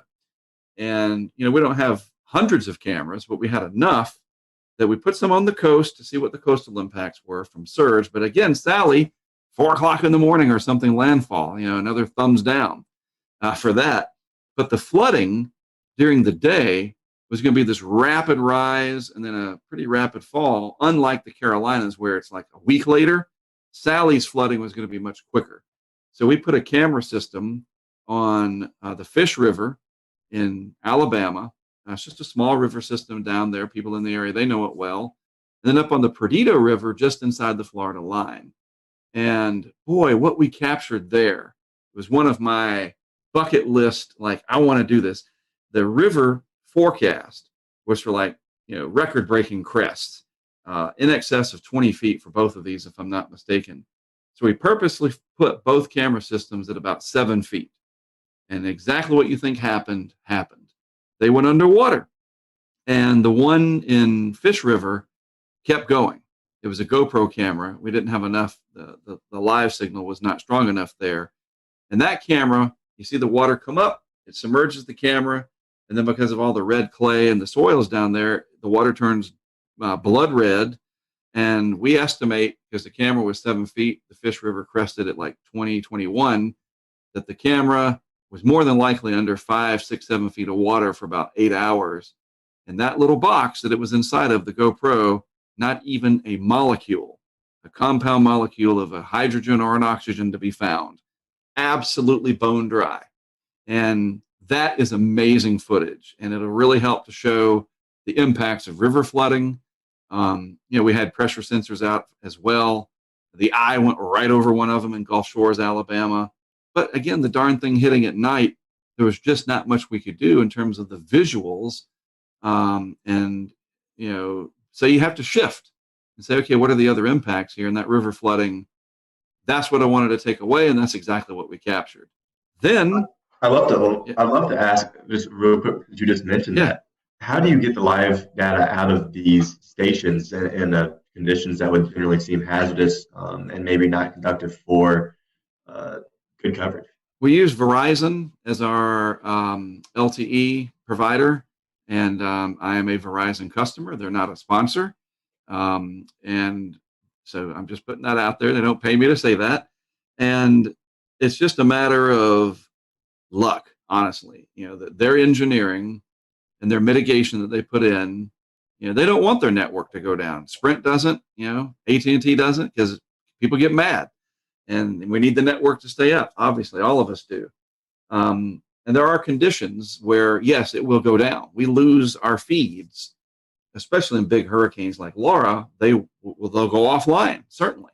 But that's what the GoPros are there for. They back up those live feeds, especially if it's going to be in the daytime. And for Sally, slow moving, not really intense. And so you're not going to get like a gut punch to the network. It's more of a long process. And everything stayed up as far as I can remember. But that's what we do, is we use Verizon LTE, and we will be investing, because of our strong support from crowdfunding, some of that money into even more technology for 2021 that'll give us hopefully double the bandwidth, if you will, or at least the range to pick up towers. Maybe the tower nearest our camera is out 5-10 miles away. We could pick that one up. We've got somebody from Washington State who's donating some equipment to make that possible. And always trying to do it better, keep that mousetrap ever improved, right? Well, I didn't mean to interrupt your the rest of the season recap. But after that storm, what else did you investigate? It's interesting. Sally turned into Beta. We went from Sally to Beta. It's like, how did that happen? Because it was just this flood of activity. We had a big burst. We ran through just about everything that was left. Teddy, Vicky, Wilfred, subtropical storm Alpha. Boom! Now we're up to Beta, and Beta was threatening Texas, and so that was the longest stretch that I was gone. I was gone for 2 weeks, and that was weird. It was just like, man, I've been gone freaking forever. Anyway, so I went over to Texas for Beta. Set up a lot of equipment. It is the cool part about Beta. A little side story. I put one of the remote cameras on the piling of a house in Surfside Beach of one of the executives that works for the Weather Channel. He's a friend of mine, and it's no secret. His name is Tom Lee, and he's one of he's up there, right? And he has a house. His family has a house in Surfside Beach. And I was like, hey, you got a house down here, where is it? And I looked it up, and I was like, whoa. I drove down there, and it was pretty exciting. They had some waves coming in, and, I even flew the drone down there, and it was pretty remarkable. And I put a camera right on his piling. And it turned out it was a really good shot because the power didn't go out. And these Nest cameras do really well at night. And you could just watch the Gulf come in and out on the tides from one of the executives of the Weather Channel, right at his house. And he thought, hey, pretty good way to keep an eye on my house. And we met a lot of cool people down there, as we always do. And, the people that we meet is remarkable. And we just started thinking, this is a Greek name. We're up to Beta, and I can't remember what the date was. It was like late September, I guess. And we're already to the B of the Greeks. It's like, geez, where's this going to go? And now, of course, we know it kept on going. But after Beta, there's a little bit of a lull, just a little. And then it was Delta. And I guess now's as good a time as any to get into Delta. And the thing about Delta, I'll say this. I saw a lot of people, you get the hype of something, and then you get the anti-hype. And I think both of them can be dangerous, obviously. People that will put the one snapshot of the 40-inch snow, the Cat 5 hurricane parked over Charleston from the Euro 10 day or the GFS 9 day. You see it all the time. We know. But then you got the guys and the gals on social that they want to play the other side, that I called it, that it wasn't going to be anything, and da-da-da-da-da. It's like, just stop. I don't want to tell you what to do, but stop. Just go down the middle and just look at the facts. And there were so many people saying that Delta was probably not going to amount to much because the Gulf had cooled. So we had those early cold fronts. But there was this research that I had looked into from one of the HRD people and other aspects that, and it wasn't like the 26 Celsius isotherm was 400 miles south of Creole, Louisiana. It was like 20 miles, man, and there's other factors at play. You guys know this, that it's not just baroclinic stuff, but it's not all about sea surface temperatures and upper ocean heat content. There's more to it. If the atmosphere is primed, you're going to extract every bit of latent heat out of that Gulf that you can possibly do. And that's exactly what Delta did. And that thing exploded and became a very powerful hurricane for that part of October. And it was, if it wasn't for Laura, Delta probably would have been the big story for Louisiana. As it stands, it came on top of Laura, which was weird. Like, you're driving around setting stuff up and you're like, there's still stuff wrecked from Laura. Debris piles 10, 12 feet high. And we're putting cameras up in the same place. And gosh, that was so bizarre. Delta came in right at dark.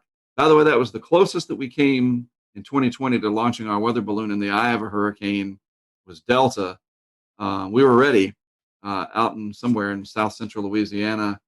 The eye kind of never calmed down for us where we were. It was filling, as I say, and it was never had the calm winds, and it was getting dark. Came close on Zeta too. We'll get to that. But Delta, like, the countdown was on. You're like, okay, let's do this, turn on the this, to that. We were ready to go through the checklist, and then it got dark, and it was still like 60, 70 mile per hour wind, even when there was no rain. It was weird. When the backside gets hollowed out, they just tend to do that. Delta was amazing because when it was over and we went back to pick up our equipment the next day, they had no barricades, no police, no parish sheriffs, whatever they're called down there, nothing. And that's just Louisiana. It's like, hey, you want to be dumb enough to go and get yourself killed? We're not going to stop you. And we went down and started picking up our stuff, and there was nobody down there. And I don't mean like, it's a few cars. There's nobody, not a single living human being down there. They had all evacuated or they were already gone after Laura. And we went down to get our stuff. And that's one of those moments that there's just no way to describe it. It got dark. We had to get over to Creole and get the last camera from Creole. And when you say that the Milky Way came out, because there was no lights on, that's an understatement. It's like the closest you'll ever get to primordial Louisiana in the Jurassic era is after a hurricane like Delta, which was on top of Laura, that just took the grid out. There's not a light within 50 miles. And it was remarkable. It was like a religious experience, to be honest with you. And there's alligators and raccoons and all kinds of wildlife down there. And we just felt like there's three of us, me, Brent, Greg. We felt like we were one with this weather universe. And I know it's a weird thing, but it was this amazing thing that I'm glad it happened, put it that way. And we safely retrieved our stuff. And it was one of the greatest adventures I've ever had. Couple more things, Mark. Zeta and Eta. I think I pronounced that right. Impacts here in the United States. But after that, we had a couple of storms, Theta and Iota, that just wreaked havoc on Central America. I mean, these were strong hurricanes. So as we kind of round out the Greek alphabet, what's your? I mean, I know Eta and Theta, Eta and Zeta, you were able to be a part of, but not the last two. But what's your memories of those last four storms? Well, Zeta was a surprise. Because it overachieved. The Gulf was cooler by then, and yet, I mean, it came close to becoming a Category 3. Remarkable. Again, the atmosphere was just like, wow, and it intensified right up until landfall, and it had major impacts in Louisiana and Mississippi. Greg Nordstrom has damage to his house, nothing significant, and it's all insured and so forth, but he became the hunted, and we were in the eye of that one down in Slidell. That was amazing. Just the surge, though, that's the thing I'm trying to remember. The surge, even though Zeta came in at night, this came in right at dark. The storm surge in Mississippi was remarkable.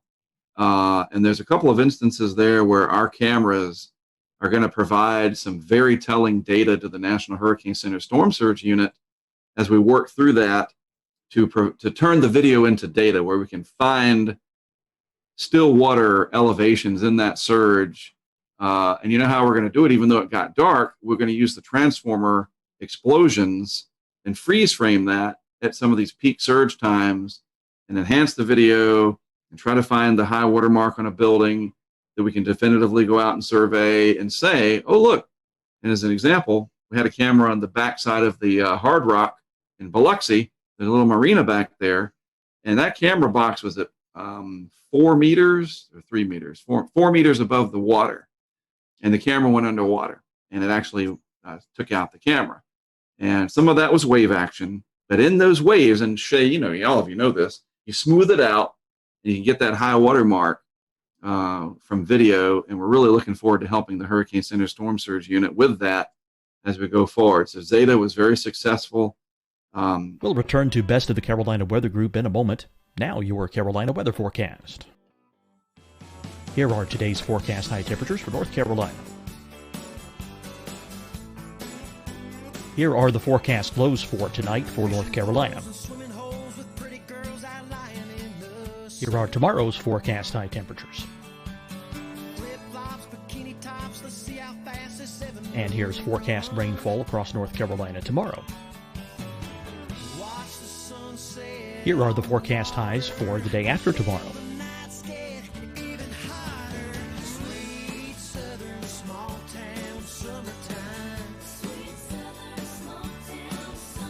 And here's the forecast rainfall across North Carolina for the day after tomorrow. This is the total rainfall forecast across North Carolina for the next 3 days. Here's the severe thunderstorm outlook for today from the Storm Prediction Center.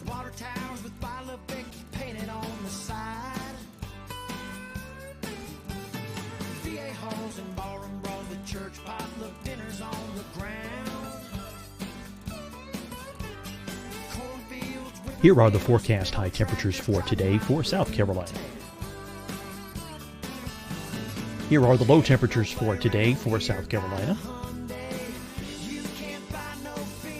Here's the probability of precipitation forecast across South Carolina today. And here are the rain chances across South Carolina tonight. Here are tomorrow's forecast highs across South Carolina. Here are the forecast low temperatures for tomorrow for South Carolina. And here is the probability of precipitation across South Carolina tomorrow. Here's the precipitation chances across South Carolina tomorrow night. Here are the forecast highs for the day after tomorrow in South Carolina. Here are the forecast low temperatures across South Carolina for the day after tomorrow. And here are the rain chances across South Carolina for the day after tomorrow. And South Carolina's probability of precipitation for that night. Here's the Storm Prediction Center's severe thunderstorm outlook across South Carolina for today through tonight. Here's the Storm Prediction Center's severe thunderstorm outlook across South Carolina for tomorrow and tomorrow night. And here's the Storm Prediction Center's severe thunderstorm outlook across South Carolina for the day after tomorrow through that night. Here's the severe thunderstorm outlook for today from the Storm Prediction Center.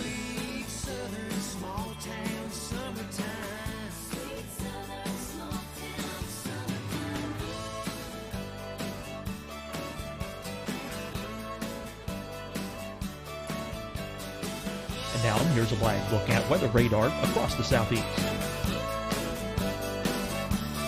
Fight the spread and take a stand against coronavirus. Wear a mask in public. Stay at least 6 feet apart from others. And get tested. Join us and fight the spread. Visit scdhec.gov/COVID-19. Getting tested tested for COVID-19 helps you to take the steps needed to protect yourself, your loved ones, and your community. Find the testing location at scdhec.gov/COVID-19 testing. Deciding when to wear a mask isn't about who you know or how well you know them. Just ask yourself, will I be with anyone I don't live with? If the answer is yes, get behind the mask. Help slow the spread of COVID-19. Get behind the mask. Learn more at covid19.ncdhhs.gov. Hi, everyone. I'm Dr. Mandy Cohen, Secretary of the North Carolina Department of Health and Human Services. And when you follow the 3 W's, you protect your family and your neighbors from COVID-19. When you leave your home, practice your W's. Wear a cloth face covering, wait 6 feet apart, wash your hands often. Wear, wait, wash. We're in this together. Stay strong, North Carolina. You'll see your Carolina weather forecast at 25 and 55 past. And now back to the best of the Carolina Weather Group on the all-new Carolina Weather Net.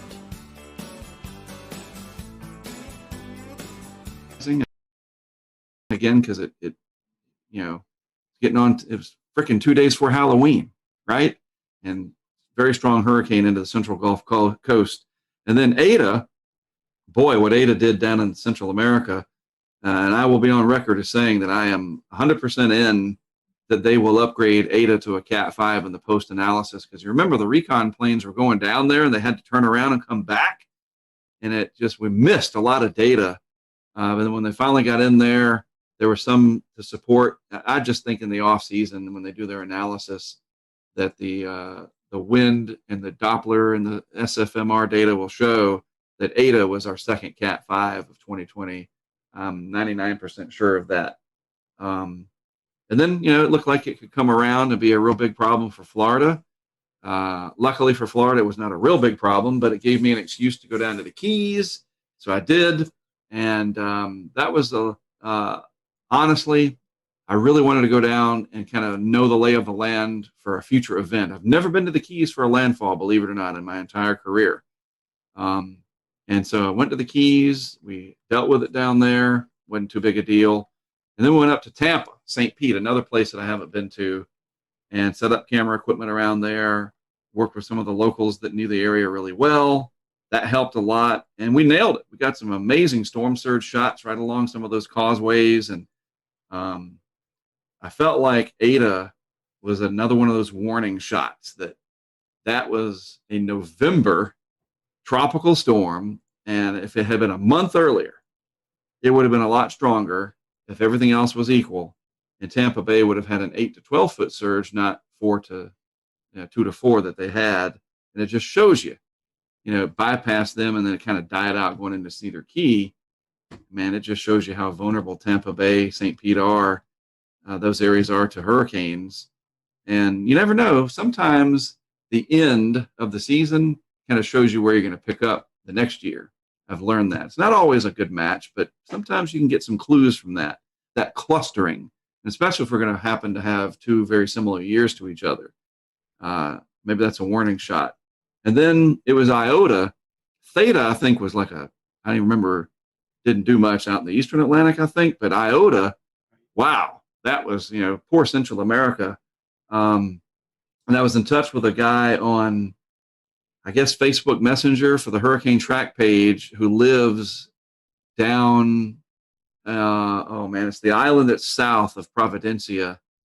He was real worried about it, and it reminded me of Irma when I was communicating with a guy on Facebook that lived on St. Bart's. He was scared for his life because 185 Irma was coming for him. And this guy was down there on that island south of, I think it's San Andres or something, south of Providencia. Of course, that island, Providencia, these are Colombian governed islands, was just annihilated. We saw the devastation from there, and that was it, thankfully. Iota capped off 30 named storms, the ace of around 180, right? 13 hurricanes and 6 of them, whatever it was, major, right? Something like that. It's hard to even remember. And maybe that's it. Maybe we'll be done for the whole, like, we won't be like '05 and we're still naming these things in January, but I wouldn't be surprised if we get something in the subtropics at this point. Well, Mark, one more thing to kind of wrap up this hurricane season, and we talked a little bit about it earlier, is how many storms we saw this rapid intensification. Yes. You know, a day and a half before landfall. What's your thoughts? I'm not asking for scientific or just what are your thoughts about that? I mean, because you've mentioned previous, sometimes these seasons kind of foretell what's going to happen next season. This is a scary trend, and it's a trend that really needs to be watched. Well, the simple answer is it's concerning because we look at the ACE, and some of that ACE, the accumulated cyclone energy, was generated. Like we look at Laura, it was a 150 mile per hour hurricane, but it did so in that last day before landfall. And Michael did the same thing in 2018. Matthew rapidly intensified on approach to Florida, and it was very fortunate for Florida that it just scraped by 20 miles offshore. Dorian stopping, I don't know, whatever it was, 180 miles short of West Palm Beach, our vicinity, as a rapidly intensifying Category 5. And we're getting real close here to some absolutely mind-boggling disasters because these hurricanes are intensifying close to land. Eta and Iota both intensifying real close to South America like they did. That was a similar theme in 2005. Now, we had a much higher ACE score in 2005. And you say, well, yeah, there's a lot of, we had 4 Cat 5s that year. Well, think about it. All 4, here's a similarity. All 4 of those Category 5s in '05, yes, they were much stronger than what we had in 2020, looking at the big picture. But Katrina, the entire life cycle of Katrina was about 5 days, the whole thing. And in that 5 days, it became a Cat 5. Rita, same thing. Tropical storm in the Bahamas, Cat 5 in the Central Gulf, makes landfall as a 3. The whole thing lasted less than 5 days, roughly. Wilma, a little longer, but it rapidly intensified. Twice, once on the approach to the Yucatan and another on its way into Florida, and it made landfall as a 3, if I recall. Emily, Dennis, both, Dennis almost was a Category 5, rapidly intensifying. And here's the common thread. They all did so probably west of 75 degrees longitude, not like Irma, which was a Category 5 way out in the Atlantic. Florence, way out in the Atlantic, very strong. Ivan. These long track hurricanes are so different than these ones that blow up in our backyard. And it's not just the United States that has to deal with these. Central America, Cuba had to deal with Gustav doing that in 2008. But there's this weird common thread between '05 and 20 that these massive hurricanes that we did have strengthened so quickly in our backyard. I don't know why. I don't know exactly why. Can you attribute it to the La Nina and the favorable pattern right over that area west of 75, south of 30 north? There's something going on there. And, that's the thing. Can we see that kind of a pattern again ahead of time? And no, this is our bubble. This is our area we got to really look out for. Maybe that's one of the next things that people like Dr. Klotzbach or Eric Webb or Levi Cowan, who works down at HRD now, maybe they can work on that. Pattern recognition for that favorable bubble that's going to give you those strong hurricanes. And if they're close to land, we really should know that. Kind of piggyback off that, we've had a few Twitter questions come in. Matthew Harding wanted to know, do you think we'll see something similar in 2021 that we've seen in 2020? I mean, I guess to kind of piggyback that, what is your outlook as we go into next year's tropical season? Well, I think and this is so easy to understand, it's highly dependent on the state of the ENSO, I think more than anything, the El Nino Southern Oscillation phenomenon. Right now, we are in at least a moderate La Nina. It's like negative 1.3 or higher or something. I mean, the index is pretty low. And so that La Nina sticking around or not, and basically it's the absence of El Nino. If there's no El Nino and the Atlantic is warmer than average, especially in the main development region, then you typically have an above average season. But a season like 2020, where it's hyperactive and mega active, hopefully those are 15 years apart, because this is just too much. But you look at 04, here's the interesting thing. 04 had, what, 15 named storms, something like that? And the ACE score was way higher than 2020's was in 04. And yet 05 almost doubled the amount of named storms of 04. Its ACE was a little higher, but they were back to back. You know what I'm saying? So I don't think you can look at that and say that 2020 is the 04 of the 04-05 combo, that 2021 would have 35 named storms or 40. Maybe it's a little bit of a reverse, that next year we have 15 to 20 named storms, but some long trackers, that the overall pattern stays favorable. Maybe that bubble shifts back out towards the southwest Atlantic and maybe Florida, and the Carolinas comes into play. There's just no way to know this early on. But the biggest thing to track, it's easy to do, is the anomaly data, the state of the INSO, how the Atlantic's doing. And if those two puzzle pieces, a negative INSO and a positive AMO, or just a warm Atlantic, doesn't even have to fit the classic anti-Atlantic multi-decadal oscillation. I know I'm throwing all these terms out. But if the Atlantic's warmer than the Pacific is, look out, generally speaking. We're basically going to need an El Nino to save us. And then that's going to have its own set of problems, because the globe will be like 5 degrees warmer than it should be on average, or some stupid stuff like that. We can't win. Yeah, you're right, Mark. I mean, I think the positive AMO definitely attributes to it, even positive NAO. Right. And then you add the Madden-Julian oscillation, which allows for the shearing effect to lessen across large portions of the Atlantic.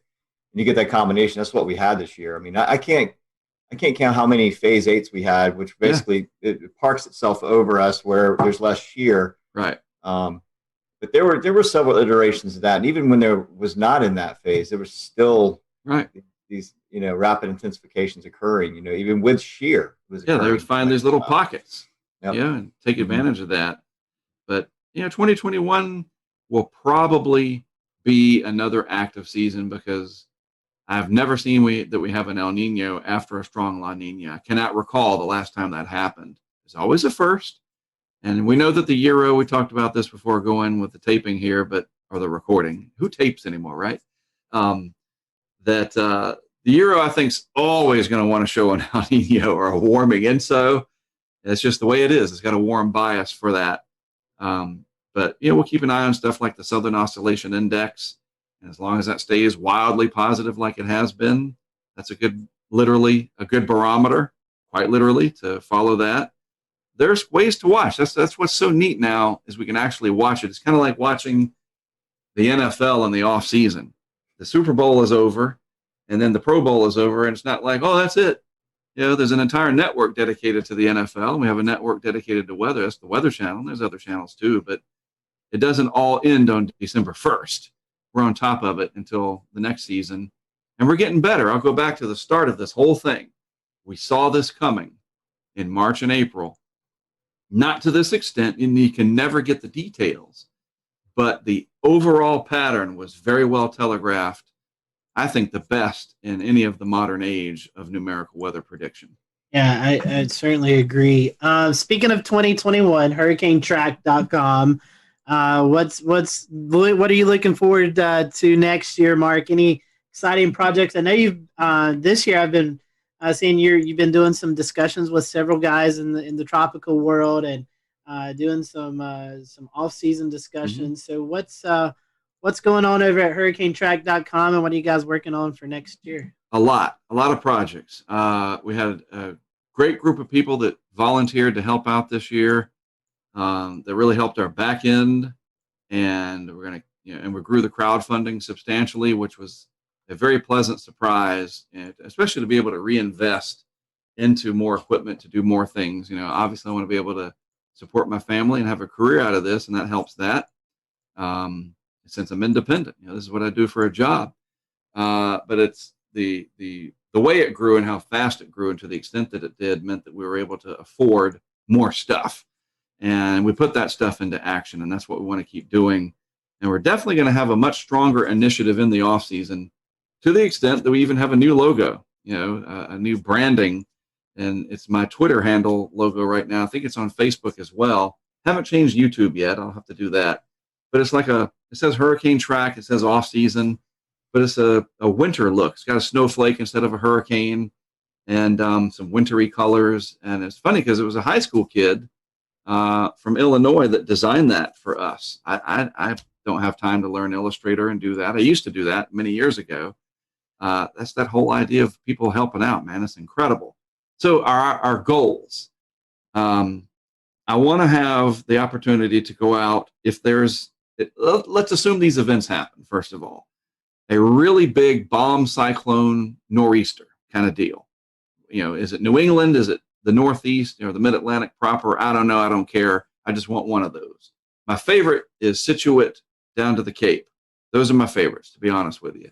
I want one of those. I'd like to put in an order for a big bomb cyclone, winter storm, preferably in February. A big lake effect event in western New York, where I was last year from Syracuse up to Watertown through the Tug Hill Plateau. I know there's other areas, Cleveland, Buffalo, etc., but I really like that part of upstate New York. So I want a big lake effect event. Then a high plains blizzard, one of those bomb cyclones that moves out of the Front Range, 980 on the pressure, big comma shape out over the Great Plains. I got a good friend and colleague up in Sioux Falls, Derek Thompson, who's got a nice Mesonet truck. I'm going to send him some cameras. He's going to put them out. My goal is to fly into Denver, rent a vehicle, bring some cameras with me. We scatter them around South Dakota, out in the Black Hills. Nobody's ever done that. You got traffic cams and you got storm chasers, and again, they do great. But I want to stick a camera on an overpass out on, Interstate 70 or something out there, and show you that blizzard from the ground, basically. And then have these pressure sensors and temperature sensors attached with it that we're working on that feeds that information in real time. That's our next big project, is that every camera box will have a Kestrel with a Raspberry Pi that feeds that live weather data. The only thing we're going to be missing is wind. I talked to WeatherFlow about getting some anemometers. The arm youngs are just too expensive, man. It's killing me, especially when people are throwing them into the bayous. But I digress. Yeah, we're going to have a big data. We're going to have 20 cameras next year, and each one of them is going to have live data with that camera. What else? Oh, then after that in May, we're going to have this big initiative to go out and put all these 20 cameras and all these sensors and the weather balloon project and have a big test during a severe weather outbreak over multiple days. Sometime in May. It's not a schedule. We're going to be there from May 10th to the 15th. We're just going to wait for the pattern. And when the pattern says go, we're going to assemble the crew and drive out there and hopefully do so mask-free, because the vaccines have been working. That's what we're hopeful for. To go back into that ugliness of the COVID, I mean, we can't escape that, but looking ahead to May, it actually might be a time of some big celebration. We can keep our fingers crossed that we can enjoy the weather and do so back more towards what I don't use that phrase, a new normal. I hate it. I call it the alternate universe. I want the alternate universe to be dissolved. Well, Mark, we appreciate that. Always appreciate your time with us, and we wish you the best on this off season. Hopefully, you get a little downtime before the winter storms get cranked up. Agreed. We always appreciate you joining us around this part of this time of the year and kind of recapping the tropic season.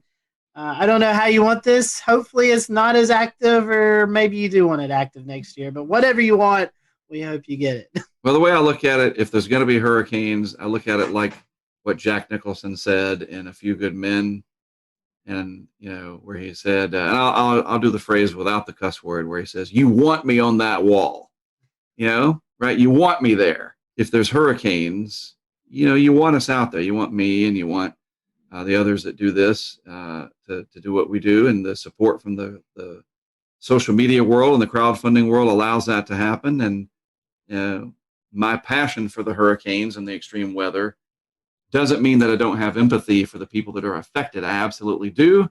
As long as they don't get mad at me for being passionate about what I do, you would never get angry with the firefighter who's headed off to put out the fire.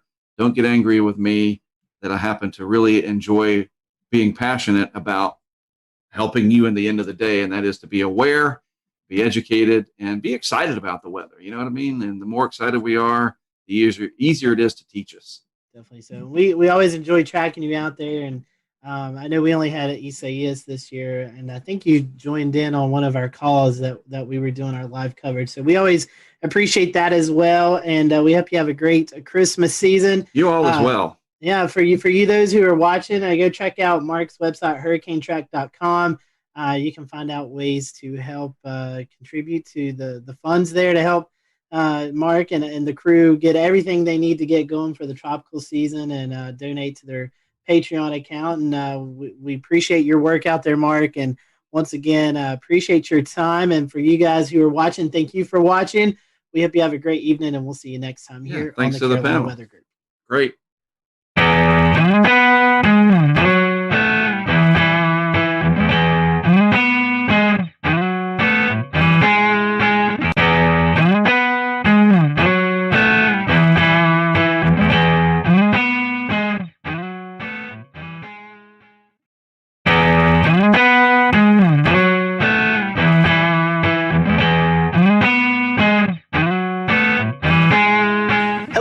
Welcome to the Carolina Weather Group. We welcome you to our latest edition of our little podcast, Weather Live Stream. And we're going to be talking about an interesting project tonight, the Snow Impact Project. You may have heard about this project just recently released out on social media.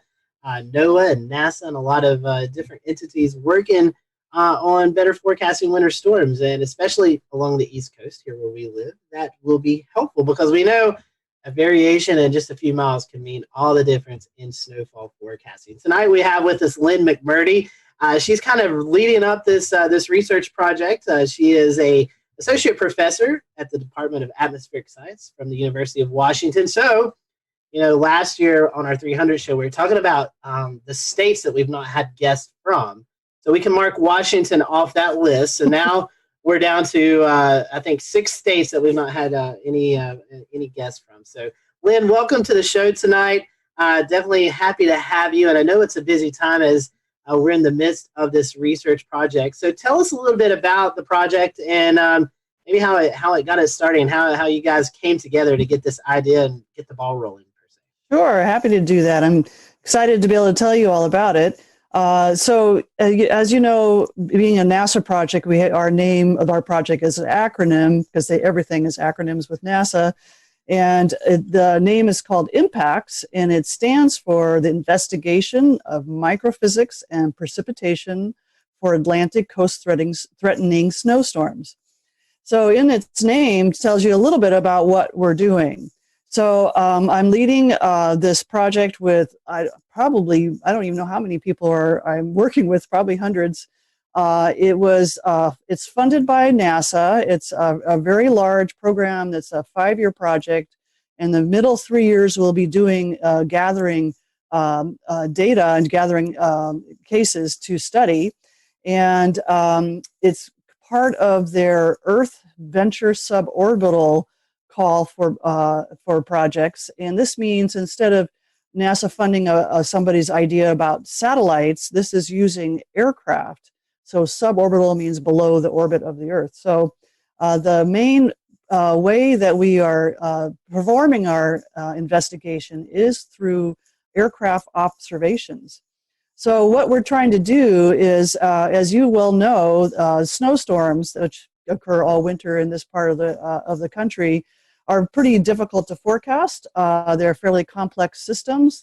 They consist of large cloud shields that can be as far as Florida, way up into Canada. And within those big complex cloud parts of the storm, there's narrow bands of more intense snowfall. We call them snow bands.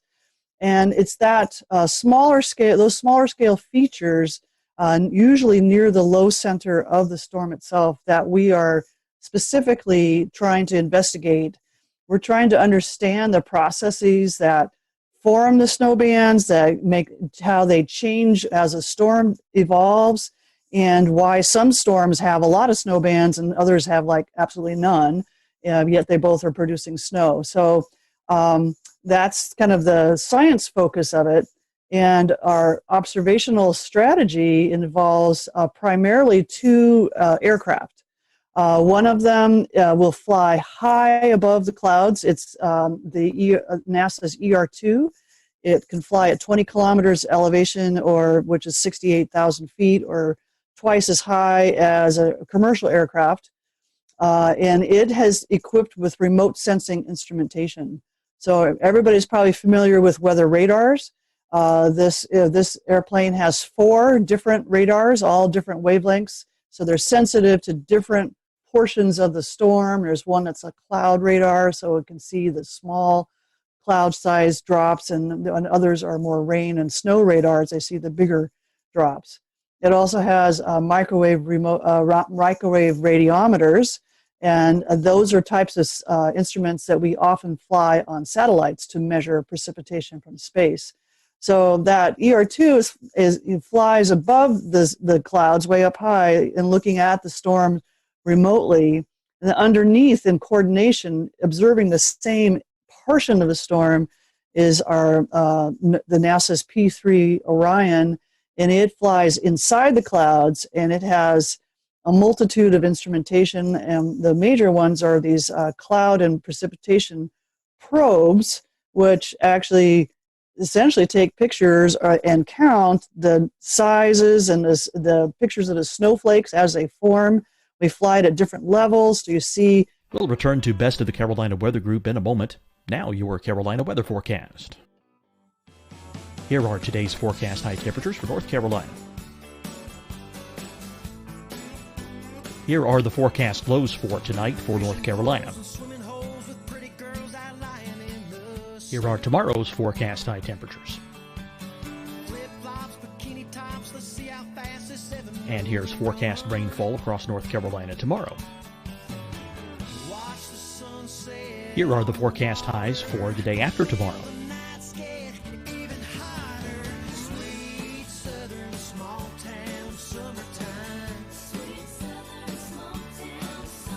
And here's the forecast rainfall across North Carolina for the day after tomorrow. This is the total rainfall forecast across North Carolina for the next 3 days. Here's the severe thunderstorm outlook for today from the Storm Prediction Center.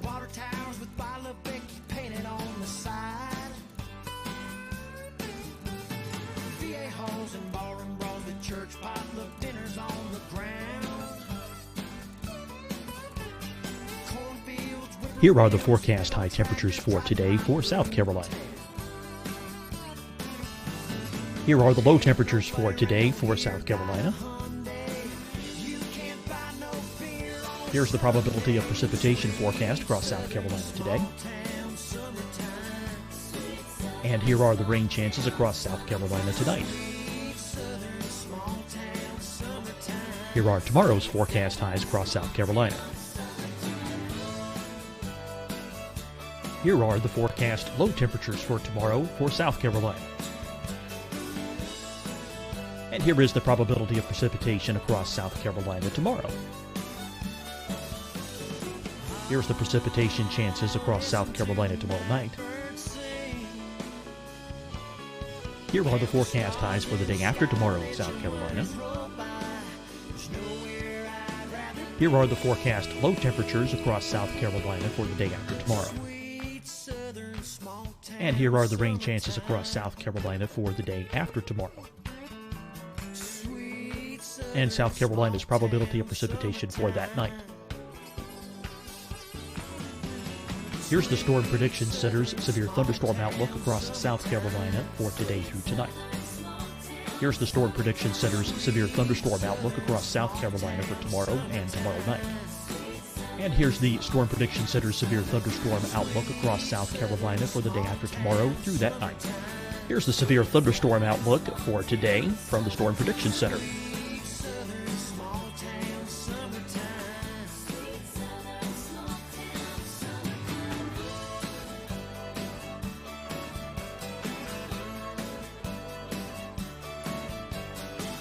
And now here's a live look at weather radar across the southeast.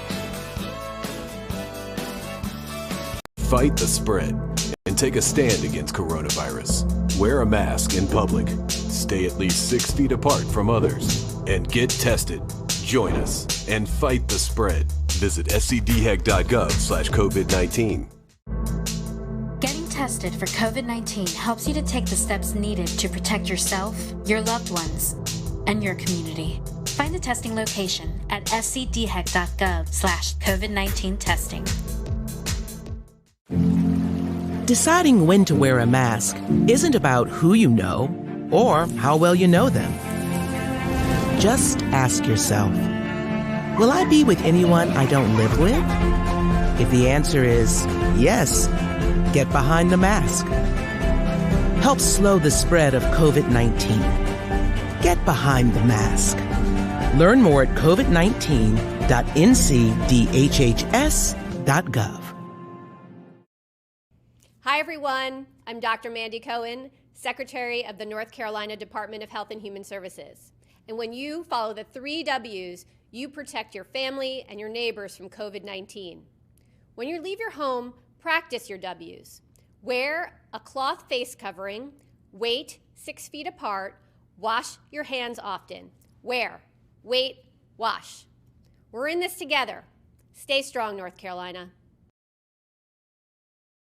You'll see your Carolina weather forecast at 25 and 55 past. And now back to the best of the Carolina Weather Group on the all-new Carolina Weather Net.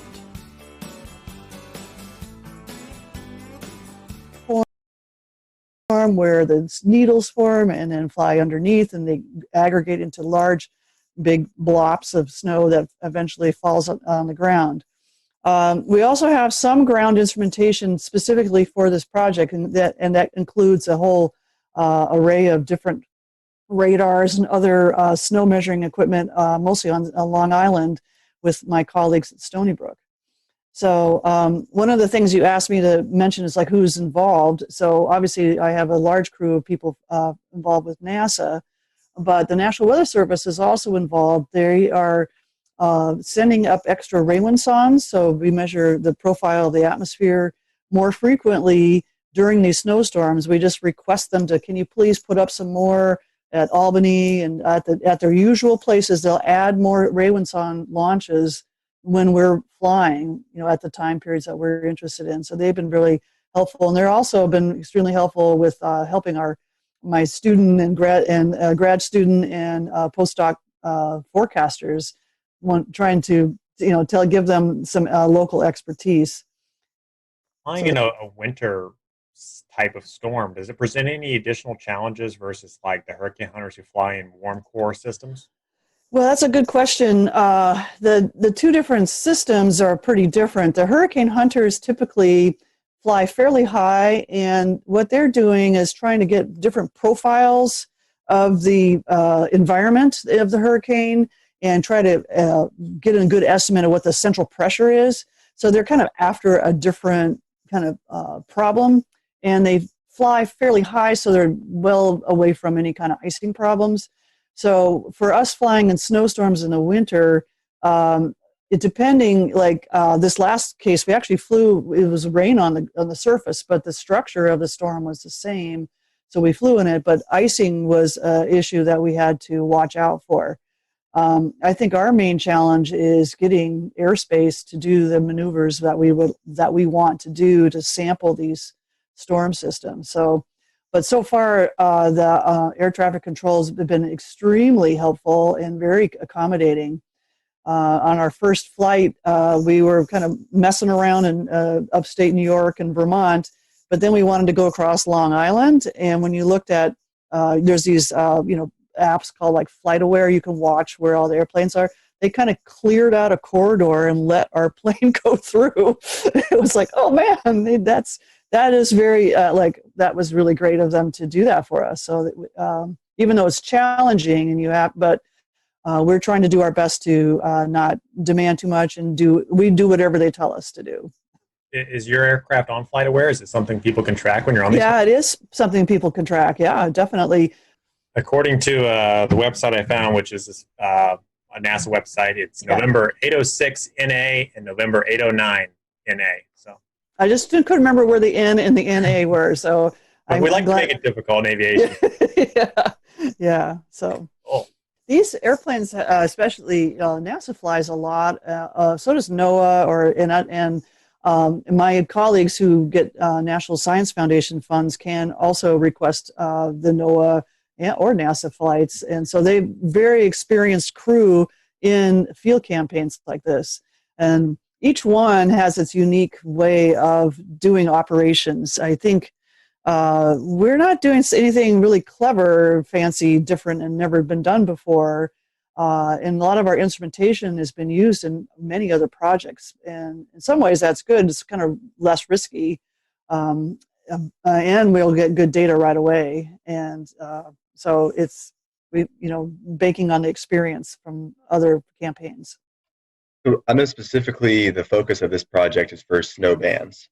But does some of this data also feed into freezing rain and sleet forecasts as well? It might, yes. I think what we're doing at this stage is we're first looking for any storm we can find. The banded structures can result in different things at the surface. The bands form aloft. So at those levels, that's always below freezing. And then the structure at the very lowest levels, the airplanes can't, observe because you're going to crash them because you're flying so close to the surface. So if it happens to be a situation where there's pre-existing cold air down at the surface and that happens to turn into freezing rain instead of snow because it's warmer aloft, then yes, we will inform that. So I've told others that snow bands are our wish list, are the main thing we want to get for. But if the storm happens to be warmer than your usual winter storm, the structures are similar and we can still learn the science of what makes those structures. Why does it organize in these narrow bands that are maybe related to the low pressure center deepening or maybe not? There's different hypotheses that we're testing, and we can test them with a variety of storms, including ones that have freezing rain and things like that. Lynn, just off the cusp thinking, this may, correct me if I'm wrong, may be able to help predict or maybe forecast where we could actually see those intense bands set up where we see thunder snow. Is that? Oh, that would be, thanks for mentioning the thunder snow, because for this year on the ER2, we do have an instrument that measures the electric field, which then relates to lightning. So if thunder snow happens to occur, we will actually learn some really fascinating stuff. They've never flown this instrument in situations where in winter storms. So you're correct that one of the applications of the data that we're collecting should help us improve forecasting in a variety of ways. The first way is we will understand the processes much better. So the science will elevate our knowledge base. But then the direct measurements of those snow crystals and the environment they're forming in and what the liquid water content, the temperature, all these other parameters, these are things that our numerical models are also predicting, but we have to do that what we call using microphysical schemes. It's kind of like an algorithm that figures out how to do this. And they're invariably wrong, so that we don't have that portion of our numerical model very well constrained. And by having these direct measurements, we can see which one of these variety of microphysical schemes that you have a choice to use when you run a forecast model, which one is the most correct for these kinds of storms. They make assumptions like how much is made into snowflakes, how much is made into solid ice, how much remains in cloud liquid water. There's those things are assumed in the numerical models, but we will measure those so we can tell the models, no, you're wrong. I don't care how much snowfall comes out of that model, you're still not getting it right for the right reason. So that's one of our key applications is hopefully down the road making improvements in our numerical models. What's it like? I mean, this has got to be probably the most difficult part of the research. Yes, it is. Where it takes us all week to figure out, like, how would we fly this forecast that's 85 hours out. So far, everything's gone great. We've been lucky, but We haven't flown a lot of cases yet. As you know, it's been kind of a quiet winter, but maybe that's a good thing. So we will be back again next year, and we hope for a really active year, and we really know how to go about this. So this is, even if we don't fly a lot this year, we'll have learned a lot. We will have gotten pretty good data, and we're ready for a better year in the next two. Some of these ideal winter storms can be quite massive and stretch all the way from the southeast to the northeast. Right. Mm-hmm. Is it possible for the planes to cover the southeast on day one and then get to the northeast in time for the deepening low pressure? We would love to do that. The trouble is that these storms kind of move a little too fast. The way when you work with aircraft, there's a certain amount of time that they can fly because of how much fuel they can take, and also for crew duty. So they're very, very strict with how long a pilot can be operating the plane. The ER2, the one that flies really up here, high, is there's only one person on the plane, and that's the pilot. So, and he wears a spacesuit. He's almost beyond the atmosphere. He's so high up. So he has to, we have to be sure that that person is within the safe range. So total crew duty is 12 hours. That includes the pre-flight routine and then landing and the post-flight routine. And then we are required to give them 12 hours off before we require them to show up again. So if my storm would move really slowly, I could probably do that.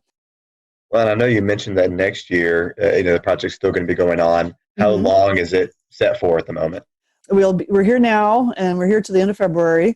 And then next year, approximately the same, another 6-week window, we'll be out here in the following year. So 3 winters. Emergency management. Maybe if they, we get this research about where these heavier snow bands, like forecasting, maybe emergency management, that's where they put their assets at. I was just wondering if, who all you can see the benefits from this research. Yes, I can see like the public at large, and of course the emergency management is part of that because they are the communicators from the forecasters to the public, and they kind of make decisions about how to respond to any kind of threat like a snowstorm. So I could see the public being, benefiting a lot in the long run. It's always hard to see the direct benefit. I'm going in, geeking out about the great science I'm doing, but understanding these snowstorms better and then using that understanding to improve our forecasting. And when our forecasting is done better, and especially in terms of the distribution of snow and where those bands occur, and do they set up, and if it's one kind of storm, do we expect to get a lot more of these banded structures and therefore more localized regions of heavy snowfall, or do we see that a different kind of storm would not have that, and so there maybe be less of a worry? So yes, indeed, that'll eventually benefit the public, our understanding, and then applying that understanding to better forecasting, and better forecasting will help the managers be able to react in a timely manner to inform the public. I know it's kind of early into the project. Mm-hmm. What's the feedback been like so far? Thumbs up. It's great. We love it. When the type of instruments we fly on the P3 are kind of finicky and difficult instruments, so some of them have not been operating at the top as they could be. So that's some of the feedback. We're trying to correct some problems or fix an instrument or two. The data that I've been looking at looks really good, I think. What you kind of is exciting is you look at it and go, I don't know what's going on. When you have that kind of reaction, that's actually a good thing because it means you're going to learn something new. So I'm excited about that. So far, I think everything we've collected really high quality data. We haven't lost anything. Like sometimes, your biggest worry is like somebody forgot to flip the switch and it didn't record. Like, oh no, don't do that. So far, everybody knows what to do. They got all the switches turned on. Everything's good. And so far it looks great. So we just need more storms. That's all I need. Well, we need some more storms too. We're hoping I know. We all need more storms. We need some more storms too. Well, Lynn, it's been a fantastic discussion. I'm going to go ahead and close out. So everyone, thanks for watching the Carolina Weather Group. We hope you've enjoyed this discussion. Lynn, I want to ask you, if you don't mind, if people want to follow along with the project, I know you have some social media platforms they can follow. How can they do that? Boy, I should have wrote this down. So the one I know for sure is our Twitter account, which is at snow with a capital S and then impacts, IMPACTS. Awesome.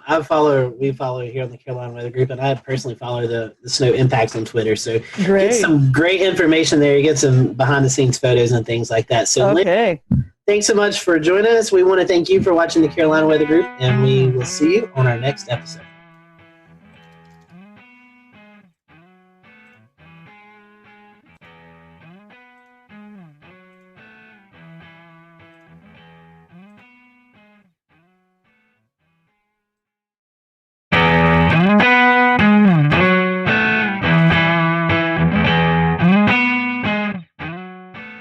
Hello, everyone. Welcome to the Carolina Weather Group. We're happy to have you this evening. We're going to be talking space with our good friend Tony Rice, NASA ambassador, also a contributor for WRAL in Raleigh. So Tony is our resident person that we go to, and we have space questions. There's some really cool things going on with this Mars launch. We also have some loon balloons. You may have seen some pictures floating around on social media over the last couple of days or weeks, and we're going to talk a little bit about that as well throughout the program. But Tony, we had this mission. I think originally this Mars mission was scheduled to go off June 20th, right around that date. It's since then been pushed back a few days. So can you tell us a bit about the mission itself? Well, what are we trying to accomplish as we head off to Mars?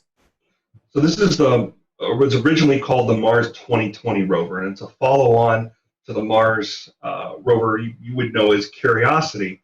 So it's about the size of a minivan, a little bit smaller than that, and its purpose is to go out there and find basically what happened to Mars. It's going to work in concert with obviously Curiosity and all the other assets that are out there at Mars, the orbiters that are studying the atmosphere, that are taking those fantastic pictures that we see of Mars. But it's a very similar rover to Curiosity. It's using the same spacecraft bus. And that's the body of the spacecraft, the wheels, the mobility system, all the computers, all the communication systems. But the real exciting thing about these spacecraft and about these missions are the instruments. So I think of this as like Curiosity 2.0. It has a lot of some of the same instruments that Curiosity did, but they've been upgraded. They've got a little more capability to them. We've learned a lot as we've had Curiosity on the surface of Mars for so many years. We've also added a couple of new ones. I'm sure we'll get into some of the more exciting ones there, but the ones I know that the one instrument, my favorite one, that I know is going to be your favorite as well, is called MEDA. It stands for Mars Environmental Dynamics Analyzer. And I'm really looking forward to MEDA getting on the surface of Mars. It's about a 12-pound instrument. It's chewing up a whole 17 watts of power. You have to really budget your power up there. Curiosity and this new 2020 rover are going to both be both powered by a nuclear power source. We don't have to worry about any of the solar panels being covered in all that Martian dust and causing us problems there. But the deal with MEDA is it's going to be capturing information about air temperature, ground temperature, radiation. We've got a dust sensor that's on there as well, so we can help study those dust storms. If you saw The Martian with Matt Damon, did a pretty good job of showing what dust storms can be like there. At the beginning of the movie was a little fantastic, and we don't quite get wind speeds like that, or at least we don't have enough volume in the atmosphere to produce some of the things we're talking about there. We're going to put relative humidity. We'll be able to measure that as well. There's a thermal infrared sensor on there, and there's wind sensors as well. And the wind sensors are kind of interesting. There is wind on Mars. We're getting information about winds from another mission that is on the surface of Mars right now called InSight. It is not a rover. It is a lander, so it stays stationary. It can measure whatever atmosphere comes to it and the column of air above it. So we are seeing winds there that are a little bit higher speed than we expected. You wouldn't be able to feel them though, because the volume of air there is so little. So Tony, there's this new device that's coming with Perseverance that I literally just found about in the last 5 minutes. So it's going to be some type of helicopter drone deployment. Tell us about that and how that works in an atmosphere that's a lot thinner than ours. Yeah, that's going to be the really interesting thing, is how you get lift in such a thin atmosphere. The Mars atmosphere is about 100th that of Earth's. So it's very, very, very thin. Sorry, not 100th, 1,000th that of Earth's. Very, very thin. But the drone itself, the helicopter itself, has pretty wide blades, and it's going to be spinning really, really, really fast. So don't think drone like the drones that we know here on Earth. It's not going to be sitting up there and hovering for a good amount of time. It's going to take hops. And its purpose, number one, is a technology demonstrator. It'll be the first time we've ever flown on another planet. That's pretty exciting unto itself. But it's not just a technology demonstrator. It's going to be providing valuable information to the team that is driving this rover.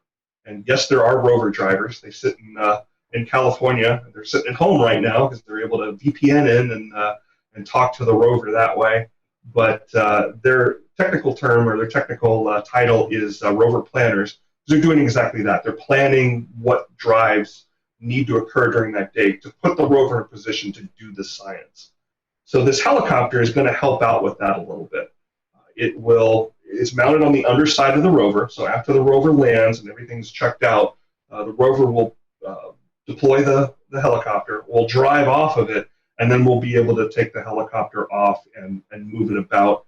It's going to serve as a form of scout for the geologists. It's going to help us move ahead and make some good decisions about where to move the rover to in order to do some good science. Now, Tony, I have a question as far as, like, I've always wondered the signal, right? So these are being operated remote control a lot of the times. I know there's some automated processes on site that the rovers would do to correct maybe a rock in the way or something. But how long does the signal take to get to the rover as you're steering it? Now, the radio waves travel at the same speed of light, or I mean, what's the difference in right at light speed? How much time? So it varies throughout our year and the Mars year. Mars year is roughly about 18 months. So it's anywhere from about 10 minutes to more than 30 minutes. So when I mentioned somebody that's driving the rover, you might have this picture in your head of a steering wheel and a gas and a brake. Absolutely not that. It's sending commands for the rover to act on at a later date. Another function of this robot is that it's going to be collecting samples on the surface and to be later taken back to Earth and studied here. How will that work? How's it going to get back to Earth? To be determined. So there is going to be a caching capability where samples that are first studied by Curiosity are going to be packaged in a way that they can be picked up at a later date and brought back to Earth. We're not quite ready to put boots on Mars yet. That's a goal, but it's a goal that's pretty far into the future. As a step between now and putting boots on Mars, a robotic mission that could pick up those cache samples and bring them back. Why not just go and pick up random samples and bring them back? Why bring these that have been studied by the Perseverance rover, by the 2020 rover, to be able to do additional study on something that's already been studied by a robot is just going to give us a ton of information that we can apply to other studies that have been going on there for years and years. I mean, on back into the Viking days, back in the 70s. So that's why it's being done that way. How it's actually going to happen, there's a lot of different ideas about that. One of the biggest challenges there is how you have enough energy to launch from Mars and get back to Earth. How do you do that? And there's different theories on how that might happen. Do you bring enough fuel with you to be able to get back? Do you use the Martian soil as a source for energy and construct fuel that way. Lots of different ideas. It's being worked on, but step one is to gather those samples and leave them behind so that they can be returned. In our relentless pursuit for life on other planets, we look at water and potential for water. We've seen pictures of icing on the poles, a type of icing, not as we would know it, but what is the evidence for water on Mars, and maybe some of the past evidence that shows you there could have been water flowing? Has there been anything presented in some of the latest information? Yeah, that's a great question. And the icing that you're seeing on the poles happens every Martian winter. And you can actually see it with a backyard telescope if you look at the right time. We see it on both the North and the South Pole. What you're seeing there is actually CO2 ice. It's actually carbon dioxide.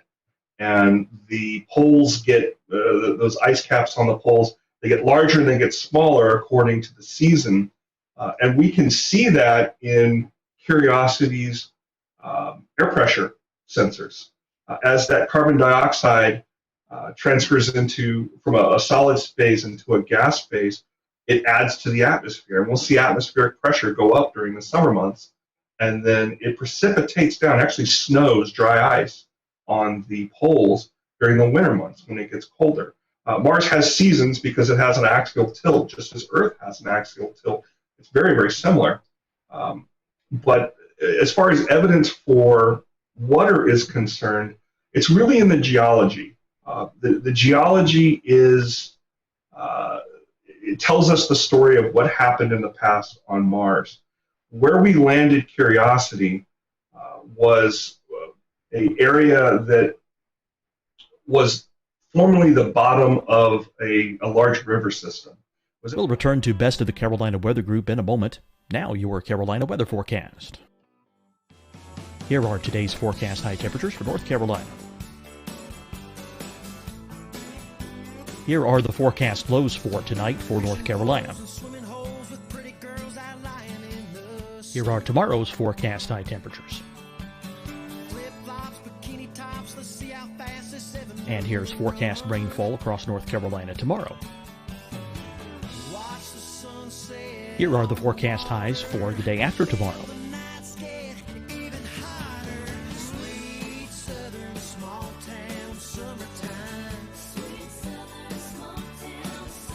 And here's the forecast rainfall across North Carolina for the day after tomorrow. This is the total rainfall forecast across North Carolina for the next 3 days. Here's the severe thunderstorm outlook for today from the Storm Prediction Center.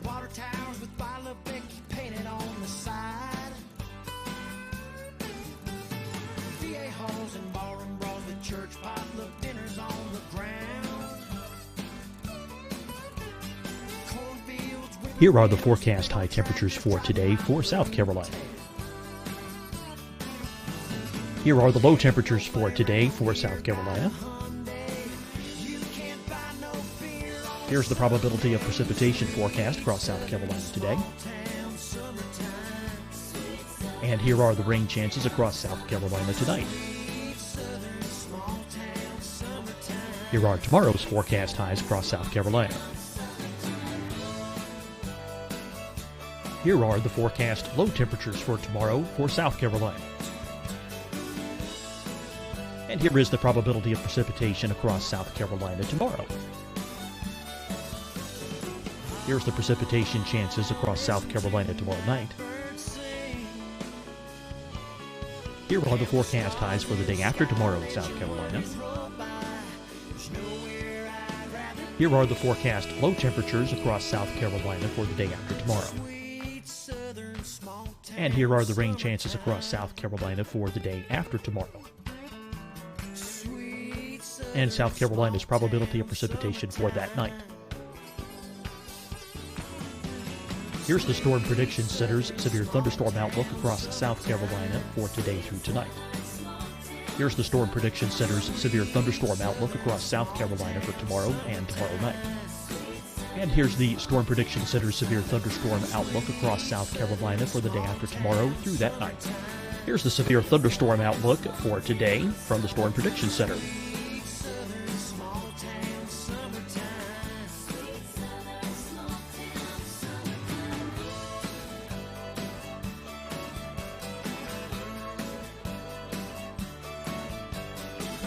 Now, here's a live look at weather radar across the southeast.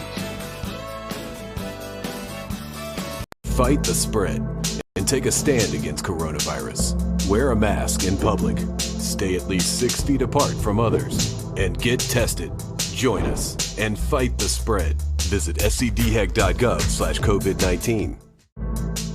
Getting tested for COVID-19 helps you to take the steps needed to protect yourself, your loved ones, and your community. Find the testing location at scdhec.gov/COVID-19 testing.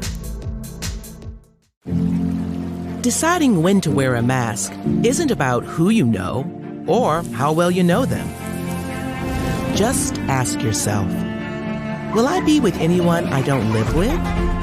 If the answer is yes, get behind the mask. Help slow the spread of COVID-19. Get behind the mask. Learn more at covid19.ncdhhs.gov.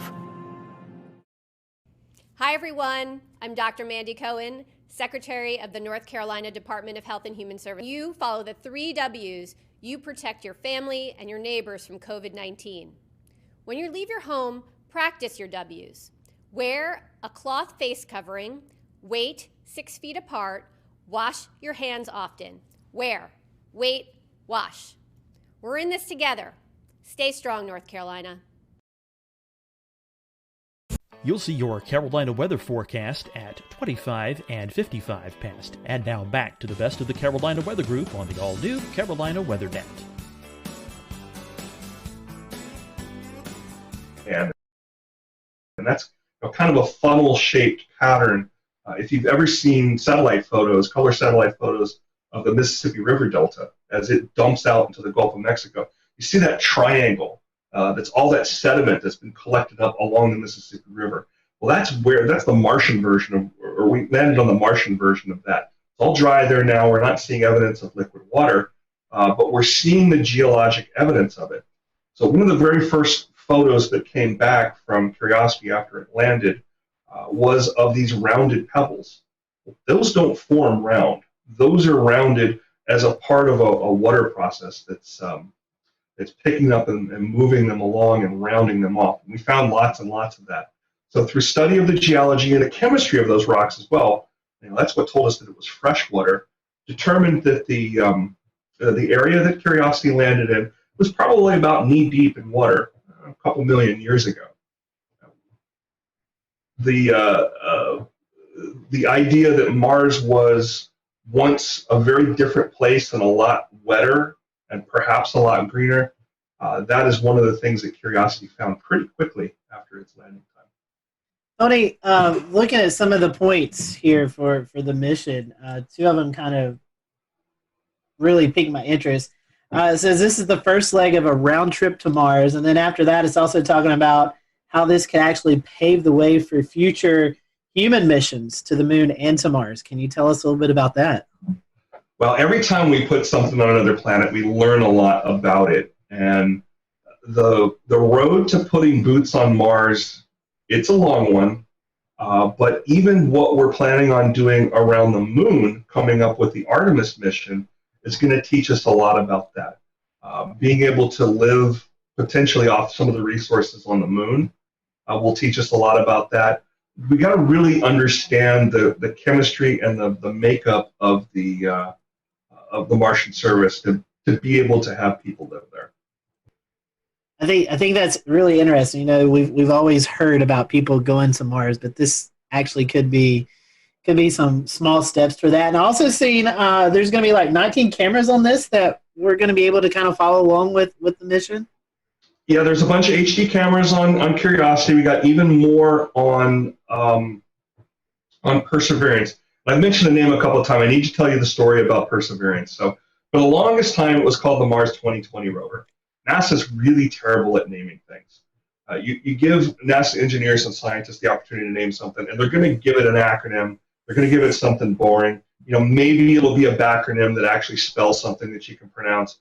But the cool names, those always come from the kids. So Curiosity was named by a little girl in Iowa, who by the time it launched, she was a lot older than that. She actually went on to be, I believe, an environmental scientist. So she got a lot out of that experience. Perseverance was named by a young man up in Northern Virginia, and I was on the team that helped review a lot of the submissions that came in. They had to come up with a name, and they had to come up with a couple of paragraphs about why they chose that. And I can't recall if I read so many of them. I can't recall if Perseverance was among that, but some of the ones I read were pretty out there. I'm glad they picked Perseverance. We tend to call it Percy. So if you hear talking about the Percy rover, that's what we're talking about. Speaking of Mars, I know you run a Mars weather page on Twitter. I know you kind of keep up with some of the stuff, so we thought it'd be kind of cool to tie in Mars weather, your Twitter page. What all you monitor? How you get that information? How do you provide Mars weather forecasts and observations? So we don't forecast yet. We're hoping to have enough data here one day that we can start having a forecasting product. We'll certainly need something like that once we get those boots on Mars. But right now it focuses on the InSight mission. It's pulling data down close to daily. There's a lot of data that has to come down, and unfortunately the weather data sometimes gets pushed to the back if there's images or things like that that the science team needs right away, especially when we were working with InSight trying to get a temperature probe to finally be pushed into the Martian soil there. I think everybody that's ever put a spade into the ground in the Carolinas knows what that clay is like. So it was dealing with some of that same problem up on Mars. Those images that were helping them understand that problem, those took precedent. But anyway, we do see data come down from InSight, and that is delivered through the same mechanism that all those pictures are delivered through. It's called the Deep Space Network. Generally, most of these, both the rovers and this InSight mission, have the ability to communicate straight back to Earth, but they don't tend to do that. They tend to upload the images and other data every time an orbiter goes over. And that orbiter acts like a router, store and forward that information once it sees Earth again. It's a little faster that way, and there's a little more bandwidth. But we see that data come down. I know she just popped that up. So we see temperature data. We see air pressure. I find air pressure to be some of the most interesting there. And then we see wind data as well. So the last one that came up was from Sol 566, and Sol is a day on Mars, and that equates back to the 29th of June. It's the last time we saw something from it. As you can see there, the low was 25, the high was 25, the low was 126 below zero, and these are both Fahrenheit. And each day on this Mars weather Twitter, it goes and randomly picks a city somewhere, and Clayton just happened to be picked up there last time it was doing a comparison. You can see the comparison there, but again, the most interesting comparison in my mind is the pressure. So we were seeing about 1,012 hectopascals, which I think equates to millibars. You guys keep me honest there. That's what y'all speak in. Yes. And that on Mars is about 7.7 hectopascals. That's one of our biggest challenges on Mars, is the lack of atmosphere. It's just really, really, really thin there, and it continues to be stripped away by the solar winds. And that's not something that we're going to be able to correct anytime soon, perhaps ever. So I guess there's really no wind chill there. I mean, I'm looking 25 degrees with 37 mile per hour wind gusts. That's not really a wind chill there then. Yeah, not too bad. We do see temperatures go above freezing there. It does happen. Yeah. So Tony, I mean, obviously you're not using Trod Cup anemometers or RM Youngs. I mean, how is this? How is wind speed capture? Is it using like Venturi effect, or you're consolidating the air into a point, or how is that measured exactly? So the thing to look up is an instrument called a hot dice. It is a couple of basically electrodes that are exposed out there and are measuring differentials. They are without moving parts. That's really, really important when you've got a robot out there that you can't go service. There is no Home Depot on Mars to go get spare parts. Well, you said one last thing. You kind of mentioned that it does get above freezing on Mars. I wonder if you could just real briefly speak to the general temperature range. How cold does it get in winter? How warm does it get in summer? Yeah, we're talking around -200 Fahrenheit with the lows. And during the summer, most of the time we're talking in the average temperature there is hovering around -80, -100. I just think it's cool. You have a mesonet on Mars. We do. We got 2 of them now, about to put a 3rd. I've heard that there's a team already being picked to possibly go to Mars by as late as, 2028 or 2030? Is that correct?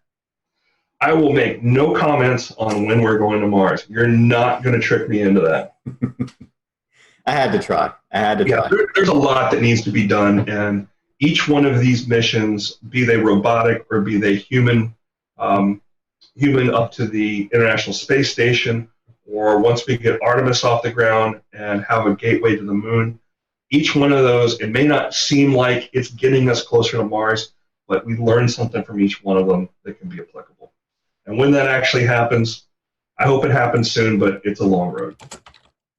Tony, shifting gears, one of the things that I spotted on Flight Tracker this week, and I think several of the people here in the Carolinas have, were alongside all of the little cute icons for airplanes, these circular balloon icons for the Loon Balloon Project. Tell us about it. I understand you're familiar with it, and I think it caught a lot of us flight trackers off guard maybe a little bit, but also people screaming UFOs in the sky as these things were passing overhead. There was a little bit of that, wasn't there? Yeah, it's something that I got to learn a little bit about the other night. So in addition to talking with you fine folks, I've got about 350 meteorologists around the country that I'm in contact with on a regular basis. I try to give them information about the what's visible in the sky, usually planets, usually comets, meteor showers, things like that. But I am perfectly happy to get a "what's this thing in the sky" question when it's something in our atmosphere. And that's what happened. I forget what day was it. Was it Tuesday night? Yeah, that sounds maybe Monday. I mean, depending on where you were, right? These things went right over Greensboro, down towards Fayetteville, then out towards Charleston. So it was kind of a simple day. I first got looking at these things. It was Tim Buckley at WFMY in Greensboro. I get a text from him and it says, "There's this white dot in the sky. What do you know about it?" What? And I looked at it and immediately thought it was a balloon. An unmoving white dot in the sky, especially that high up, is going to tend to be a balloon. It's so high up it doesn't appear to be moving at all. These balloons are operating with between 50,000 and 60,000 feet. So as you mentioned, as part of Project Loon, we came to understand, which is a project that is, I want to make sure I get the relationship correct here. Google and Loon are subsidiaries of the same parent company, which is called Alphabet. It's all business spin-off nonsense, but anyway, they're looking to provide, as I understand it, internet connectivity in areas that don't get it, which I think is great. I think they're pushing to have like 1 megabit ability. There's an antenna that you have to have outside, and it's going to be a network of balloons, not unlike SpaceX's Starlink project, that talk to each other and serve as an uplink downlink network. But as I understand it, they're in a testing phase. I think their launch site is up in northern Arizona somewhere. I'm sorry, northern Nevada. And these particular balloons that floated over the Carolinas, there was 4 that were visible here around the Triangle area, and up in the Triad around Greensboro, they were visible there as well. If you think about 50,000 feet, you think about that circle that you draw around something like that, it's visible for a good amount of space. So we dug into it. It's funny that you saw it on flight radar first, because everybody else saw it in the sky first. We go outside from time to time. We didn't get the direct overhead pass here in Charlotte. Yeah, you did have one float a little bit near you. There was one that went on out over Asheville, out over Cherokee, and ended up in Alabama the last time I saw it. The ones that we saw around Greensboro, as I understand them, they floated out directly south off the coast of Charleston, and ultimately Jacksonville. But I went and looked just out of curiosity. Once I found out that they were trackable through flight radar, wrote a little script that went up to use one of the APIs of one of those radar tracking sites, or those flight tracking sites. I found 32 of them around the world. Wow. I found actually 33 over Australia, the Congo, Kenya, Zambia, Peru. I'm looking at my list here right now. There's a bunch out east of Madagascar and one off Peru. And then we had the couple here that had floated down from Canada, down across Ohio, West Virginia, and into the Carolinas. Hey, they could be pretty scary if you don't know what they are. I had one other question, and then it sounds like Shay has one too. I'm curious, Tony, in your reading, besides the application of using them to provide internet to rural places that maybe aren't tethered on the ground, have you seen any discussion of an application to use them in storm response when a network might be wiped out due to a natural disaster? I believe they actually used them for that purpose after, I want to say it was in 2017, but with that pair of storms that went over Puerto Rico. They did some releases from Puerto Rico. If you go on one of the flight tracking websites, I think it might have been Flight Radar 24, don't quote me on that, but there's a blog post on there about them tracking many of these things during some of those storm responses.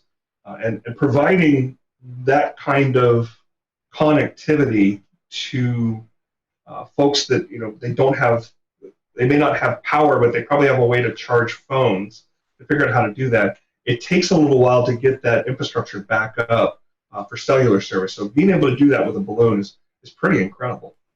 Yeah, I would agree with that, Tony. I know that with some of our Mets with WeatherFlow, we met and talked about it several years ago when Google was partnering with them. Now they're partnered with HAPS Mobile, and they provide LTE connectivity to these countries, these third world countries. There are other countries that lose connectivity during natural disasters. Peru, 2019, was a prime example of where Project Loon was utilized to get LTE connectivity for authorities to get their internet settings back up and for folks to get some LTE receptions on their phones and whatnot.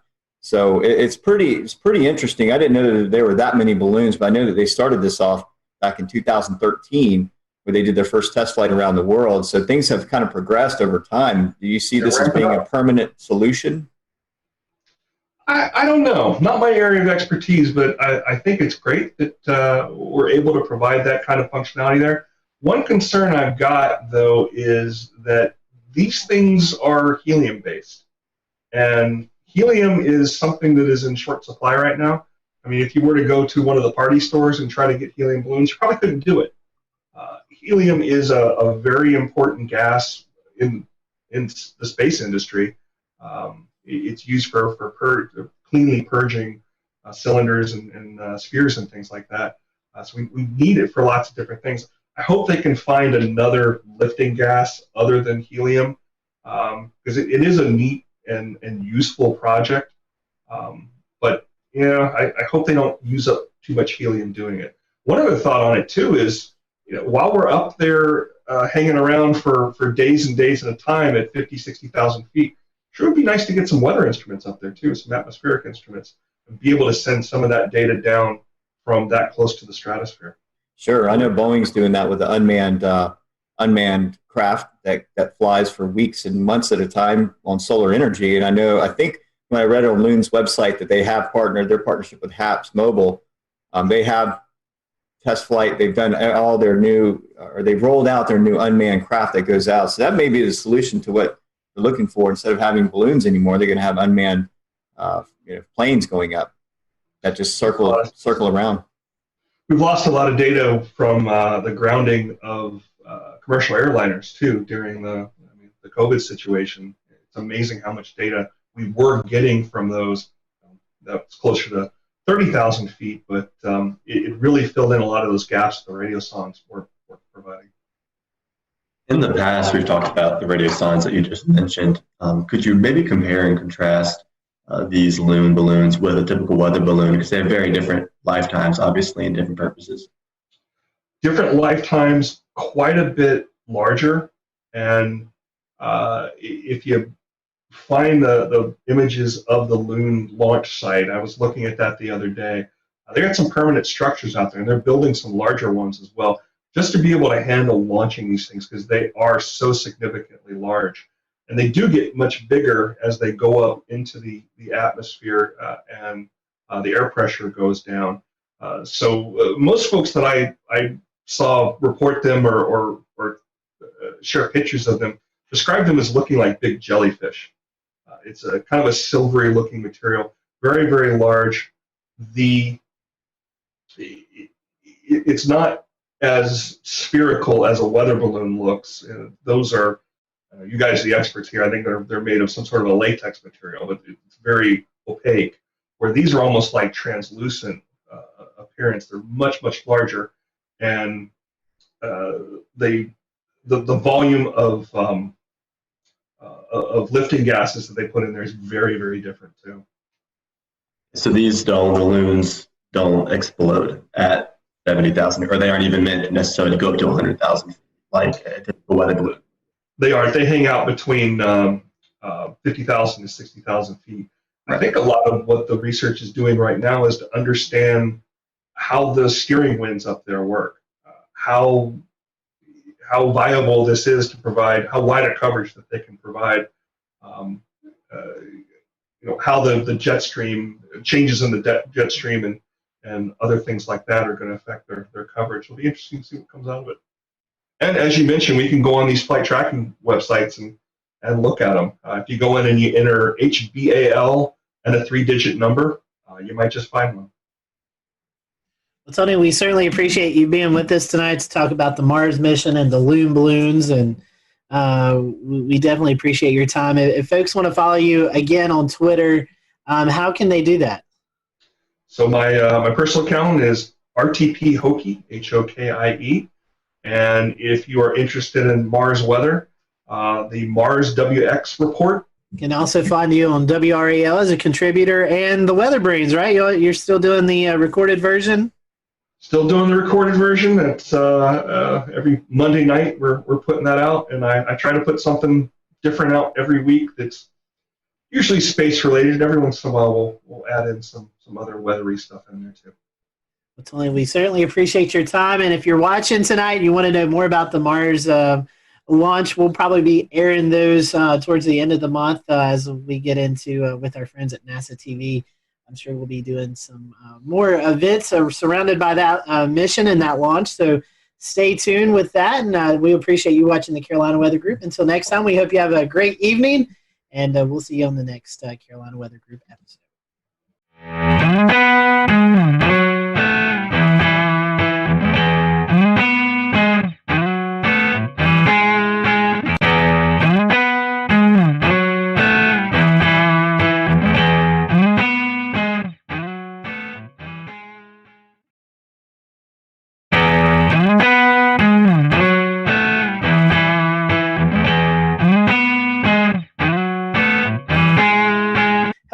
Welcome to the Carolina Weather Group. We're happy to have you this evening, and we want to welcome our guest, Mr. Stephen Baxter. He works for NOAA headquarters. He is the Winter Weather Services Program Lead, and we're getting into that season where we're transitioning more into fall and winter, and with that comes the threat of winter weather, and that's what we're going to be talking about tonight.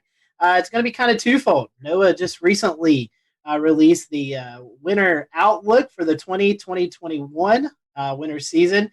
So we're going to go over that briefly, and then we're also going to talk about a new product that NOAA is releasing. And this is kind of similar to what we see in the summertime with storms, the threat of storms.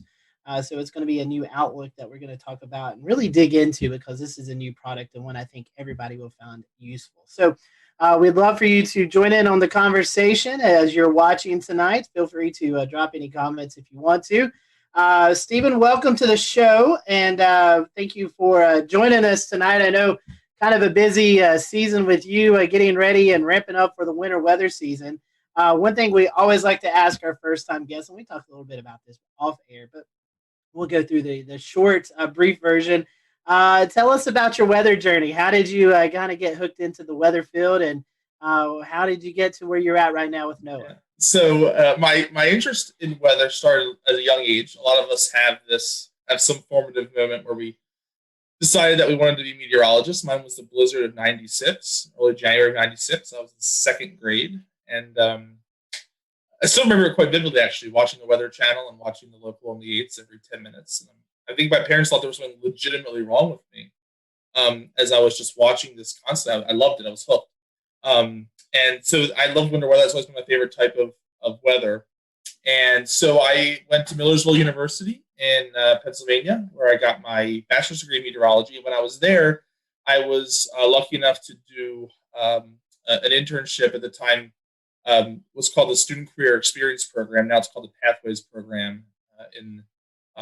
It's actually a broader, it's not just the Weather Service, but it's a broader federal initiative. But I did it for the Climate Prediction Center.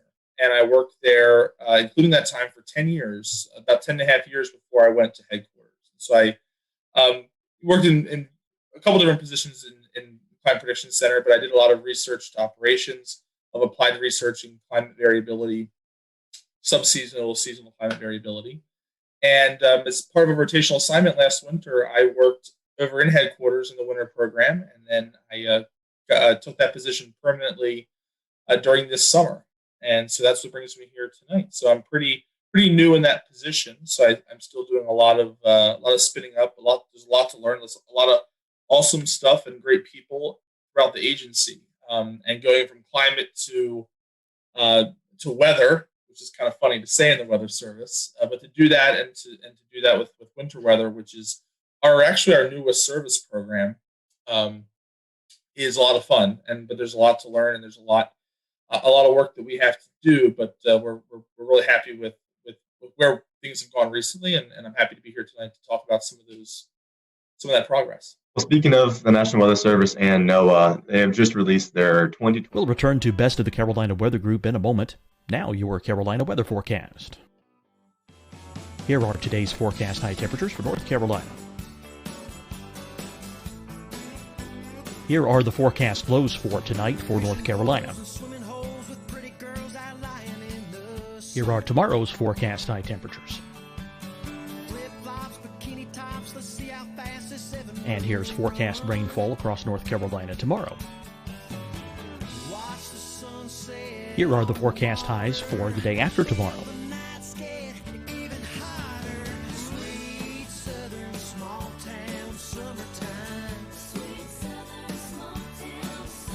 And here's the forecast rainfall across North Carolina for the day after tomorrow. This is the total rainfall forecast across North Carolina for the next 3 days.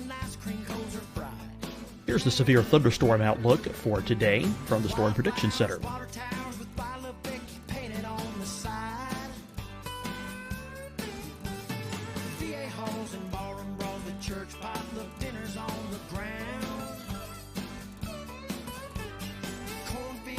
Here are the forecast high temperatures for today for South Carolina. Here are the low temperatures for today for South Carolina. Here's the probability of precipitation forecast across South Carolina today. And here are the rain chances across South Carolina tonight. Here are tomorrow's forecast highs across South Carolina. Here are the forecast low temperatures for tomorrow for South Carolina. And here is the probability of precipitation across South Carolina tomorrow. Here's the precipitation chances across South Carolina tomorrow night. Here are the forecast highs for the day after tomorrow in South Carolina. Here are the forecast low temperatures across South Carolina for the day after tomorrow. And here are the rain chances across South Carolina for the day after tomorrow.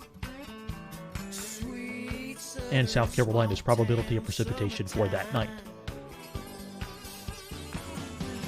Here's the Storm Prediction Center's severe thunderstorm outlook across South Carolina for today through tonight. Here's the Storm Prediction Center's severe thunderstorm outlook across South Carolina for tomorrow and tomorrow night. And here's the Storm Prediction Center's severe thunderstorm outlook across South Carolina for the day after tomorrow through that night. Here's the severe thunderstorm outlook for today from the Storm Prediction Center.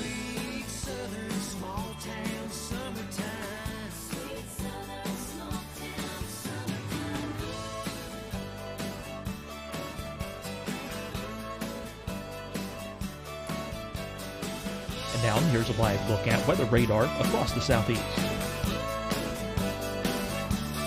Fight the spread and take a stand against coronavirus.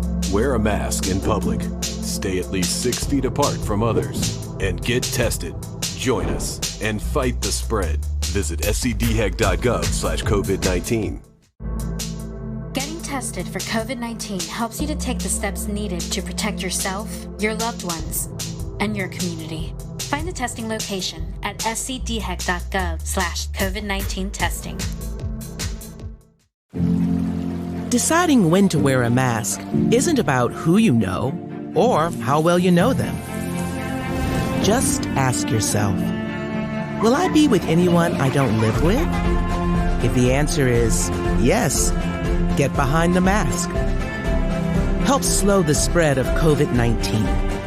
Get behind the mask. Learn more at covid19.ncdhhs.gov. Hi, everyone. I'm Dr. Mandy Cohen, Secretary of the North Carolina Department of Health and Human Services. And when you follow the 3 W's, you protect your family and your neighbors from COVID-19. When you leave your home, practice your W's. Wear a cloth face covering, wait 6 feet apart, wash your hands often. Wear, wait, wash. We're in this together. Stay strong, North Carolina. You'll see your Carolina weather forecast at 25 and 55 past. And now back to the best of the Carolina Weather Group on the all-new Carolina Weather Net.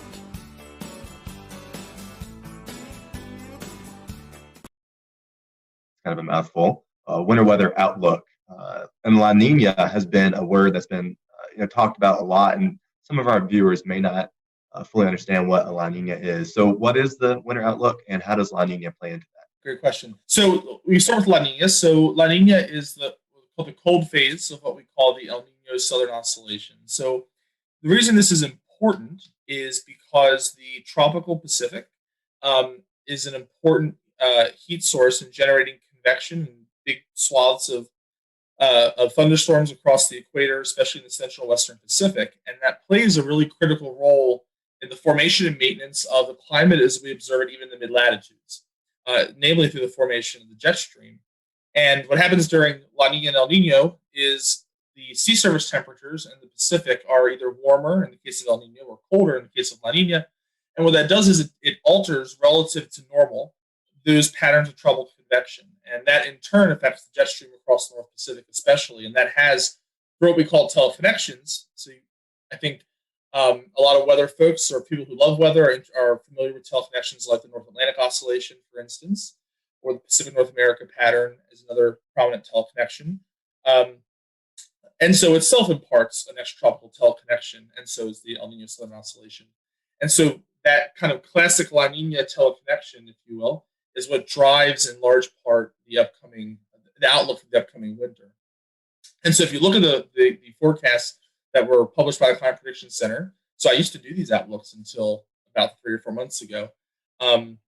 You'll see that there's kind of a very typical La Nina type pattern that you might be familiar with, which shows, generally speaking, milder than normal conditions across the southern tier of the United States are favored.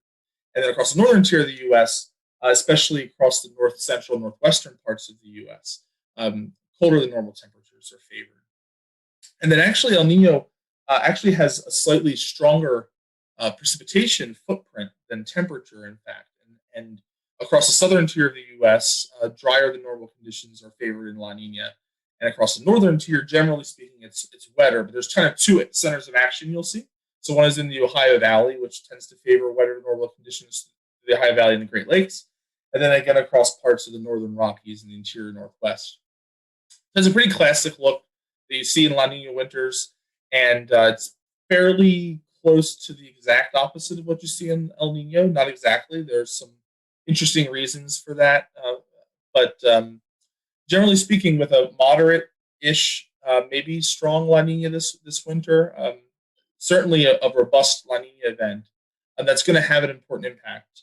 And so that's what forms the basis for that winter outlook. So in regards to the La Nina oscillation, what about the NAO, the North Atlantic Oscillation? Are there any trends regarding what the outlook might be for this season? Another great question. So this is actually something I worked on quite a bit while I was at CPC for the last few years. So the short answer is not really-ish. So the NAO is a very important pattern of climate variability across timescales. So we know it's important for short-term climate variability for the next week or two. We know it varies on longer timescales, potentially up to decadal timescales. The problem is the ability to predict it on seasonal timescales, especially once you remove a little bit of a La Nina influence. So the way the NAO is calculated, right? So you think one way you can think about the NAO, or one way it's calculated, is by looking at the relative sea level pressure anomalies in the North Atlantic between, say, near Iceland and the Azores to the south.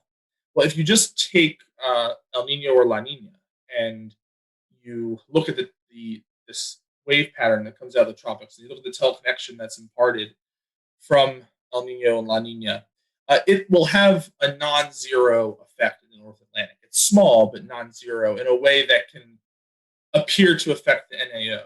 And so there's some literature that in our academic literature that looks at the relationship between El Nino and NAO.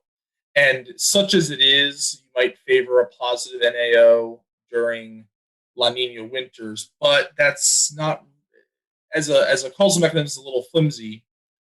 The example I just gave, quite famously, the 95-96 winter was such a winter where you had a La Nina, but you also actually had a predominance of the negative phase of NAO, and hence one of the snowier winters on record across much of the eastern U.S., including my part of the Mid-Atlantic.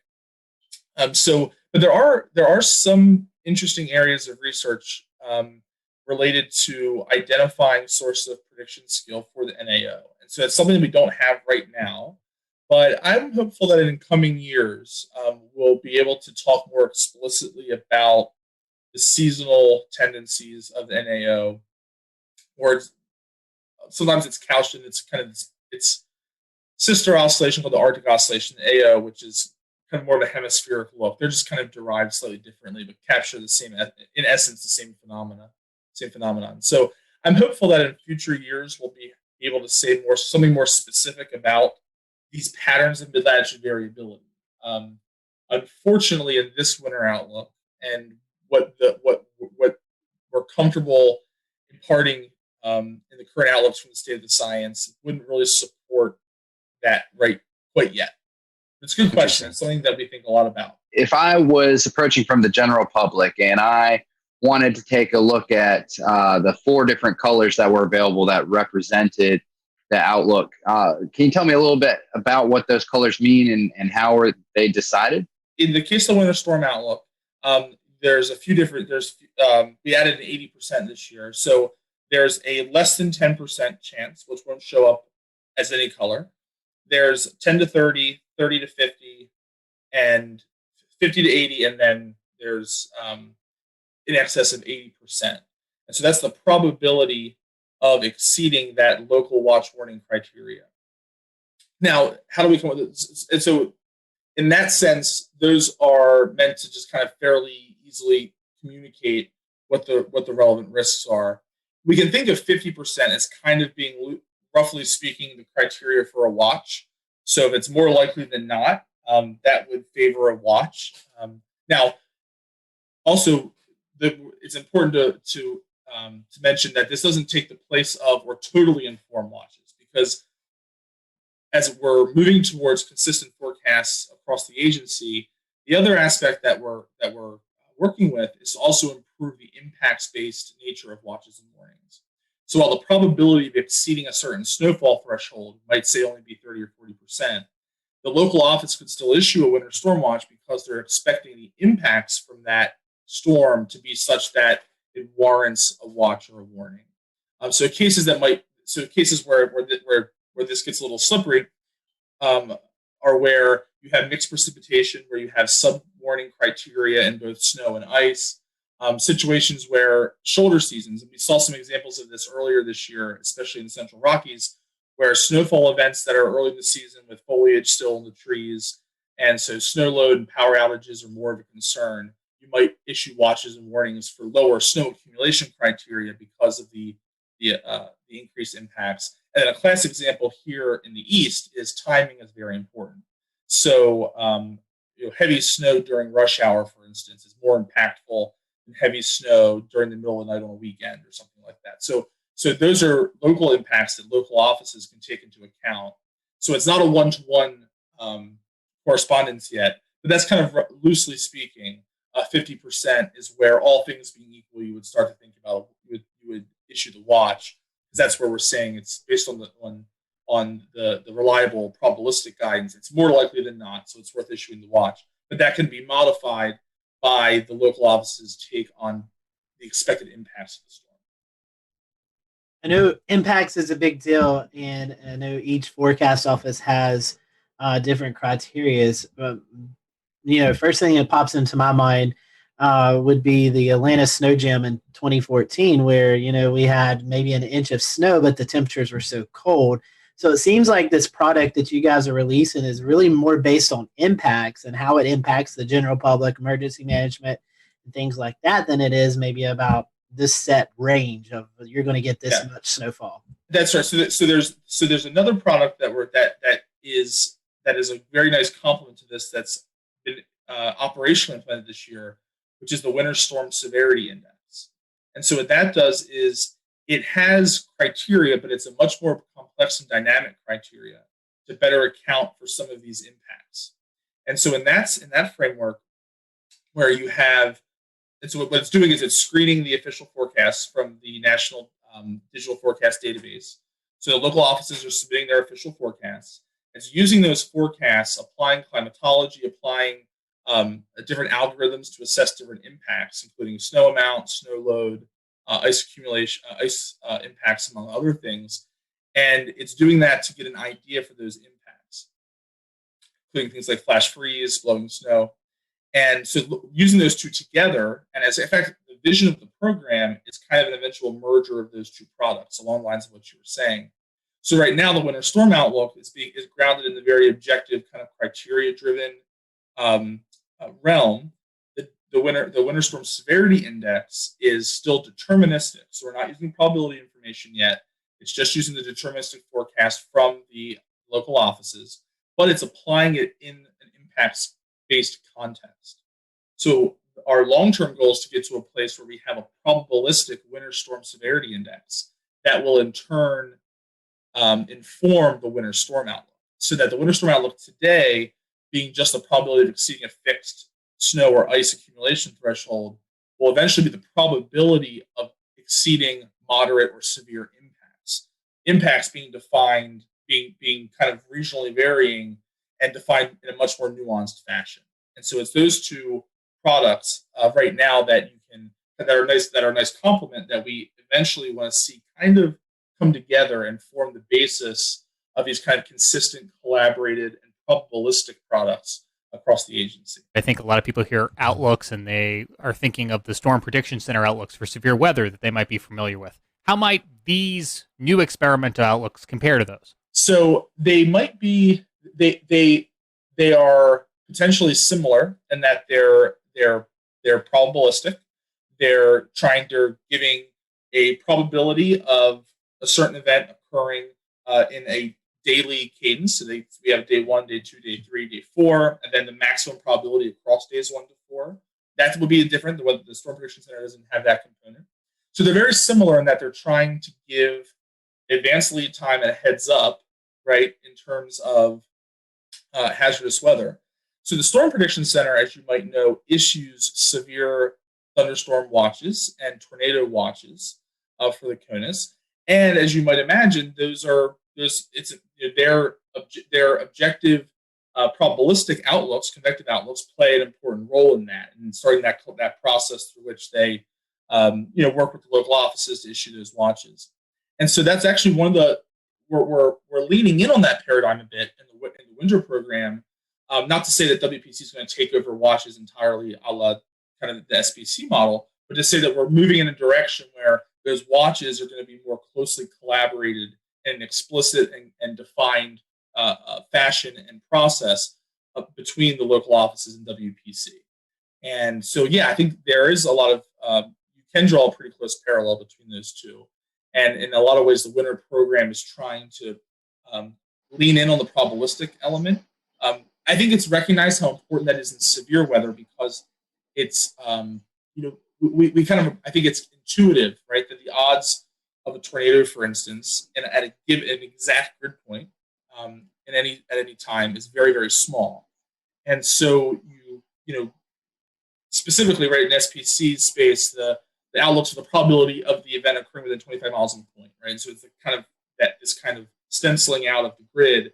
And in winter, that's not so much our problem, but we do have the problem of conveying the uncertainty in the forecast. So when you're issuing a forecast for winter weather, we need to know how much liquid equivalent precipitation is falling and its phase, and if it's snow, right, the snow liquid ratio, which can vary as well. And so there's a lot of degrees of freedom there. And so it's important that we flesh out all of those possibilities. That's why the probabilistic forecasts are so important. And then once we have that suite of probabilistic forecasts, we can kind of take a slice through them and look for these cutoff points where the probability of exceeding a hazardous criteria is enough to warrant kind of these public messages, like a winter storm watch, for instance. As far as who this product's actually meant to kind of serve the best, on your product description document, it talks about emergency services, different kind of broadcast elements, and it also mentions the general public as well. Can you kind of elaborate a little more on that? So the product actually has its background in a watch collaborator tool that was an internal tool to help forecasters collaborate between the national centers and the local offices. And basically the idea was to broaden it up and give some of our stakeholders, including the general public, access to this kind of national picture image that gives you the probability of hazardous winter weather at extending lead time, right? So day 1, 2, 3, 4.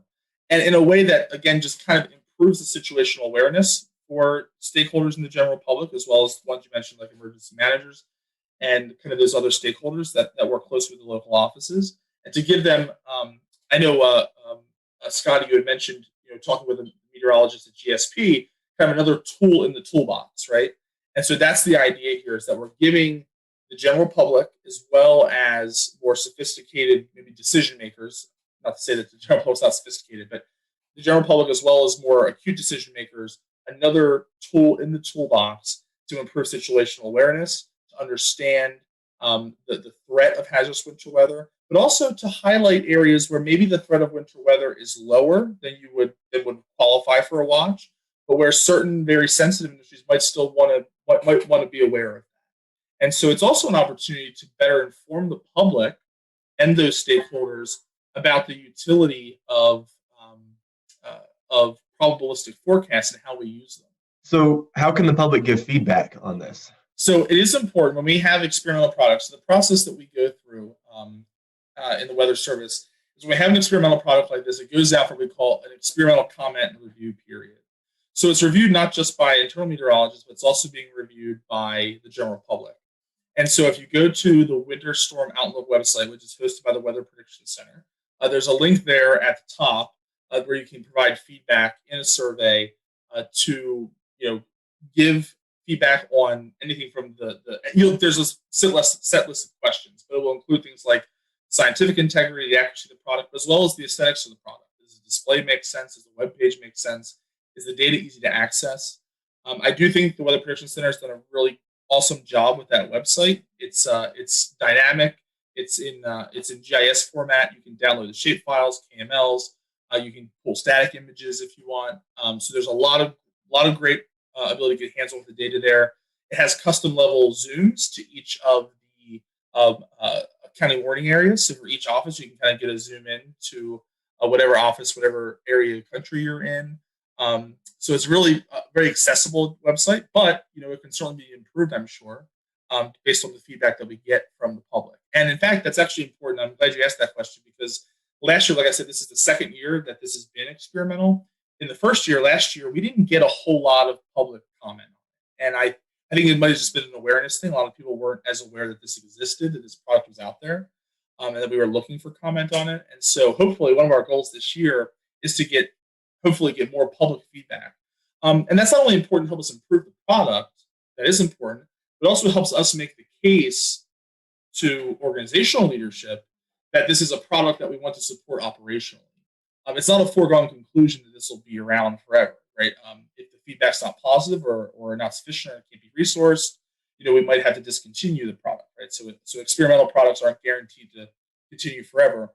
And so it helps us build that case to transition into operations or to make improvements and then transition to operations in a way that keeps our program and our programmatic goals moving forward. Well, speaking as a daily GIS user, that new user-friendly interface sounds awesome, and I'm really glad that opportunity is going to be there. Lastly, are there any other winter weather products that y'all are working on besides this winter weather outlook? So that's a great question. So the winter storm outlook, that's experimental right now. I did mention the winter storm severity index that's operational. Okay, so that went through this experimental process and has been implemented operationally this year. So a few key initiatives that we're working on, I'll just run over real quick, and they're kind of an experimental space or in development space, just things to look for. But these are just kind of general things that we're interested in from a programmatic perspective. I mentioned moving these products through the medium range, and so extending the winter storm severity index and the winter storm outlook through day 7 is an important priority. I touched on briefly the development of a probabilistic impact-based component. So a winter storm severity index that's in probability form. That's something that we're working toward. We're working with kind of the research arm of the Weather Service to help kind of move that along and get that into the operational pipeline eventually. And then lastly, one of the things that you might also be familiar with is there's the local probabilistic snow experiment. So at the local level, if you go to your weather.gov/3 digits like GSP, although I'm not certain that GSP is participating in the experiment, but supposing it is, if you do /winter, right, you get the main winter page, and one of them is the probabilistic snow forecast. So it shows the expected value and then the high end and low end amounts. And so those are the 10th and 90th percentiles respectively. And what we're working on there is that's been experimental for some time, and we're trying to get that on a path to operations and including probabilistic ice forecasts with that. That might be especially relevant in your part of the country where one of the parts of the country where you get a lot of interesting icing events. And so that's a complicated issue organizationally that we're working through. And, it's something that we're trying to make some progress on, but we're looking forward to there being some experimental changes and then getting that on a path to operations. And so as we kind of tying the kind of, what I kind of say like the synoptic scale evolution of the winter program is looking at a future in a few years where you have a probabilistic impacts-based guidance informing the winter storm outlook that's supporting consistent and collaborated winter storm watches around the country. And all of that is being undergirded by a consistent national to local suite of probabilistic snow and ice forecasts, and potentially extended all the way through day 7 across the board. And with that kind of, and that's kind of that, like I said, synoptic scale. And then longer term, one of the things that we know is important is being able to improve the storm scale side of winter weather forecasting. Heavy snow bands, snowfall rates, hourly snowfall rates, for instance. Those are things that are really important for impacts. We talk about impacts. Looking at a 6-hour accumulation, 3 inches of snow in 6 hours. That's nice. If that 3 inches occurs in 1 hour, that's very impactful. If it's a half inch an hour for 6 hours, that's less impactful in an acute sense, right? So those kinds of storm scale, micro mesos type scale storm impacts is something that we're also working on as well. And so that's a little farther out in our planning process, something that we're really aware of as being an important issue that we need to tackle to keep making progress on all the kind of important aspects of winter weather. And for our Carolina viewers, I was just checking as Stephen explained that, and there NWS GSP, along with potentially other offices across the Carolinas, do offer that winter weather experimental product to see the 10% and 90th percentiles. That's yes. Weather.gov /GSP /winter. Winter. It is there. Yeah, and you'll see it. It'll probabilistic snow. Yeah. There's 70. I believe it's 76 offices around the country offer it. So it's not in every office. It's not even in every office that theoretically can have winter weather. As you might imagine, offices in parts of the Deep South or Southwest and the West Coast aren't participating in the experiment. But I'm glad to hear that those parts of the Carolinas are. So that's something to definitely check out your local office as you go through this winter season. And another opportunity to provide feedback as well. As we're going through this season, because that's an experimental product, if you go to that website that Evan just mentioned, you can also click, there's a feedback link there that'll take you to another one of those surveys to provide that feedback to us. Well, Stephen, we appreciate your time tonight. Since you're the program lead, this is your time to let everyone know again how they can find out about all this information. I know you guys are hoping for a lot of feedback. So where should our folks go to find the outlooks and the severity index? And again, remind us how we can provide that feedback for you all. The easiest place to go to get started on this is to go to the Weather Prediction Center's website. That's wpc.nsouth.noaa.gov. There might be some shortcut versions of that also. And under their winter weather tab, on the options panel on the left, you can select the experimental winter storm outlook or the winter storm severity index. I think the WSSI might actually be linked at the top of their homepage. And then for the winter storm outlook, that's the experimental product for which they can give a lot of input. For more information on the winter outlook itself, I would recommend going to the Climate Prediction Center homepage, and they'll have a link to the latest press release from NOAA that was. We'll return to Best of the Carolina Weather Group in a moment. Now your Carolina weather forecast. Here are today's forecast high temperatures for North Carolina. Here are the forecast lows for tonight for North Carolina.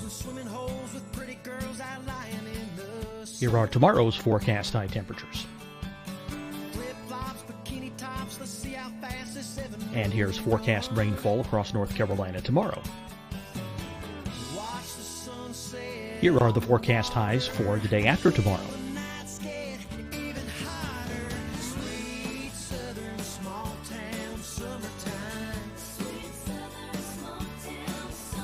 And here's the forecast rainfall across North Carolina for the day after tomorrow.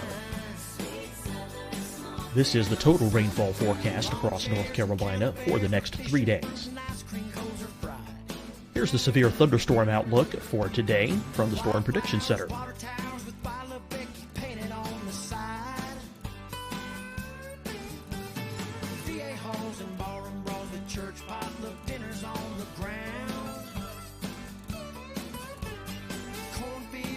Here are the forecast high temperatures for today for South Carolina. Here are the low temperatures for today for South Carolina. Here's the probability of precipitation forecast across South Carolina today. And here are the rain chances across South Carolina tonight. Here are tomorrow's forecast highs across South Carolina. Here are the forecast low temperatures for tomorrow for South Carolina. And here is the probability of precipitation across South Carolina tomorrow. Here's the precipitation chances across South Carolina tomorrow night. Here are the forecast highs for the day after tomorrow in South Carolina. Here are the forecast low temperatures across South Carolina for the day after tomorrow. And here are the rain chances across South Carolina for the day after tomorrow. And South Carolina's probability of precipitation for that night. Here's the Storm Prediction Center's severe thunderstorm outlook across South Carolina for today through tonight. Here's the Storm Prediction Center's severe thunderstorm outlook across South Carolina for tomorrow and tomorrow night. And here's the Storm Prediction Center's severe thunderstorm outlook across South Carolina for the day after tomorrow through that night. Here's the severe thunderstorm outlook for today from the Storm Prediction Center.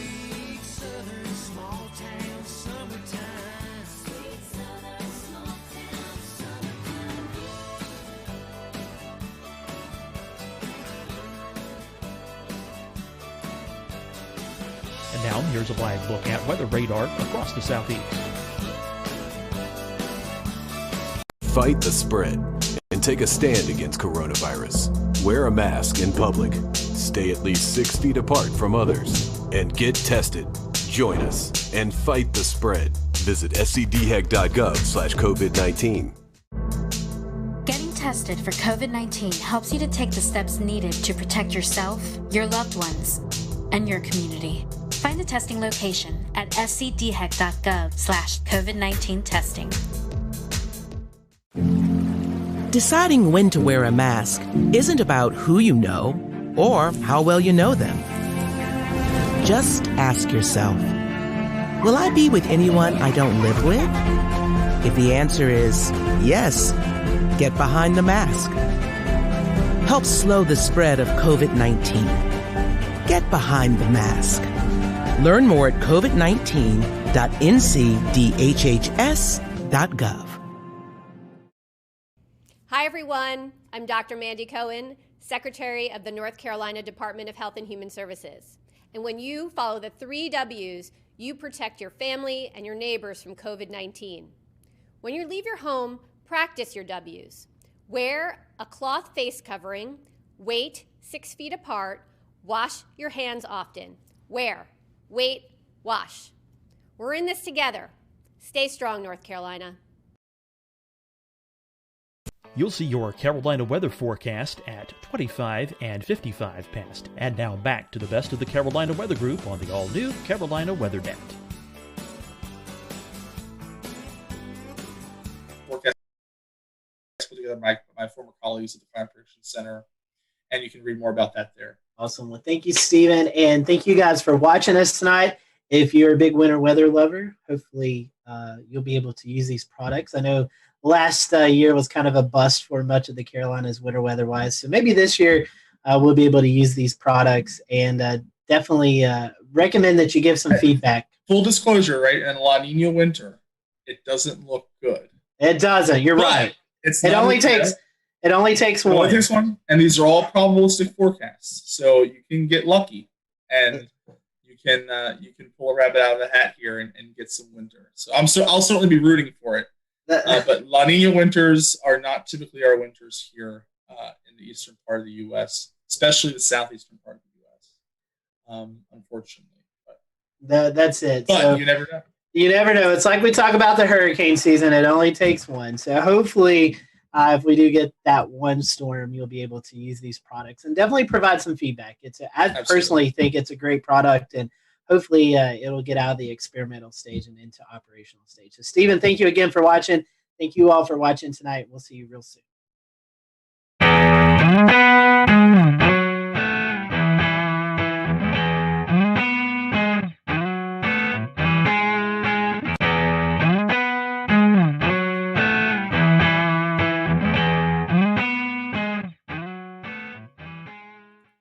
And good evening from Charlotte. I'm James Brierton. It is Wednesday, November the 18th, 2020, and thanks for joining us for an all-new edition of the Carolina Weather Group. Now, this week on the Carolina Weather Group, we are dusting off a tape that has been sitting on our shelf for a little time now. We want to explain why. We're going to be talking about fire safety here in the Carolinas, and in March, we talked to the North Carolina Wildfire Service, Forest Service, and they gave us some great information about trying to keep your home safe, keep yourselves safe, and trying to keep our beautiful scenery here in the Carolinas safe.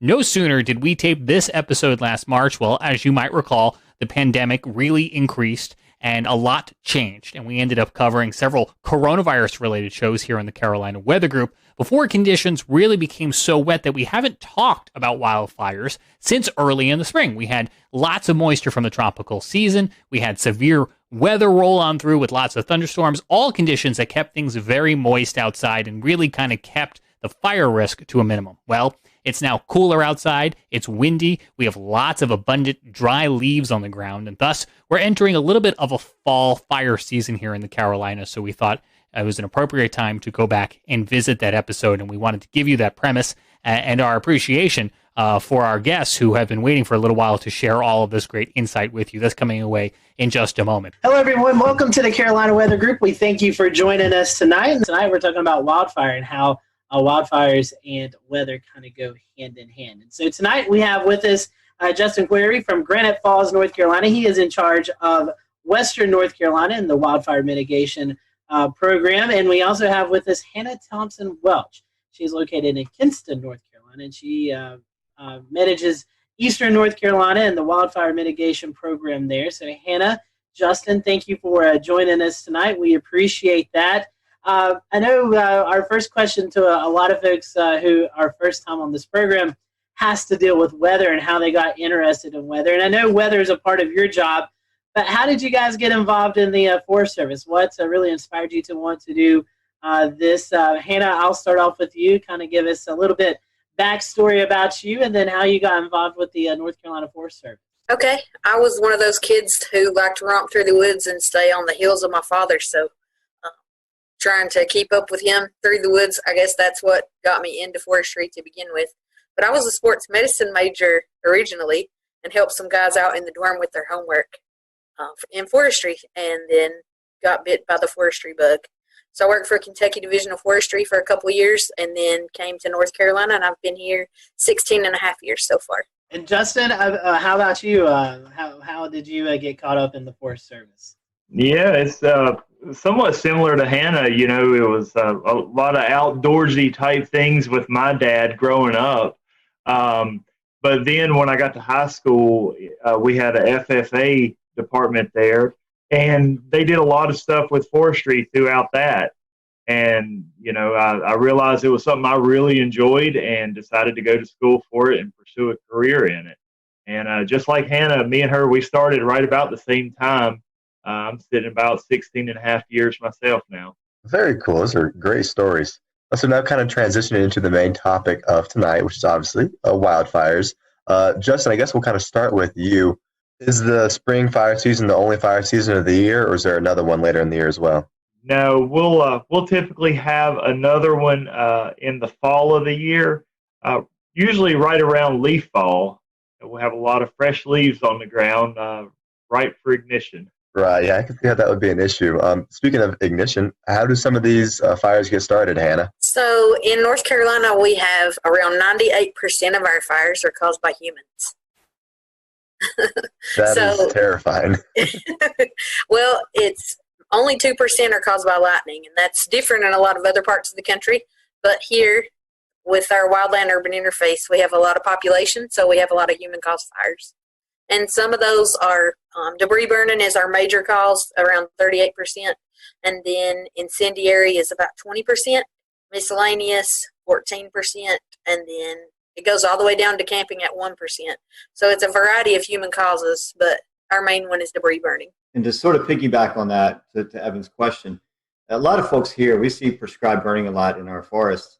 And a lot of folks are always asking, hey, is that fire out of control? Sometimes it can really set up where you get pyrocumulus clouds building over the top of it and just looks like a really ominous situation. So I got to ask, are any prescribed burns responsible for some of these out of control fires, or is that really monitored heavily and that's almost a 0% risk? Okay, well, I'll take that one then. I was thinking about it for a moment. Yeah, we'll go with you first. Sorry, my fault. So I guess the question is, does a prescribed fire ever turn into a wildfire? Is that the long and short of it? Yes, it has happened before. And will it happen again? Yes, it probably will. We do our best to plan for that not to happen. But, you know, when you're dealing with something like fire and something as with weather, and, you know, it can be an unpredictable thing. As much as we like to think we can predict it, you can have a wind shift that you didn't see coming. You can have, you know, a whole host of different things. You know, relative humidities will drop out lower than what you thought they were going to be. And, you know, experience some more extreme fire behavior than what you were thinking you would have that day. Justin, just quick piggyback off of that. You're kind of talking about the weather variabilities. When you find yourself on some of these larger wildfires like we experienced in Western North Carolina back a couple of years ago, and they grow so large, and you guys actually have like a command post, and you have Forest Service and firefighters. Do you guys ever get like meteorologists that on like site to help you out with like you talked about humidity or wind shifts or anything like that? Yeah, absolutely. We'll get an incident meteorologist on most of our larger incidents, and then we'll also get some fire behavior analysis guys out there that will help to take those weather parameters, and they'll actually try to turn that into what will the fire actually do, with the weather parameters that they're given. So yeah, we'll get incident meteorologists out there on our fires, our larger ones. Another piggyback where Evan was talking about causes. Something that comes to mind, which I don't think so. Evan, correct me if I'm wrong, because I know you follow Western North Carolina as much as I do. The flash drought that we had back last fall, where we had, I think, the whole month of September, we were very dry into October. I was actually looking at some of my forecast graphics earlier today and noticed that we had high temperatures in the first week of October, still in the 80s and 90s. What was that like? How, flash droughts happen. Well, a long-term drought, you can kind of predict, we have a chance of seeing fires, but these flash droughts that are caused by the lack of precipitation, really high heat, and everything's kind of starting to die off from summer into the fall season. You guys, I guess, assuming when this happens, Hannah, you and Justin, you guys are watching this, and everybody really has to be on guard for something that could quickly happen. Yeah, and we put a lot of resources into place. There was a lot of pre-planning efforts that went into the flash drought situation from last year. So we were ready to move in the case that we had a larger fire occurrence event where we had a bunch of new ignitions. And so there were plans in place to aggressively hit those where they were, and even calling in out-of-region resources for that. Very good. So I'm sort of, going to ride along with this, Scotty, because I know one of our topics is going to be how does weather play into these fires? And we talked about wind earlier, right? We talked about the lack of rain, talked about droughts. You mentioned something earlier, Hannah, about winds. And sort of, we saw what happened in Western North Carolina a few years back. We saw what happened in Gatlinburg. And we saw what happened ahead of the cold front where convergent winds drove that fire. What sort of factors are you looking for severe type events to occur, severe outbreaks, or these fires are spread very quickly? In other words, how is weather playing into everything that you're doing? Well, weather is a huge part of what we do every day. So you almost become an amateur meteorologist when you join the Forest Service, not even by choice. It just happens. Sure. So you're looking at all the models like us too, right? Yeah, we are. We're looking at similar products, predictive services, long-range planning, long-range forecasting, a bunch of different data sets that we look at. And we even have a portal that's available to anyone that wants to look at it with a lot of climate data that's in there. Very good. And Justin, are you guys working with the National Weather Service offices in the local areas, or if it's divided down the region, you go to two different offices, but you're working closely with them, correct? Yeah, that's right. A lot of these offices, we have direct numbers where we can call them. One of the products we always love to get from them is a spot weather forecast, where we can really pinpoint. I want to know what the weather's going to be at this exact location. So yeah, we're in very frequent contact with our National Weather Service. And so I'm gonna kind of switch this because we're starting to talk about territory, right? And we're looking at mountainous areas versus coastal plains. So like, what would be differences between a fire in the mountains in Western North Carolina and a fire in Eastern North Carolina? So whenever we're dealing with fires in the western part of North Carolina or the mountains, the biggest difference there is we have a lot of terrain to deal with. Whenever you have a wildfire on a steep slope, it's going to burn typically a lot faster going upslope. The other issue that we run into is the equipment that we can use in some of these terrains. You can't put a bulldozer on a 50 or 60% slope. You can, it's just very, very tricky. So most of the firefighting that we do in that type of terrain is, a lot of manpower with hand tools. So, the actual vegetation that we have, there is a difference there. So luckily the vegetation doesn't burn quite as severely as it does in the east. And I would say Hannah will probably cover some of that. She talks about the eastern fires. I was just going to mention, we've referred back to 2016 several times. And we definitely had a major fire problem that fall.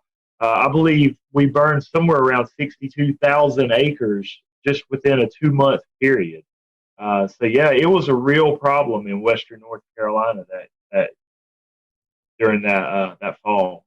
Yeah, and in eastern North Carolina, while we don't have to deal with mountainous terrain, we do have to deal with a lot of challenges all in flat country or in rolling hill country.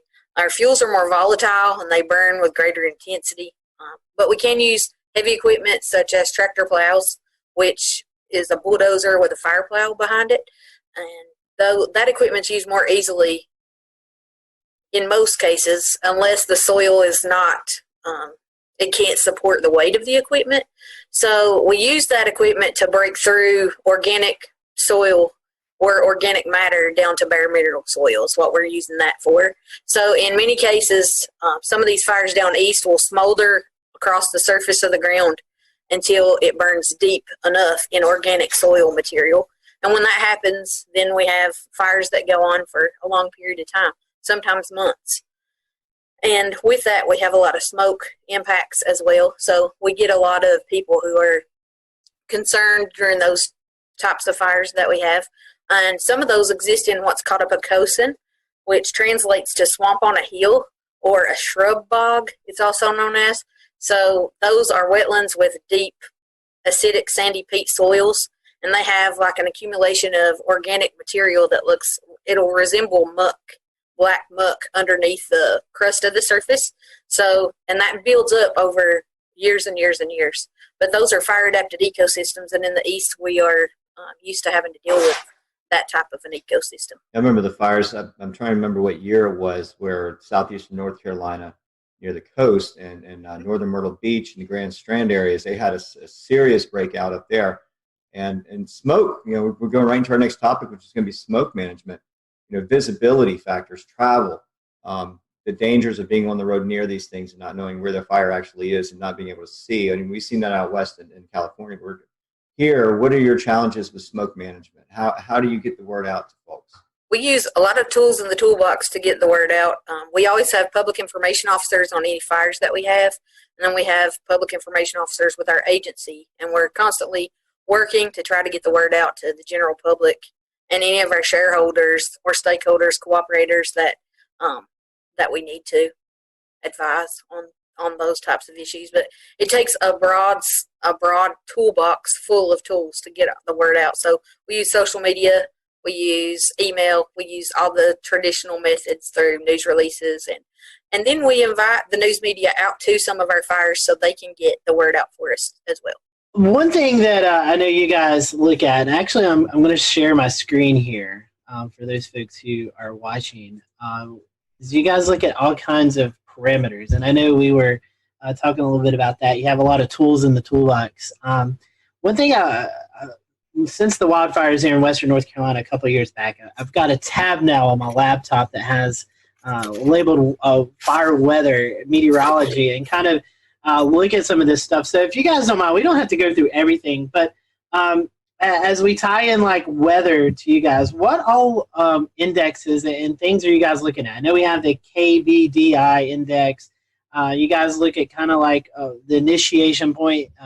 You're looking for fuels, fine fuels. Kind of talk to us a little bit about that and what you guys really look at day to day for the potential for wildfires. Yeah, that's So our fire weather intelligence portal. This has been a great tool for us as fire managers. In the prescribed burn realm, but also for the wildfire realm here too.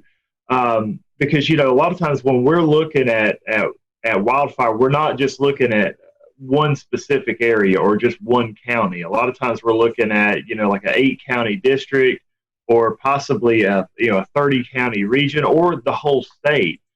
So we may need to look at different indices crossing over the state. So some of your more obvious ones, temperature, relative humidity, wind speed and direction, precipitation over the past 24 hours. We like to look at some of that stuff, but some of the other things that we really like to look at are, let's say, the Keach-Byron Drought Index. That's one that can tell us, just how dry it actually is out there. The lower the number, the wetter it is. As we start going up closer, 500, that means we're starting to get into a pretty severe or significant drought situation. Some of our other parameters that we look at, you mentioned ignition component. That is one, pretty much tells us how easily a fire is going to ignite. Some of the other ones we're looking at, the energy release component right there. That's one that just tells us how intense that fire is going to burn. So there's a lot of different indices in there, and all of them are relative. It just it's just another tool in our toolbox, as Hannah mentioned earlier. Just different things we can look at that will help us as fire managers to determine how that fire will burn on any given day. And how are these values come up with? Like, is there like tools that you guys have that you go out and sample the soil? How do these values come up there? I mean, right. What all goes into that? So you'll notice they're kind of placed oddly across the state. There's actually a small weather station at each of those that are taken. We actually have small fuel sticks out there, and that takes some of our fuel moistures, and then a lot of your typical weather readings such as temperature, relative humidity, wind speed, precipitation. It also takes in solar radiation. Trying to think if there was anything else that I'm missing on those. But those are called remote automated weather stations. And another thing, Hannah, I'll bring you into this. This is another thing that I'll look at is the national, the NICC. It kind of gives you a seasonal outlook for wildfire. These outlooks are constantly in our minds. We do an annual refresher training every year, and at that meeting we go over these for the upcoming season, and that's getting us ready for the spring fire season leading up to our work capacity test that we take annually so we can travel and help other like western states whenever they are having large fires as well. So we look at these and we brief on these throughout the months, even into the summer and into the fall. So we are looking at this way ahead of time. And as soon as this information is released, a lot of times you'll see it floating around social media pages and other things. So it's a hot topic of conversation for any wildland firefighter.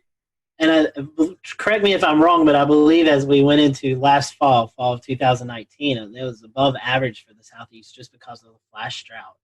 I believe that's what I remember seeing. So another agency in the weather community that does some fire forecasting, Justin, is the Storm Prediction Center, where they issue fire forecasts. Do you guys, maybe the Forest office in North Carolina, maybe in Raleigh, do you guys coordinate with them, or how do you guys get those outlooks, or how does that work? I'll be honest with you. Whenever you sent me, we had talked about that earlier. I think that may have been yesterday. Yes. That was the first time that I had dealt with that. I don't know if Hannah has worked with that particular tool, but I played around with it a little bit, and it seems like that's definitely another tool that I'm putting into my toolbox. So, Hannah, I don't know if you had seen that before or not. I have not. Well, I'm glad we were able to help you guys out. Yeah. For those who may be watching or listening to the podcast, we've had on Randy Bauer from National Weather Service in Norman, Oklahoma, who is also in with the Storm Prediction Center. And they issue these fire weather outlooks for the day of and then 3 to 8 days. It's kind of like the severe weather outlooks, Evan and Shay, that we see on a daily basis, but they kind of highlight areas that they're concerned about for the potential of some increased fire danger. And Shay, correct me if I'm wrong, I'm not mistaken, we kind of saw this last year in eastern North Carolina, northeast South Carolina, where dry lightning was highlighted for portions of the area. No, that's exactly right. They've even done it a little bit out in the Midwest as well during some of the drier seasons, and where positive strikes might be forecast. Anything of heat values where drought conditions, severe drought conditions are existing, and it seemed like it was maybe a little controversial, but at the same time, they're trying to incorporate more into their risk factor for severe weather to be a threat, even more of a threat on any level. So they're working with the Forestry Department and others as well, from what I understand. I'd like to learn more about that this year because it is kind of new with them. So yeah, I think to me, it's a good effort on their part. Definitely so. Justin, Hannah, one reason that we wanted to invite you guys on tonight is the North Carolina Forest Service is really putting a big campaign out about being ready and prepared for fires. But one thing I wanted to talk about before we do that was the idea of prescribed burning and how that kind of helps you guys get ready for the wildfire season. So could you briefly kind of talk about the purpose of prescribed burnings, and then we can kind of go into the wildfire mitigation, what you need to do as we get into the fire weather season? I'll go ahead and grab that one. So our prescribed burns, we're going to do those anytime that we have a forest stand out here that we want to reduce the hazard in. If you don't have a fire in there, the leaf litter, the pine litter just continues falling to the ground year after year after year, and it accumulates more and more and more. So the more it accumulates, the more of a hazard you have. Whenever you do. We'll return to Best of the Carolina Weather Group in a moment. Now your Carolina weather forecast. Here are today's forecast high temperatures for North Carolina. Here are the forecast lows for tonight for North Carolina. Here are tomorrow's forecast high temperatures. And here's forecast rainfall across North Carolina tomorrow. Here are the forecast highs for the day after tomorrow.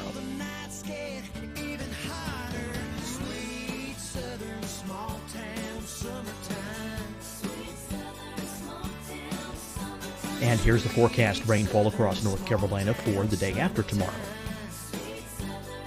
This is the total rainfall forecast across North Carolina for the next 3 days. Here's the severe thunderstorm outlook for today from the Storm Prediction Center.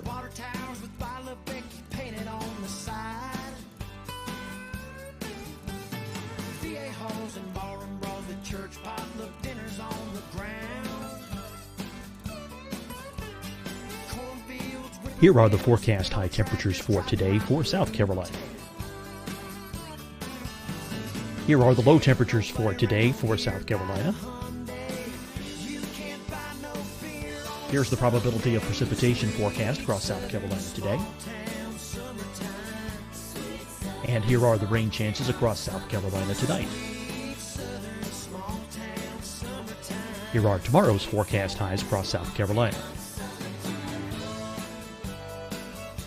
Here are the forecast low temperatures for tomorrow for South Carolina. And here is the probability of precipitation across South Carolina tomorrow. Here's the precipitation chances across South Carolina tomorrow night.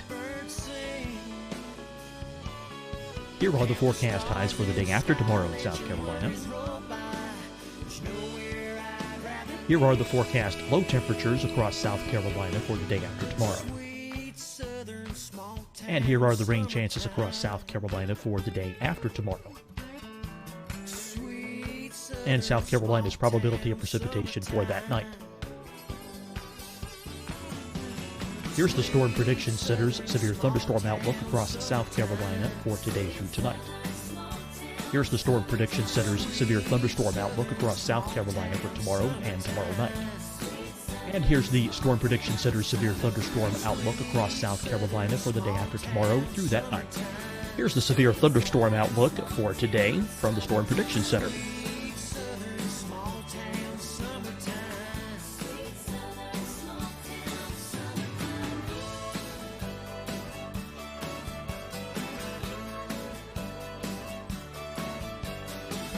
Now, here's a live look at weather radar across the southeast. Fight the spread and take a stand against coronavirus. Wear a mask in public. Stay at least 6 feet apart from others. And get tested. Join us and fight the spread. Visit scdhec.gov/COVID-19. Getting tested for COVID-19 helps you to take the steps needed to protect yourself, your loved ones, and your community. Find the testing location at scdhec.gov/COVID-19 testing. Deciding when to wear a mask isn't about who you know or how well you know them. Just ask yourself, will I be with anyone I don't live with? If the answer is yes, get behind the mask. Help slow the spread of COVID-19. Get behind the mask. Learn more at covid19.ncdhhs.gov. Hi, everyone. I'm Dr. Mandy Cohen, Secretary of the North Carolina Department of Health and Human Services. And when you follow the 3 W's, you protect your family and your neighbors from COVID-19. When you leave your home, practice your W's. Wear a cloth face covering, wait 6 feet apart, wash your hands often. Wear, wait, wash. We're in this together. Stay strong, North Carolina.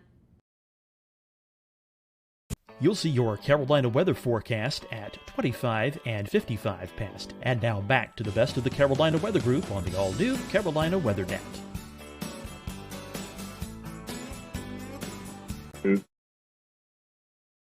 It's going to have a pretty extreme danger there. So what we do is we'll come through and we'll actually burn the understory and reduce that wildfire hazard.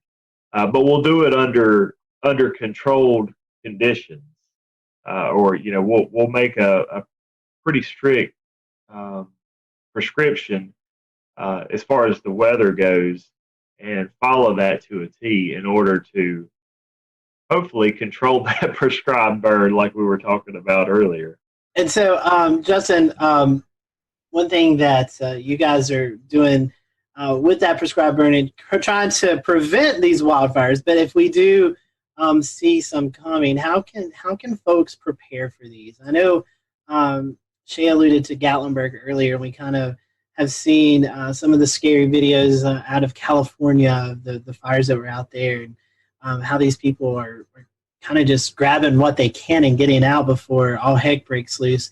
What can folks do now while things are kind of wet, like we were talking about? It's pretty wet outside, but as we could possibly enter a dry part of any time of this upcoming year, how can folks get ready around the house to get prepared for the possibility of these wildfires? But the first step for most homeowners is you need to realize what your risk is. And so we always recommend that folks actually do an assessment of their own home, or possibly have their neighbor do an assessment of their home. And if they will go to resistwildfirenc.org, that is a webpage that we run, and we actually have some links to a home assessment sheet on there.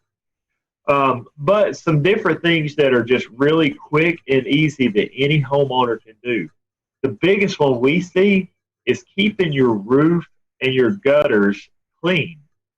You wouldn't believe how many homes I go out to, and I'll take a look around, and the gutters will just be simply packed full of leaves and debris. The fact is, when a wildfire comes through, it will simply pelt the home with embers, just thousands upon thousands of embers. And it just takes one ember landing in that gutter or on that roof, in the eave of that roof where the debris has piled up, and it could easily ignite and start a wildfire there, ignite that home.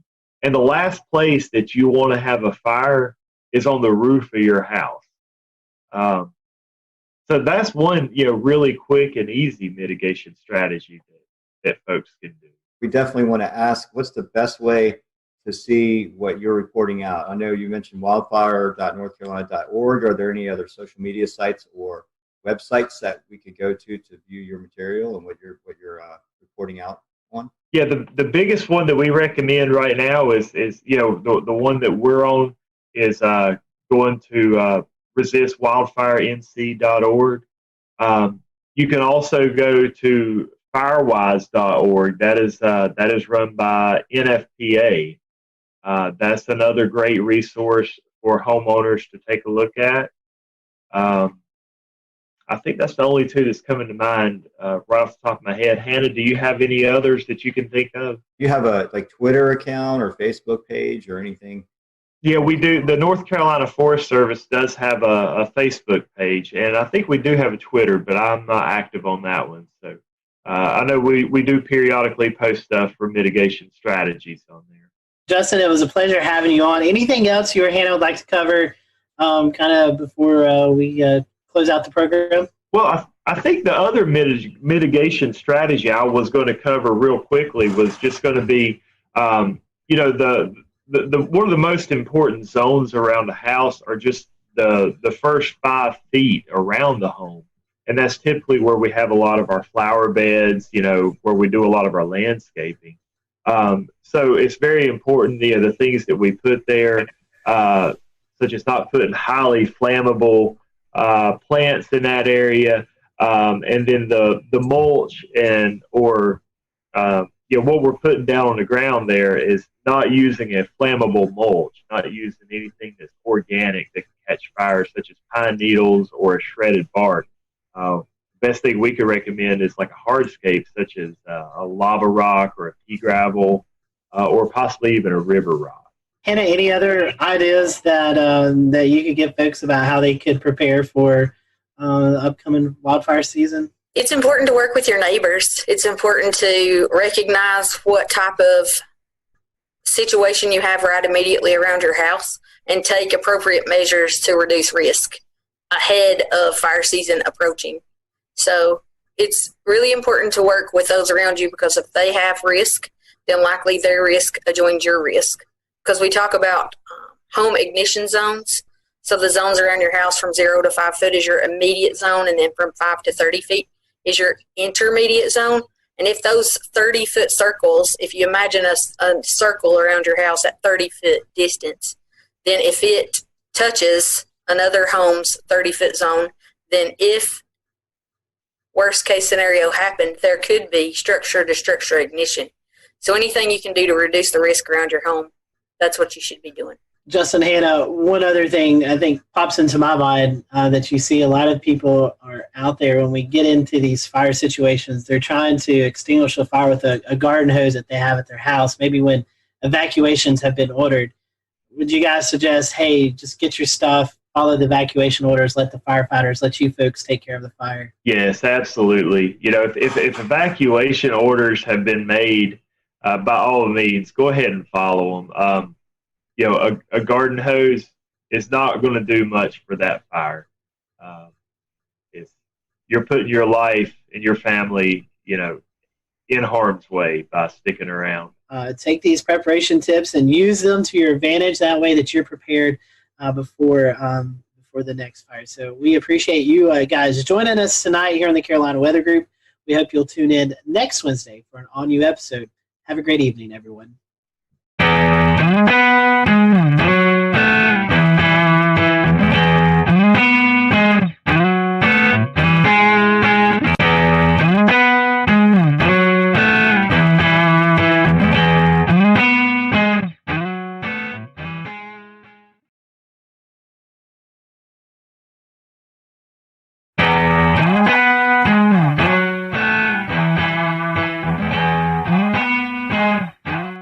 Good evening, I'm James Brierton, and in Charlotte, it is May the 6th, 2020. Can you believe it is May already? We had a thunderstorm roll on through here earlier and brought the temperatures way down as we are looking ahead to a cool down the next few days, and through the weekend could be pretty chilly as you wake up on Mother's Day, Sunday morning. But we're so happy you're with us tonight on this Wednesday night. The panel will be along in just a few moments for tonight's episode. It's kicking off a new series that we're calling Quarantining at Home. We're kicking it off with the weather team from WECT, the NBC affiliate in Wilmington, North Carolina. It's designed to be kind of a lighthearted experience among all of the serious news that is going on. But first, we do have to start on a more serious tone tonight. The National Weather Service has confirmed that an EF1 and an EF2 tornado struck southern portions of Chester County and Lancaster County in South Carolina about this time yesterday. It all kicked off at about 6:30 when the National Weather Service at Greenville-Spartanburg issued that tornado warning as a tornadic supercell was moving to the east just south of the city of Chester. It continued to move to the east where it produced an EF1 tornado, brought down some trees and some power lines, and much of that town was in the dark for a good portion of the evening. Now, the storm itself was moving just north of Little Rock Creek when it most likely lifted and then dropped again. What is being considered a second tornado then touching down near Interstate 77 as it began to leave Chester County, enter into Lancaster County, move towards Great Falls, where the National Weather Service out of Columbia took jurisdiction of the storm. Now, both Weather Service offices went out there today, did storm surveys, and the team out of Columbia came back with EF2 damage caused by the tornado in Great Falls, and that would have been winds of about 115 miles an hour. The other thing you're looking at here on your screen, we're going to go ahead and bring these beautiful and stunning pictures full screen for you. This is friend of the show, Chris Jackson, was out yesterday in the area with his drone. I believe it's a DJI Maverick. And take a look at these stunning pictures. You can see that supercell coming towards him, the lightning that is being produced by this storm. Now, the tornado itself is not believed to have caused any deaths or injuries. However, one man did die in Chester County yesterday from a lightning strike, and you can see some of that powerful lightning here being produced by the storm. And then it dropped hail up to 2 inches, golf ball size hail reported as associated with this storm, and you can see how it littered the ground. Almost looks like a winter morning here as Chris is showing us these aerial pictures, and you can see almost a fog rolling in, and it is actually a fog rolling in over the valley caused by the sudden cool of those temperatures and all of that cold ice particles now sitting on the ground. So the National Weather Service is still working to finalize most of their storm surveys, and we'll have updates for you on Facebook and Twitter as we learn more. But again, to recap, EF1, EF2 tornado in parts of Chester and Lancaster County on Tuesday evening, and thanks to Chris Jackson for these pictures. Now let's get over to Scotty Powell and the panel for tonight's kickoff of our Quarantining at Home series with the meteorologist from WECT in Wilmington. Scotty. Hello, everyone. Welcome to the Carolina Weather Group. Welcome. We want to welcome the WECT weather team out of Wilmington, North Carolina. They've gratefully accepted our invitation to just have our question and answer segment with the folks. So happy to have on with us Gannon Medwick, Eric Davis, and Kelly McGlynn, as they all are at either home or the weather state at the TV station doing some work. And so when this is recorded, we actually had a severe weather event move through. So Eric and Kelly are actually in the studio, it looks like. So happy to have them join us for a few minutes. Guys and gals, we just want to start off with some quick hitting questions. So I'll throw out the first question, and I'll let Dan and Evan join in. Our first question is about social media. Which do you prefer better, Twitter or Facebook? Gannon, I'll let you start.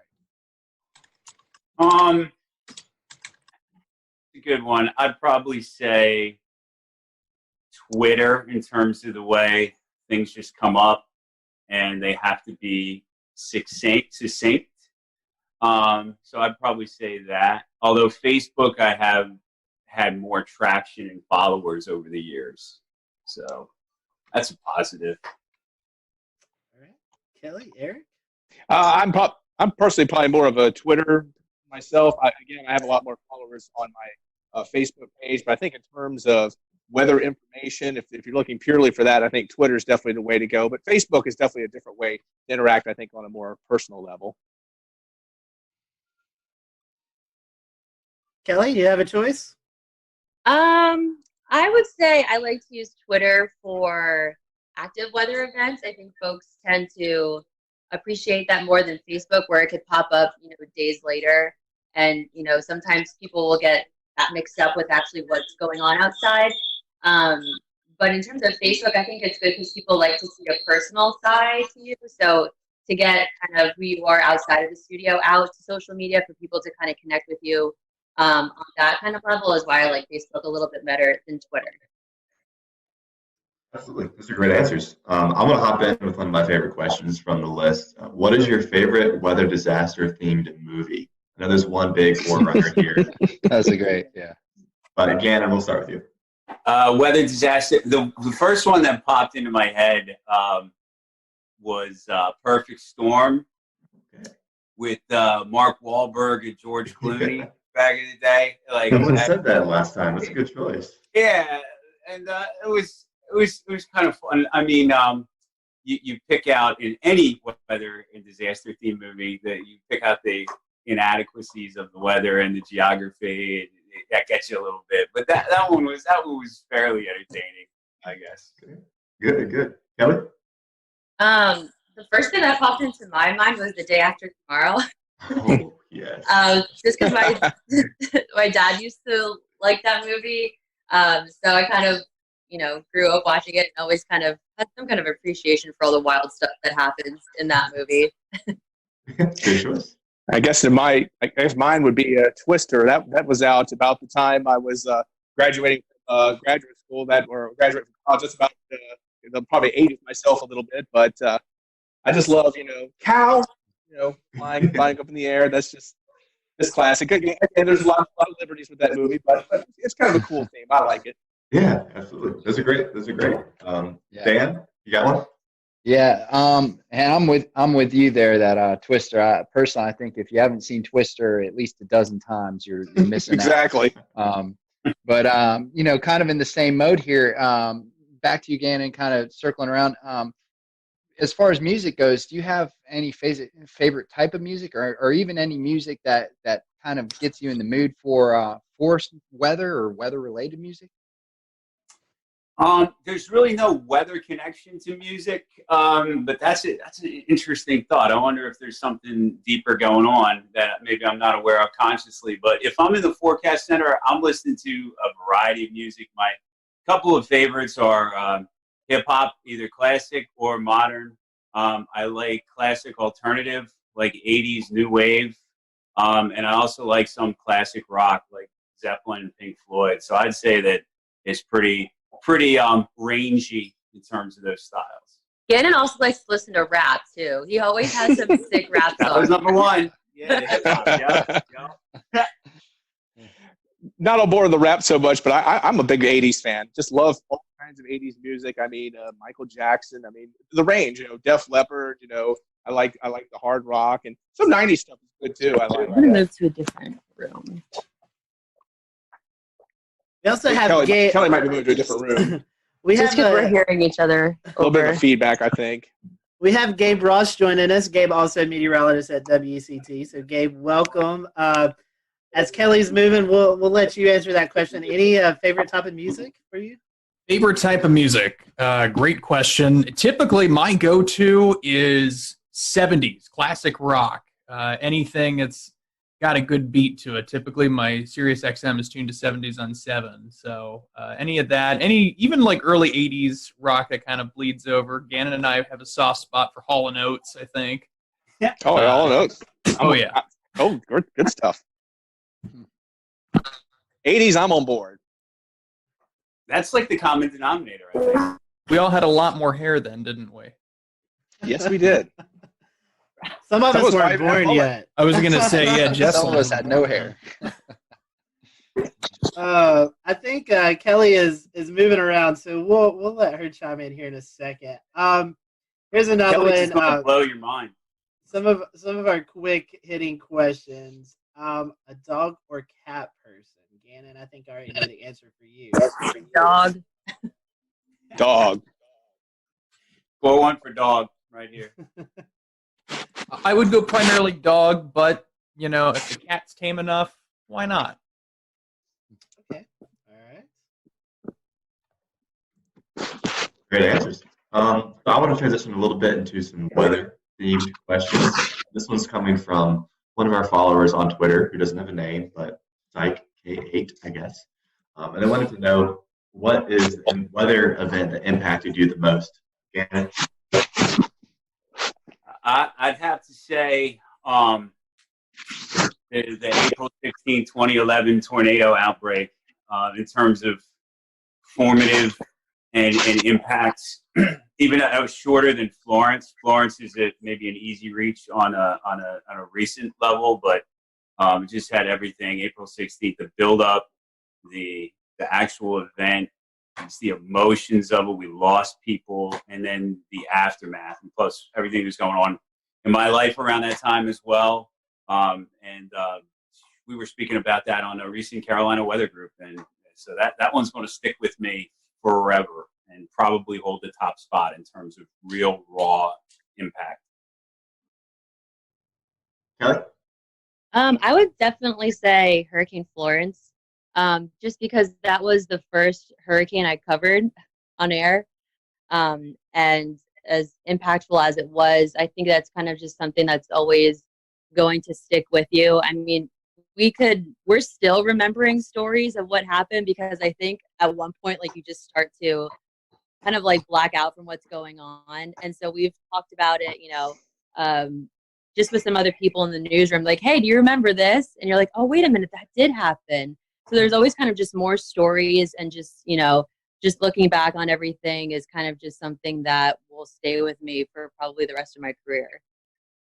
Good answer. I'd probably say recently, I'm with Kelly, probably Hurricane Florence, but again, it makes a good point with the April 2011 tornadoes. I happen to actually be working in Texas on the May 3rd, 1999 outbreak. Remember, Texas and Oklahoma, more Oklahoma. Now, I wasn't in Oklahoma at the time, but I was in Abilene, Texas, and we had a couple of what would now be classified as EF2 tornadoes touching down, baseball-sized hail, just incredible stuff. But I was on the periphery of that event. That was pretty exciting.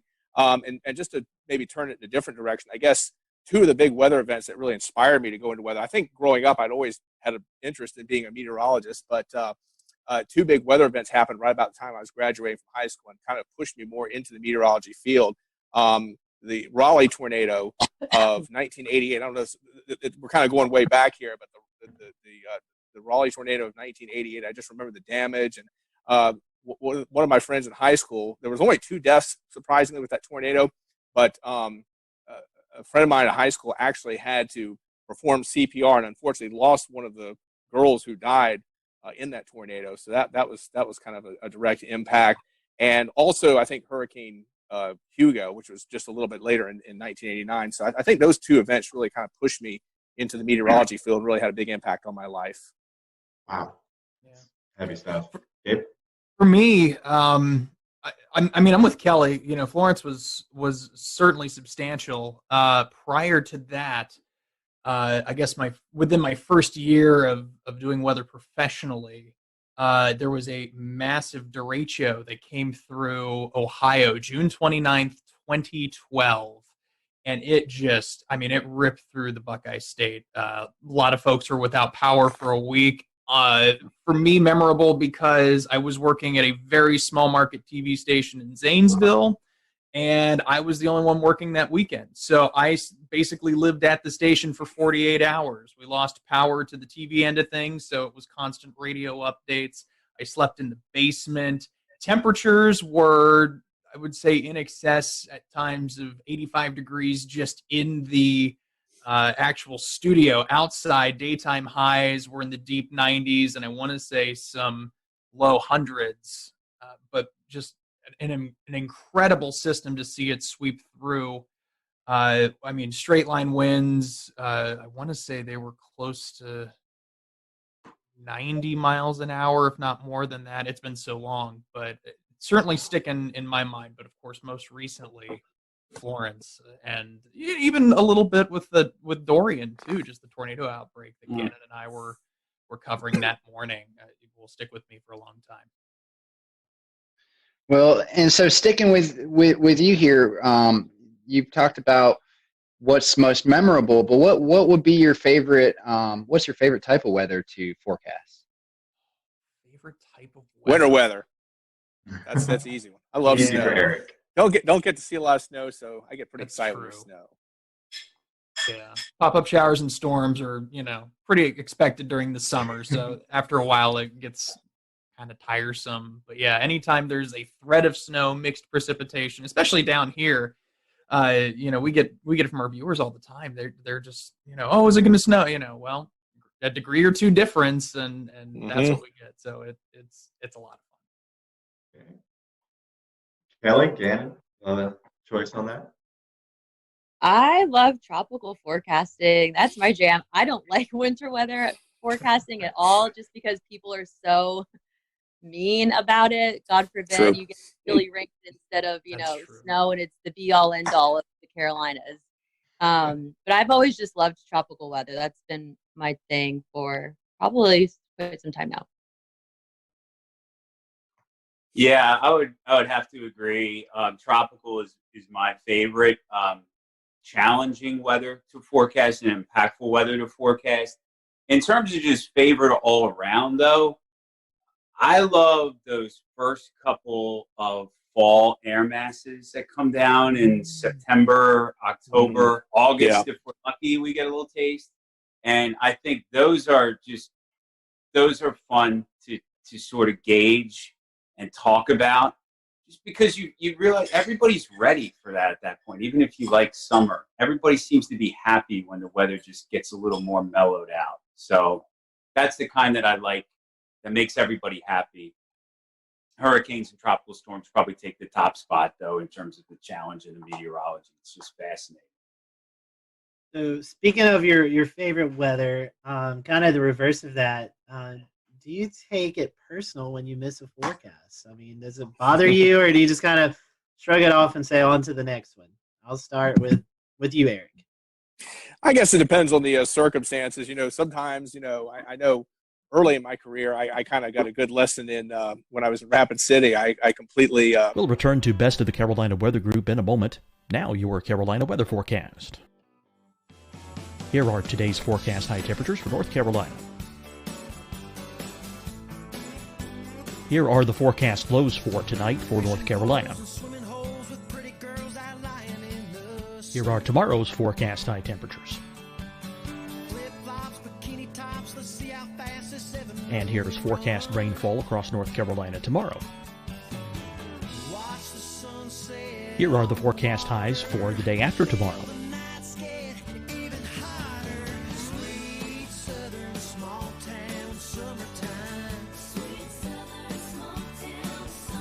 And here's the forecast rainfall across North Carolina for the day after tomorrow.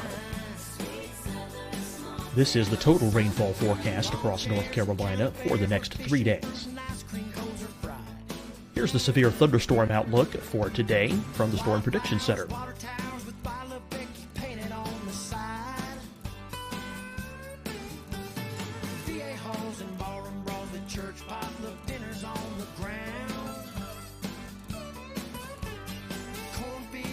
Here are the forecast high temperatures for today for South Carolina.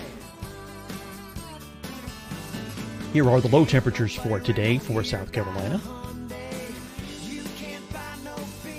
Here's the probability of precipitation forecast across South Carolina today. And here are the rain chances across South Carolina tonight. Here are tomorrow's forecast highs across South Carolina. Here are the forecast low temperatures for tomorrow for South Carolina. And here is the probability of precipitation across South Carolina tomorrow. Here's the precipitation chances across South Carolina tomorrow night. Here are the forecast highs for the day after tomorrow in South Carolina. Here are the forecast low temperatures across South Carolina for the day after tomorrow. And here are the rain chances across South Carolina for the day after tomorrow. And South Carolina's probability of precipitation for that night. Here's the Storm Prediction Center's severe thunderstorm outlook across South Carolina for today through tonight. Here's the Storm Prediction Center's severe thunderstorm outlook across South Carolina for tomorrow and tomorrow night. And here's the Storm Prediction Center's severe thunderstorm outlook across South Carolina for the day after tomorrow through that night. Here's the severe thunderstorm outlook for today from the Storm Prediction Center.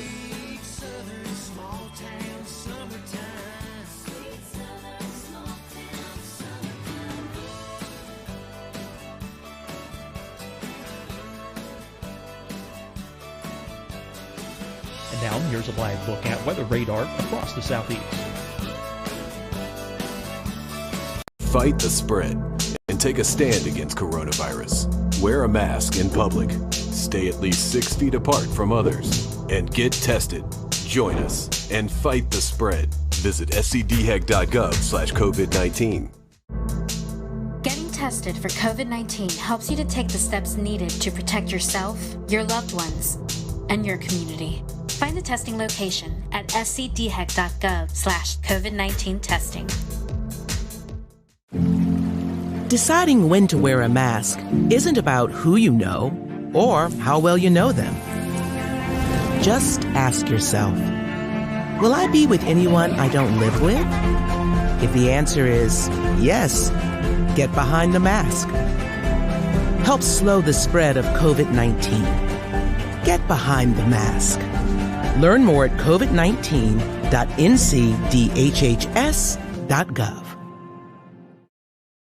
Hi, everyone. I'm Dr. Mandy Cohen, Secretary of the North Carolina Department of Health and Human Services. And when you follow the 3 W's, you protect your family and your neighbors from COVID-19. When you leave your home, practice your W's. Wear a cloth face covering, wait 6 feet apart, wash your hands often. Wear, wait, wash. We're in this together. Stay strong, North Carolina. You'll see your Carolina weather forecast at 25 and 55 past. And now back to the best of the Carolina Weather Group on the all-new Carolina Weather Net.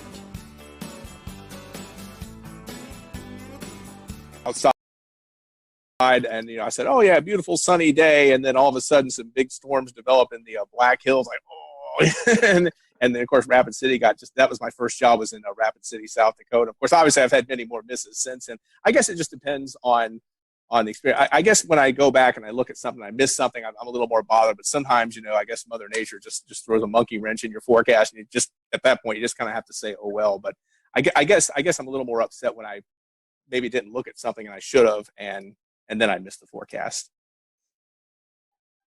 Ellie, Gabe, Gannon? Ladies first. Yeah. And I don't mean you, Gannon. No. He wants to answer. I mean, yeah, of course, it's something that, if we miss a forecast, or, the timing of a line of storms is off by a couple hours and it arrives earlier. And, a lot of people work outside in the summer, like landscapers, and, people have businesses along the beaches, and they rely on those forecasts for their businesses. So, from time to time, we know how the summer goes here.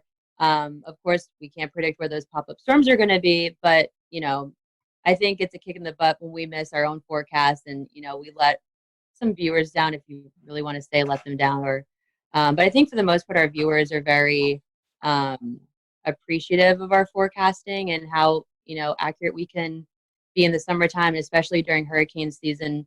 We get a lot of emails saying, how appreciative they are of, how interactive we are on social media and whatnot. So there's, pluses and minuses to that too.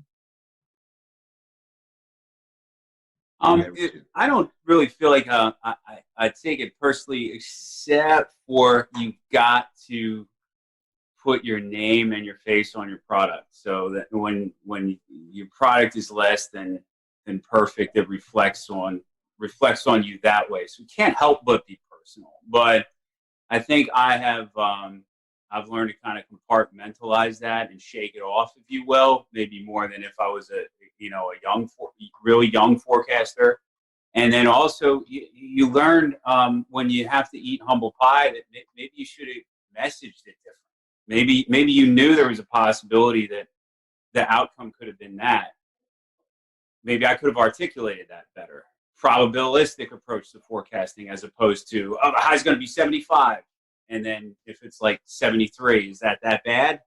No, we're talking about the same kind of flavor. So yeah, take it personally, but grain of salt. But only because we have to put our name and our face on the product. Otherwise, treat the instance as a learning opportunity to do better next time. Yeah, I think you hit the nail on the head with that, Gannon. At least in my case, probably compared to the other Mets that are on the team, I'd say I have I won't say least experience, but I know these guys could write books on the stuff that they know by comparison. And when I miss a forecast, it is just that, a learning experience. And agreed with Kelly that our viewers, I think, are very generous. They understand that what we do is difficult, and if it's a huge blow in the forecast, for instance, cold air is rushing in and it comes farther south than we anticipate, and so instead of seeing highs in the mid 70s, we don't even make it to 70, and that becomes tricky. And to Gannon's point, how could I have messaged that differently? What steps can I take to be clearer about that message going forward? We blame it on the wedge here in Western North Carolina. It's all about the wedge. Yeah. All right, Evan.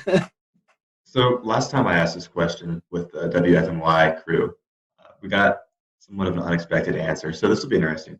What is your favorite model website, if you have one? Okay, I'll jump in. I use Weatherbell. I use the other ones like Pivotal and Tropical Tidbits occasionally. I probably need to use those a little bit more than I do, but I started paying the Weatherbell man, and I feel like I got once you pay for the ticket to the amusement park, we're riding every ride. We're gonna use that all day. So that's kind of what I'm stuck on for the time being. It's good. It's good. I didn't get a Weatherbell account, but Pivotal just started charging. I was kind of using their Euro model, and then I think it was like Monday. I think they started charging. I was like, I kind of got to have something. Got to have my Euro. So yeah, I went ahead and just sucked it up and paid Pivotal. So I'm paying Pivotal. I'm with Gannon. I like Tropical Tidbits a lot. I'd say Pivotal and Tropical Tidbits are probably my two favorite. Okay. Complete agreement with the two of you. Pivotal, Tropical Tidbits. Good to know that they're paying. It's been since Sunday since I forecasted. So if they're paying now, then it looks like I'm going to have to knuckle down and get an account. Just ask old Gannon. He'll help you out there. Eric, that was a good side note. Yeah. Yeah. What you, Kelly? I have to agree with the rest of the guys too. I like to use Tropical Tidbits obviously during hurricane season, but I favor Pivotal Weather for severe weather. I just think they have different parameters than Tropical Tidbits has, and I like to use that more. Now, did those answers surprise you? No, they did not. Okay, those are just what we were expecting last time. Sorry, guys. Last time we got the Penn State E-Wall as the resounding anser from everyone. I've used that a little bit. Yeah, I've used it. And I haven't heard of it before. Gannon, even with the hat, I've been using that for years, but I haven't used the E-Wall so much recently. I gotta be honest. I probably need to go back and check it out. That used me to be my too. go-to for the HRRR mod for her. I used to go there for the E-Wall, but now I use Weatherbell. So, Gannon, here while we're on you here, this is kind of a multi-part question. Were you scared of thunder and or lightning as a kid, and also was there kind of a period connected to that or after that you knew you wanted to be a meteorologist? My answer to the first part was not especially. Like, I don't have one specific knock your socks off thunderstorm memory that really freaked me out. And I have a couple of thunderstorm related memories. Like, we actually had a lightning strike to a tree outside of my house, and I remember the current got in the house somehow to the extent that some electronics were messed up. And I remember thinking, wow, how would that, so it's like 3-4 years old. That kind of gets the gears turning in your head that something bigger is at play. It didn't really turn into fear. And I would say it was just a compilation of thunderstorms and other weather phenomena in aggregate that got my interest in meteorology going throughout my childhood years and in my adolescent years. Okay, great. And Kelly, do you want to speak to that? Was I scared of thunder and lightning when I was younger? Is that the question? Yeah, and then did that kind of evolve into an interest for meteorology one way or another? I don't think I was ever scared of thunder and lightning. I actually would love when like a summer storm would pop up in Pennsylvania in the summer, and you just feel that nice rush of cool air. But I don't think that necessarily led to my love of weather. I mean, growing up in Pennsylvania, I mostly remember like huge snowstorms, even though I don't like winter weather forecasting that much. Kind of ironic there. But that's kind of, what sparked my interest in weather is waking up to like 2-3 feet of snow, just overnight. And it kind of just snowballed, if you will, from there. I would have to say I wasn't really that afraid of thunder and lightning. I certainly had an awareness of it. And one interesting thing is my house, I think when I was maybe 15 years old, was struck by lightning, or at least some streamers got into our house. And I remember my mom was making spaghetti that day, and she was cooking spaghetti sauce on an old cast iron pan, and the lightning actually burned a hole in the cast iron pan. I remember that very, very vividly. Well, see, I'm going to go the opposite of these guys. I was scared to death of storms growing up, and I think doing weathers has helped me over the years, of course, get over that. I remember, I was living in Thornville, Ohio at the time. It was the summer of 96 or 97, I think 96, and we had just a huge, string of showers and storms that came through that resulted in what was basically tornadoes, and constantly the EAS tones going off. As a kid, that's kind of scary. So it always stuck with me. From there, I was always at least keeping an eyeball on the weather forecast, no matter what it was. And then when I got to college, I had actually. Long story short, my folks had us grow up basically in TV. They were both TV personalities, TV managers in Columbus, Ohio. Got out of it for a little bit, and then college came around, and then got back into it. And so I started on the news end, and then I actually dated a meteorologist my junior year of college, and then that sparked the love of weather. So the relationship didn't last, but my love of weather from there on did. At least you had something lasting from that. We'll call it a nice parting gift. Another question, and then we want to kind of get to some more fun questions. While we're taping this, we've been going through some crazy times in the country with the COVID-19 pandemic. So this is kind of another two-parter question. A lot of folks have been able to do weather from home, a lot of meteorologists. So my question is, what are your thoughts on doing weather from home, and what do you think the future of meteorology looks like? Do you think we can incorporate this more into your daily routine of what you guys do on TV? Whoever wants to start, I'll let whoever. Well, my thoughts of weather from home is I think it's a great way to offer the service, the public service of distancing as you can. We've kind of followed the guidelines at work from our middle and upper managers, and we're kind of, as weather in terms of directives, the last off the boat, really. A lot of our anchors have been broken up, and our reporters have been taken away. Some of our producing has been doing sales, etc. But they've left us in place. But I mean, I think it's great when it can be done. I know Gabe has a great setup that he's probably going to speak to, and but I'm enjoying watching some of the setups and the creative things that people have in other media markets.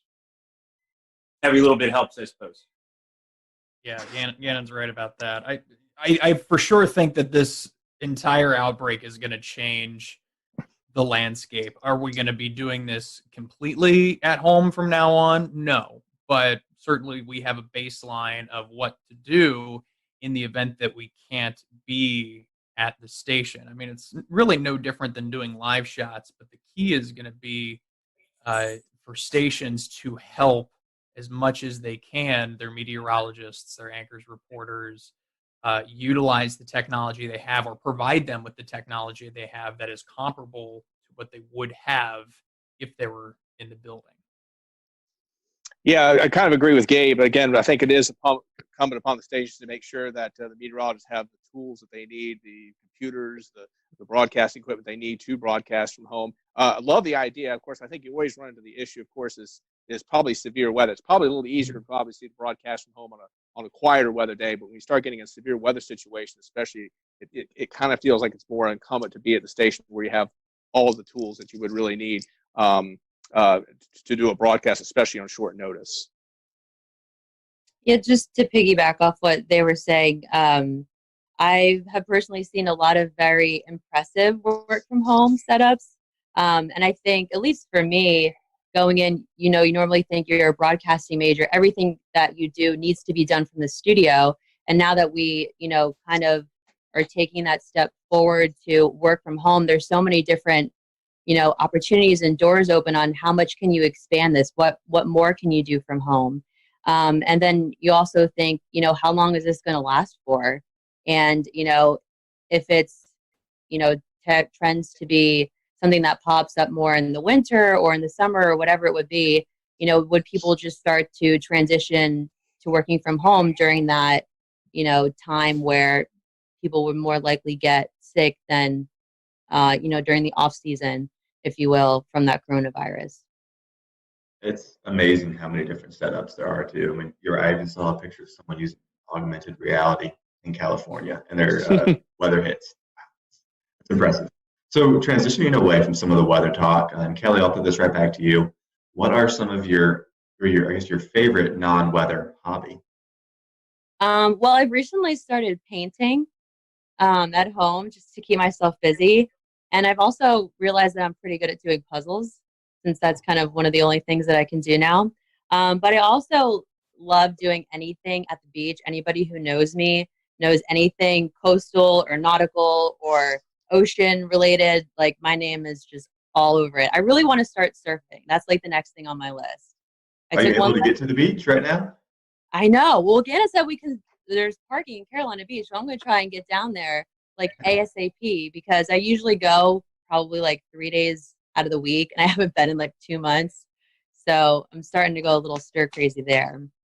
The waves are good today, so I know. It could be a good day to learn. I'm seeing that. Even just body surfing would be fine with me. Just something to get into. I love being in water and around water. Awesome. Good choices. Eric? Well, I don't get to do it enough, but I like to play tennis with my son. Obviously, in recent years, I've been having raising my kids, but now they're kind of getting older. So actually, probably in the future, I'm going to have a little more time to myself. But yeah, I love sports. I like golf. I'm a terrible golfer. I haven't golfed much recently, but I do love the sport. Obviously, I love just getting out, walking around, and obviously when I go to neighborhood swimming pool, beach, things like that. Pretty simple guy. Wouldn't say I'm real complicated, but those are the kind of things I like. We found out during a photo shoot that Eric has got some pretty awesome hoop skills. Oh, yeah. This was. Need to get in shape. I got to get in shape though. That's the first thing. Well, yeah, is there but any video of this? I feel like someone recorded some cell phone video with it. I'm not 100% certain, but I could shoot a little ball of the day. I could. Yeah, it was October, November. I'm a perpetual band kid, so my athletic talent is slim and none, unless it's pro wrestling, because it's predetermined and I know how to do it. So he was fitting in well with the WFNY crew last week. Every single one of them played an instrument. They were all in the band back in the day. So we're trying to get a band together, a weather meteorologist band. So we'll maybe reach out. Not me. Oh well, I'm your guy. Any drums or any percussive needs, I've got you covered. Okay. Gannon, what about you? Favorite non-weather hobby? If you guys get a band together, I'll just call the bars to see if I can get you in. That would be my role. I'm not very musically inclined. I like a lot of the things that my cohorts said they like. I like sports. Play a little sports. This past week I did tennis, but I like watching sports, keeping up with sports. Around the house, grilling and chilling, gardening. I like to exercise, so try to do that. I got a little elliptical machine that I try to hit at. Even if you're tired, it just feels good to get drenched with sweat when you can, a couple of days a week at the very least.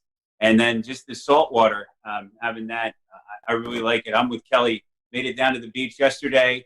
It kind of have a just keep moving along directive going on right now. So there's no coolers or beach blankets, but that's real nice when you can do that, because that's just a real good way to unplug, is being near water.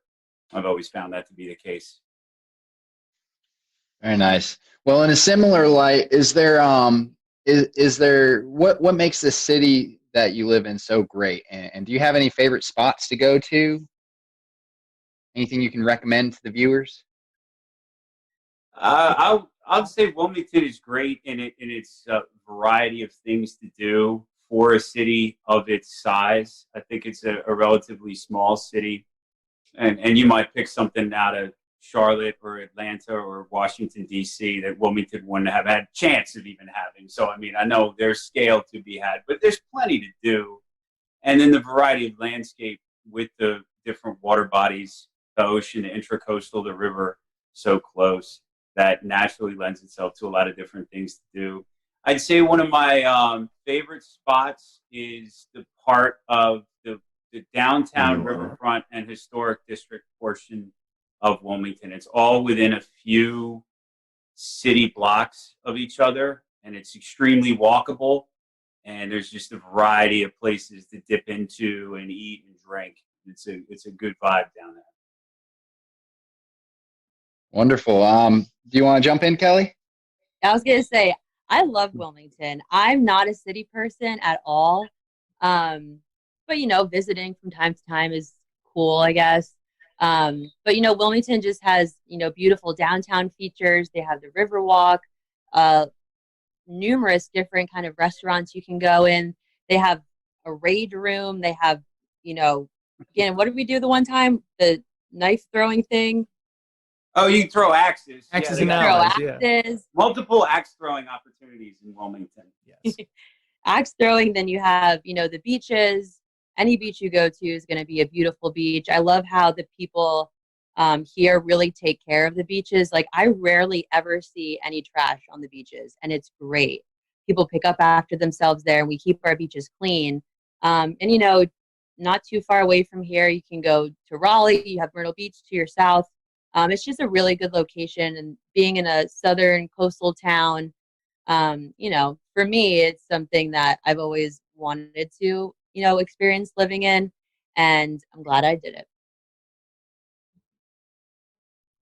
Yeah, I completely agree with what my colleagues have said. I kind of like the Fort Fisher State Park myself. I think that's kind of a hidden treasure in a way. One nice thing about Fort Fisher is, you probably, of course, hear about like go to Carolina Beach or Riceville Beach. You have to pay a lot of money to park, but obviously Fort Fisher is a state park. You can park there for free, so that's a good beach experience. And plus, it's not quite as crowded either. So that's kind of a nice place to walk around, or if you want a little quieter beach experience. I'm for sure more of a Wrightsville Beach kind of guy. I live near Wrightsville Beach, so I can very easily run or jog to the beach and get in and around there, kind of the Mayfair area. Also, really just from here up through like Surf City, North Topsail, some of those places, they're a lot of fun.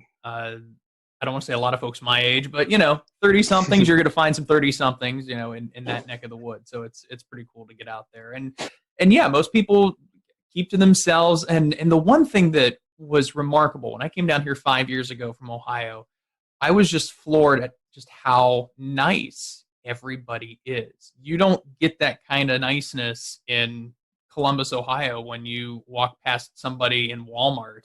Oftentimes it's what are you looking at me for? Like, what's going on? Here it's like, hi, how are you? Oh, wow, I didn't get cursed out. That's incredible. So it was a nice change of pace. I love the people down here and the scenery just as much. Well, what they say is that people who are at the coast often are have a little bit more of a relaxed personality and are generally happier, right? And it sounds like we all need to try the Riverwalk too if we haven't done that. I know that's off to put that on my list. Worth it. But I think, Evan, you have one more question to follow up with, and we'll go with that. Yeah, so one last very short, very silly question to kind of end us off for the eve or the afternoon, I guess. Gannon, start with you. Really philosophical here. Is a hot dog a sandwich? Oh shoot! You were really going to ask that? Oh yeah, we were adjusting our house earlier. Yeah. I'm gonna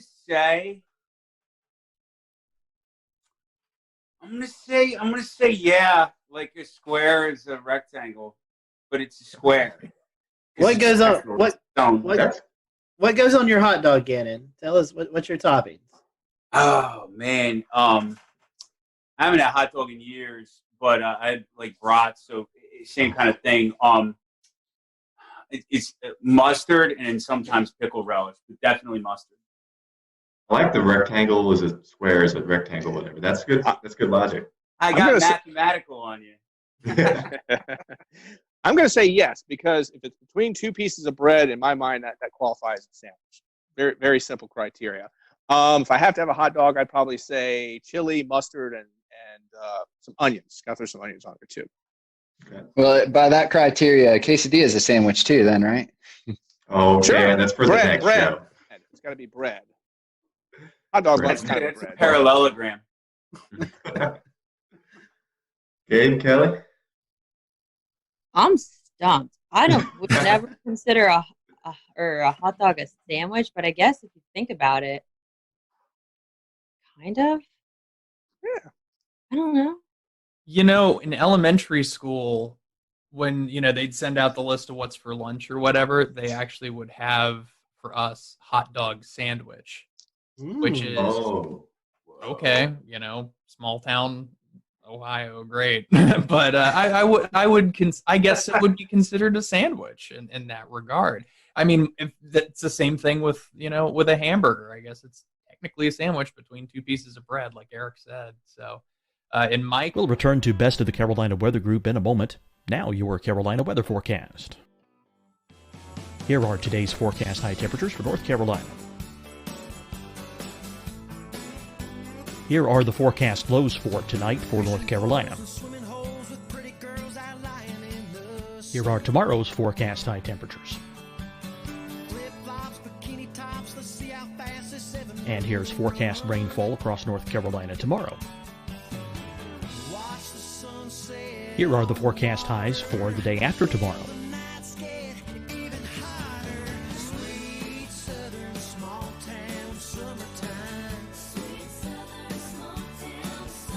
And here's the forecast rainfall across North Carolina for the day after tomorrow. This is the total rainfall forecast across North Carolina for the next 3 days. Here's the severe thunderstorm outlook for today from the Storm Prediction Center.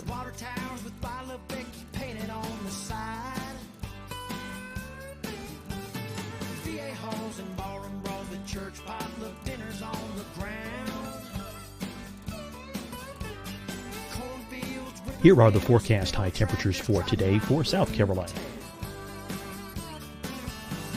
Here are the low temperatures for today for South Carolina. Here's the probability of precipitation forecast across South Carolina today. And here are the rain chances across South Carolina tonight. Here are tomorrow's forecast highs across South Carolina. Here are the forecast low temperatures for tomorrow for South Carolina. And here is the probability of precipitation across South Carolina tomorrow. Here's the precipitation chances across South Carolina tomorrow night. Here are the forecast highs for the day after tomorrow in South Carolina. Here are the forecast low temperatures across South Carolina for the day after tomorrow. And here are the rain chances across South Carolina for the day after tomorrow. And South Carolina's probability of precipitation for that night. Here's the Storm Prediction Center's severe thunderstorm outlook across South Carolina for today through tonight. Here's the Storm Prediction Center's severe thunderstorm outlook across South Carolina for tomorrow and tomorrow night. And here's the Storm Prediction Center's severe thunderstorm thunderstorm outlook across South Carolina for the day after tomorrow through that night. Here's the severe thunderstorm outlook for today from the Storm Prediction Center.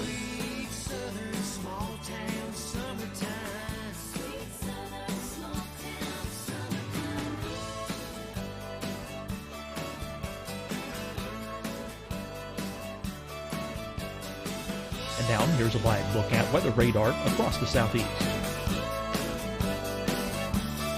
Fight the spread and take a stand against coronavirus. Wear a mask in public. Stay at least 6 feet apart from others. And get tested. Join us and fight the spread. Visit scdhec.gov/COVID-19. Getting tested for COVID-19 helps you to take the steps needed to protect yourself, your loved ones, and your community. Find the testing location at scdhec.gov/COVID-19 testing. Deciding when to wear a mask isn't about who you know or how well you know them. Just ask yourself, will I be with anyone I don't live with? If the answer is yes, get behind the mask. Help slow the spread of COVID-19. Get behind the mask. Learn more at covid19.ncdhhs.gov.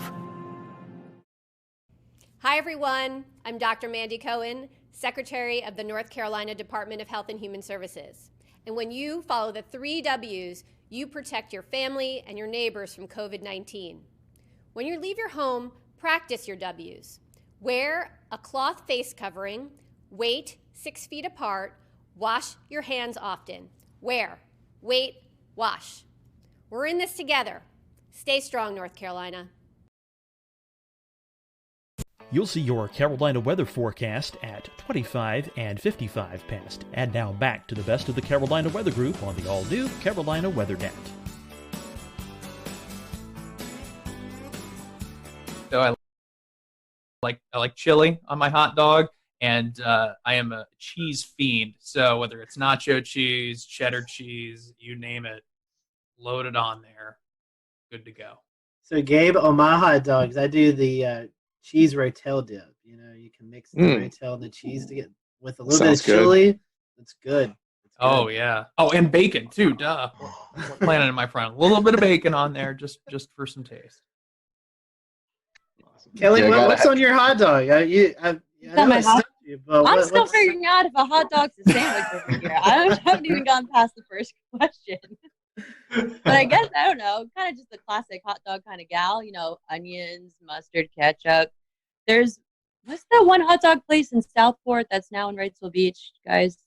You know what I'm talking about? The Trolley Stop or something like that? Maybe it. Yeah. They have a bunch of really cool, different kind of hot dogs there. So, I don't know.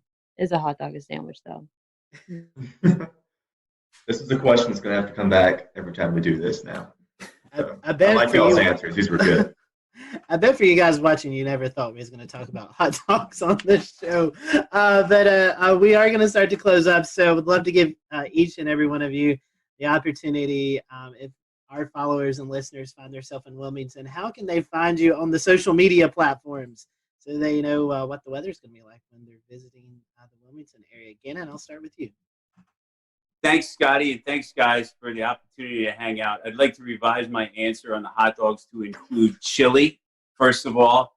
But also, if you're in Wilmington, you have any interest in Wilmington weather, I'm at Medwick, just my last name, on Twitter, at Gannon Medwick, all one word, on Instagram, and then meteorologist Gannon Medwick, -WECT, is the search for Facebook. So I'm on all of those 3 places.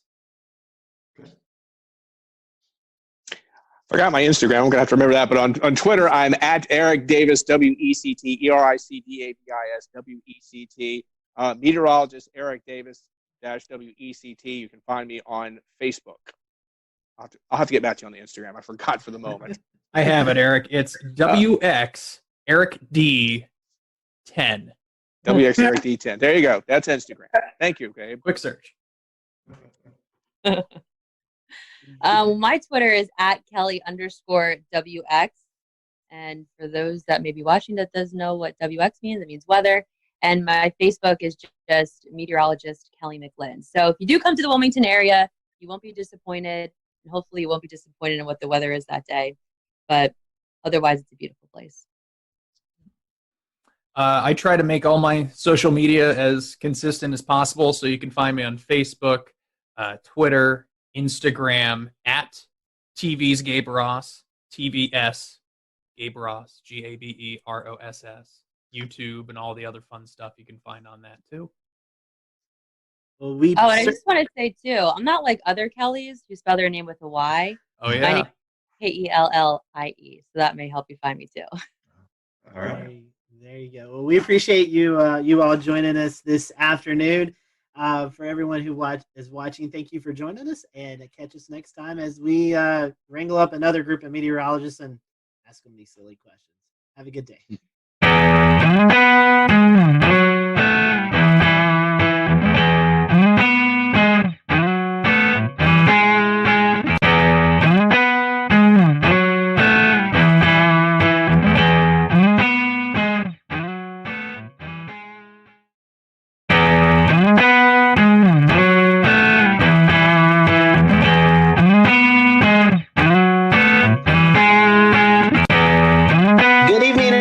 Welcome to the Carolina Weather Group. This is the Wednesday, April 8th, 2020 edition of our little weather get-together.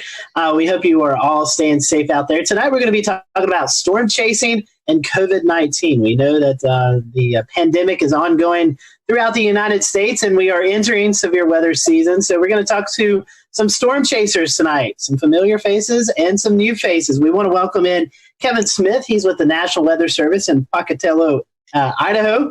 We have on with us Tim Marshall, storm chaser, meteorologist, and engineer.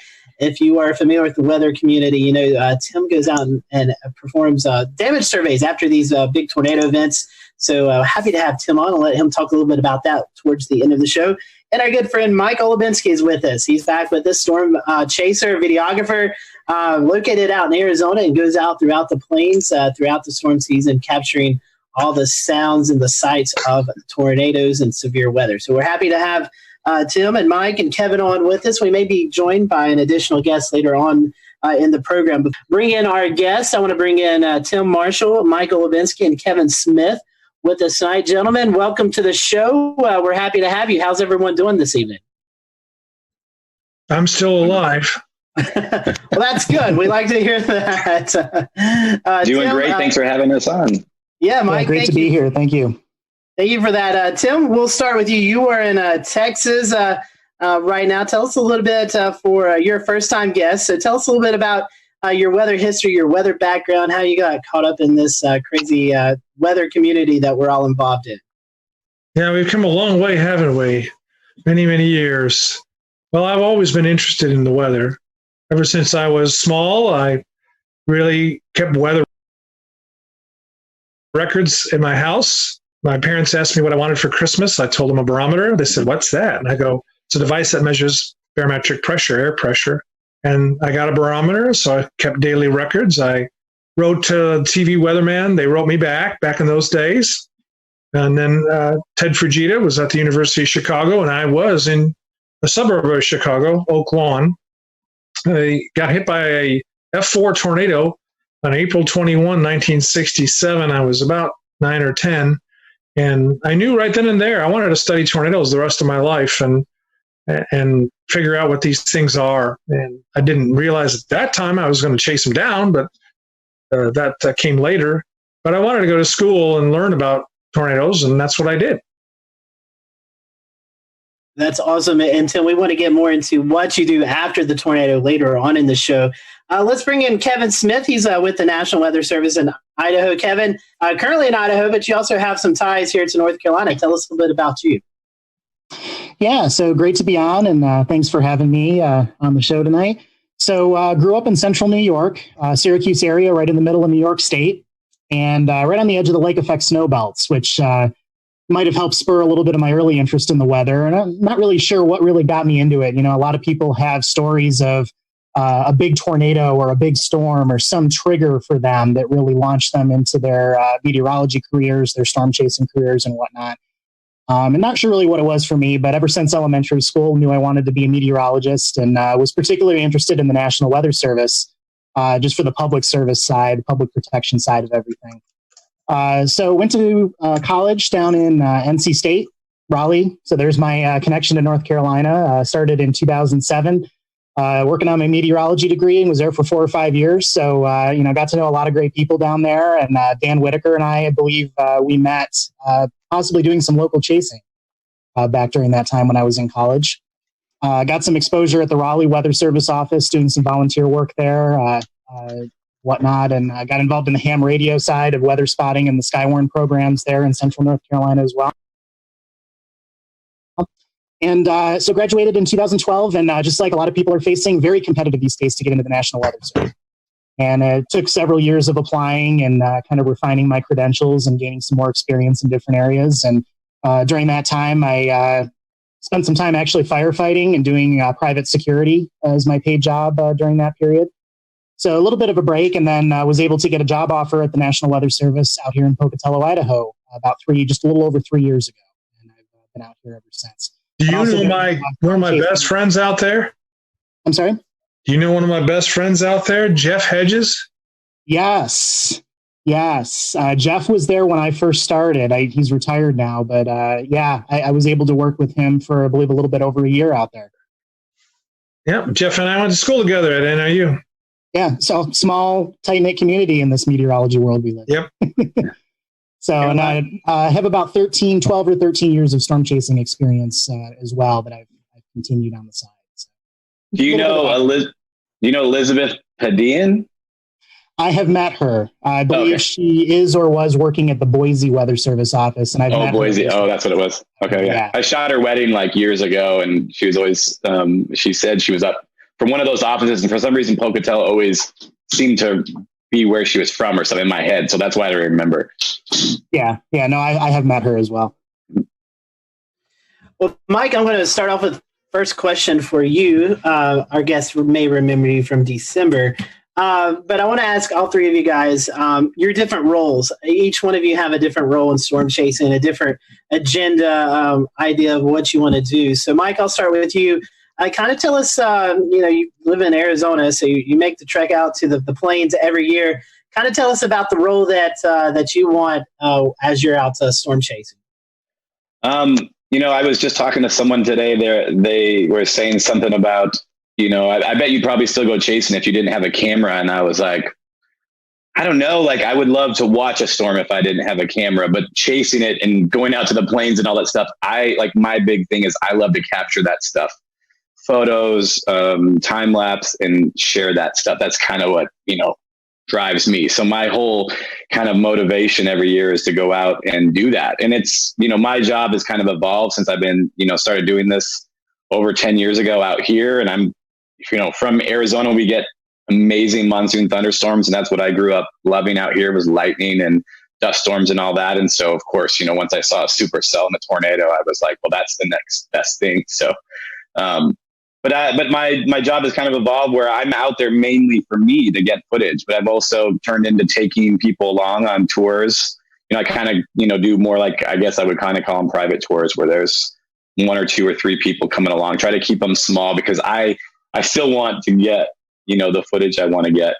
And we've also played guide to having some people follow us that want to get the same kind of footage that we're getting. And we're definitely, when I say we, I mean, sometimes I have my buddy Brett ride along or me by myself, but we kind of have a different mindset. I know Tim, a lot of these guys are right under the tornado. They want to get close up footage. They're getting the damage. They're getting all the crazy stuff. And we're usually in front of it because we want to stay out of the rain and the hail because we want to capture these images. So the footage we're getting is a little bit of a different type than what other people get, but it's a heck of a lot of fun, and hoping badly that I will be able to get some more this spring. I'll bring in Brett Adair. He's joining us. I think he's actually out in the field right now doing a little bit of chasing. Brett, a guest of our show, so if you've been following us, you've seen Brett before. Brett, you do live storm media, doing some stuff for Weather Nation. What's your objective? What's your goal as you go out in the field and chase? Well, the number one objective has been report. Obviously, we want to get in front of these storms and, in some cases get close and others maybe not so close. Today, the objective was we had some inverted V-type soundings earlier in the day, so we knew hail and damaging winds were going to be the key elements and components for earlier today. So we did a little chasing in the severe thunderstorm watch down in Alabama just to do a little bit of reporting if we had anything. Now we're shifting into nighttime mode where we're moving up I-65 north of Birmingham headed toward Huntsville. And we're going to go up and see if we can't, confirm anything that might happen. We got increasing shear in the overnight hours, and we're still really unstable. 2,000 to 3,000 cape out here as these storms push out of Tennessee and Arkansas. So we're going to be doing anything that we can to confirm any type of damage and see if we get any wind or hail reports up here. And so we know chasing kind of a different scenario this year with the coronavirus going on. Maybe some different rules, perspectives coming through. Tim Marshall, I know you was able to head up to Jonesboro, Arkansas. We'll talk a little bit about that later on. But as you're out in the field, what is your guidelines, or what are you wanting to look for as you're out in the field? Well, we've had to change now. Oh, my bad. Oh, go ahead. Now, right now, I'm on this EF scale committee, and what we try to do is get pictures of certain buildings that are damaged by tornadoes. So that's my mission, and that's why I was in Nashville, I was in Jonesboro and Dallas, looking for these specific damage indicators, as we call them, and get photos of that. We have plenty of photos of damaged houses and manufactured homes. What we want to do is look at more details, like your Walgreens and your cantilever lights that we have, street lights, those kinds of things that we need photos for. So that's what I'm doing, is I'm surveying to get specific photographs. Awesome. That's some great perspective there. Some good information that we get from your storm surveys. Dan, I know you friends with Kevin, and maybe you guys can kind of talk about that side of the conversation tonight.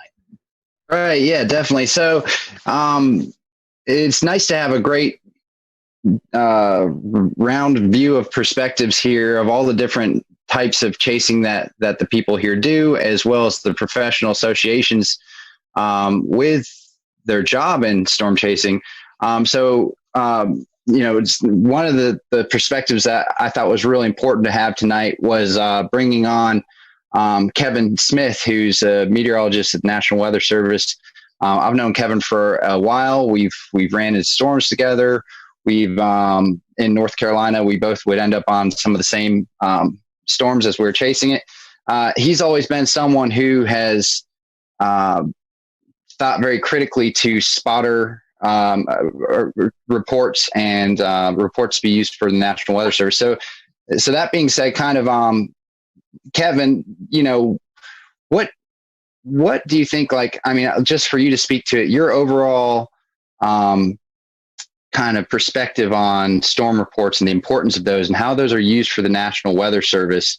What is kind of your history and your, where you feel that importance lies with those reports?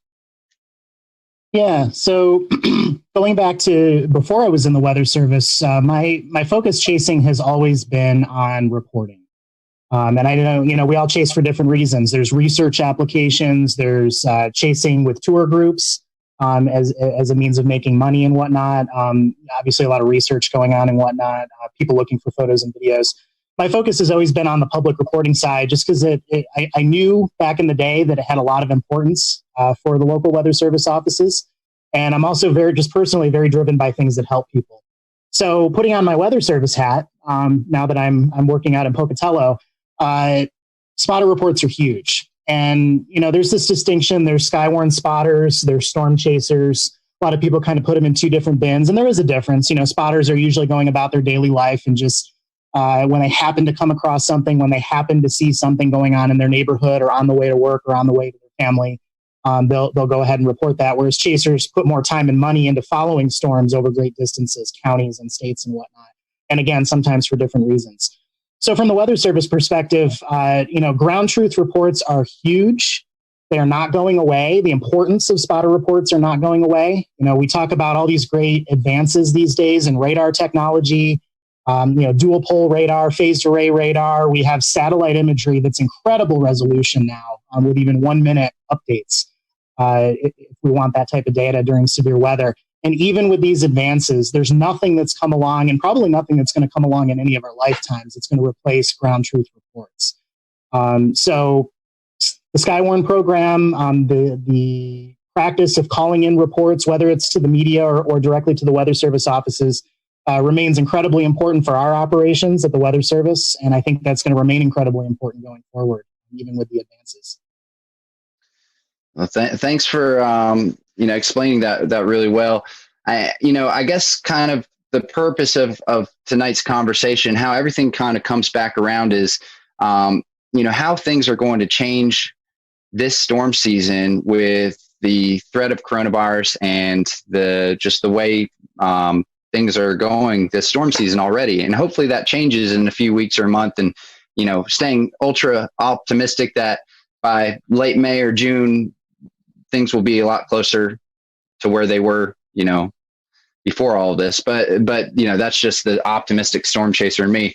All that being said, I think one of the important things is, what if we're talking 5 years from now and we're looking back at this storm season, what are going to be the biggest takeaways? What are the most important things that may have happened weather-wise from a lot of people staying home, from a lot of research potentially being halted.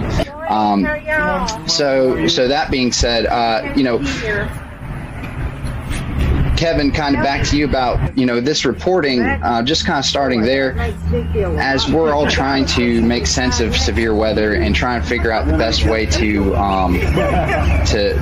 make sense of ground reports and get those in. How do you think that might be affected this storm season? Kind of our security, and that we just have. It's really hard to tell. So obviously, and probably everyone on this panel is aware, there's a lot of debate right now going on among the spotter community, storm chaser community on to chase or not to chase, and CDC guidelines, and how is the overall season going to be impacted? With everything going on with COVID. In terms of the reports that are streaming into the Weather Service offices, it's hard to tell. We get a lot of reports from the local spotters in each CWA, so each county warning area, the area that each Weather Service office is in charge of in terms of forecasting and warning operations. I don't speculate that would change significantly, particularly with a lot of people at home. Our spotters that usually call in reports are hopefully going to continue to call in reports throughout the pandemic, as long as they can do so safely. In terms of maybe having less chasers out in the field, it's really hard to speculate on that. Whether that's going to have an impact on the overall verification process or just the amount of reports that are coming in. Officially, from the Weather Service standpoint, we strongly recommend everyone to follow all the CDC guidelines and all the local guidelines related to the pandemic. That's kind of a first priority before we get into, I need to report the wall cloud. But outside of that, pandemic or no pandemic, we want those ground truth reports whenever they can be sent. Kevin, one of the things that you said that stuck with me was the importance that in normal times, these observations can provide to you guys at the National Weather Service. I'd like to have you speak a little bit more to that in just a second, but what I'd like to do to kind of draw a parallel between the two conversations we're having is play a sound clip today from here in Charlotte, North Carolina, where Mecklenburg County Health Director Gibby Harris actually drew a line between what hurricane forecasting is like and what trying to forecast the coronavirus is like, and it plays off of exactly what I think you were just talking about how today's observations determine tomorrow's forecast. This runs about a minute. It's a little long, but I want to let our weather-centric audience hear this sound. We have built the modeling that we're using in this community based on methods that were developed by a team of researchers at the University of Pennsylvania. The CDC has also used this model. We're working with our partners at Atrium and Novant, and it requires data from all three of our systems to run these models. We've adjusted the models with our local data and are monitoring the projections daily. Every time we put in new data and adjust the assumptions based on what we're seeing in our community, the forecasts can shift. These models are not unlike what you see when we have a hurricane.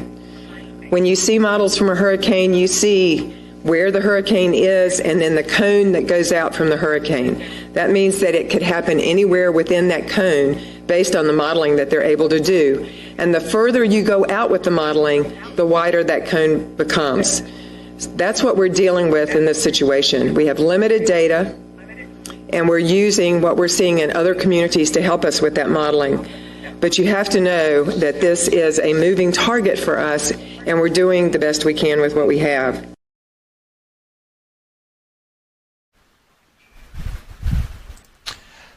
So, Kevin, those observations, whether they come from humans or machinery, really do play a role in the weather world to help with tomorrow's forecasting. Is that right? That's right, yes. And I think we're padded a little bit as far as spotter reports go. And what I mean by that is, obviously, when we're reducing weather balloon launches, which are directly inputted into the models that we use, if we're reducing observations coming from aircraft, because air travel is down so much right now with the pandemic going on. Things like that are direct inputs into the weather models are going to have a pretty clear and documented impact, I think, on some of the accuracy and just the performance of the overall model. When we circle back around to ground truth reports from spotters and from storm chasers, again, it's hard to ascertain. We're not plugging a spotter report or a chaser report directly into a model. And again, with the majority of spotters being on the spotter end of that spectrum and reporting from home, reporting from work, again, we're hoping that we don't see a big reduction in those types of reports coming in during the pandemic. But I can think of multiple examples all the way back to high school when I was a spotter back in high school. And then I kind of started to stray more and more into storm chasing as we went into college and then my adult life so far. There's a lot of different examples I can think of where actions were taken by the Weather Service immediately based on my report. And that's a really great feeling. As far as, we know spotter reports are valuable. I'm telling you they're valuable right now as a Weather Service employee. But being able to see that in real time. So, for example, We'll return to Best of the Carolina Weather Group in a moment. Now, your Carolina weather forecast. Here are today's forecast high temperatures for North Carolina. Here are the forecast lows for tonight for North Carolina. Here are tomorrow's forecast high temperatures. And here's forecast rainfall across North Carolina tomorrow. Here are the forecast highs for the day after tomorrow.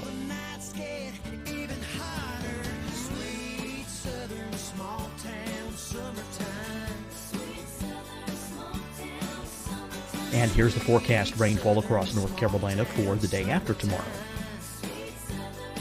This is the total rainfall forecast across North Carolina for the next 3 days.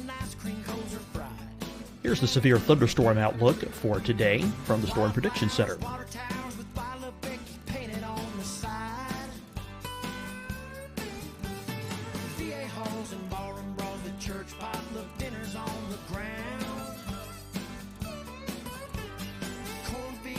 Here are the forecast high temperatures for today for South Carolina. Here are the low temperatures for today for South Carolina. Here's the probability of precipitation forecast across South Carolina today. And here are the rain chances across South Carolina tonight. Here are tomorrow's forecast highs across South Carolina. Here are the forecast low temperatures for tomorrow for South Carolina. And here is the probability of precipitation across South Carolina tomorrow. Here's the precipitation chances across South Carolina tomorrow night. Here are the forecast highs for the day after tomorrow in South Carolina. Here are the forecast low temperatures across South Carolina for the day after tomorrow. And here are the rain chances across South Carolina for the day after tomorrow. and South Carolina's probability of precipitation for that night. Here's the Storm Prediction Center's severe thunderstorm outlook across South Carolina for today through tonight. Here's the Storm Prediction Center's severe thunderstorm outlook across South Carolina for tomorrow and tomorrow night. And here's the Storm Prediction Center's severe thunderstorm outlook across South Carolina for the day after tomorrow through that night. Here's the severe thunderstorm outlook for today from the Storm Prediction Center.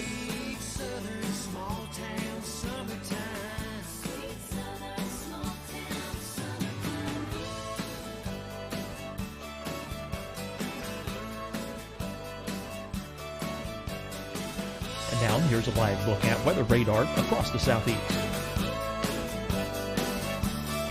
Fight the spread and take a stand against coronavirus. Wear a mask in public. Stay at least 6 feet apart from others. And get tested. Join us and fight the spread. Visit scdhec.gov/COVID-19.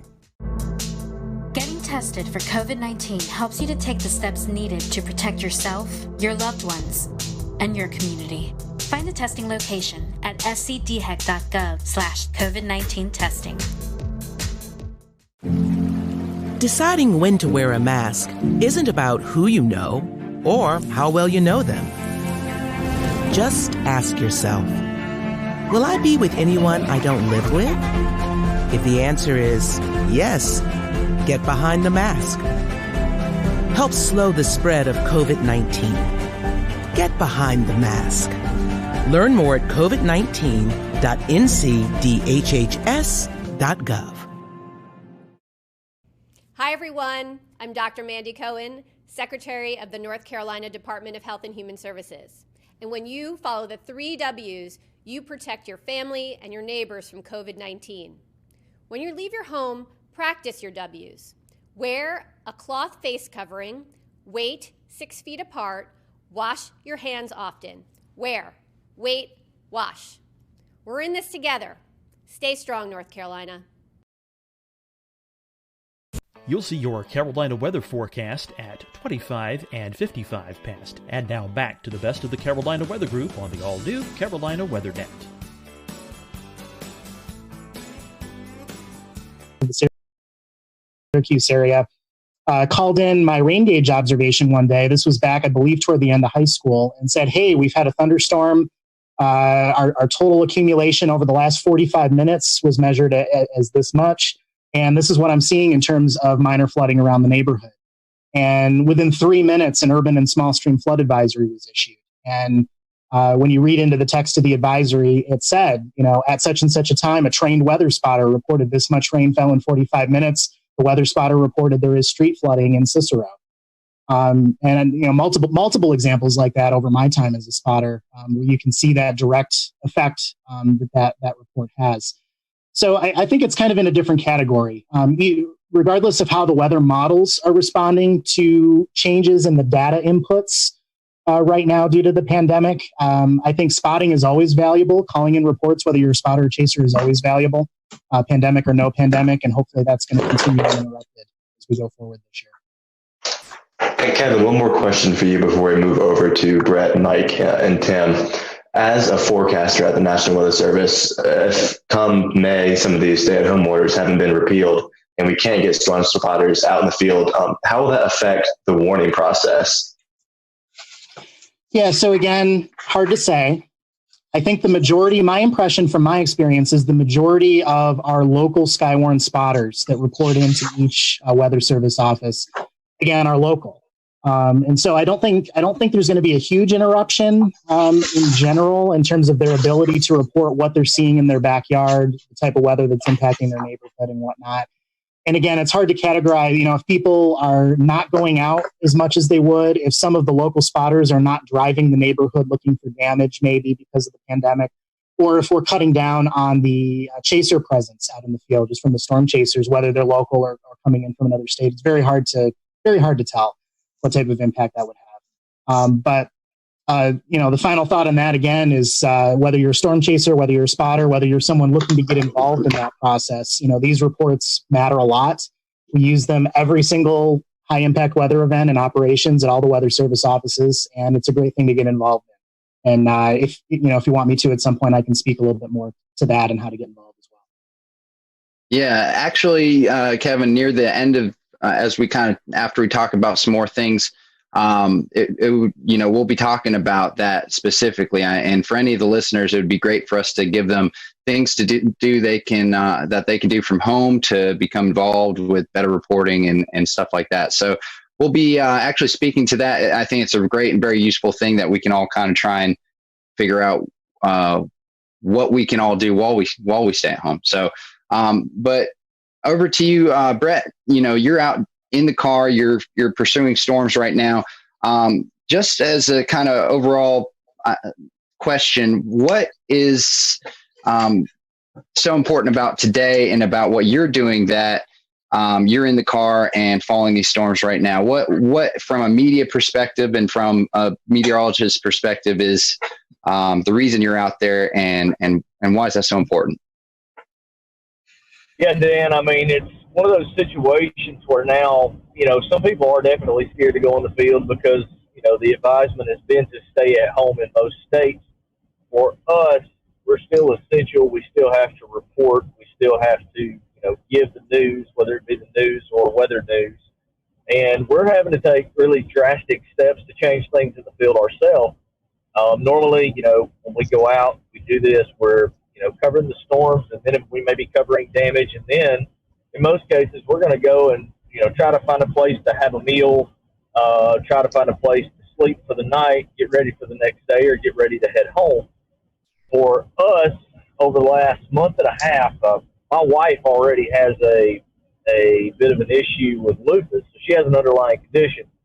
So I'm having to be extremely careful. We have tons of hand sanitizer, gloves, N95 masks.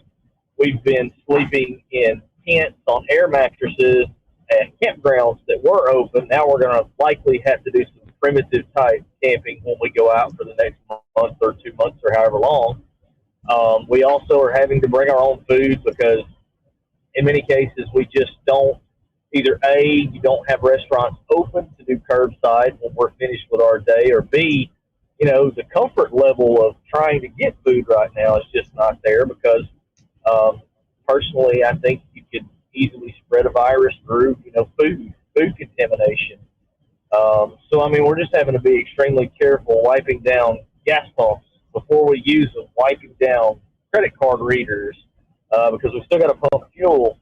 It has really changed the way that we operate, and we're having to really slow down and be more attentive to the things that normally would be second nature to us when we're in the field. So, personally, I'm a little more worried about other things than the storms, and you have to pay attention and really think about things more in depth. And it also, I second guess myself sometimes. I don't want to become complacent about the weather and then have an issue there as well. So it's becoming very challenging, but we still have to be out here, reduce number of spotters.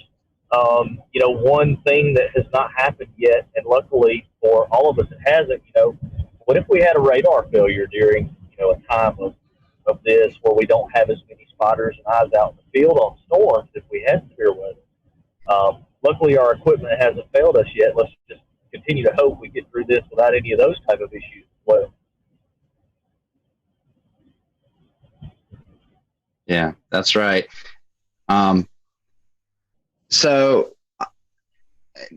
Tim, to kind of speak to you, you've already been out chasing as well. You've done your damage assessments. You've seen some of these effects probably as well. Is there anything like what Brett was talking about that you think you've had to change, or that's limited your ability to do your job or to pursue the storms? Absolutely. Everything Brett was saying with regard to carrying hand sanitizer. I have an N95 mask and have gloves, have surgical gloves, have a whole box of them.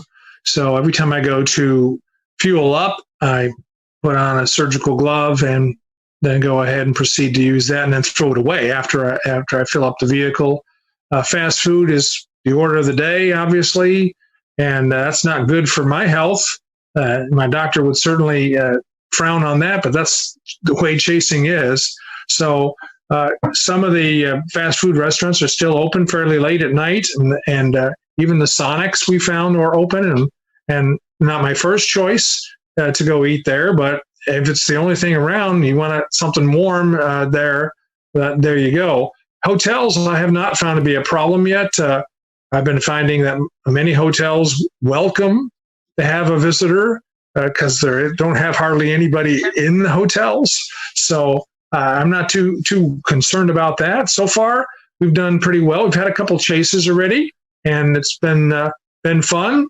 But I think what happens is we'll see how things work over the next few weeks and months, and see how bad it gets or if it improves any. And so, Mike, I want to bring you in because Tim lives in Texas, Brett's in Alabama. You're in Arizona, so you have to do a lot of traveling to get to where you need to be. What do you think the effects may be for you? Have you already experienced some of them? Kind of tell us, walk us through your game plan. Well, at least I haven't experienced them. I haven't been out chasing yet. I've kind of put a goal in my head of not chasing until May, just so I don't even think about it right now. I just want to wait till things maybe get a little better.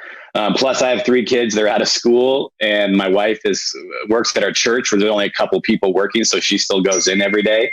And so I'm kind of hunkered down, helping them, get caught up on schoolwork that they need to do. I'm the one going to the store to get groceries and all that. So it's actually been really fun, but also kind of, still trying to work and stuff on my own, which has been a little bit stressful with the kids. But, I'm trying to look at this time a little bit with some silver lining as a gift that I get to spend time with them and help them out. But all the precautions they're taking, I've been taking. I'm starting, I'm freaking out. I sound a little sick. I have allergies out here. But on Friday night, I thought I was like, oh my God, my chest is caving in and I've got all these symptoms, and had like a panic attack on Friday night. So, since then I realized I just have allergies. It's real bad out here for everybody. But I do everything, go to the store and wash my hands before I go in. I try not to touch anything. I've trained myself not to touch my face. And it's just crazy how much your face itches once you've trained yourself not to touch your face inside a grocery store. And then I cannot immediately wash my hands and make sure and wash my phone if I've touched it, or credit card or whatever. So, but for me, at least coming up, it's going to be different. I usually will do tours for 7 days, 10 days. I don't know if any of those are going to happen. They don't usually start until mid-May. So right now I'm, one of the guys coming, he was a 77-year-old man who's come on a couple of my workshops before. He's like, I don't want to come and I don't want to stay in hotels, and which is great. I don't want him to risk anything he doesn't want to. But, for me, when I started doing this, I started in Arizona chasing by myself. And when I started coming out the plains, I had a buddy or two, but really my first time ever coming out was by myself. And I learned to chase solo and how to navigate, look at radar, and do all the stuff at the same time. For me, I'm almost thinking, it's going to be kind of like a flashback to how I used to chase. And right now, the plan is to bring a cooler of food and a sleeping bag and a pillow and sleep in the back of my 4Runner. And if I need a, motel, I might even go in and bring my pillow and my sleeping bag, so I don't really have to touch the bed, and make sure I wipe everything down. And like Tim said, I have a neighbor who works with hotels, and, I know that some of them out there, they're going to need money. They need support as well. And so, in a way, hopefully we're kind of helping them out at the same time of being, safe and all that. So, my plan is to just kind of try to do that as much as I can. I've gotten used to driving out there, especially to, kind of to Denver, chasing, coming back to Denver, leaving my truck somewhere and flying home for, $100 a flight one way, which is pretty cheap, staying home for a few days, flying back out and chasing. So I don't have to do the crazy drives back and forth across New Mexico and everything. But this year I'm probably going to have to get used to doing that again. So I think it's possible it's going to be a little bit different than before, but my plan really is to, hopefully wait till May, maybe first, second week of May. I love late May and June anyway. It's about my favorite time to chase. Usually it's more picturesque, or it can be. But that's just kind of my goal. And if it's safe to go, I'm going to feel real good about it, but I'm definitely going to be ultra paranoid the whole time I'm out there, and try to avoid any, big chaser meetups, no Applebee dinners, none of that stuff. It's just going to be kind of staying below radar, just chasing and having fun and trying to just do what I really love, which is just be out there all night getting lightning photos. And honestly, storm chasing, at least to me, is one of the most socially distancing hobbies you can possibly have. That also, at least for me, is a job. So I get to go do that and really have an excuse to be away from everybody and not have to do anything. But other than, Tim and Brett said, wash your hands before touching a gas pump and avoid, that kind of stuff as much as possible. So at least that's my plan right now, but we'll see. It's, it's only early April. Who knows what's going to change? Yeah, definitely in a changing world. Kevin, I want to bring you in, and then we're going to go to a quick break. With the Weather Service, I know some things have to be kept internally, but as we get into storm season with the Weather Service, we see these bigger severe weather days. Sometimes the Weather Service brings in additional staff to help monitor social media, Skywarn, things like that. Does the Weather Service have any clue or any ideas or plans on how to address these bigger severe weather event days during the COVID-19 pandemic? Yeah. So the guidance we've been given is operations continue. So broadly in the Weather Service, we have a lot of people teleworking if they can, particularly on the management side, upper management, even some of our IT support and electricians type positions, electronic support, are trying to telework as much as possible. As far as operations goes, doing the forecasting for the airports, providing support for our partners, all of the severe weather outbreaks, all of that. I say business as usual. We're washing our hands more. We're spraying down the workstations. We're trying not to sit next to each other. So we're trying to practice social distancing and disinfect as much as we can. But we're going to bring in everybody that we need to work a severe weather event or a tornado outbreak. And it kind of comes down to risk. If we have the potential for big tornadoes to start wiping people out, there's a point where that risk potentially, particularly if we can't warn for it, that risk is going to become pretty big and be a pretty big threat to life and property. And, right alongside the pandemic, that needs to be addressed. So, we bring in everybody that we need on the operational side to handle the big events, just like we normally would for the pandemic. So, Tim, you were in Jonesboro just recently in the past few days surveying. Did you notice any effects of the COVID-19 outbreak and how that influenced storm surveying as well as storm recovery? Well, the people there were very cognizant of the stay-at-home order, but they also wanted to go out and see the damage. So there was, two types of people out there. There were people who did stay home, and then there were people who were out in their cars taking cell phone pictures of the damage and destruction. The police were all over there, and funny because talking to the police there, one police officer shook my hand, and then we both thought, wait a minute now, we shouldn't be doing that. And then other officers would say, well, we could just, say hi or something like that. And that's great. So there was some of that. And then the hotel I stayed at up in Jonesboro, they said that before the tornado, they had 20% occupancy. But then after the tornado, it went to 60%, and they expected to be sold out as more first responders and contractors come into town. So in a way, it brings back some business.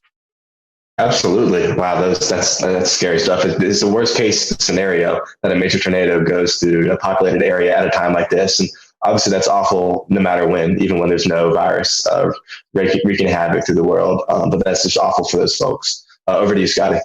Thank you, Evan. Tim, I want to keep you up and bring Kevin in as well. Tim, you were able to kind of go through Nashville, Tennessee, look at this tornado damage that went through downtown. That was pre-COVID-19, before everything kind of shut down. You was in Jonesboro after COVID-19. So you did storm surveys on both. So I want to ask you, how are those storm surveys different? Have you noticed anything? And then Kevin, I want to piggyback that off to you as how will the Weather Service conduct these storm surveys when we're in this time of social distancing? So, Tim, I'll throw it to you first. Well, as far as Nashville and then Jonesboro is concerned, I was still able to get around without any problems whatsoever. I was able to do my survey without any problem. I do a lot of walking as well, and I have all the credentials with me. So, I have my hard hat on, and I have a jacket on that says, that I'm a surveyor. So those kinds of things, people recognize me as somebody who's supposed to be essential out there doing the job. And that's what I do. So I've had no problems with it myself. And like I was saying earlier, there's two kinds of people out there in the Jonesboro area, those that stayed home and those that went out and took a look at the damage. And it wasn't anything too bad because it's a rural town, and it didn't have the hundreds of people that have had it or died from it yet. And so it wasn't really that impactful to a lot of the people I spoke with. They didn't realize the full extent of it, I don't think, like some of the bigger cities have. It's because they're out 2 hours from Little Rock, for example, and they're out in the country, and they don't have the concentration of COVID positive cases as something like Little Rock.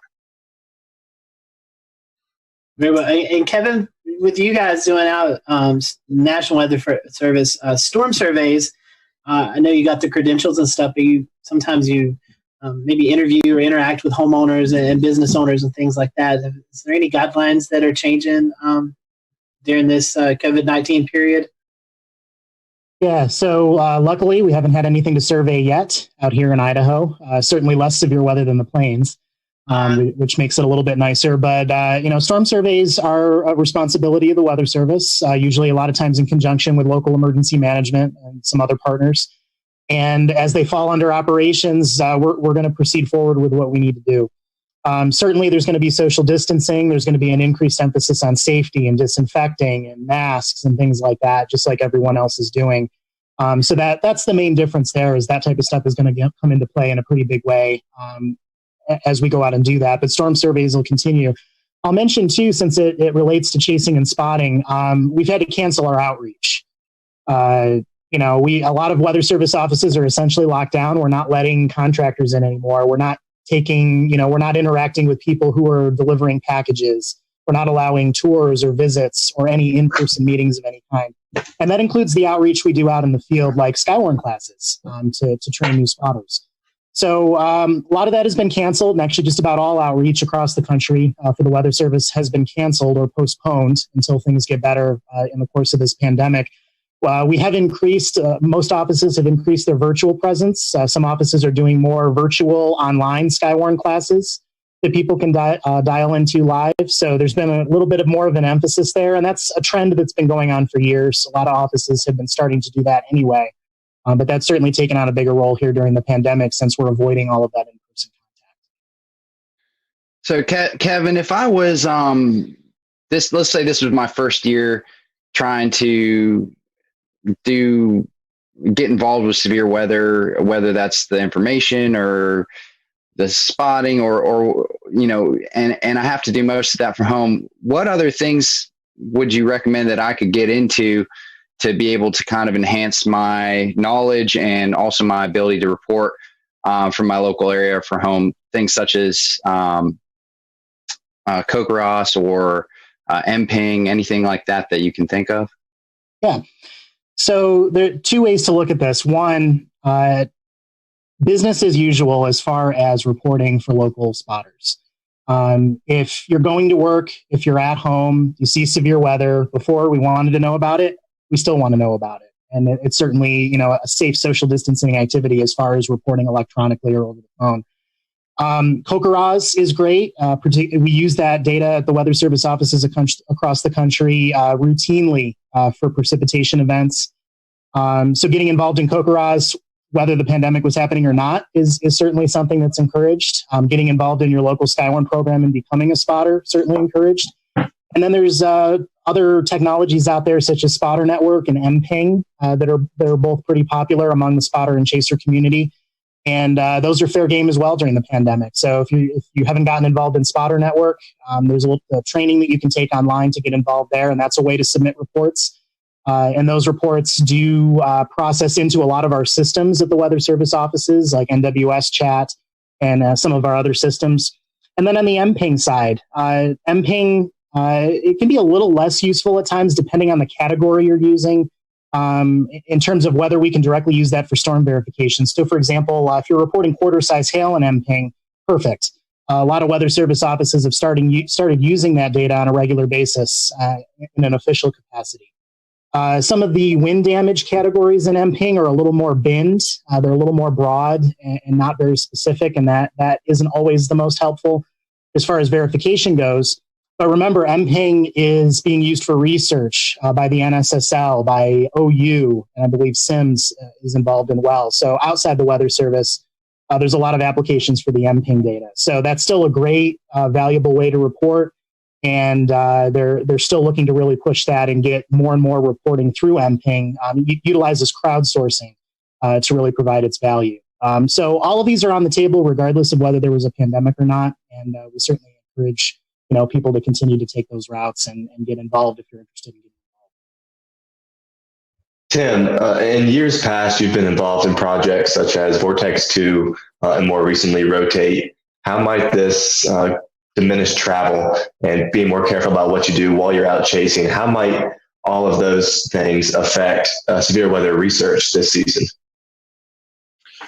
Well, there will be no project this year for me. I was informed that the folks that are in charge, Josh and Karen, lost funding, unfortunately, with NSF, so there's not going to be any kind of program this year. But they have asked me in past years to go along with them and to serve as one of the lead probe vehicles out there to deploy those instrumented pods. And the reason for that is because of my long years of experience and how I have this passion for getting up right in front of tornadoes. And we've had some good success over the years with them. It's just, I wish it would go every year instead of kind of waiting on the whims of funding. But I guess that's the way it works. So there won't be a project this spring, but I'll be out. I'm always out every spring, have been since 1978, and I will continue to go out and chase. Brett, I want to talk to you. I know you, Live Storms Media, you guys are out shooting video and different media outlets contact you about that. Do you think that might be a bigger thing this year to kind of break the COVID-19 news cycle, people wanting to see something besides the coronavirus with severe weather video? It's already been that way. We've been kind of noticing an uptick lately. We'll return to Best of the Carolina Weather Group in a moment. Now your Carolina weather forecast.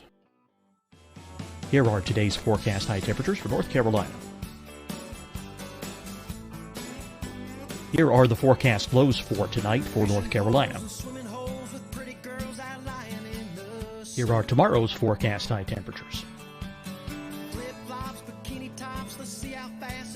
And here's forecast rainfall across North Carolina tomorrow. Here are the forecast highs for the day after tomorrow.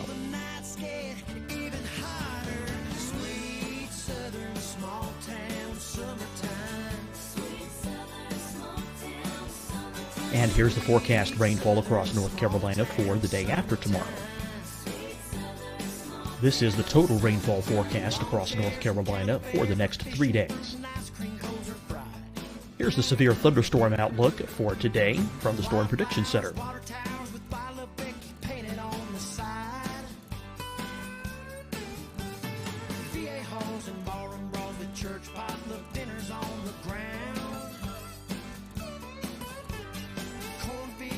Here are the forecast high temperatures for today for South Carolina.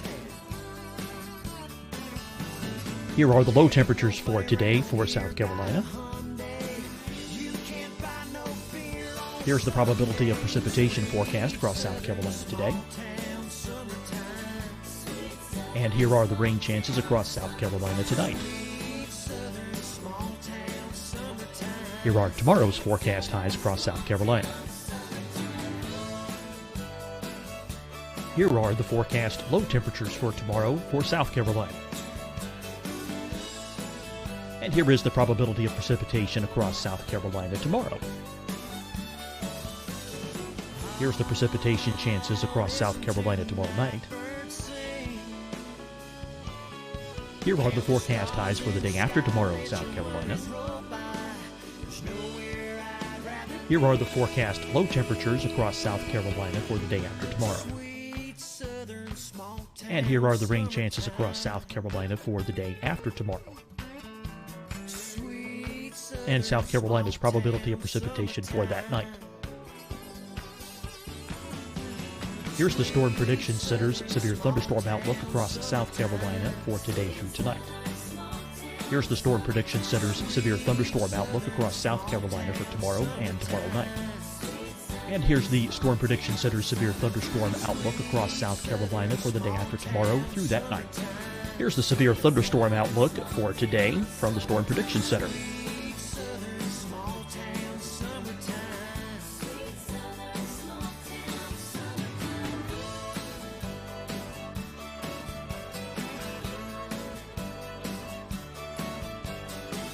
And now here's a live look at weather radar across the southeast.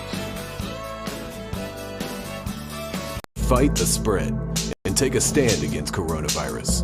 Wear a mask in public. Stay at least 6 feet apart from others. And get tested. Join us and fight the spread. Visit scdhec.gov/COVID-19. Getting tested for COVID-19 helps you to take the steps needed to protect yourself, your loved ones, and your community. Find the testing location at scdhec.gov/COVID-19 testing. Deciding when to wear a mask isn't about who you know or how well you know them. Just ask yourself, will I be with anyone I don't live with? If the answer is yes, get behind the mask. Help slow the spread of COVID-19. Get behind the mask. Learn more at covid19.ncdhhs.gov. Hi, everyone. I'm Dr. Mandy Cohen, Secretary of the North Carolina Department of Health and Human Services. And when you follow the 3 W's, you protect your family and your neighbors from COVID-19. When you leave your home, practice your W's. Wear a cloth face covering, wait 6 feet apart, wash your hands often. Wear, wait, wash. We're in this together. Stay strong, North Carolina. You'll see your Carolina weather forecast at 25 and 55 past. And now back to the best of the Carolina Weather Group on the all-new Carolina Weather Net.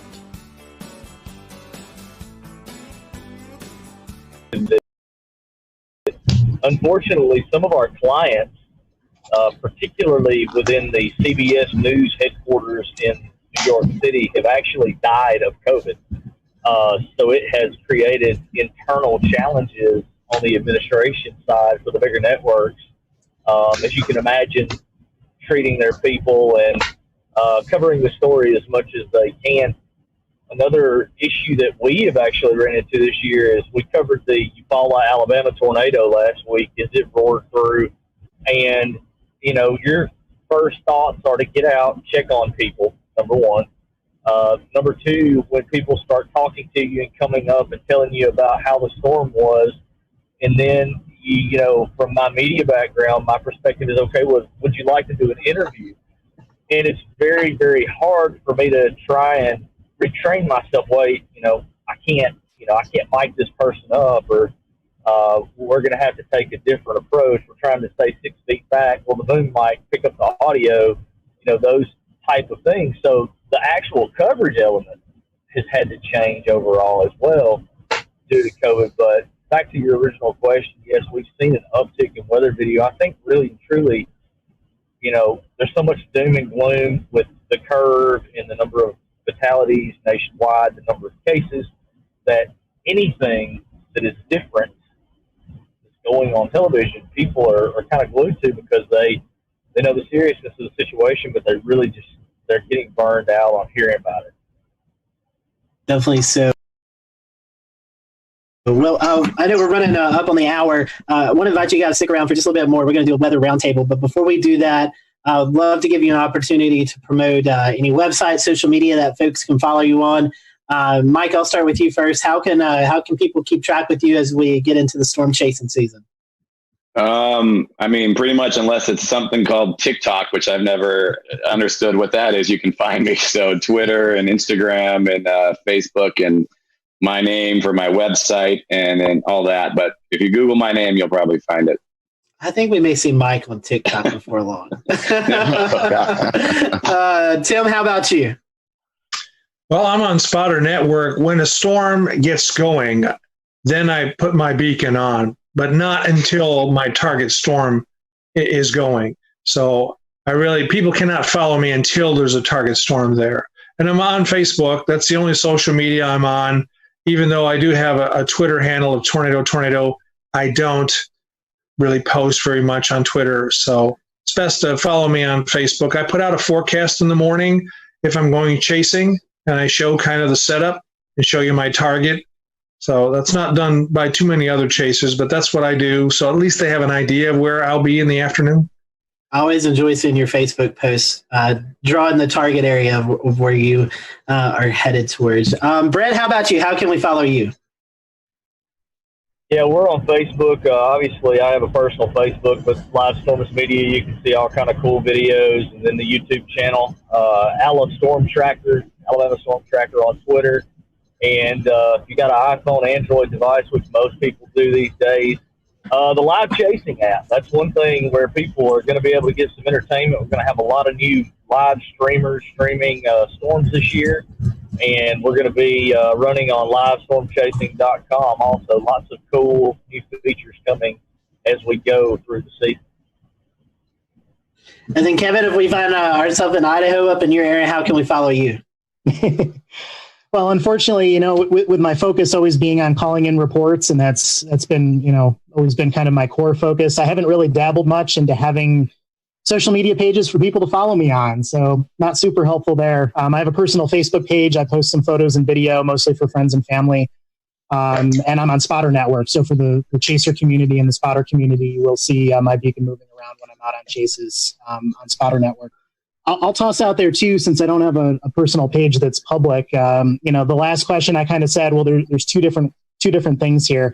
One of them, like I talked about, is the spotting and chasing side and calling in reports. But for people who are home teleworking right now, or maybe just have more free time on their hands because they are isolated because of the pandemic, one way to get involved if you want to expand your knowledge a little bit in the world of weather, weather.gov/learning is one of our official websites where we've collected together a lot of different things. So some of it designed for children, some of it designed for everybody. And I believe there's links to like Comet Med Ed and some different programs in there where actually you can take Skywarn spotter training online and get that to your local office. But a lot of different resources there for anyone looking to pick up a little extra knowledge or learn a little more about weather if you have extra time at home during the pandemic. Climatologically, this is the prime time for severe weather in the South. So we'll definitely be keeping our eyes on that. And James, today, the National Weather Service, NOAA, Weather Ready Nation ambassadors, all were promoting Safe Place Day. Safe Place Selfie Day. I'll say it that right the second time. Safe Place Selfie Day. And so, James, I know you were able to capture a few selfies. Yes, the first one comes to us from the National Weather Service in Greenville-Spartanburg, making mention of social distancing. Have you thought about where your safe place is at work? For that point in time when we actually went to work. For them, it would be their break room, which doubles as their storm shelter. And you'll notice that it is empty here, as we've talked about with so many of them working from home. This guy's going to look real familiar to you. Here's Scotty Powell in his, is this a basement closet, Scotty? This is the basement bathroom, yes. Yeah, you got your helmet on, which is good. You have your tools, and loyal viewers of the show will know that we've actually seen Scotty reporting live from this space while seeking shelter, so we're used to seeing that wood paneling there behind him. And then... Remind me, it happened about this time last year, right? Yes, I believe we were talking about that earlier. A year ago, coming up, not the 16th, because that's a different tornado outbreak, but it was about a year ago that it all took place. And then here's my picture. We moved into our new house a couple months ago, and I'm still trying to figure out where everything is, but we have this really nice space under the stairs, and I was going to pose with my emergency hand crank radio, because it's important that when you go into a shelter, you can continue to receive information, but it's actually acting as the flashlight in this particular photo. So it's not too late. If you have not already taken your picture, you can send it using hashtag #SafePlaceSelfie. And it's just always good to know exactly where you're going to go, how you're going to get there, and if you're like me, make sure you clean the space out, clean the closet out, maybe the day or so ahead of time so you can get in there in a moment's notice. Scotty, back over to you. Yeah, so we have a couple of days. We'll be watching that severe weather possible setup over the weekend. So that's all for tonight. Next week, we're going to be talking about the April 16th, 2011 tornado outbreak in the Carolinas. So be sure to tune in next week. We all hope you have a great Easter weekend. Stay safe out there, and we'll see you next time here on the Carolina Weather Group.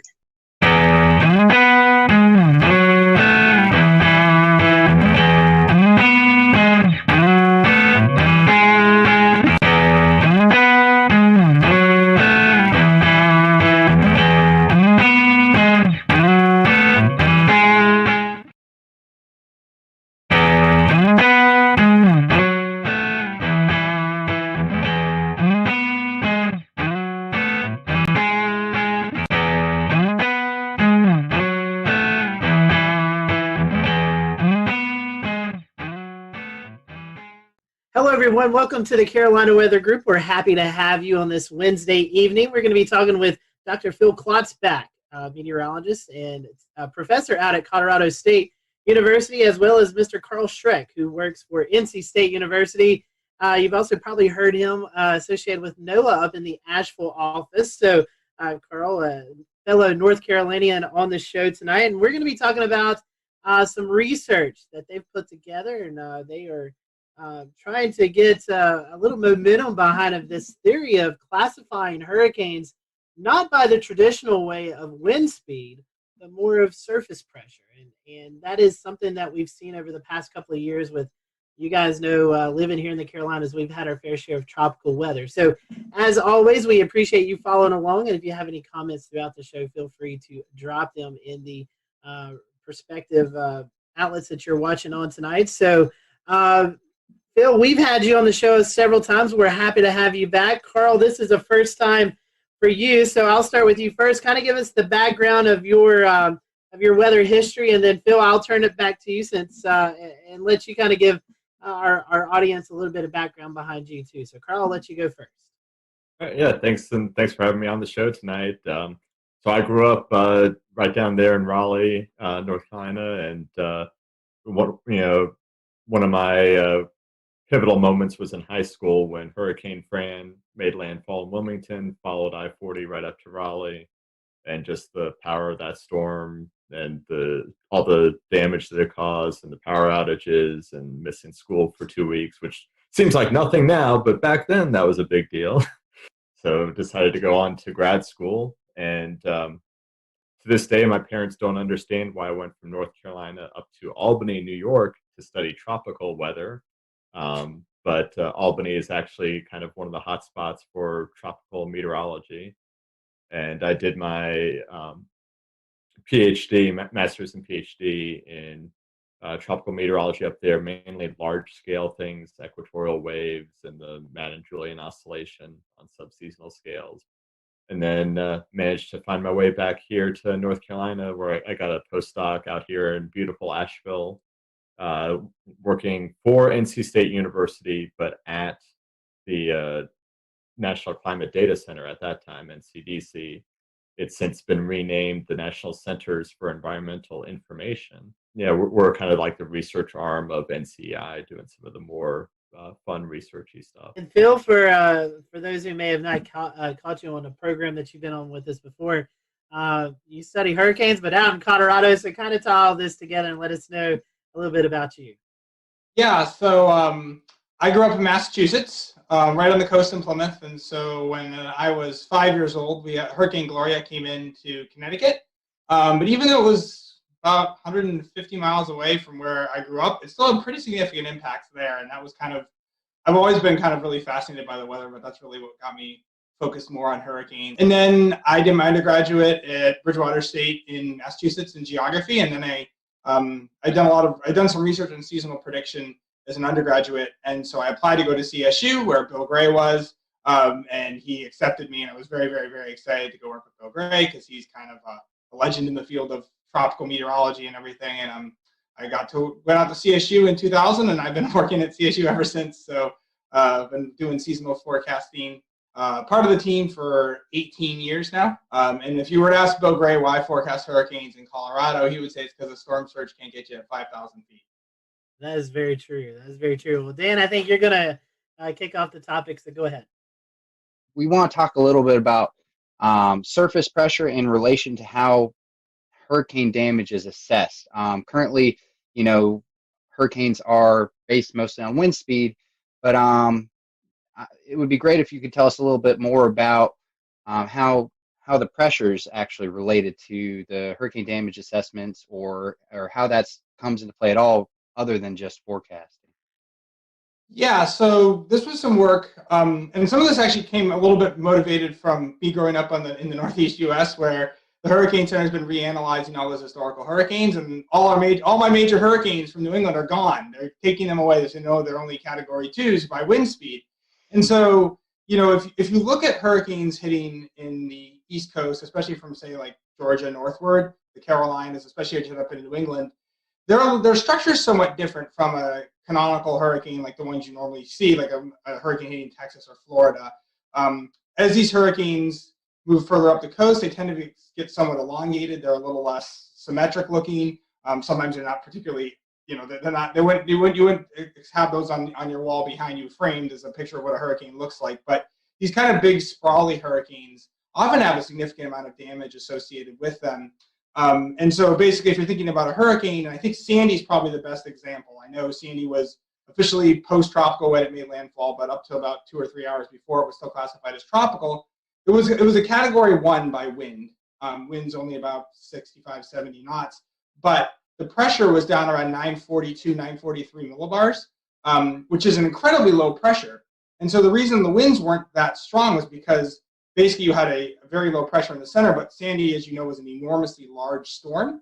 And so that pressure gradient, the gradient and pressure was spread out over a very large area. And so basically we find that pressure is more of an integrated metric of the storm. So your max wind gives you the strongest wind anywhere in a hurricane, whereas pressure gives you kind of the overall broader intensity of the storm, how large the storm is, because size is very important when it comes to the storm surge. If you have a larger storm, it tends to have a larger storm surge associated with it. And in our paper, we kind of talk about both Charlie and Katrina, how you had Charlie, which was a Category 4 by wind, a tight little storm, very damaging, very devastating, but over a very small area, had very little storm surge, even though it went into one of the most storm surge prone parts of the US. Whereas Katrina, obviously we all know what it did in New Orleans, but even say the levees it held in New Orleans have been 100% fine, killed several hundred people on the Mississippi coastline with a storm surge that approached 28 feet. Because even though its winds were slightly lower, it had a low pressure, 920 millibars. So we argue from our pressure classification scale that Katrina actually would have been a Category 5 hurricane. And consequently, if you look at the damage from Katrina, even putting aside the New Orleans damage, certainly had the damage more you would expect with the Category 5, just basically complete devastation and surge going miles inland. And so, Carl, we're talking about categories. This is all based off of the Saffir-Simpson scale currently. Can you just give us a brief rundown? I know it's not all, not quite as complicated as perhaps the pressure categories you guys have produced. But can you just give us a rundown of the Saffir-Simpson scale?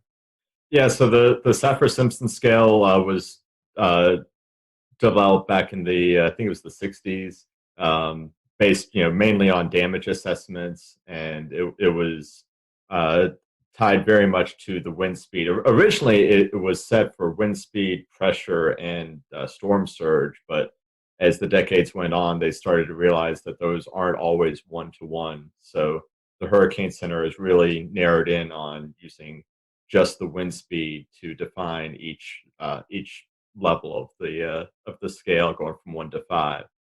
And it's convenient because it's an easy way to communicate to people how strong the storm is with just a single number, but it can also be misleading, and some of them are spaced closer together than others, and so there's a little bit of kind of statistical noise with it as well.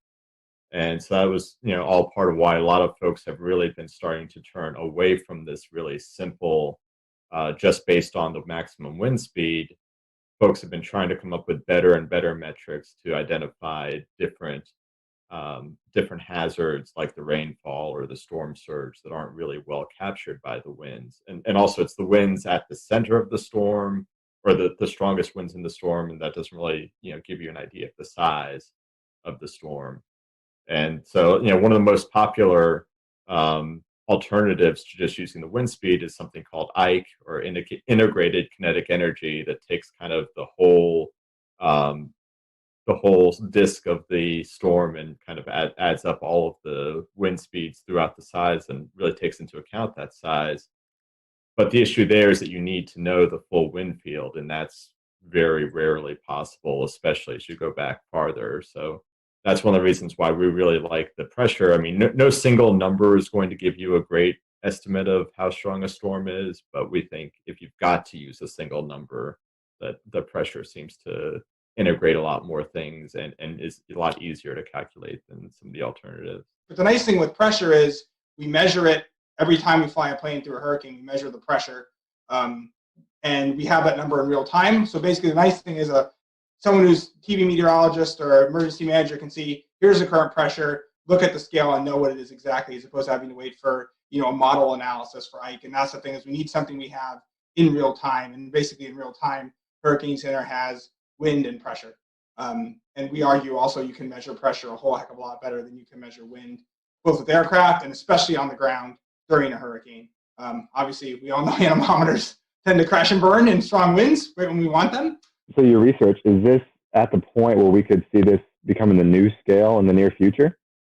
I don't know. I mean, I think the general public, I think we do need a scale for hurricane intensity.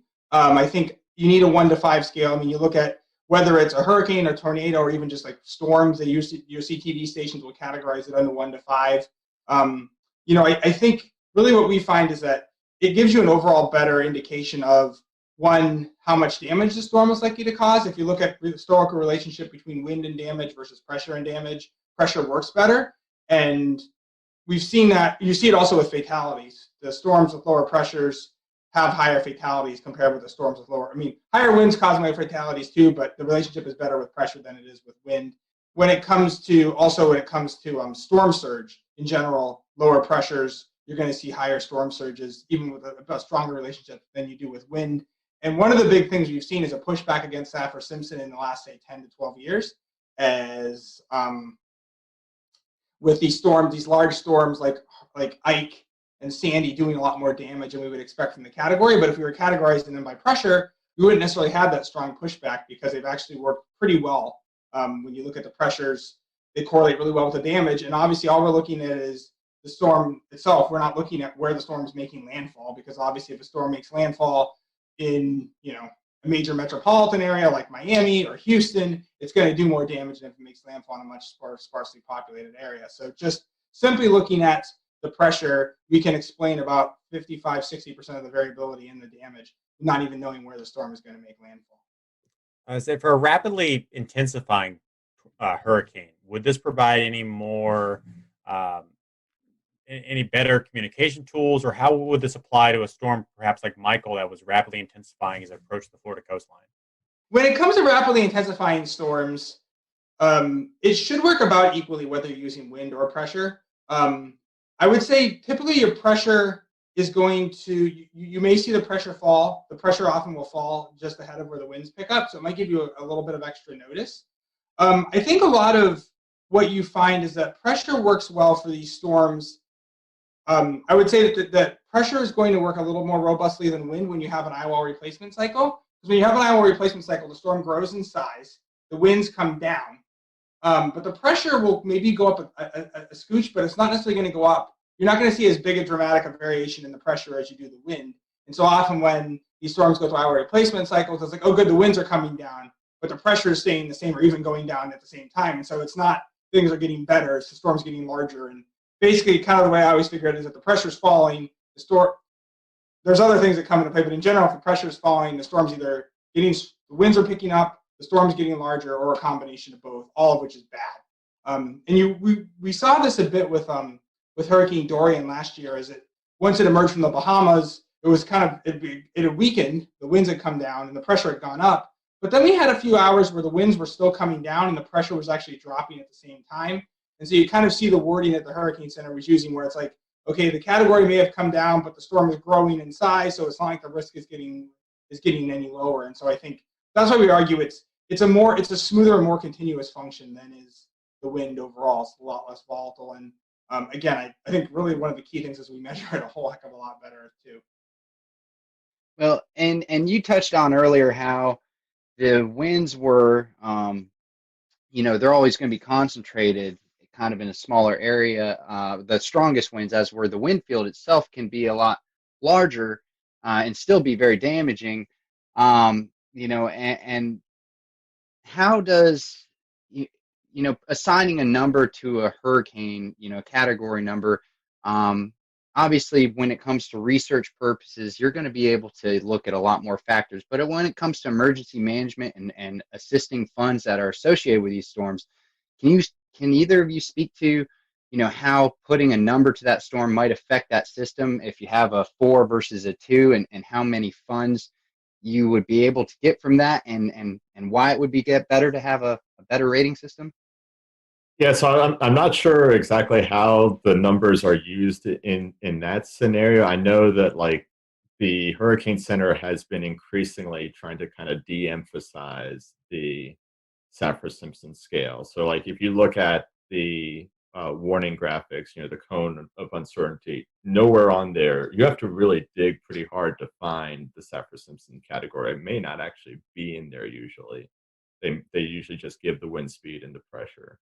They'll put, hurricane, major hurricane, which is category 3 or greater, but they don't really get beyond that because people seem to focus too much on the category, and they'll see, like Florence as it was approaching Wilmington, we've got downgraded from a category 4 to a category 2, but we all knew that the rain threat wasn't going away at all. And with pressure, the downgrade wouldn't have been as significant. So really where the Hurricane Center seems to be moving is, and I think this is similar to other parts of the Weather Service, where it's really worn on hazard instead of worn on the hurricane itself. So they're really more focused on having this custom suite of different storm surge products and wind products going farther inland, and the rainfall and the flooding, like having each individual component warned on. And that's really, I think that's what the emergency managers probably really need, because they really care about what's going to happen in their county, not necessarily what's happening at the coastline if you're not, right there on the beach. But if you're on the nightly news, going through all those details is going to take a lot longer. We'll return to Best of the Carolina Weather Group in a moment. Now your Carolina weather forecast. Here are today's forecast high temperatures for North Carolina. Here are the forecast lows for tonight for North Carolina. Here are tomorrow's forecast high temperatures. And here's forecast rainfall across North Carolina tomorrow. Here are the forecast highs for the day after tomorrow.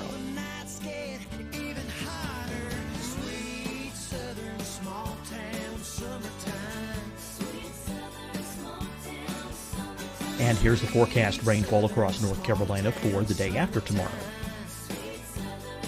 This is the total rainfall forecast across North Carolina for the next 3 days. Here's the severe thunderstorm outlook for today from the Storm Prediction Center.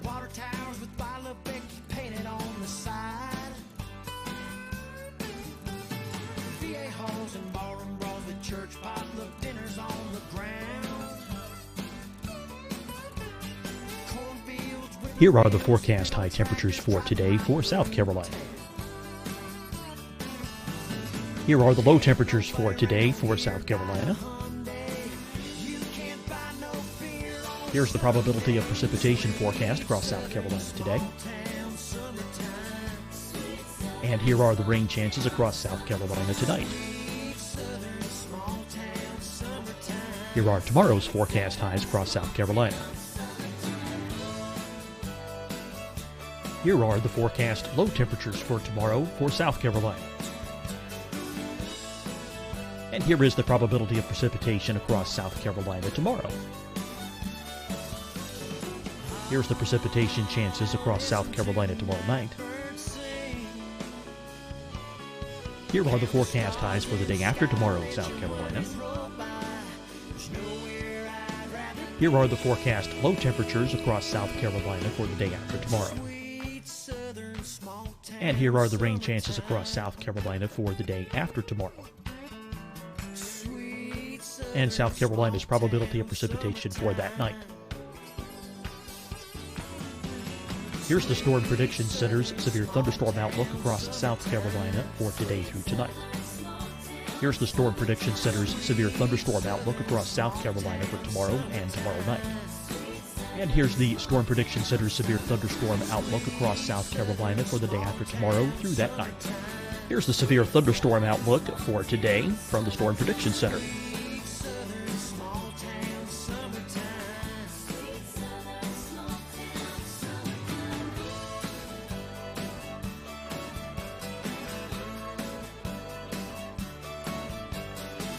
And now here's a live look at weather radar across the southeast.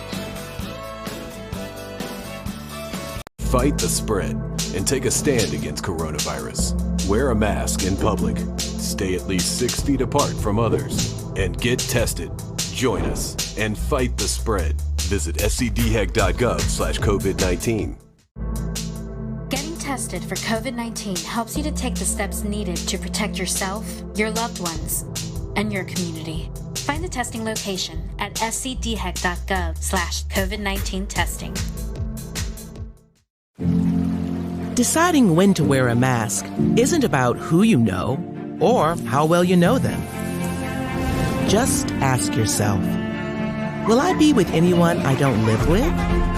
If the answer is yes, get behind the mask. Help slow the spread of COVID-19. Get behind the mask.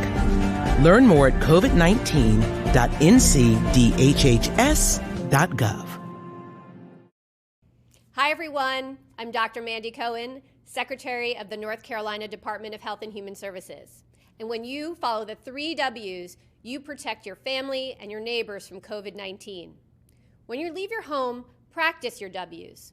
Wear a cloth face covering, wait 6 feet apart, wash your hands often. Wear, wait, wash. We're in this together. Stay strong, North Carolina. You'll see your Carolina weather forecast at 25 and 55 past. And now back to the best of the Carolina Weather Group on the all-new Carolina Weather Net.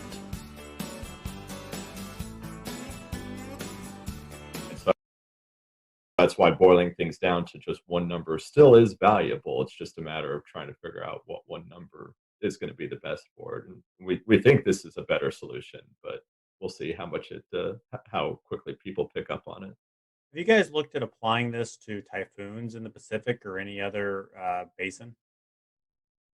I would love to do that, but unfortunately we don't have really independent pressure measurements from wind. So in the Western Pacific, almost all the assessments are based on satellite. So they have basically what's known as the Dvorak scale, intensity estimation scale. And basically it and all its derivatives are based off of satellite presentation, and then they assign a wind and a pressure based on that. So unfortunately, the Atlantic is really the only basin we have independent pressure measurements to actually be able to do this analysis. We actually do have aircraft recon that goes back from 1950 to 1987 in the Western North Pacific. Unfortunately, I don't think, Carl, you can correct me if I'm wrong, but I don't think the pressure is archived in the best track, though, unfortunately. So the statistics at the end of the year, basically the Hurricane Center or the Joint Typhoon Warning Center in the Western North Pacific will go through and reassess the storm, maybe tweak its location slightly, or maybe change its intensities. And so in the Atlantic, they archive the position, the wind, and the pressure. In the Western North Pacific, they only archive the wind speeds. So the other really interesting thing that Phil was touching on there with the West Pacific is, so the Joint Typhoon Warning Center, their best track historical data only reports the wind for most of the record. But we do have the pressure fixes from recon data. And the really ironic thing is those winds that are reported in the best track were almost never measured. Because if you think about it, right now, most of the winds that we get are primarily coming from dropsons. And, we look back in the 50s, we found a schematic of what a dropson looked like in the 1950s. It literally had a record player in it, like a turntable dropping down out of the sky. How accurate do you think that was for measuring the wind speeds? Not very. So, really what they were doing for most of the recon era in the West Pacific was they were actually measuring the central pressure and then using their best guess of a wind pressure relationship to estimate the winds from that pressure, because the only way they could really measure the winds was to look down at the ocean and see how much spray was coming off of the waves.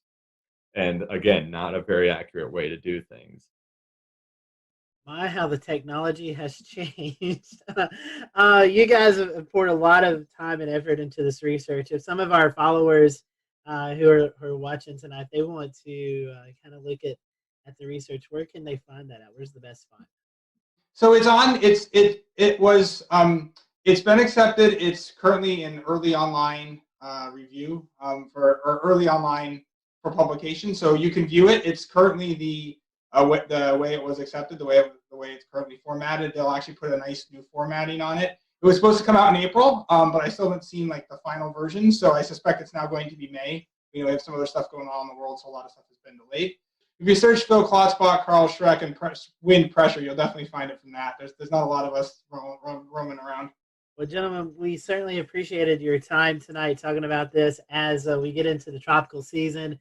I know there's a lot of conversations going on in the weather industry about the Saffir-Simpson scale, maybe adapting or changing a little bit. I think tonight you've got a little bit of an idea of what a future scale may look like as we go throughout the next few years. So, gentlemen, we certainly appreciate your time, and hopefully this tropical season will be a little bit quieter. But if not, when you hear about surface pressure, hopefully tonight's episode will kind of give you a better idea about how we're determining the damages that these hurricanes could cause. So thank you for watching the Carolina Weather Group.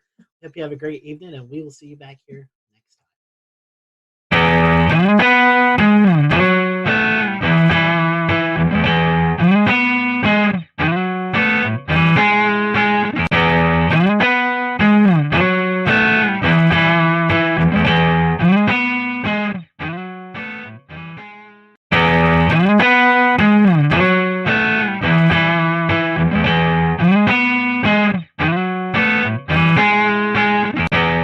To the Carolina Weather Group. This is show number 305, and we're very happy to have Mr. Tom Nizzle on with us. You've probably seen Tom on the Weather Channel. He's a winter weather expert, has since retired, but finds himself close to the Carolinas, and we are happy to have Tom here. As we're in the heart of winter weather season, we thought, well, it's appropriate to have Tom on. So, Tom, welcome to the Carolina Weather Group. We're happy to have you on with us this evening.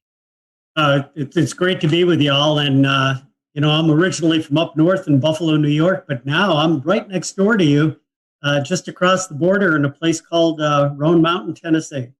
Yes, Roan Mountain, Tennessee. You probably heard about that on the show here. Ricky Matthews, meteorologist up in the Bristol, Tennessee area, talks about Roan Mountain, as does Evan Fisher, who goes up several times throughout the winter season to do some snow chases. So you've heard about Roan Mountain, so now you can kind of put a face with the place tonight. So Tom, you have been dubbed the winter weather expert at the Weather Channel. You worked for the National Weather Service. You've been able to develop some weather programs, some tools. Kind of talk to us about your weather journey. How did you catch the weather bug? Kind of go through with us on your journey and how you got to each stop along that journey. Yeah, well, thank you. And again, thanks for having me on. This is an honor. Like so many of you that are in tune to this podcast, you're weather geeks, right? You're weather weenies, and something turned you on at some point in your life. For me, coming from Buffalo, New York, of course, they say up there's two seasons, July 4th and winter. And we, of course, really got to enjoy winter as kids. I also lived very close to the Buffalo airport. And when I was a little one, there were 10 boys in my neighborhood. My dad used to load all the kids into the car and go over to the airport to watch airplanes. And we'd park next to this crazy-looking building. It had a little dome on top of it. And while the rest of my friends were watching the airplanes, that building was the upper air site for the Buffalo Weather Office, and that's where they sent up the weather balloons. And I got interested in weather just by watching the technicians taking readings and sending up balloons.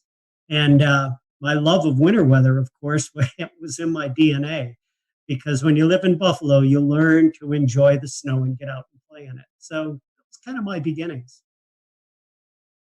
And Tom, talking about winter weather, before we kind of transition into more conversationally, winter weather is different. You know, you said you grew up in Buffalo, you're kind of used to it.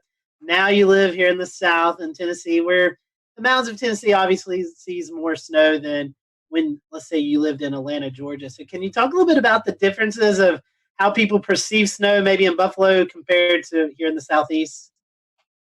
Well, yeah, it is fascinating. And, you know, when I lived up north, we used to, and I mean this in sort of a respectful way, but we would laugh at the people down south having all kinds of problems with a few inches of snow. Well, then I moved down to Atlanta, and we got a couple of interesting events with only a couple of inches of snow, but temperatures below 32 degrees that turned that snow immediately into ice.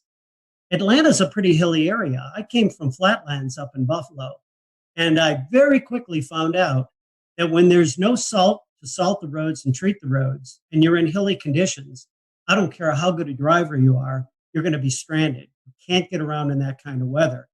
And so it's not as much that people are wimpy in the South and can't handle the snow. You're just not set up for it. So it was a really interesting education to me. But it was also fascinating when I first got to the Weather Channel that when we would talk about snow in the South, I would kind of just push it off like, yeah, there's going to be a little bit down here. And everybody would say, no, no, no. That's the point. All you have to say is the word snow, and it puts everyone into a panic.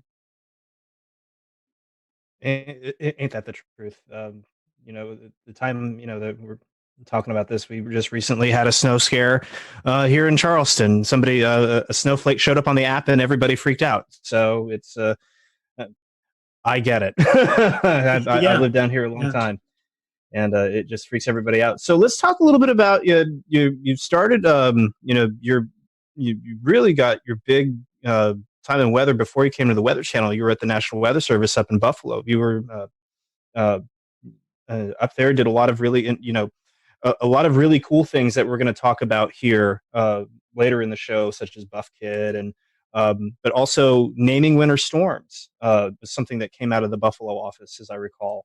I want to talk a little bit about that and just how that, you know, and just your time up there and how the winter storm names came to be. Well, let's start with career real quickly here. It's great to be in the right place at the right time. When I graduated from college with a bachelor's degree out of State University of New York in Oswego, one of the lake effect snow capitals of the world, I worked research for about 3 years in the Buffalo area in atmospheric science, and then transferred over to, at that time, the Weather Bureau, now the National Weather Service office in Buffalo. And you know, immediately began this interest in lake effect snow, this crazy type of snowstorm where it can be snowing in one part of your town with 2 feet of snow, and 10 miles away you could have green grass. You know, I was born and raised with that, but I didn't understand it that well. So getting into the Weather Service office in Buffalo really sprang my career into learning more about lake effect snow. And you know, as I went through that career there, a 32-year career, I went from a forecaster to a science officer and eventually the meteorologist in charge there in Buffalo. Great time. Just a wonderful time to work in an office where so many people had an interest in winter weather. And, you know, we developed a lot of tools to help predict winter weather. So tell me a little bit about, you know, you worked on some really innovative things, including Buff Kit. And Buff Kit is, you know, we love it here for fog prediction, smoke dispersal, things like that. Talk a little bit about, you know, what that was like, you know, seeing that get off the ground and how that has been applied across the weather enterprise. Yeah, Buff Kit. It's a fascinating story about a tool that was developed by forecasters for forecasters in the operational environment. Way back when I started in the Weather Service, there were only very basic computer models with very basic information. But in getting to network with people from Washington, D.C., we were able to pull much more data out of the computers at Washington and be able to develop programs that would display that information and that data, forecast information on an hourly basis from computer models that up to the point in my career, you only got information and weather forecast at 12-hour intervals at just the mandatory levels in the atmosphere. So we had this plethora of tremendous amounts of data that were coming into our offices, but no way to really display them. And we developed this tool called BuffKit. I was in on the ground floor with the development of that. But the guy who was really responsible was a guy by the name of Ed Mahoney, that still is in the National Weather Service at the Warning Decision Training Branch out in Norman, Oklahoma. Ed was an amazing programmer. Came in as our science officer to Buffalo. And over the course of about a year and a half, it turned into this magical laboratory right within the forecast office. We would say to Ed, we want a tool that's going to help us predict fog or maybe predict strong winds with momentum transfer down through the atmosphere. Ed would look at the data, go into his office, sit down at the computer like Scotty at the computer in the Enterprise, right? Just type away, type away, type away. And about 3 hours later, come out with another tool that we added to this toolkit designed in Buffalo, and hence the name BuffKit. I wanted to get back into one of the topics that we brought up a little while ago, which was lake effect snow. So Buffalo being on the eastern side of Lake Erie, we all have heard stories about just some of the amazing amounts of snow that fall from lake effect snow in the Buffalo area. Specifically, a couple of years back, there was about 5 feet of snow that fell during one event. That it was forecast. It was a huge event. But talk to some of our viewers about what is lake effect snow and how you understood it in your office. How did you forecast for that? Lake effect snow, of course, when we talk about lake effect, it's mainly in reference to the Great Lakes, though it can occur in bodies of water all around the world. Essentially, they're a snowstorm on about the scale of a summertime thunderstorm. So they can only sometimes be just a few miles wide across the length of a band of snow that comes off the lake itself. The snow develops as cold air comes across that relatively warm water of the Great Lakes. So you may be moving air at maybe 10 degrees Fahrenheit across a lake that's 40 degrees. You get a tremendous amount of latent heat release and heat and moisture that actually rise off the lake into that air.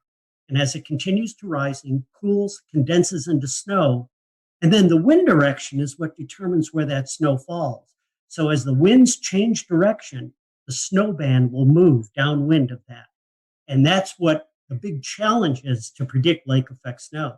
You got to think about the fact that you're predicting for one side of a city, maybe 2 feet of snow, whereas your friends that live on the other side of the city may see no snow at all. So it was a tremendous forecast challenge. And early on in my career, it was long before you guys were, some of you may be on the face of the earth, computer models were at a much lower resolution because you didn't have the computer power to work with these models.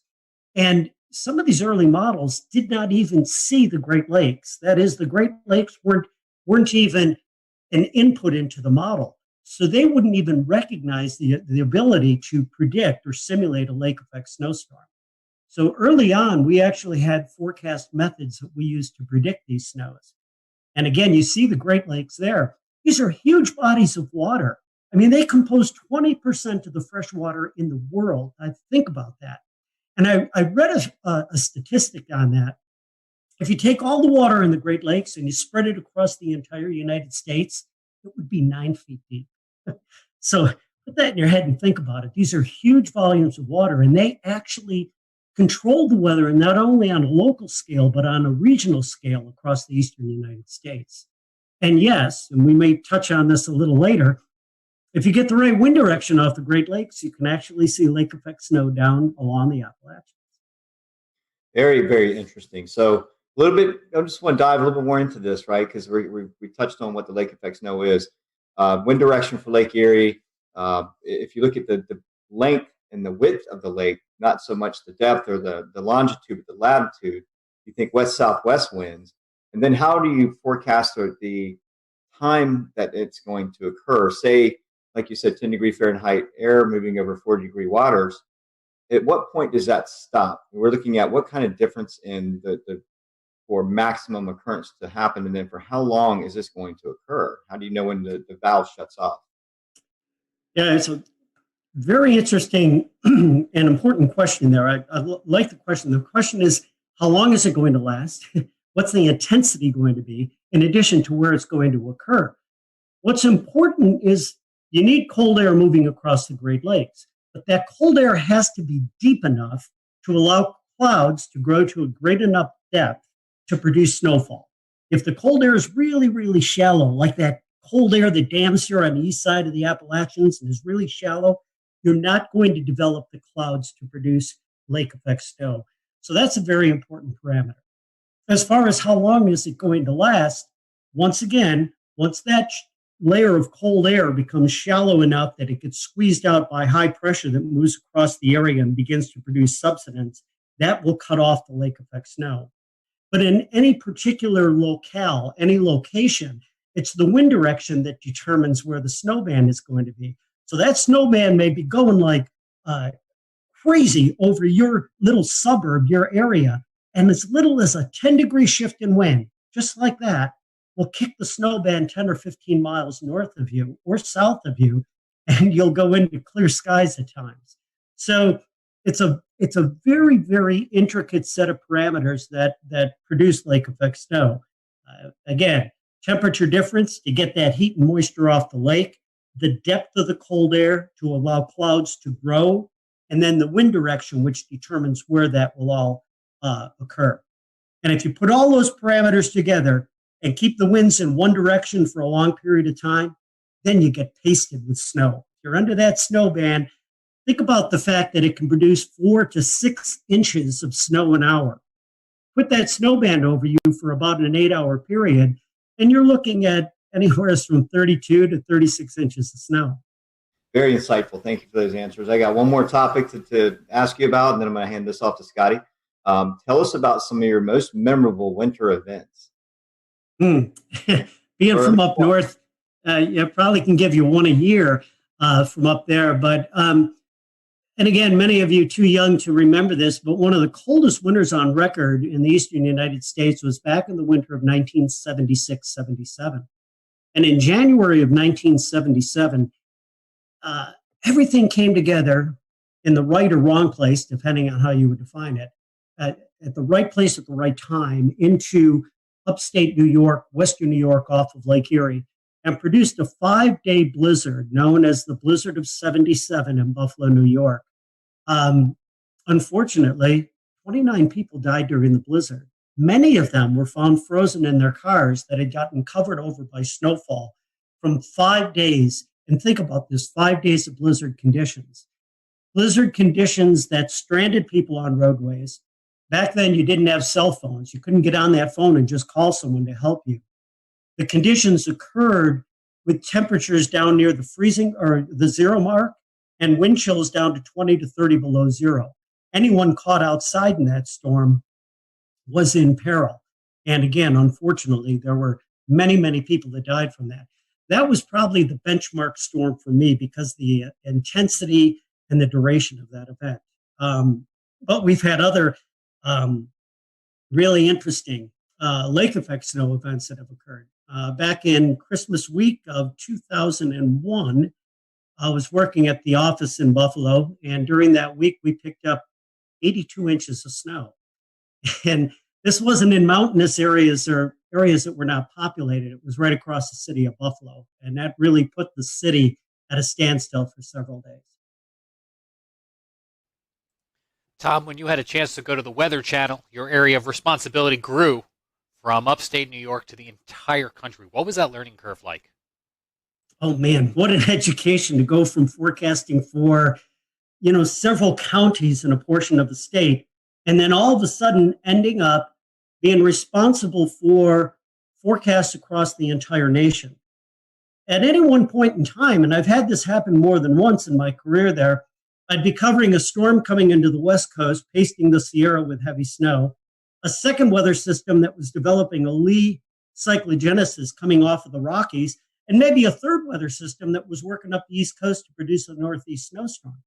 As I got into that, I began to understand the United States as a whole and what an amazing natural laboratory it is for studying the weather. Check the map out here. This is what I use when I train the forecasters and meteorologists that are at the Weather Channel. There's several features in the United States that make this a great natural laboratory. We start with the mountains, the western and the eastern mountains. They not only, their elevations, trap a tremendous amount of cold air and wring moisture out, but they actually are responsible for developing their own storms. Lee cyclogenesis, low pressure systems that would develop either in Colorado area or across the Carolinas here and just off the coast to produce massive winter storms. All right, so you've got the mountains. The mountains kind of ring in the United States on either side here. And what they do is they take and they channel all of this cold air. That's the second ingredient you need for snow, right? Cold air and moisture. That cold air comes down unimpeded from Canada in across the United States and can get as far south as the coastal areas of the Gulf Coast. And that is just amazing. So here you have this continent. You've got the mountains to start. You've got the cold air that comes down from Canada. And now you've got three significant moisture sources to produce that snowfall. The Pacific Ocean, it hammers the Sierra in through the Cascades with the most snow that we see in the United States. Paradise Ranger Station up Mount Rainier in the Cascades gets over 1,000 inches of snow in some seasons. Think about that fact. Now, that's your first source of moisture coming off the Pacific. Your second source is the Gulf of Mexico. What an amazing source of moisture that comes northward into that cold air and is responsible for the tremendous snowstorms we see from Colorado working its way right up into the Great Lakes region. And down in the southern United States, that cold air can be shallow enough that the Gulf air rides over it to produce some major ice storms. And then we've got our next feature, and that is the Atlantic Ocean. We're all familiar with that because that's what's going to fuel a lot of the snow that occurs here along the east coast of the United States. And by the way, what I call the turbocharger is the Gulf Stream. That'll take that storm that's really firing up off the Carolinas and infuse it with so much more energy that it really cranks as it develops into a nor'easter going up into New England. So all in all, that education in the 7 years at the Weather Channel taught me just how amazing the United States is and the North American continent for producing winter weather. Tom, let's take a little bit of that and translate it into the Southeast here in the Carolinas, Tennessee, Virginia, Georgia. For us, we'll return to Best of the Carolina Weather Group in a moment. Now your Carolina weather forecast. Here are today's forecast high temperatures for North Carolina. Here are the forecast lows for tonight for North Carolina. Here are tomorrow's forecast high temperatures. And here's forecast rainfall across North Carolina tomorrow. Here are the forecast highs for the day after tomorrow.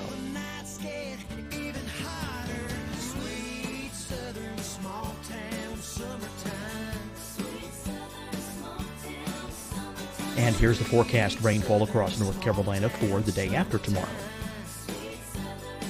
This is the total rainfall forecast across North Carolina for the next 3 days. Here's the severe thunderstorm outlook for today from the Storm Prediction Center.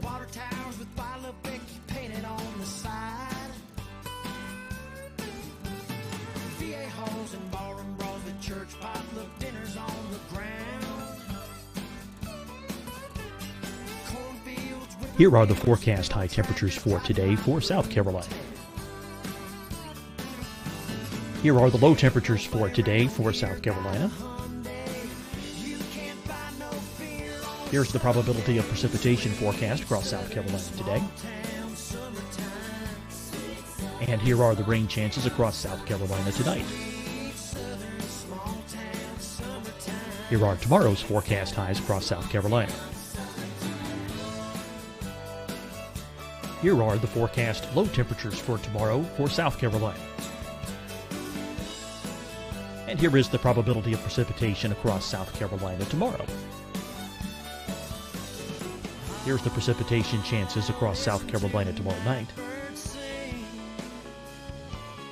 Here are the forecast highs for the day after tomorrow in South Carolina. Here are the forecast low temperatures across South Carolina for the day after tomorrow.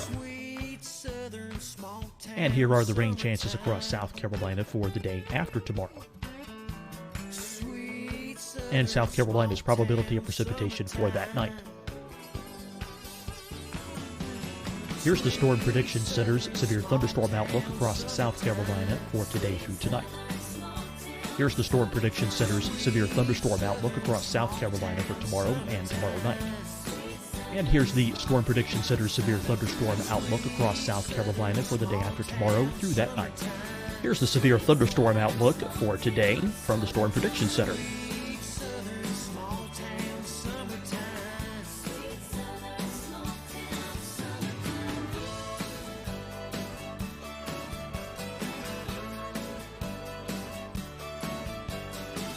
Now, here's a live look at weather radar across the southeast. Fight the spread and take a stand against coronavirus. Wear a mask in public. Stay at least 6 feet apart from others. And get tested. Join us and fight the spread. Visit scdhec.gov/COVID-19. Getting tested for COVID-19 helps you to take the steps needed to protect yourself, your loved ones, and your community. Find the testing location at scdhec.gov/COVID-19 testing. Deciding when to wear a mask isn't about who you know or how well you know them. Just ask yourself, will I be with anyone I don't live with? If the answer is yes, get behind the mask. Help slow the spread of COVID-19. Get behind the mask. Learn more at covid19.ncdhhs.gov. Hi, everyone. I'm Dr. Mandy Cohen, Secretary of the North Carolina Department of Health and Human Services. And when you follow the 3 W's, you protect your family and your neighbors from COVID-19. When you leave your home, practice your W's. Wear a cloth face covering, wait 6 feet apart, wash your hands often. Wear, wait, wash. We're in this together. Stay strong, North Carolina. You'll see your Carolina weather forecast at 25 and 55 past. And now back to the best of the Carolina Weather Group on the all-new Carolina Weather Net.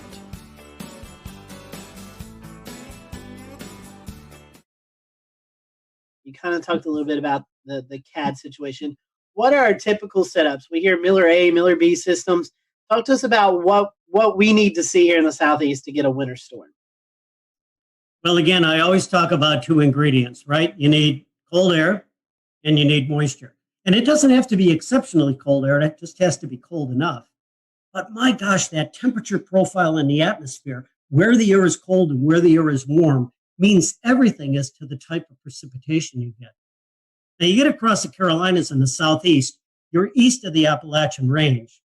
And so very often, you will end up seeing events that set up that bring really cold air from New England down along the east side of the Appalachians. And many of us are familiar with the term cold air damming or the wedge. That cold air that slides down, it's very shallow. It's kind of like molasses. It moves its way down along the east side of the Appalachians and it sits in there. All right, there's ingredient number 1. We've got the cold air. If the cold air is really, really shallow, then that can be a real serious issue for the Carolinas. Because ingredient number 2 is typically going to be a system that is coming somewhere out of the Gulf of Mexico. When we talk about the Miller Type A, Miller Type B systems, but let's keep it even more basic than that. Low pressure system coming out of the Gulf of Mexico is bringing all of this moisture northward along the east coast of the U.S. And it's not exceptionally cold. There's a lot of moisture there, but it's relatively warm. Oftentimes, we see in the Carolinas that this moist air will move northeastward along the coast. And what I've got next to me is one of the most interesting storms I had looked at in the years that I had worked with snowstorms and ice storms along the southeastern part of the United States. And this storm is back from December 2nd through 4th. And I think this was back in, trying to look at the exact date on there. I can't see it on there. I think it was 2002. That's right. This is one of the worst ice storms that occurred in the southeastern United States in many, many decades. In fact, in the Raleigh area, I think you had over an inch of ice that occurred from this storm. There were hundreds of thousands of people without power. I believe there were 24 deaths attributed to this storm. But it's a classic setup from a meteorological standpoint here. You've got very cold air to the north of that storm. It comes down along the east side of the Appalachians. It's very shallow. You bring warm moisture above that. What will happen is snow starts high up in the atmosphere. It melts as it comes down into that warmer air. And then when it hits that cold air right near the surface, it ends up hitting anything that's below the freezing mark and instantly freezing. And because there was so much moisture with this storm, it moved relatively slowly, so there was a long duration. A combination of cold air at the surface and warm air aloft produced what again was an epic ice storm there. As of here in January, mid to late January, much of the East Coast, Southeast, I would even say the Tennessee Valley, has not really seen a lot of winter weather. We've had really warm conditions. As we go back, I know for a lot of locations in western and central North Carolina, it's been over 400 days. You'd have to go back to December 2018 since we've seen measurable snowfall outside of the mountains. Obviously, the mountains have seen some snowfall. What has contributed to that? Why do you think over the last couple of years, it seems like the snow chances are decreasing in much of the Southeast? Well, obviously, there can be a number of parameters that contribute to that. You can certainly have weather patterns that operate on many different scales, from more of a local or regional scale to a hemispheric scale, that certainly modulate the winter weather across different parts of the globe and across our latitudes. We've had up to this point, two relatively mild, and I might say very mild winters across the southeastern U.S.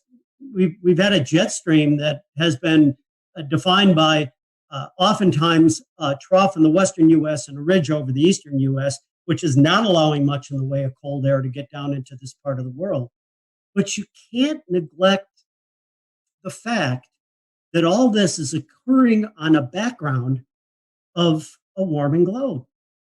And that climatic change, that warmth, is going to produce certain results. We don't know exactly what that is contributing to in the way of modulating our seasonal weather patterns here, but it certainly has to be doing something. We'll often look at other factors on a large scale that help to modulate seasonal weather across parts of this continent. ENSO is one example, okay? And we're always quoting El Nino or La Nina, whatever phase of ENSO that we might be in, and looking at that as a possible modulator for seasonal forecasts across the United States. But there are so many other factors that come into play from mid to high latitudes. And when you talk about the eastern United States, you talk about other factors that can influence that pattern in the season. It could be anything from ice cover in the Arctic to snow cover in Siberia to other factors that influence the mid and high latitude flow across North America. Features that are indexed or measured by things such as the NAO, North Atlantic Oscillation, the Arctic Oscillation. Those types of factors in there also play a role in the seasonal weather. But there's no doubt that the past two winters here, I mean, for someone like me who's a snow lover, it's been few and far between. Even extrapolating that over the last decade or so, we kind of transitioned to northwest flow snow and how that pertains to the Carolinas. There's been a serious decrease in bigger northwest flow snow events over the western North Carolina, eastern Tennessee area. That affects you because you've just recently moved to Roan Mountain, a place of legend in the northwest flow conversation. Can you tell us a little bit about what it's like to live there, and also how northwest flow snow is similar to lake effect snow? Yeah, well, again, I'll go back to the fact that you need two ingredients, right, for snowfall. You need cold air and you need moisture. And there's a couple of ways that you can get cold air. You can move to the far northern parts of the country to get in where it's colder, right? Going up toward Minnesota or Maine in those areas. But you can also get to colder air by elevation. All you have to do is go up in the atmosphere. And so that's why these mountainous areas are so great for skiing, right? Because the temperature drops about 3 degrees per 1,000 feet on average. And so as you get up in elevation here, there's a much better chance for the precipitation of fall as snow. You talk about northwest flow events. These are winds, northwest winds that will come down across the Appalachian Range and produce snowfall. The Appalachians run from the southwest to the northeast. So if you have a northwest wind, it's hitting that mountain range just about perfectly perpendicular, isn't it? And that's the best chance to get lift in the atmosphere, to get what we refer to as orographic lift. And that lift can help squeeze out any moisture in the form of precipitation across the windward side of the mountains, where that wind is coming from. But what's interesting is northwest flow also emanates from an area called the Great Lakes. And so oftentimes, if the flow is very well aligned, it comes off the Great Lakes, you can actually get channels of moisture that will propagate hundreds of miles downstream. When that little area of moist air is moving along and it gets that little kick going over the mountains, that's when the snow can get kicked out. And so oftentimes we get some pretty significant snow events in what otherwise would not be a snowy setup across this part of the world. Well, Tom, we certainly appreciated your time tonight. If our followers want to follow you on social media, I know you like to tweet and you tweet out articles. How can they do that? Well, I'm at, it'll be at Tom Nizzle, and you'll be able to get to me there on Twitter. And I have my Facebook page as well. And if you're interested in snowflakes, I have a Facebook page called Mother Nature Snowflakes. So you can hit me at all those spots. And I'll friend you for sure. Awesome. Well, go follow Tom on social media. Great follow. Check out his snow photography. Hopefully we can get you a few more snow events up there in the East Tennessee Mountains before winter ends. And we've appreciated you being with us tonight. As always, we thank you for watching the Carolina Weather Group. Remember to like and subscribe our podcast. Send us any requests. If you have any guests or topics you'd like for us to talk about, send them our way. Until next time, have a great one.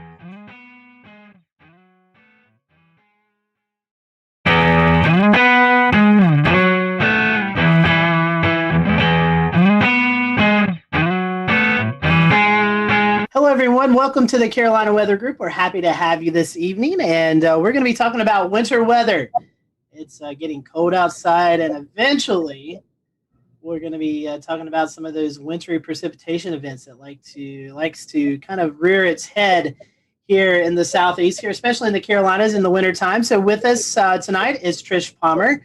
She is the coordinating meteorologist at the National Weather Service in Greenville, Spartanburg. And if you've watched our show any, you probably remember Trish, but if you haven't, Trish, welcome back. I know recently you got a promotion there in the office to the WCM. So before we kind of get into winter weather, tell us about that position. It's I know it's kind of different from going from the forecast desk to doing a lot of more things, kind of juggling in the air with the new job promotion. Sure, and thank you guys for having me on again. As the warning coordination meteorologist, my job is that I'm now the primary liaison with our external partners, and that means the TV meteorologists, emergency managers, you guys out there in the other parts of media world. I'm also in charge of all of our outreach and preparedness programs. So when you hear about Severe Weather Awareness Week or Winter Weather Preparedness Week or whatever it might be, I'm the one that has to coordinate all of those different issues. And I work very closely with our surrounding offices. As part of the transition, I'm no longer actually in the shift rotation, but I still cover shifts because I'm still a meteorologist. And I have not lost my love for the geeky part of meteorology. I absolutely love it. That's why I got into this. But now with the promotion and my title as the warning coordination meteorologist, getting to work with the partners and establish those relationships and working with the media and helping to bridge the gap between what we do in the Weather Service and what you guys and the TV meteorologists do in taking the message to the public. It's the whole weather enterprise needs to work together really well in order to effect the proper response from the public. And I really enjoy being that liaison and working with all these different facets of the weather enterprise. Forecasting is a big deal, but communicating is another big deal. And you about put half and half now these days with the various ways that we can communicate. And one of those ways that we really want to communicate is winter weather. And it's one that we don't get a lot of storms here in the Carolinas, but when we do, they're pretty impactful. So Trish, talking about the winter weather products, we kind of start with a winter storm watch, and then it kind of builds from there. Talk to us about these different products and what each product, the criteria is for each of those. Okay, so for a watch, just like any other watch that we might issue, a severe thunderstorm watch, a tornado watch, tropical storm watch is what we had this year as well. A watch means that conditions are favorable for these hazardous weather types to occur, and you need to have a plan in place. You need to be thinking about what you would do or where you would go if that weather event were to impact you. So a watch is basically, we're keeping an eye to the sky, we're watching the weather. Again, have a plan, make sure you're prepared for whatever happens. So in the case of winter weather, we like to issue a watch anywhere from 36 to 48 hours in advance of the onset of wintry precipitation. And the watch timing with that, we're really looking at about a 50% confidence level, that we're 50% confident that this hazardous weather will occur. As we get closer to the event, we can transition the watch to a warning or an advisory. And the difference there is that with the warning, we're looking at 80% confidence that hazardous winter weather will occur. And with an advisory, it's still 80% confidence, but it's more like nuisance winter weather. So the difference would be if you consider snow. Right now, for the Piedmont of the Carolinas, our criterion for winter storm warnings for snow is 3 inches. So if it's below that, that would be more of a nuisance event, which would warrant an advisory. And if it's 3 inches or above, you'd get a warning. Now, we do have flexibility with our forecasters because we all know that, say, 2 inches of snow in Charlotte at 2 o'clock Sunday morning is very different from 2 inches of snow in Charlotte at 7 o'clock Monday morning, right? So we are able to take the societal impacts into account when we're issuing those warnings. So for 2 inches of snow at 2 o'clock Sunday morning, probably an advisory. 2 inches of snow at 7 o'clock Monday morning, you're talking about rush hour, school buses, that's where we would have that flexibility to go ahead and issue a warning, even though the objective, the number criteria isn't quite met. So we have that flexibility there. We have different criteria for sleet and freezing rain too. For a warning for sleet, we're looking at 1/2 inch. For freezing rain, for a warning, we're looking at 1/4 inch. But again, there's a little bit of flexibility there depending on the impacts that we might be experiencing. And so, Trish, one thing is an advisory really isn't a step down. It's still impactful. It just, the accumulations are different than what a warning is. And, some folks may see advisory as, it'll be okay, when in fact it's still going to be impactful to people. Right, especially when you're talking bridges and overpasses. You could still have dangerous areas on the roads, dangerous travel conditions, even with an advisory. Again, going from a watch to either a warning or an advisory, we're going from 50% confidence to 80% confidence. So we're confident that something is going to happen. It's just the scale of whatever that is. So we don't want people to just take advisories lightly. You still have to be prepared, and you still have to take precautions. It's just that we're talking the chances of, say, like widespread power outages and stuff like that would be much less with an advisory type situation than with a warning situation. Right, and Tricia, one of the things that sticks out that I wanted to reinforce is that the criteria for this is it's tailored to each area in your forecast area. Like, for example, the impacts and the impacts are what matters most. So, what would be most impactful for Asheville is different than what would be impactful for Charlotte and Greer. So obviously you're going to have different criteria for those areas, that's what matters, and that's the thing you need to be thinking about is whether you get this lower level advisory but still important, or the higher level warning, which is even more important, that would be issued for your area. Right, exactly. And we all know that the mountains get more snow than the Piedmont does, right? So our criteria for the mountains for snow is 4 inches, whereas the Piedmont gets 3 inches. And the further north you go, the higher that gets. You go for places like New York, you're looking at 6 or 7 inches, maybe even 8 inches before they get to a warning, because they know how to handle it. They have the resources. The impact isn't as great up there as it is down here. Again, just partially based on climatology. And something else to think about if you're traveling outside this area is that criteria will be different elsewhere. If you go into Raleigh, if you go to Philadelphia, if you go to Chicago, those criteria are going to be different still. Think about the level of impact when you hear about these advisories or warnings being issued. It indicates how serious the event's going to be. Right, and we have the exact opposite in the summer. You know, down here we can handle the heat a little bit better than people can up north. So if somebody down here may go up north in the summer and it's a heat advisory, whereas down here we're expecting heat indices of 105 for a heat advisories, but up north it might be more like 95 or 100. And, you know, we Southerners are like, what, I can't handle 100 degrees? But it's different. It's based on climatology and what your body is acclimated to. Trish, the National Weather Service also issues wind products year-round, but during the wintertime, it gets especially breezy across the western half of the Carolinas, and specifically in NWS-GSP's forecasting area.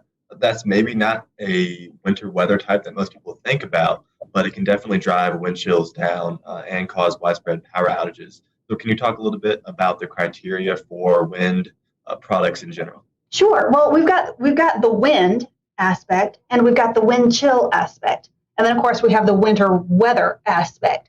So when we have a winter event, lots of times we roll them all into one product rather than issuing a whole bunch of different products, because as you guys are probably aware, a wind product is handled by one set of products. It's called a non-precipitation warning, whereas the winter storm and wind chill products are handled by the winter storm products.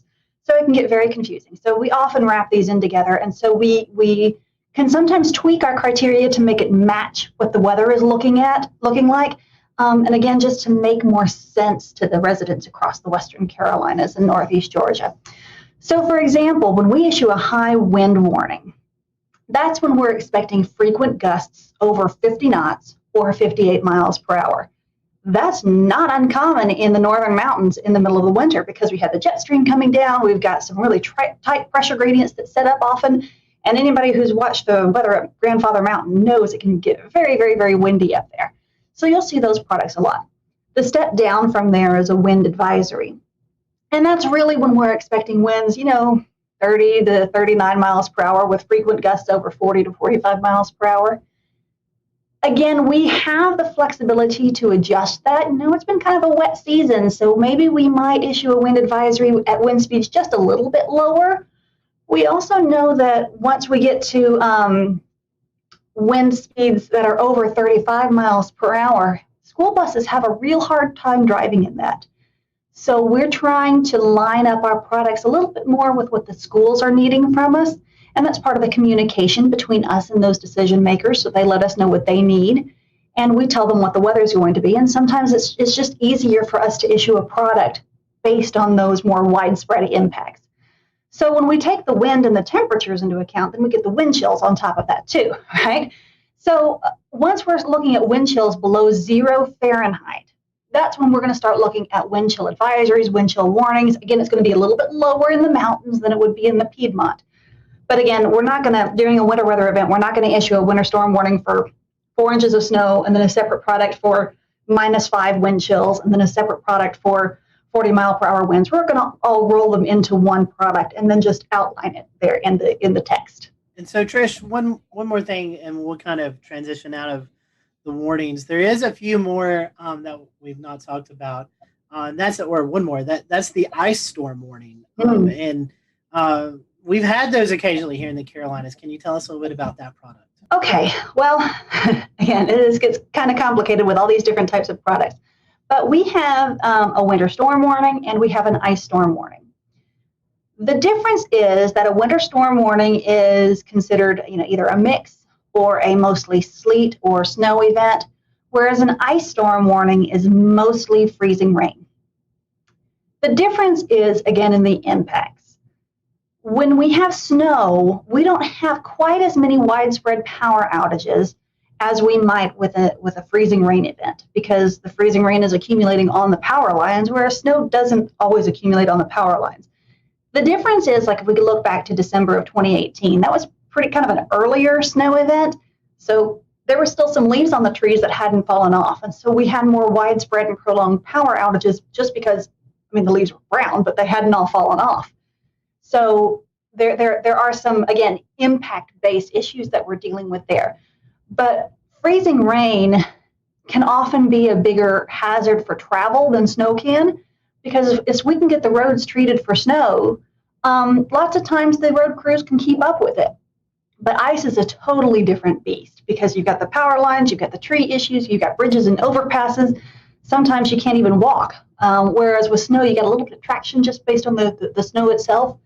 So ice storms are a slightly different beast. And we're happy we haven't had a big one in a while. NOAA released their winter weather outlook not too long ago. And it all it takes everything into consideration, the La Nina state that we're in currently, as well as other factors throughout the year. Can you tell us a little bit about that outlook and how it might impact the Carolinas? Well, the outlook, like you said, it takes a lot of big picture seasonal things into effect. And the outlook is developed by another branch of the National Weather Service called the Climate Prediction Center. And these are folks who are climatologists by training. They have a lot of experience in seasonal forecasting, and they look at all of this stuff and they produce this outlook. Now, for us, partially because we're looking at a La Nina year, we're looking at more likely we are going to have above average temperatures through the winter season and below average precipitation. Now, I want to be clear that that doesn't mean we're not going to get any big events. If anybody remembers back in 2011, January of 2011, here at GSP, we had 6.5 inches that year, and that was a strong La Nina year. So it doesn't mean we're not going to get any big events. We actually had somebody call the office and said, well, we're going into a La Nina winter. Does that mean we're not going to have any flooding? No, that doesn't mean that at all. It just means on a seasonal basis, the average temperatures will likely be above normal, and the average precipitation will likely be below normal. But here on the local level, we look out 7 days, and we're forecasting for these high impact weather events.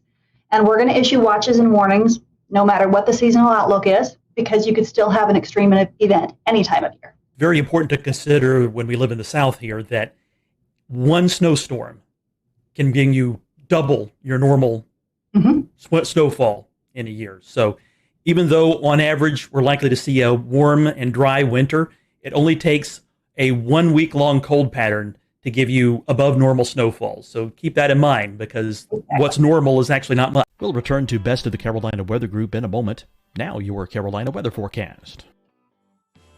Here are today's forecast high temperatures for North Carolina. Here are the forecast lows for tonight for North Carolina. Here are tomorrow's forecast high temperatures. And here's forecast rainfall across North Carolina tomorrow. Here are the forecast highs for the day after tomorrow.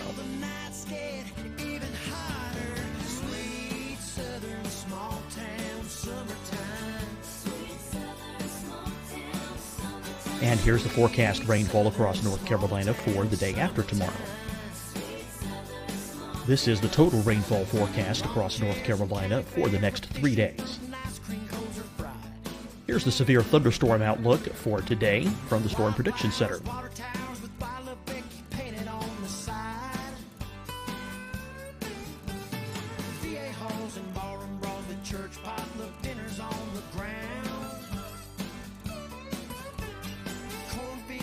Here are the forecast high temperatures for today for South Carolina.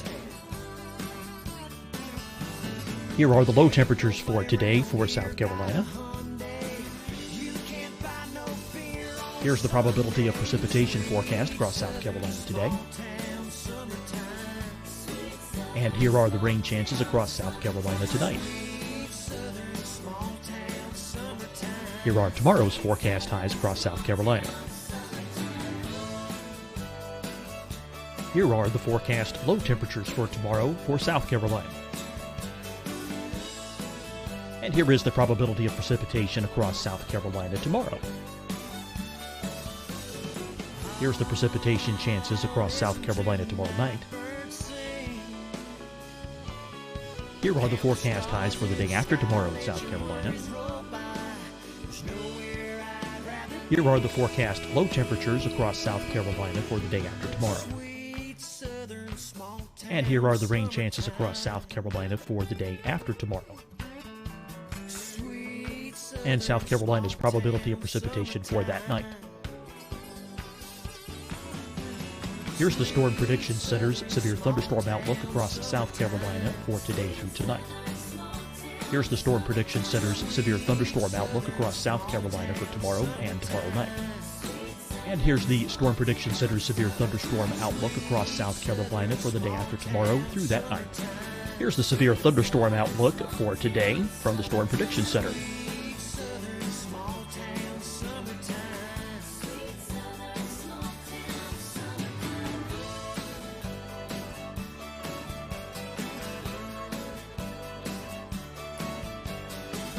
Now, here's a live look at weather radar across the southeast. Fight the spread and take a stand against coronavirus. Wear a mask in public. Stay at least 6 feet apart from others. And get tested. Join us and fight the spread. Visit scdhec.gov/COVID-19. Getting tested for COVID-19 helps you to take the steps needed to protect yourself, your loved ones, and your community. Find the testing location at scdhec.gov/COVID-19 testing.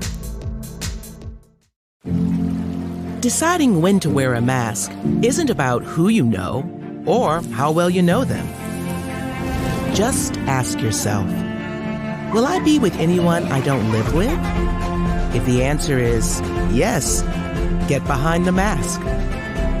Help slow the spread of COVID-19. Get behind the mask. Learn more at covid19.ncdhhs.gov.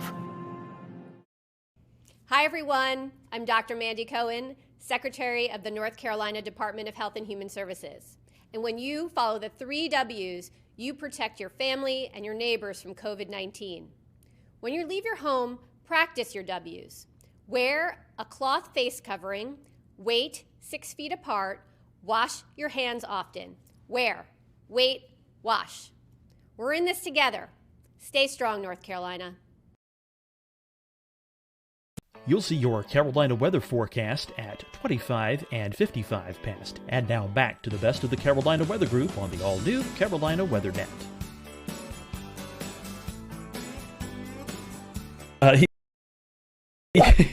You can actually get a lot well above normal snowfall for a year just because you got one big snowstorm. Yep. And it's really important for your viewers, your listeners to understand that they need to be prepared for all types of high impact weather. Don't take a seasonal outlook of, above normal temperatures, below normal precipitation, and say, I can let my guard down. No. You always need to have an emergency kit ready. You always need to be prepared. And so, Trish, talking about that, the forecast, it seems like, with tropics, we get a little sector of that. But with winter weather, we get a bigger sector, seeing these fantasy weathercasts that go out 10, 15 days in advance and kind of show these big monster winter storms developing. But honestly, tell us how hard it is to forecast winter weather here and how those Fantasyland storms that some people like to post, hardly ever verify. You can find a model run that'll say basically anything you want it to say. And what's the saying that even a broken clock is right twice a day, or even a blind squirrel catches a nut every now and then. So there may be some extreme forecasts out there, and maybe somebody gets lucky and it gets right. But the important thing is for people to rely on trusted sources of weather information. So don't just look at one social media post from Joe Blow out there. Talk to your, you guys have a huge Twitter following, and you guys have reliable sources that you tweet and retweet, whether it's your local favorite TV meteorologist or us here at the National Weather Service. It's really important that people rely on trusted sources of information. And in the end, when it comes to watches and warnings, we in the National Weather Service are congressionally mandated to issue those products.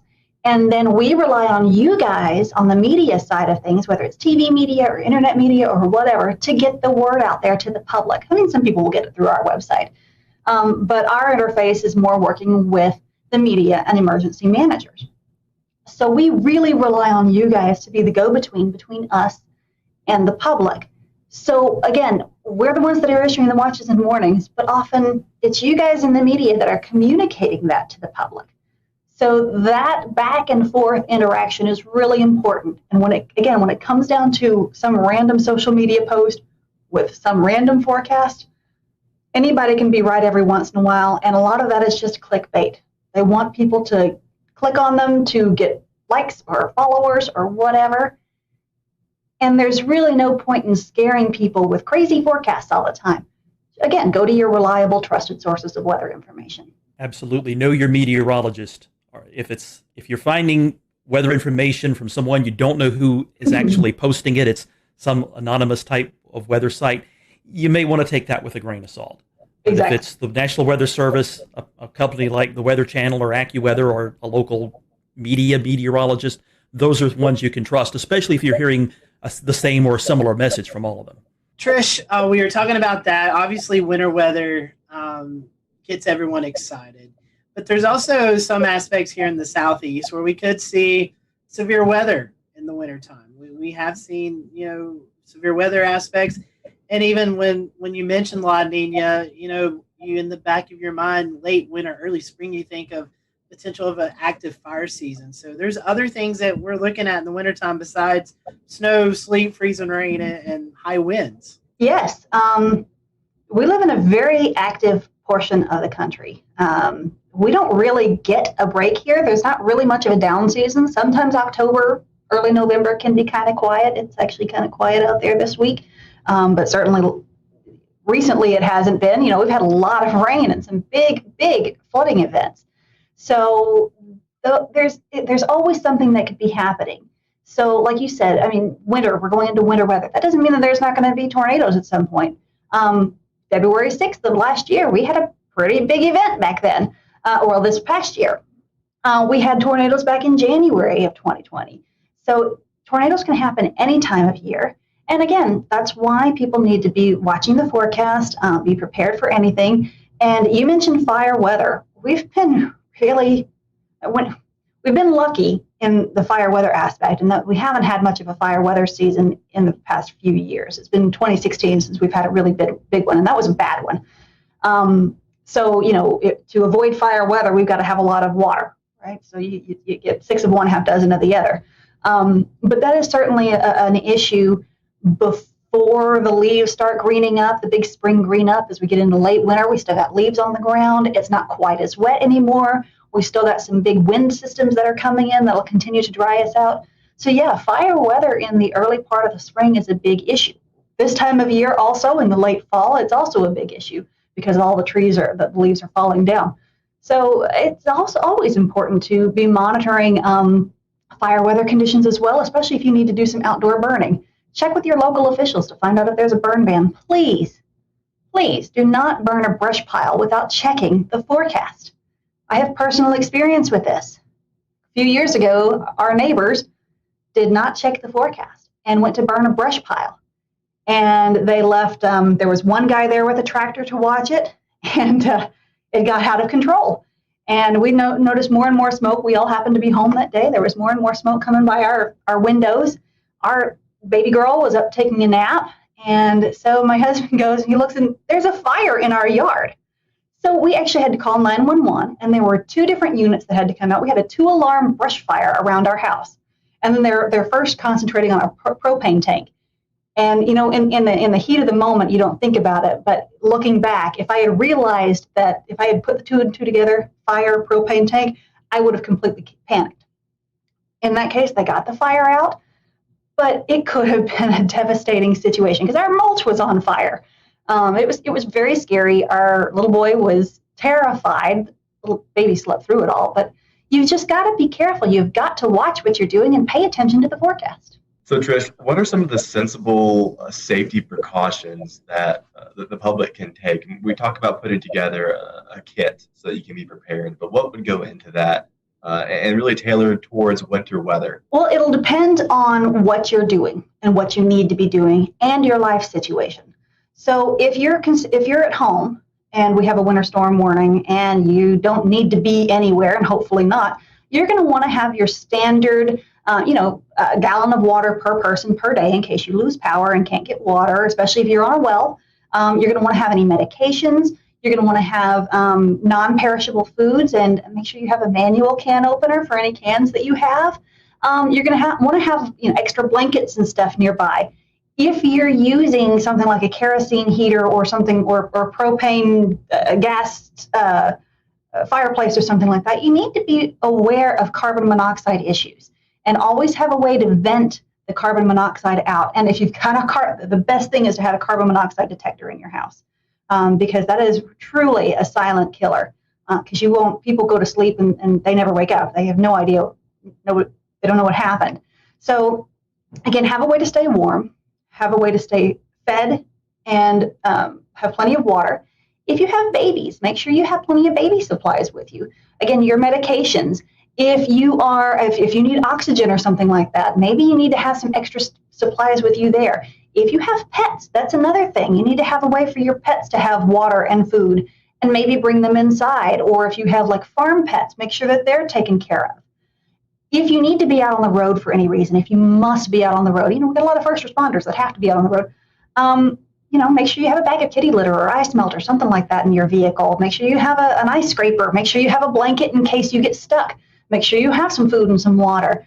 Make sure you have a snow shovel, maybe even. So there's a lot of different things that you can have with you to help you should the worst case situation arise. And it's important to do that in advance.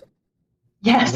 Like, for example, current times when the weather's relatively quiet, advanced planning is the key to being ready when things happen, be them a weather disaster or something else. Get ready in advance. That way, for one thing, you can actually secure the supplies. They might be in short supply when we're close to an event and something bad's going to happen, a big snowstorm or whatever. Be ready in advance. And ready.gov is a good place to go and look for other tips for not just weather emergencies, but also other kinds of disasters too, earthquakes and so forth. Exactly. And always have your phones charged up. Always have these charged. Even if the cell phone networks get clogged up, often text will still work. So if something were to happen and you get stranded, maybe you don't have a cell phone signal, you might be able to still send a text to a family member or something like that and ask them to ask for help for you. But always have your phones charged up. That's a big one too. Especially going into a big event, just keep it plugged in overnight and just have it there. There are lots of like manual battery chargers that you can get. You can get crank chargers, crank radios, and stuff like that. So there's lots of different options out there. Well, Trish, speaking of winter weather, we'll kind of close with this. For those folks who live in western North Carolina, upstate South Carolina, and far northeast Georgia, how can they follow you guys? What's the best way for our followers and listeners to get information from the Weather Service there with winter weather coming up? I know your website, you've got social media. What's the different outlets they can check out? Well, like you said, our website, weather.gov/GSP for Greenville, Spartanburg, weather.gov/GSP. That's going to have all of our latest information, the most official information. We do have Facebook and Twitter at NWSGSP. Facebook and Twitter, social media is not an official source of warning information, okay? Because sometimes that can go down. Sometimes our meteorologists get overwhelmed and we can't always keep some of that updated. A lot of that auto posts. The other thing is that Facebook algorithms sometimes don't always show you the most recent posts. So we have stopped posting warning information on Facebook because we've had a lot of complaints from people getting old warning information instead of new warning information. So we'll use Facebook more to post precautionary and preparedness activities and actions. And we might use Twitter more for the actual warnings and advisories, those kinds of real-time, what's going on right now situations. We love to get reports from people. we don't know what's happening basically anywhere except outside our office. And we have these little bitty windows. We can't see very far. So it's really important for people to tell us what's going on out there. And that's not just winter. That's all year round. If you see a tree that comes down, let us know. If there's a thunderstorm out there and it's causing, there's flooding on your road, let us know, because we don't always know what's going on at the ground. So get out there with a ruler, take a picture of the ruler. Those are the best. If you can take a picture of the ruler in the snow and then tweet it to us at NWSGSP, or if you go to our website, there are places that you can report your weather there. We really, really, really appreciate that information, because that helps us to understand what's going on out there so that we can then adjust our thresholds. That's all good information. Trish, we certainly appreciate you joining us, and fingers crossed. I know I like winter weather. I believe you like winter weather. I know Evan loves winter weather. Frank, I know you've had your winter weather in Pennsylvania, so you might want a little bit of a break. But yeah, I'll take this La Nina winter.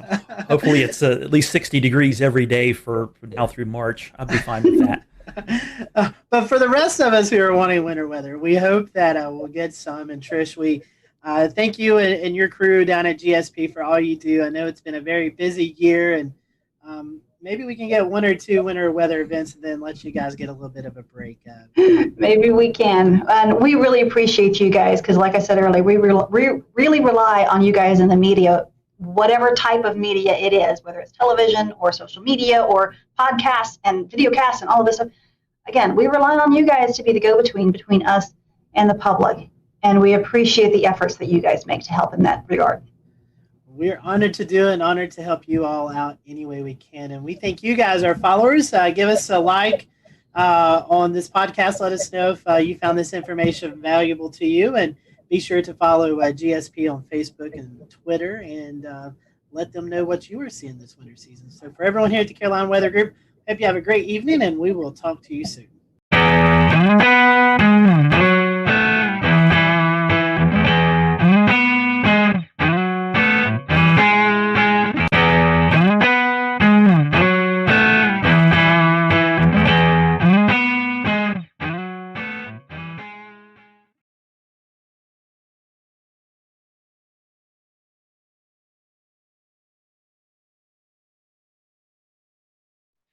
Good evening and welcome to the Carolina Weather Group. I'm James Brierton in Charlotte. We have a great panel for you tonight. We are going to be talking about the flood threat against your house, whether you live in a flood zone or not. We have some great material for you tonight that may have you rethink the next time you're looking at your policies. Joining us from Charlotte, Bill McGinty, consumer reporter at WCNC Charlotte. And in full disclosure, I work with him during the day, so I feel like I need to throw that out there, as I will be interviewing him in a moment. From WPDE, we have Annette Montgomery, who's a reporter there, who's been doing some local reporting on this topic in their neck of the woods. And we're also joined by April O'Leary of Horry County Rising, and they are involved with this exact topic there along the South Carolina General Coast area. But we'll start more inland with Bill McGinty, who, Bill, just last week, you did a story that kind of tipped this whole thing off to us here at the Carolina Weather Group. So why don't I just have you, the reporter, tell us, in your words, a little bit about what you uncovered here in the Charlotte area. Yeah. So one of my jobs here in Charlotte is the consumer investigative reporter, and so people email me. I run a franchise called Get McGinty, and if you have a problem, you email me. And so I got this email from this couple, and I actually got the email in the middle of the 4 o'clock news, and he said we're being flooded. Every time it rains, we get flooded. And it never used to happen. We can't figure out why. The city was working on the storm drain system. We're wondering if that maybe had something to do with it or not. So I replied back and said, just send me a couple of photos if you wouldn't mind. I'd like to see what you're talking about. He sent me back some photos. And when I looked at the photo, I said, I'll be out there first thing tomorrow morning. He showed me, he's got a townhouse, a 3-story townhouse, and the bottom floor of his finished townhouse was completely underwater, above the fireplace. And I said, this is from a rainstorm? I mean, this looks like a river came up. He said, it comes up and then it goes away. And as long as the rainstorm lasts. His point was that if we get 3 inches of rain over 3 days, not a problem. But if we get 3 inches of rain in an hour, huge problem. So it's basically a flash flooding issue. And so one of the things we were able to do was get a hold of the city of Charlotte, which told him they'd look into this sometime about 2021 before they 2021. actually would drill down on this and figure out what the exact problem was. And they gave him, I don't want to say the runaround, but for lack of a better word, the answer wasn't good enough for him, which is why he reached out to me. I reached out to the city. I sent them some of his home video that he took, on his iPhone. I sent some of the pictures, and I said, this is unacceptable. He can't live like this. This is his home.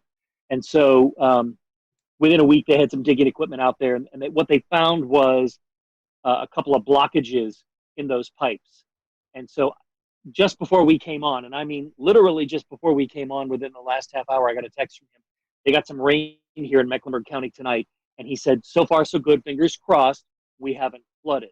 So maybe the blockage was the issue, maybe not.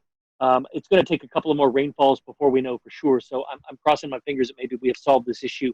But the bigger issue is his homeowner's insurance isn't going to cover this because this was considered rising water. And I don't care whether you live next to a creek, you live near a drainage ditch, you live alongside a river. If you have water come up from anywhere and it comes into your home, that is considered a flood, and that is not covered by your typical homeowner's insurance policy. If in a hurricane, which I used to live in Florida, so if in a hurricane the roof blows off the home and you get a ton of water in, okay, that's water damage, and that is not flood damage. Rising water is water that comes in through the doors, through the garage, things like that. And that is a federal policy that you have to have. That is a completely separate policy other than your homeowner's insurance policy. I don't think, a lot of people know that, and I don't think a lot of people understand the risk they have to their home through rising water. Most people say, I'm not in a floodplain, I don't have to worry about it. I've seen plenty of those people, and I've covered plenty of those stories where they stand there scratching their heads wondering, what am I going to do now? Because their homeowner's insurance says, sorry, this isn't covered. Well, that's some good update, though. A little breaking news there, that at least today it didn't flood. And as we're recording this on Monday night, I'm looking over here at the Mecklenburg FIN system, the Flood Information and Notification System, and they had just shy of about an inch of rain there in Mecklenburg. Yeah. So let me set it up, James, if you wouldn't mind. Let me, I talked about the rising water coming into his home, and you'll see it if we show some pictures and video here. But the bottom line is his townhome, if you can imagine this, runs this way, but the back of his town, the driveway runs down. And so you've got 4 townhomes, and the first one up at the street level is street level. But his is higher because the driveway slopes down in the back. And of course, because the driveway slopes down, you need a couple of grates down there that lead to rain runoff. And that's what was backing up. And it, of course, backs up to the lowest point, and the water came into his house. So I don't want to lead people to believe it came in from the street. It actually came in from the 2 grates that were in his driveway. But because he was down at the lowest point, water came up there. And the grates are on private property, but are connected to city-owned drainage? Yep. It's a stormwater drain. But think of what's out in your street. If you go out and you look at your street and you see those grates in the corners of the streets, that's a storm drain. And that's basically what he had, but flat in his driveway.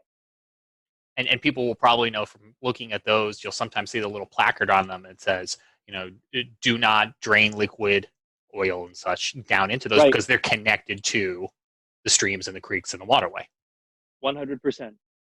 Which in Mecklenburg County, as I think a lot of other places, but especially here in Mecklenburg County where we have the urban development, all of that infrastructure is needed for anyone who doesn't live here to drain off into our nearby creeks in order to keep that water flowing, ideally away from your house. Ideally. The gentleman you talked with, in terms of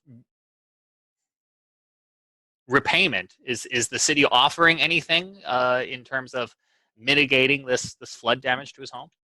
Well, that's the next part of the story. Step number 1 was to get the flooding stopped and to get them out there and to dig into the ground and find out what was the problem. Was it a blockage? Was it pipes that were too big flowing into a pipe that was too small and it just couldn't handle it, backed it up?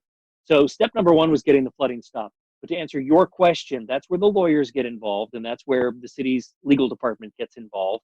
And they're having conversations with him that right now I'm not privy to. But, in my experience, and I'm just cutting him out of it, but in my experience over 31 years, watching people wait for repayment from some kind of a government entity, I'd say it's about 50-50 as to whether you're made whole or not. Can the city be held liable for the first flood because they didn't know there was a blockage? Should they have known? It's what did you know and when did you know it? And so as soon as they were alerted to the fact that there was a problem, okay, now maybe they didn't act swift enough, and maybe there's a lawyer, his lawyer, that will make a compelling argument enough to say, hey, wait a minute, we alerted you that there's a problem. So that's where it gets sort of tricky, James, is that what are they really responsible for? The first flood or the following 7? And that's a good question. And, I'm looking forward to following it. I'm curious to see where it's going to go. But all of it could have been avoided in terms of waiting for the city to reimburse and whatnot if there'd been a flood policy. It really struck me. When I first heard this story pitched, I thought, oh, he must live along a river or a creek or a stream, and he doesn't. Nope. Yeah. Right in the middle of the city. Bill, I want to come back to you in a few minutes because I know there's some more that you have to share, tips and tricks for folks wherever they live, things for them to consider on their homes. I want to bring in Scotty Powell, who's going to expand the scope and continue our conversation. Yeah, thank you, James. Much like the Charlotte-Mecklenburg area, another metropolitan area that's really growing a lot of urban development is the Horry County area. That's Myrtle Beach, Conway, South Carolina. Tonight we have Annette Montgomery and April O'Leary with us. Annette, you cover this story a lot for WPDE. I came across some of your reports there. You guys see flooding maybe a little bit different than what Bill was talking about. Obviously, flash flooding, a big concern. But a big concern for you all in Horry County is when we see these heavy rain events occur. And this doesn't necessarily have to be tropical rains or tropical storm activity. This could just be heavy rain that's developed over North Carolina, anywhere between 3, 4, 5 inches of rain, and it kind of travels down the river system. Annette, you unfortunately have been covering these stories of folks who've been affected by also this water runoff and affecting many homes and many communities that are being flooded. Yes, I actually know a lot of homeowners that are selling their homes just simply because of the flooding. I actually did a story last week with a woman who she moved into the house less than a year ago and wasn't told by the owners that it floods just from small rain events. And she said it's flooded so many times since she's been there that she wants to move closer to the beach, which is insane because where she lives is a lot further, but it seems like this community keeps seeing flood events. And the unfortunate thing, like Bill was saying, is that she doesn't have flood insurance. And she bought this home with inheritance money. So she says she really feels like she's at her wit's end. And the county's telling her that, to wait for this buyout program, but she knows she's not going to get 100% of the value of her home. So she says, she feels like she's going to lose a lot of money, but she doesn't have another option.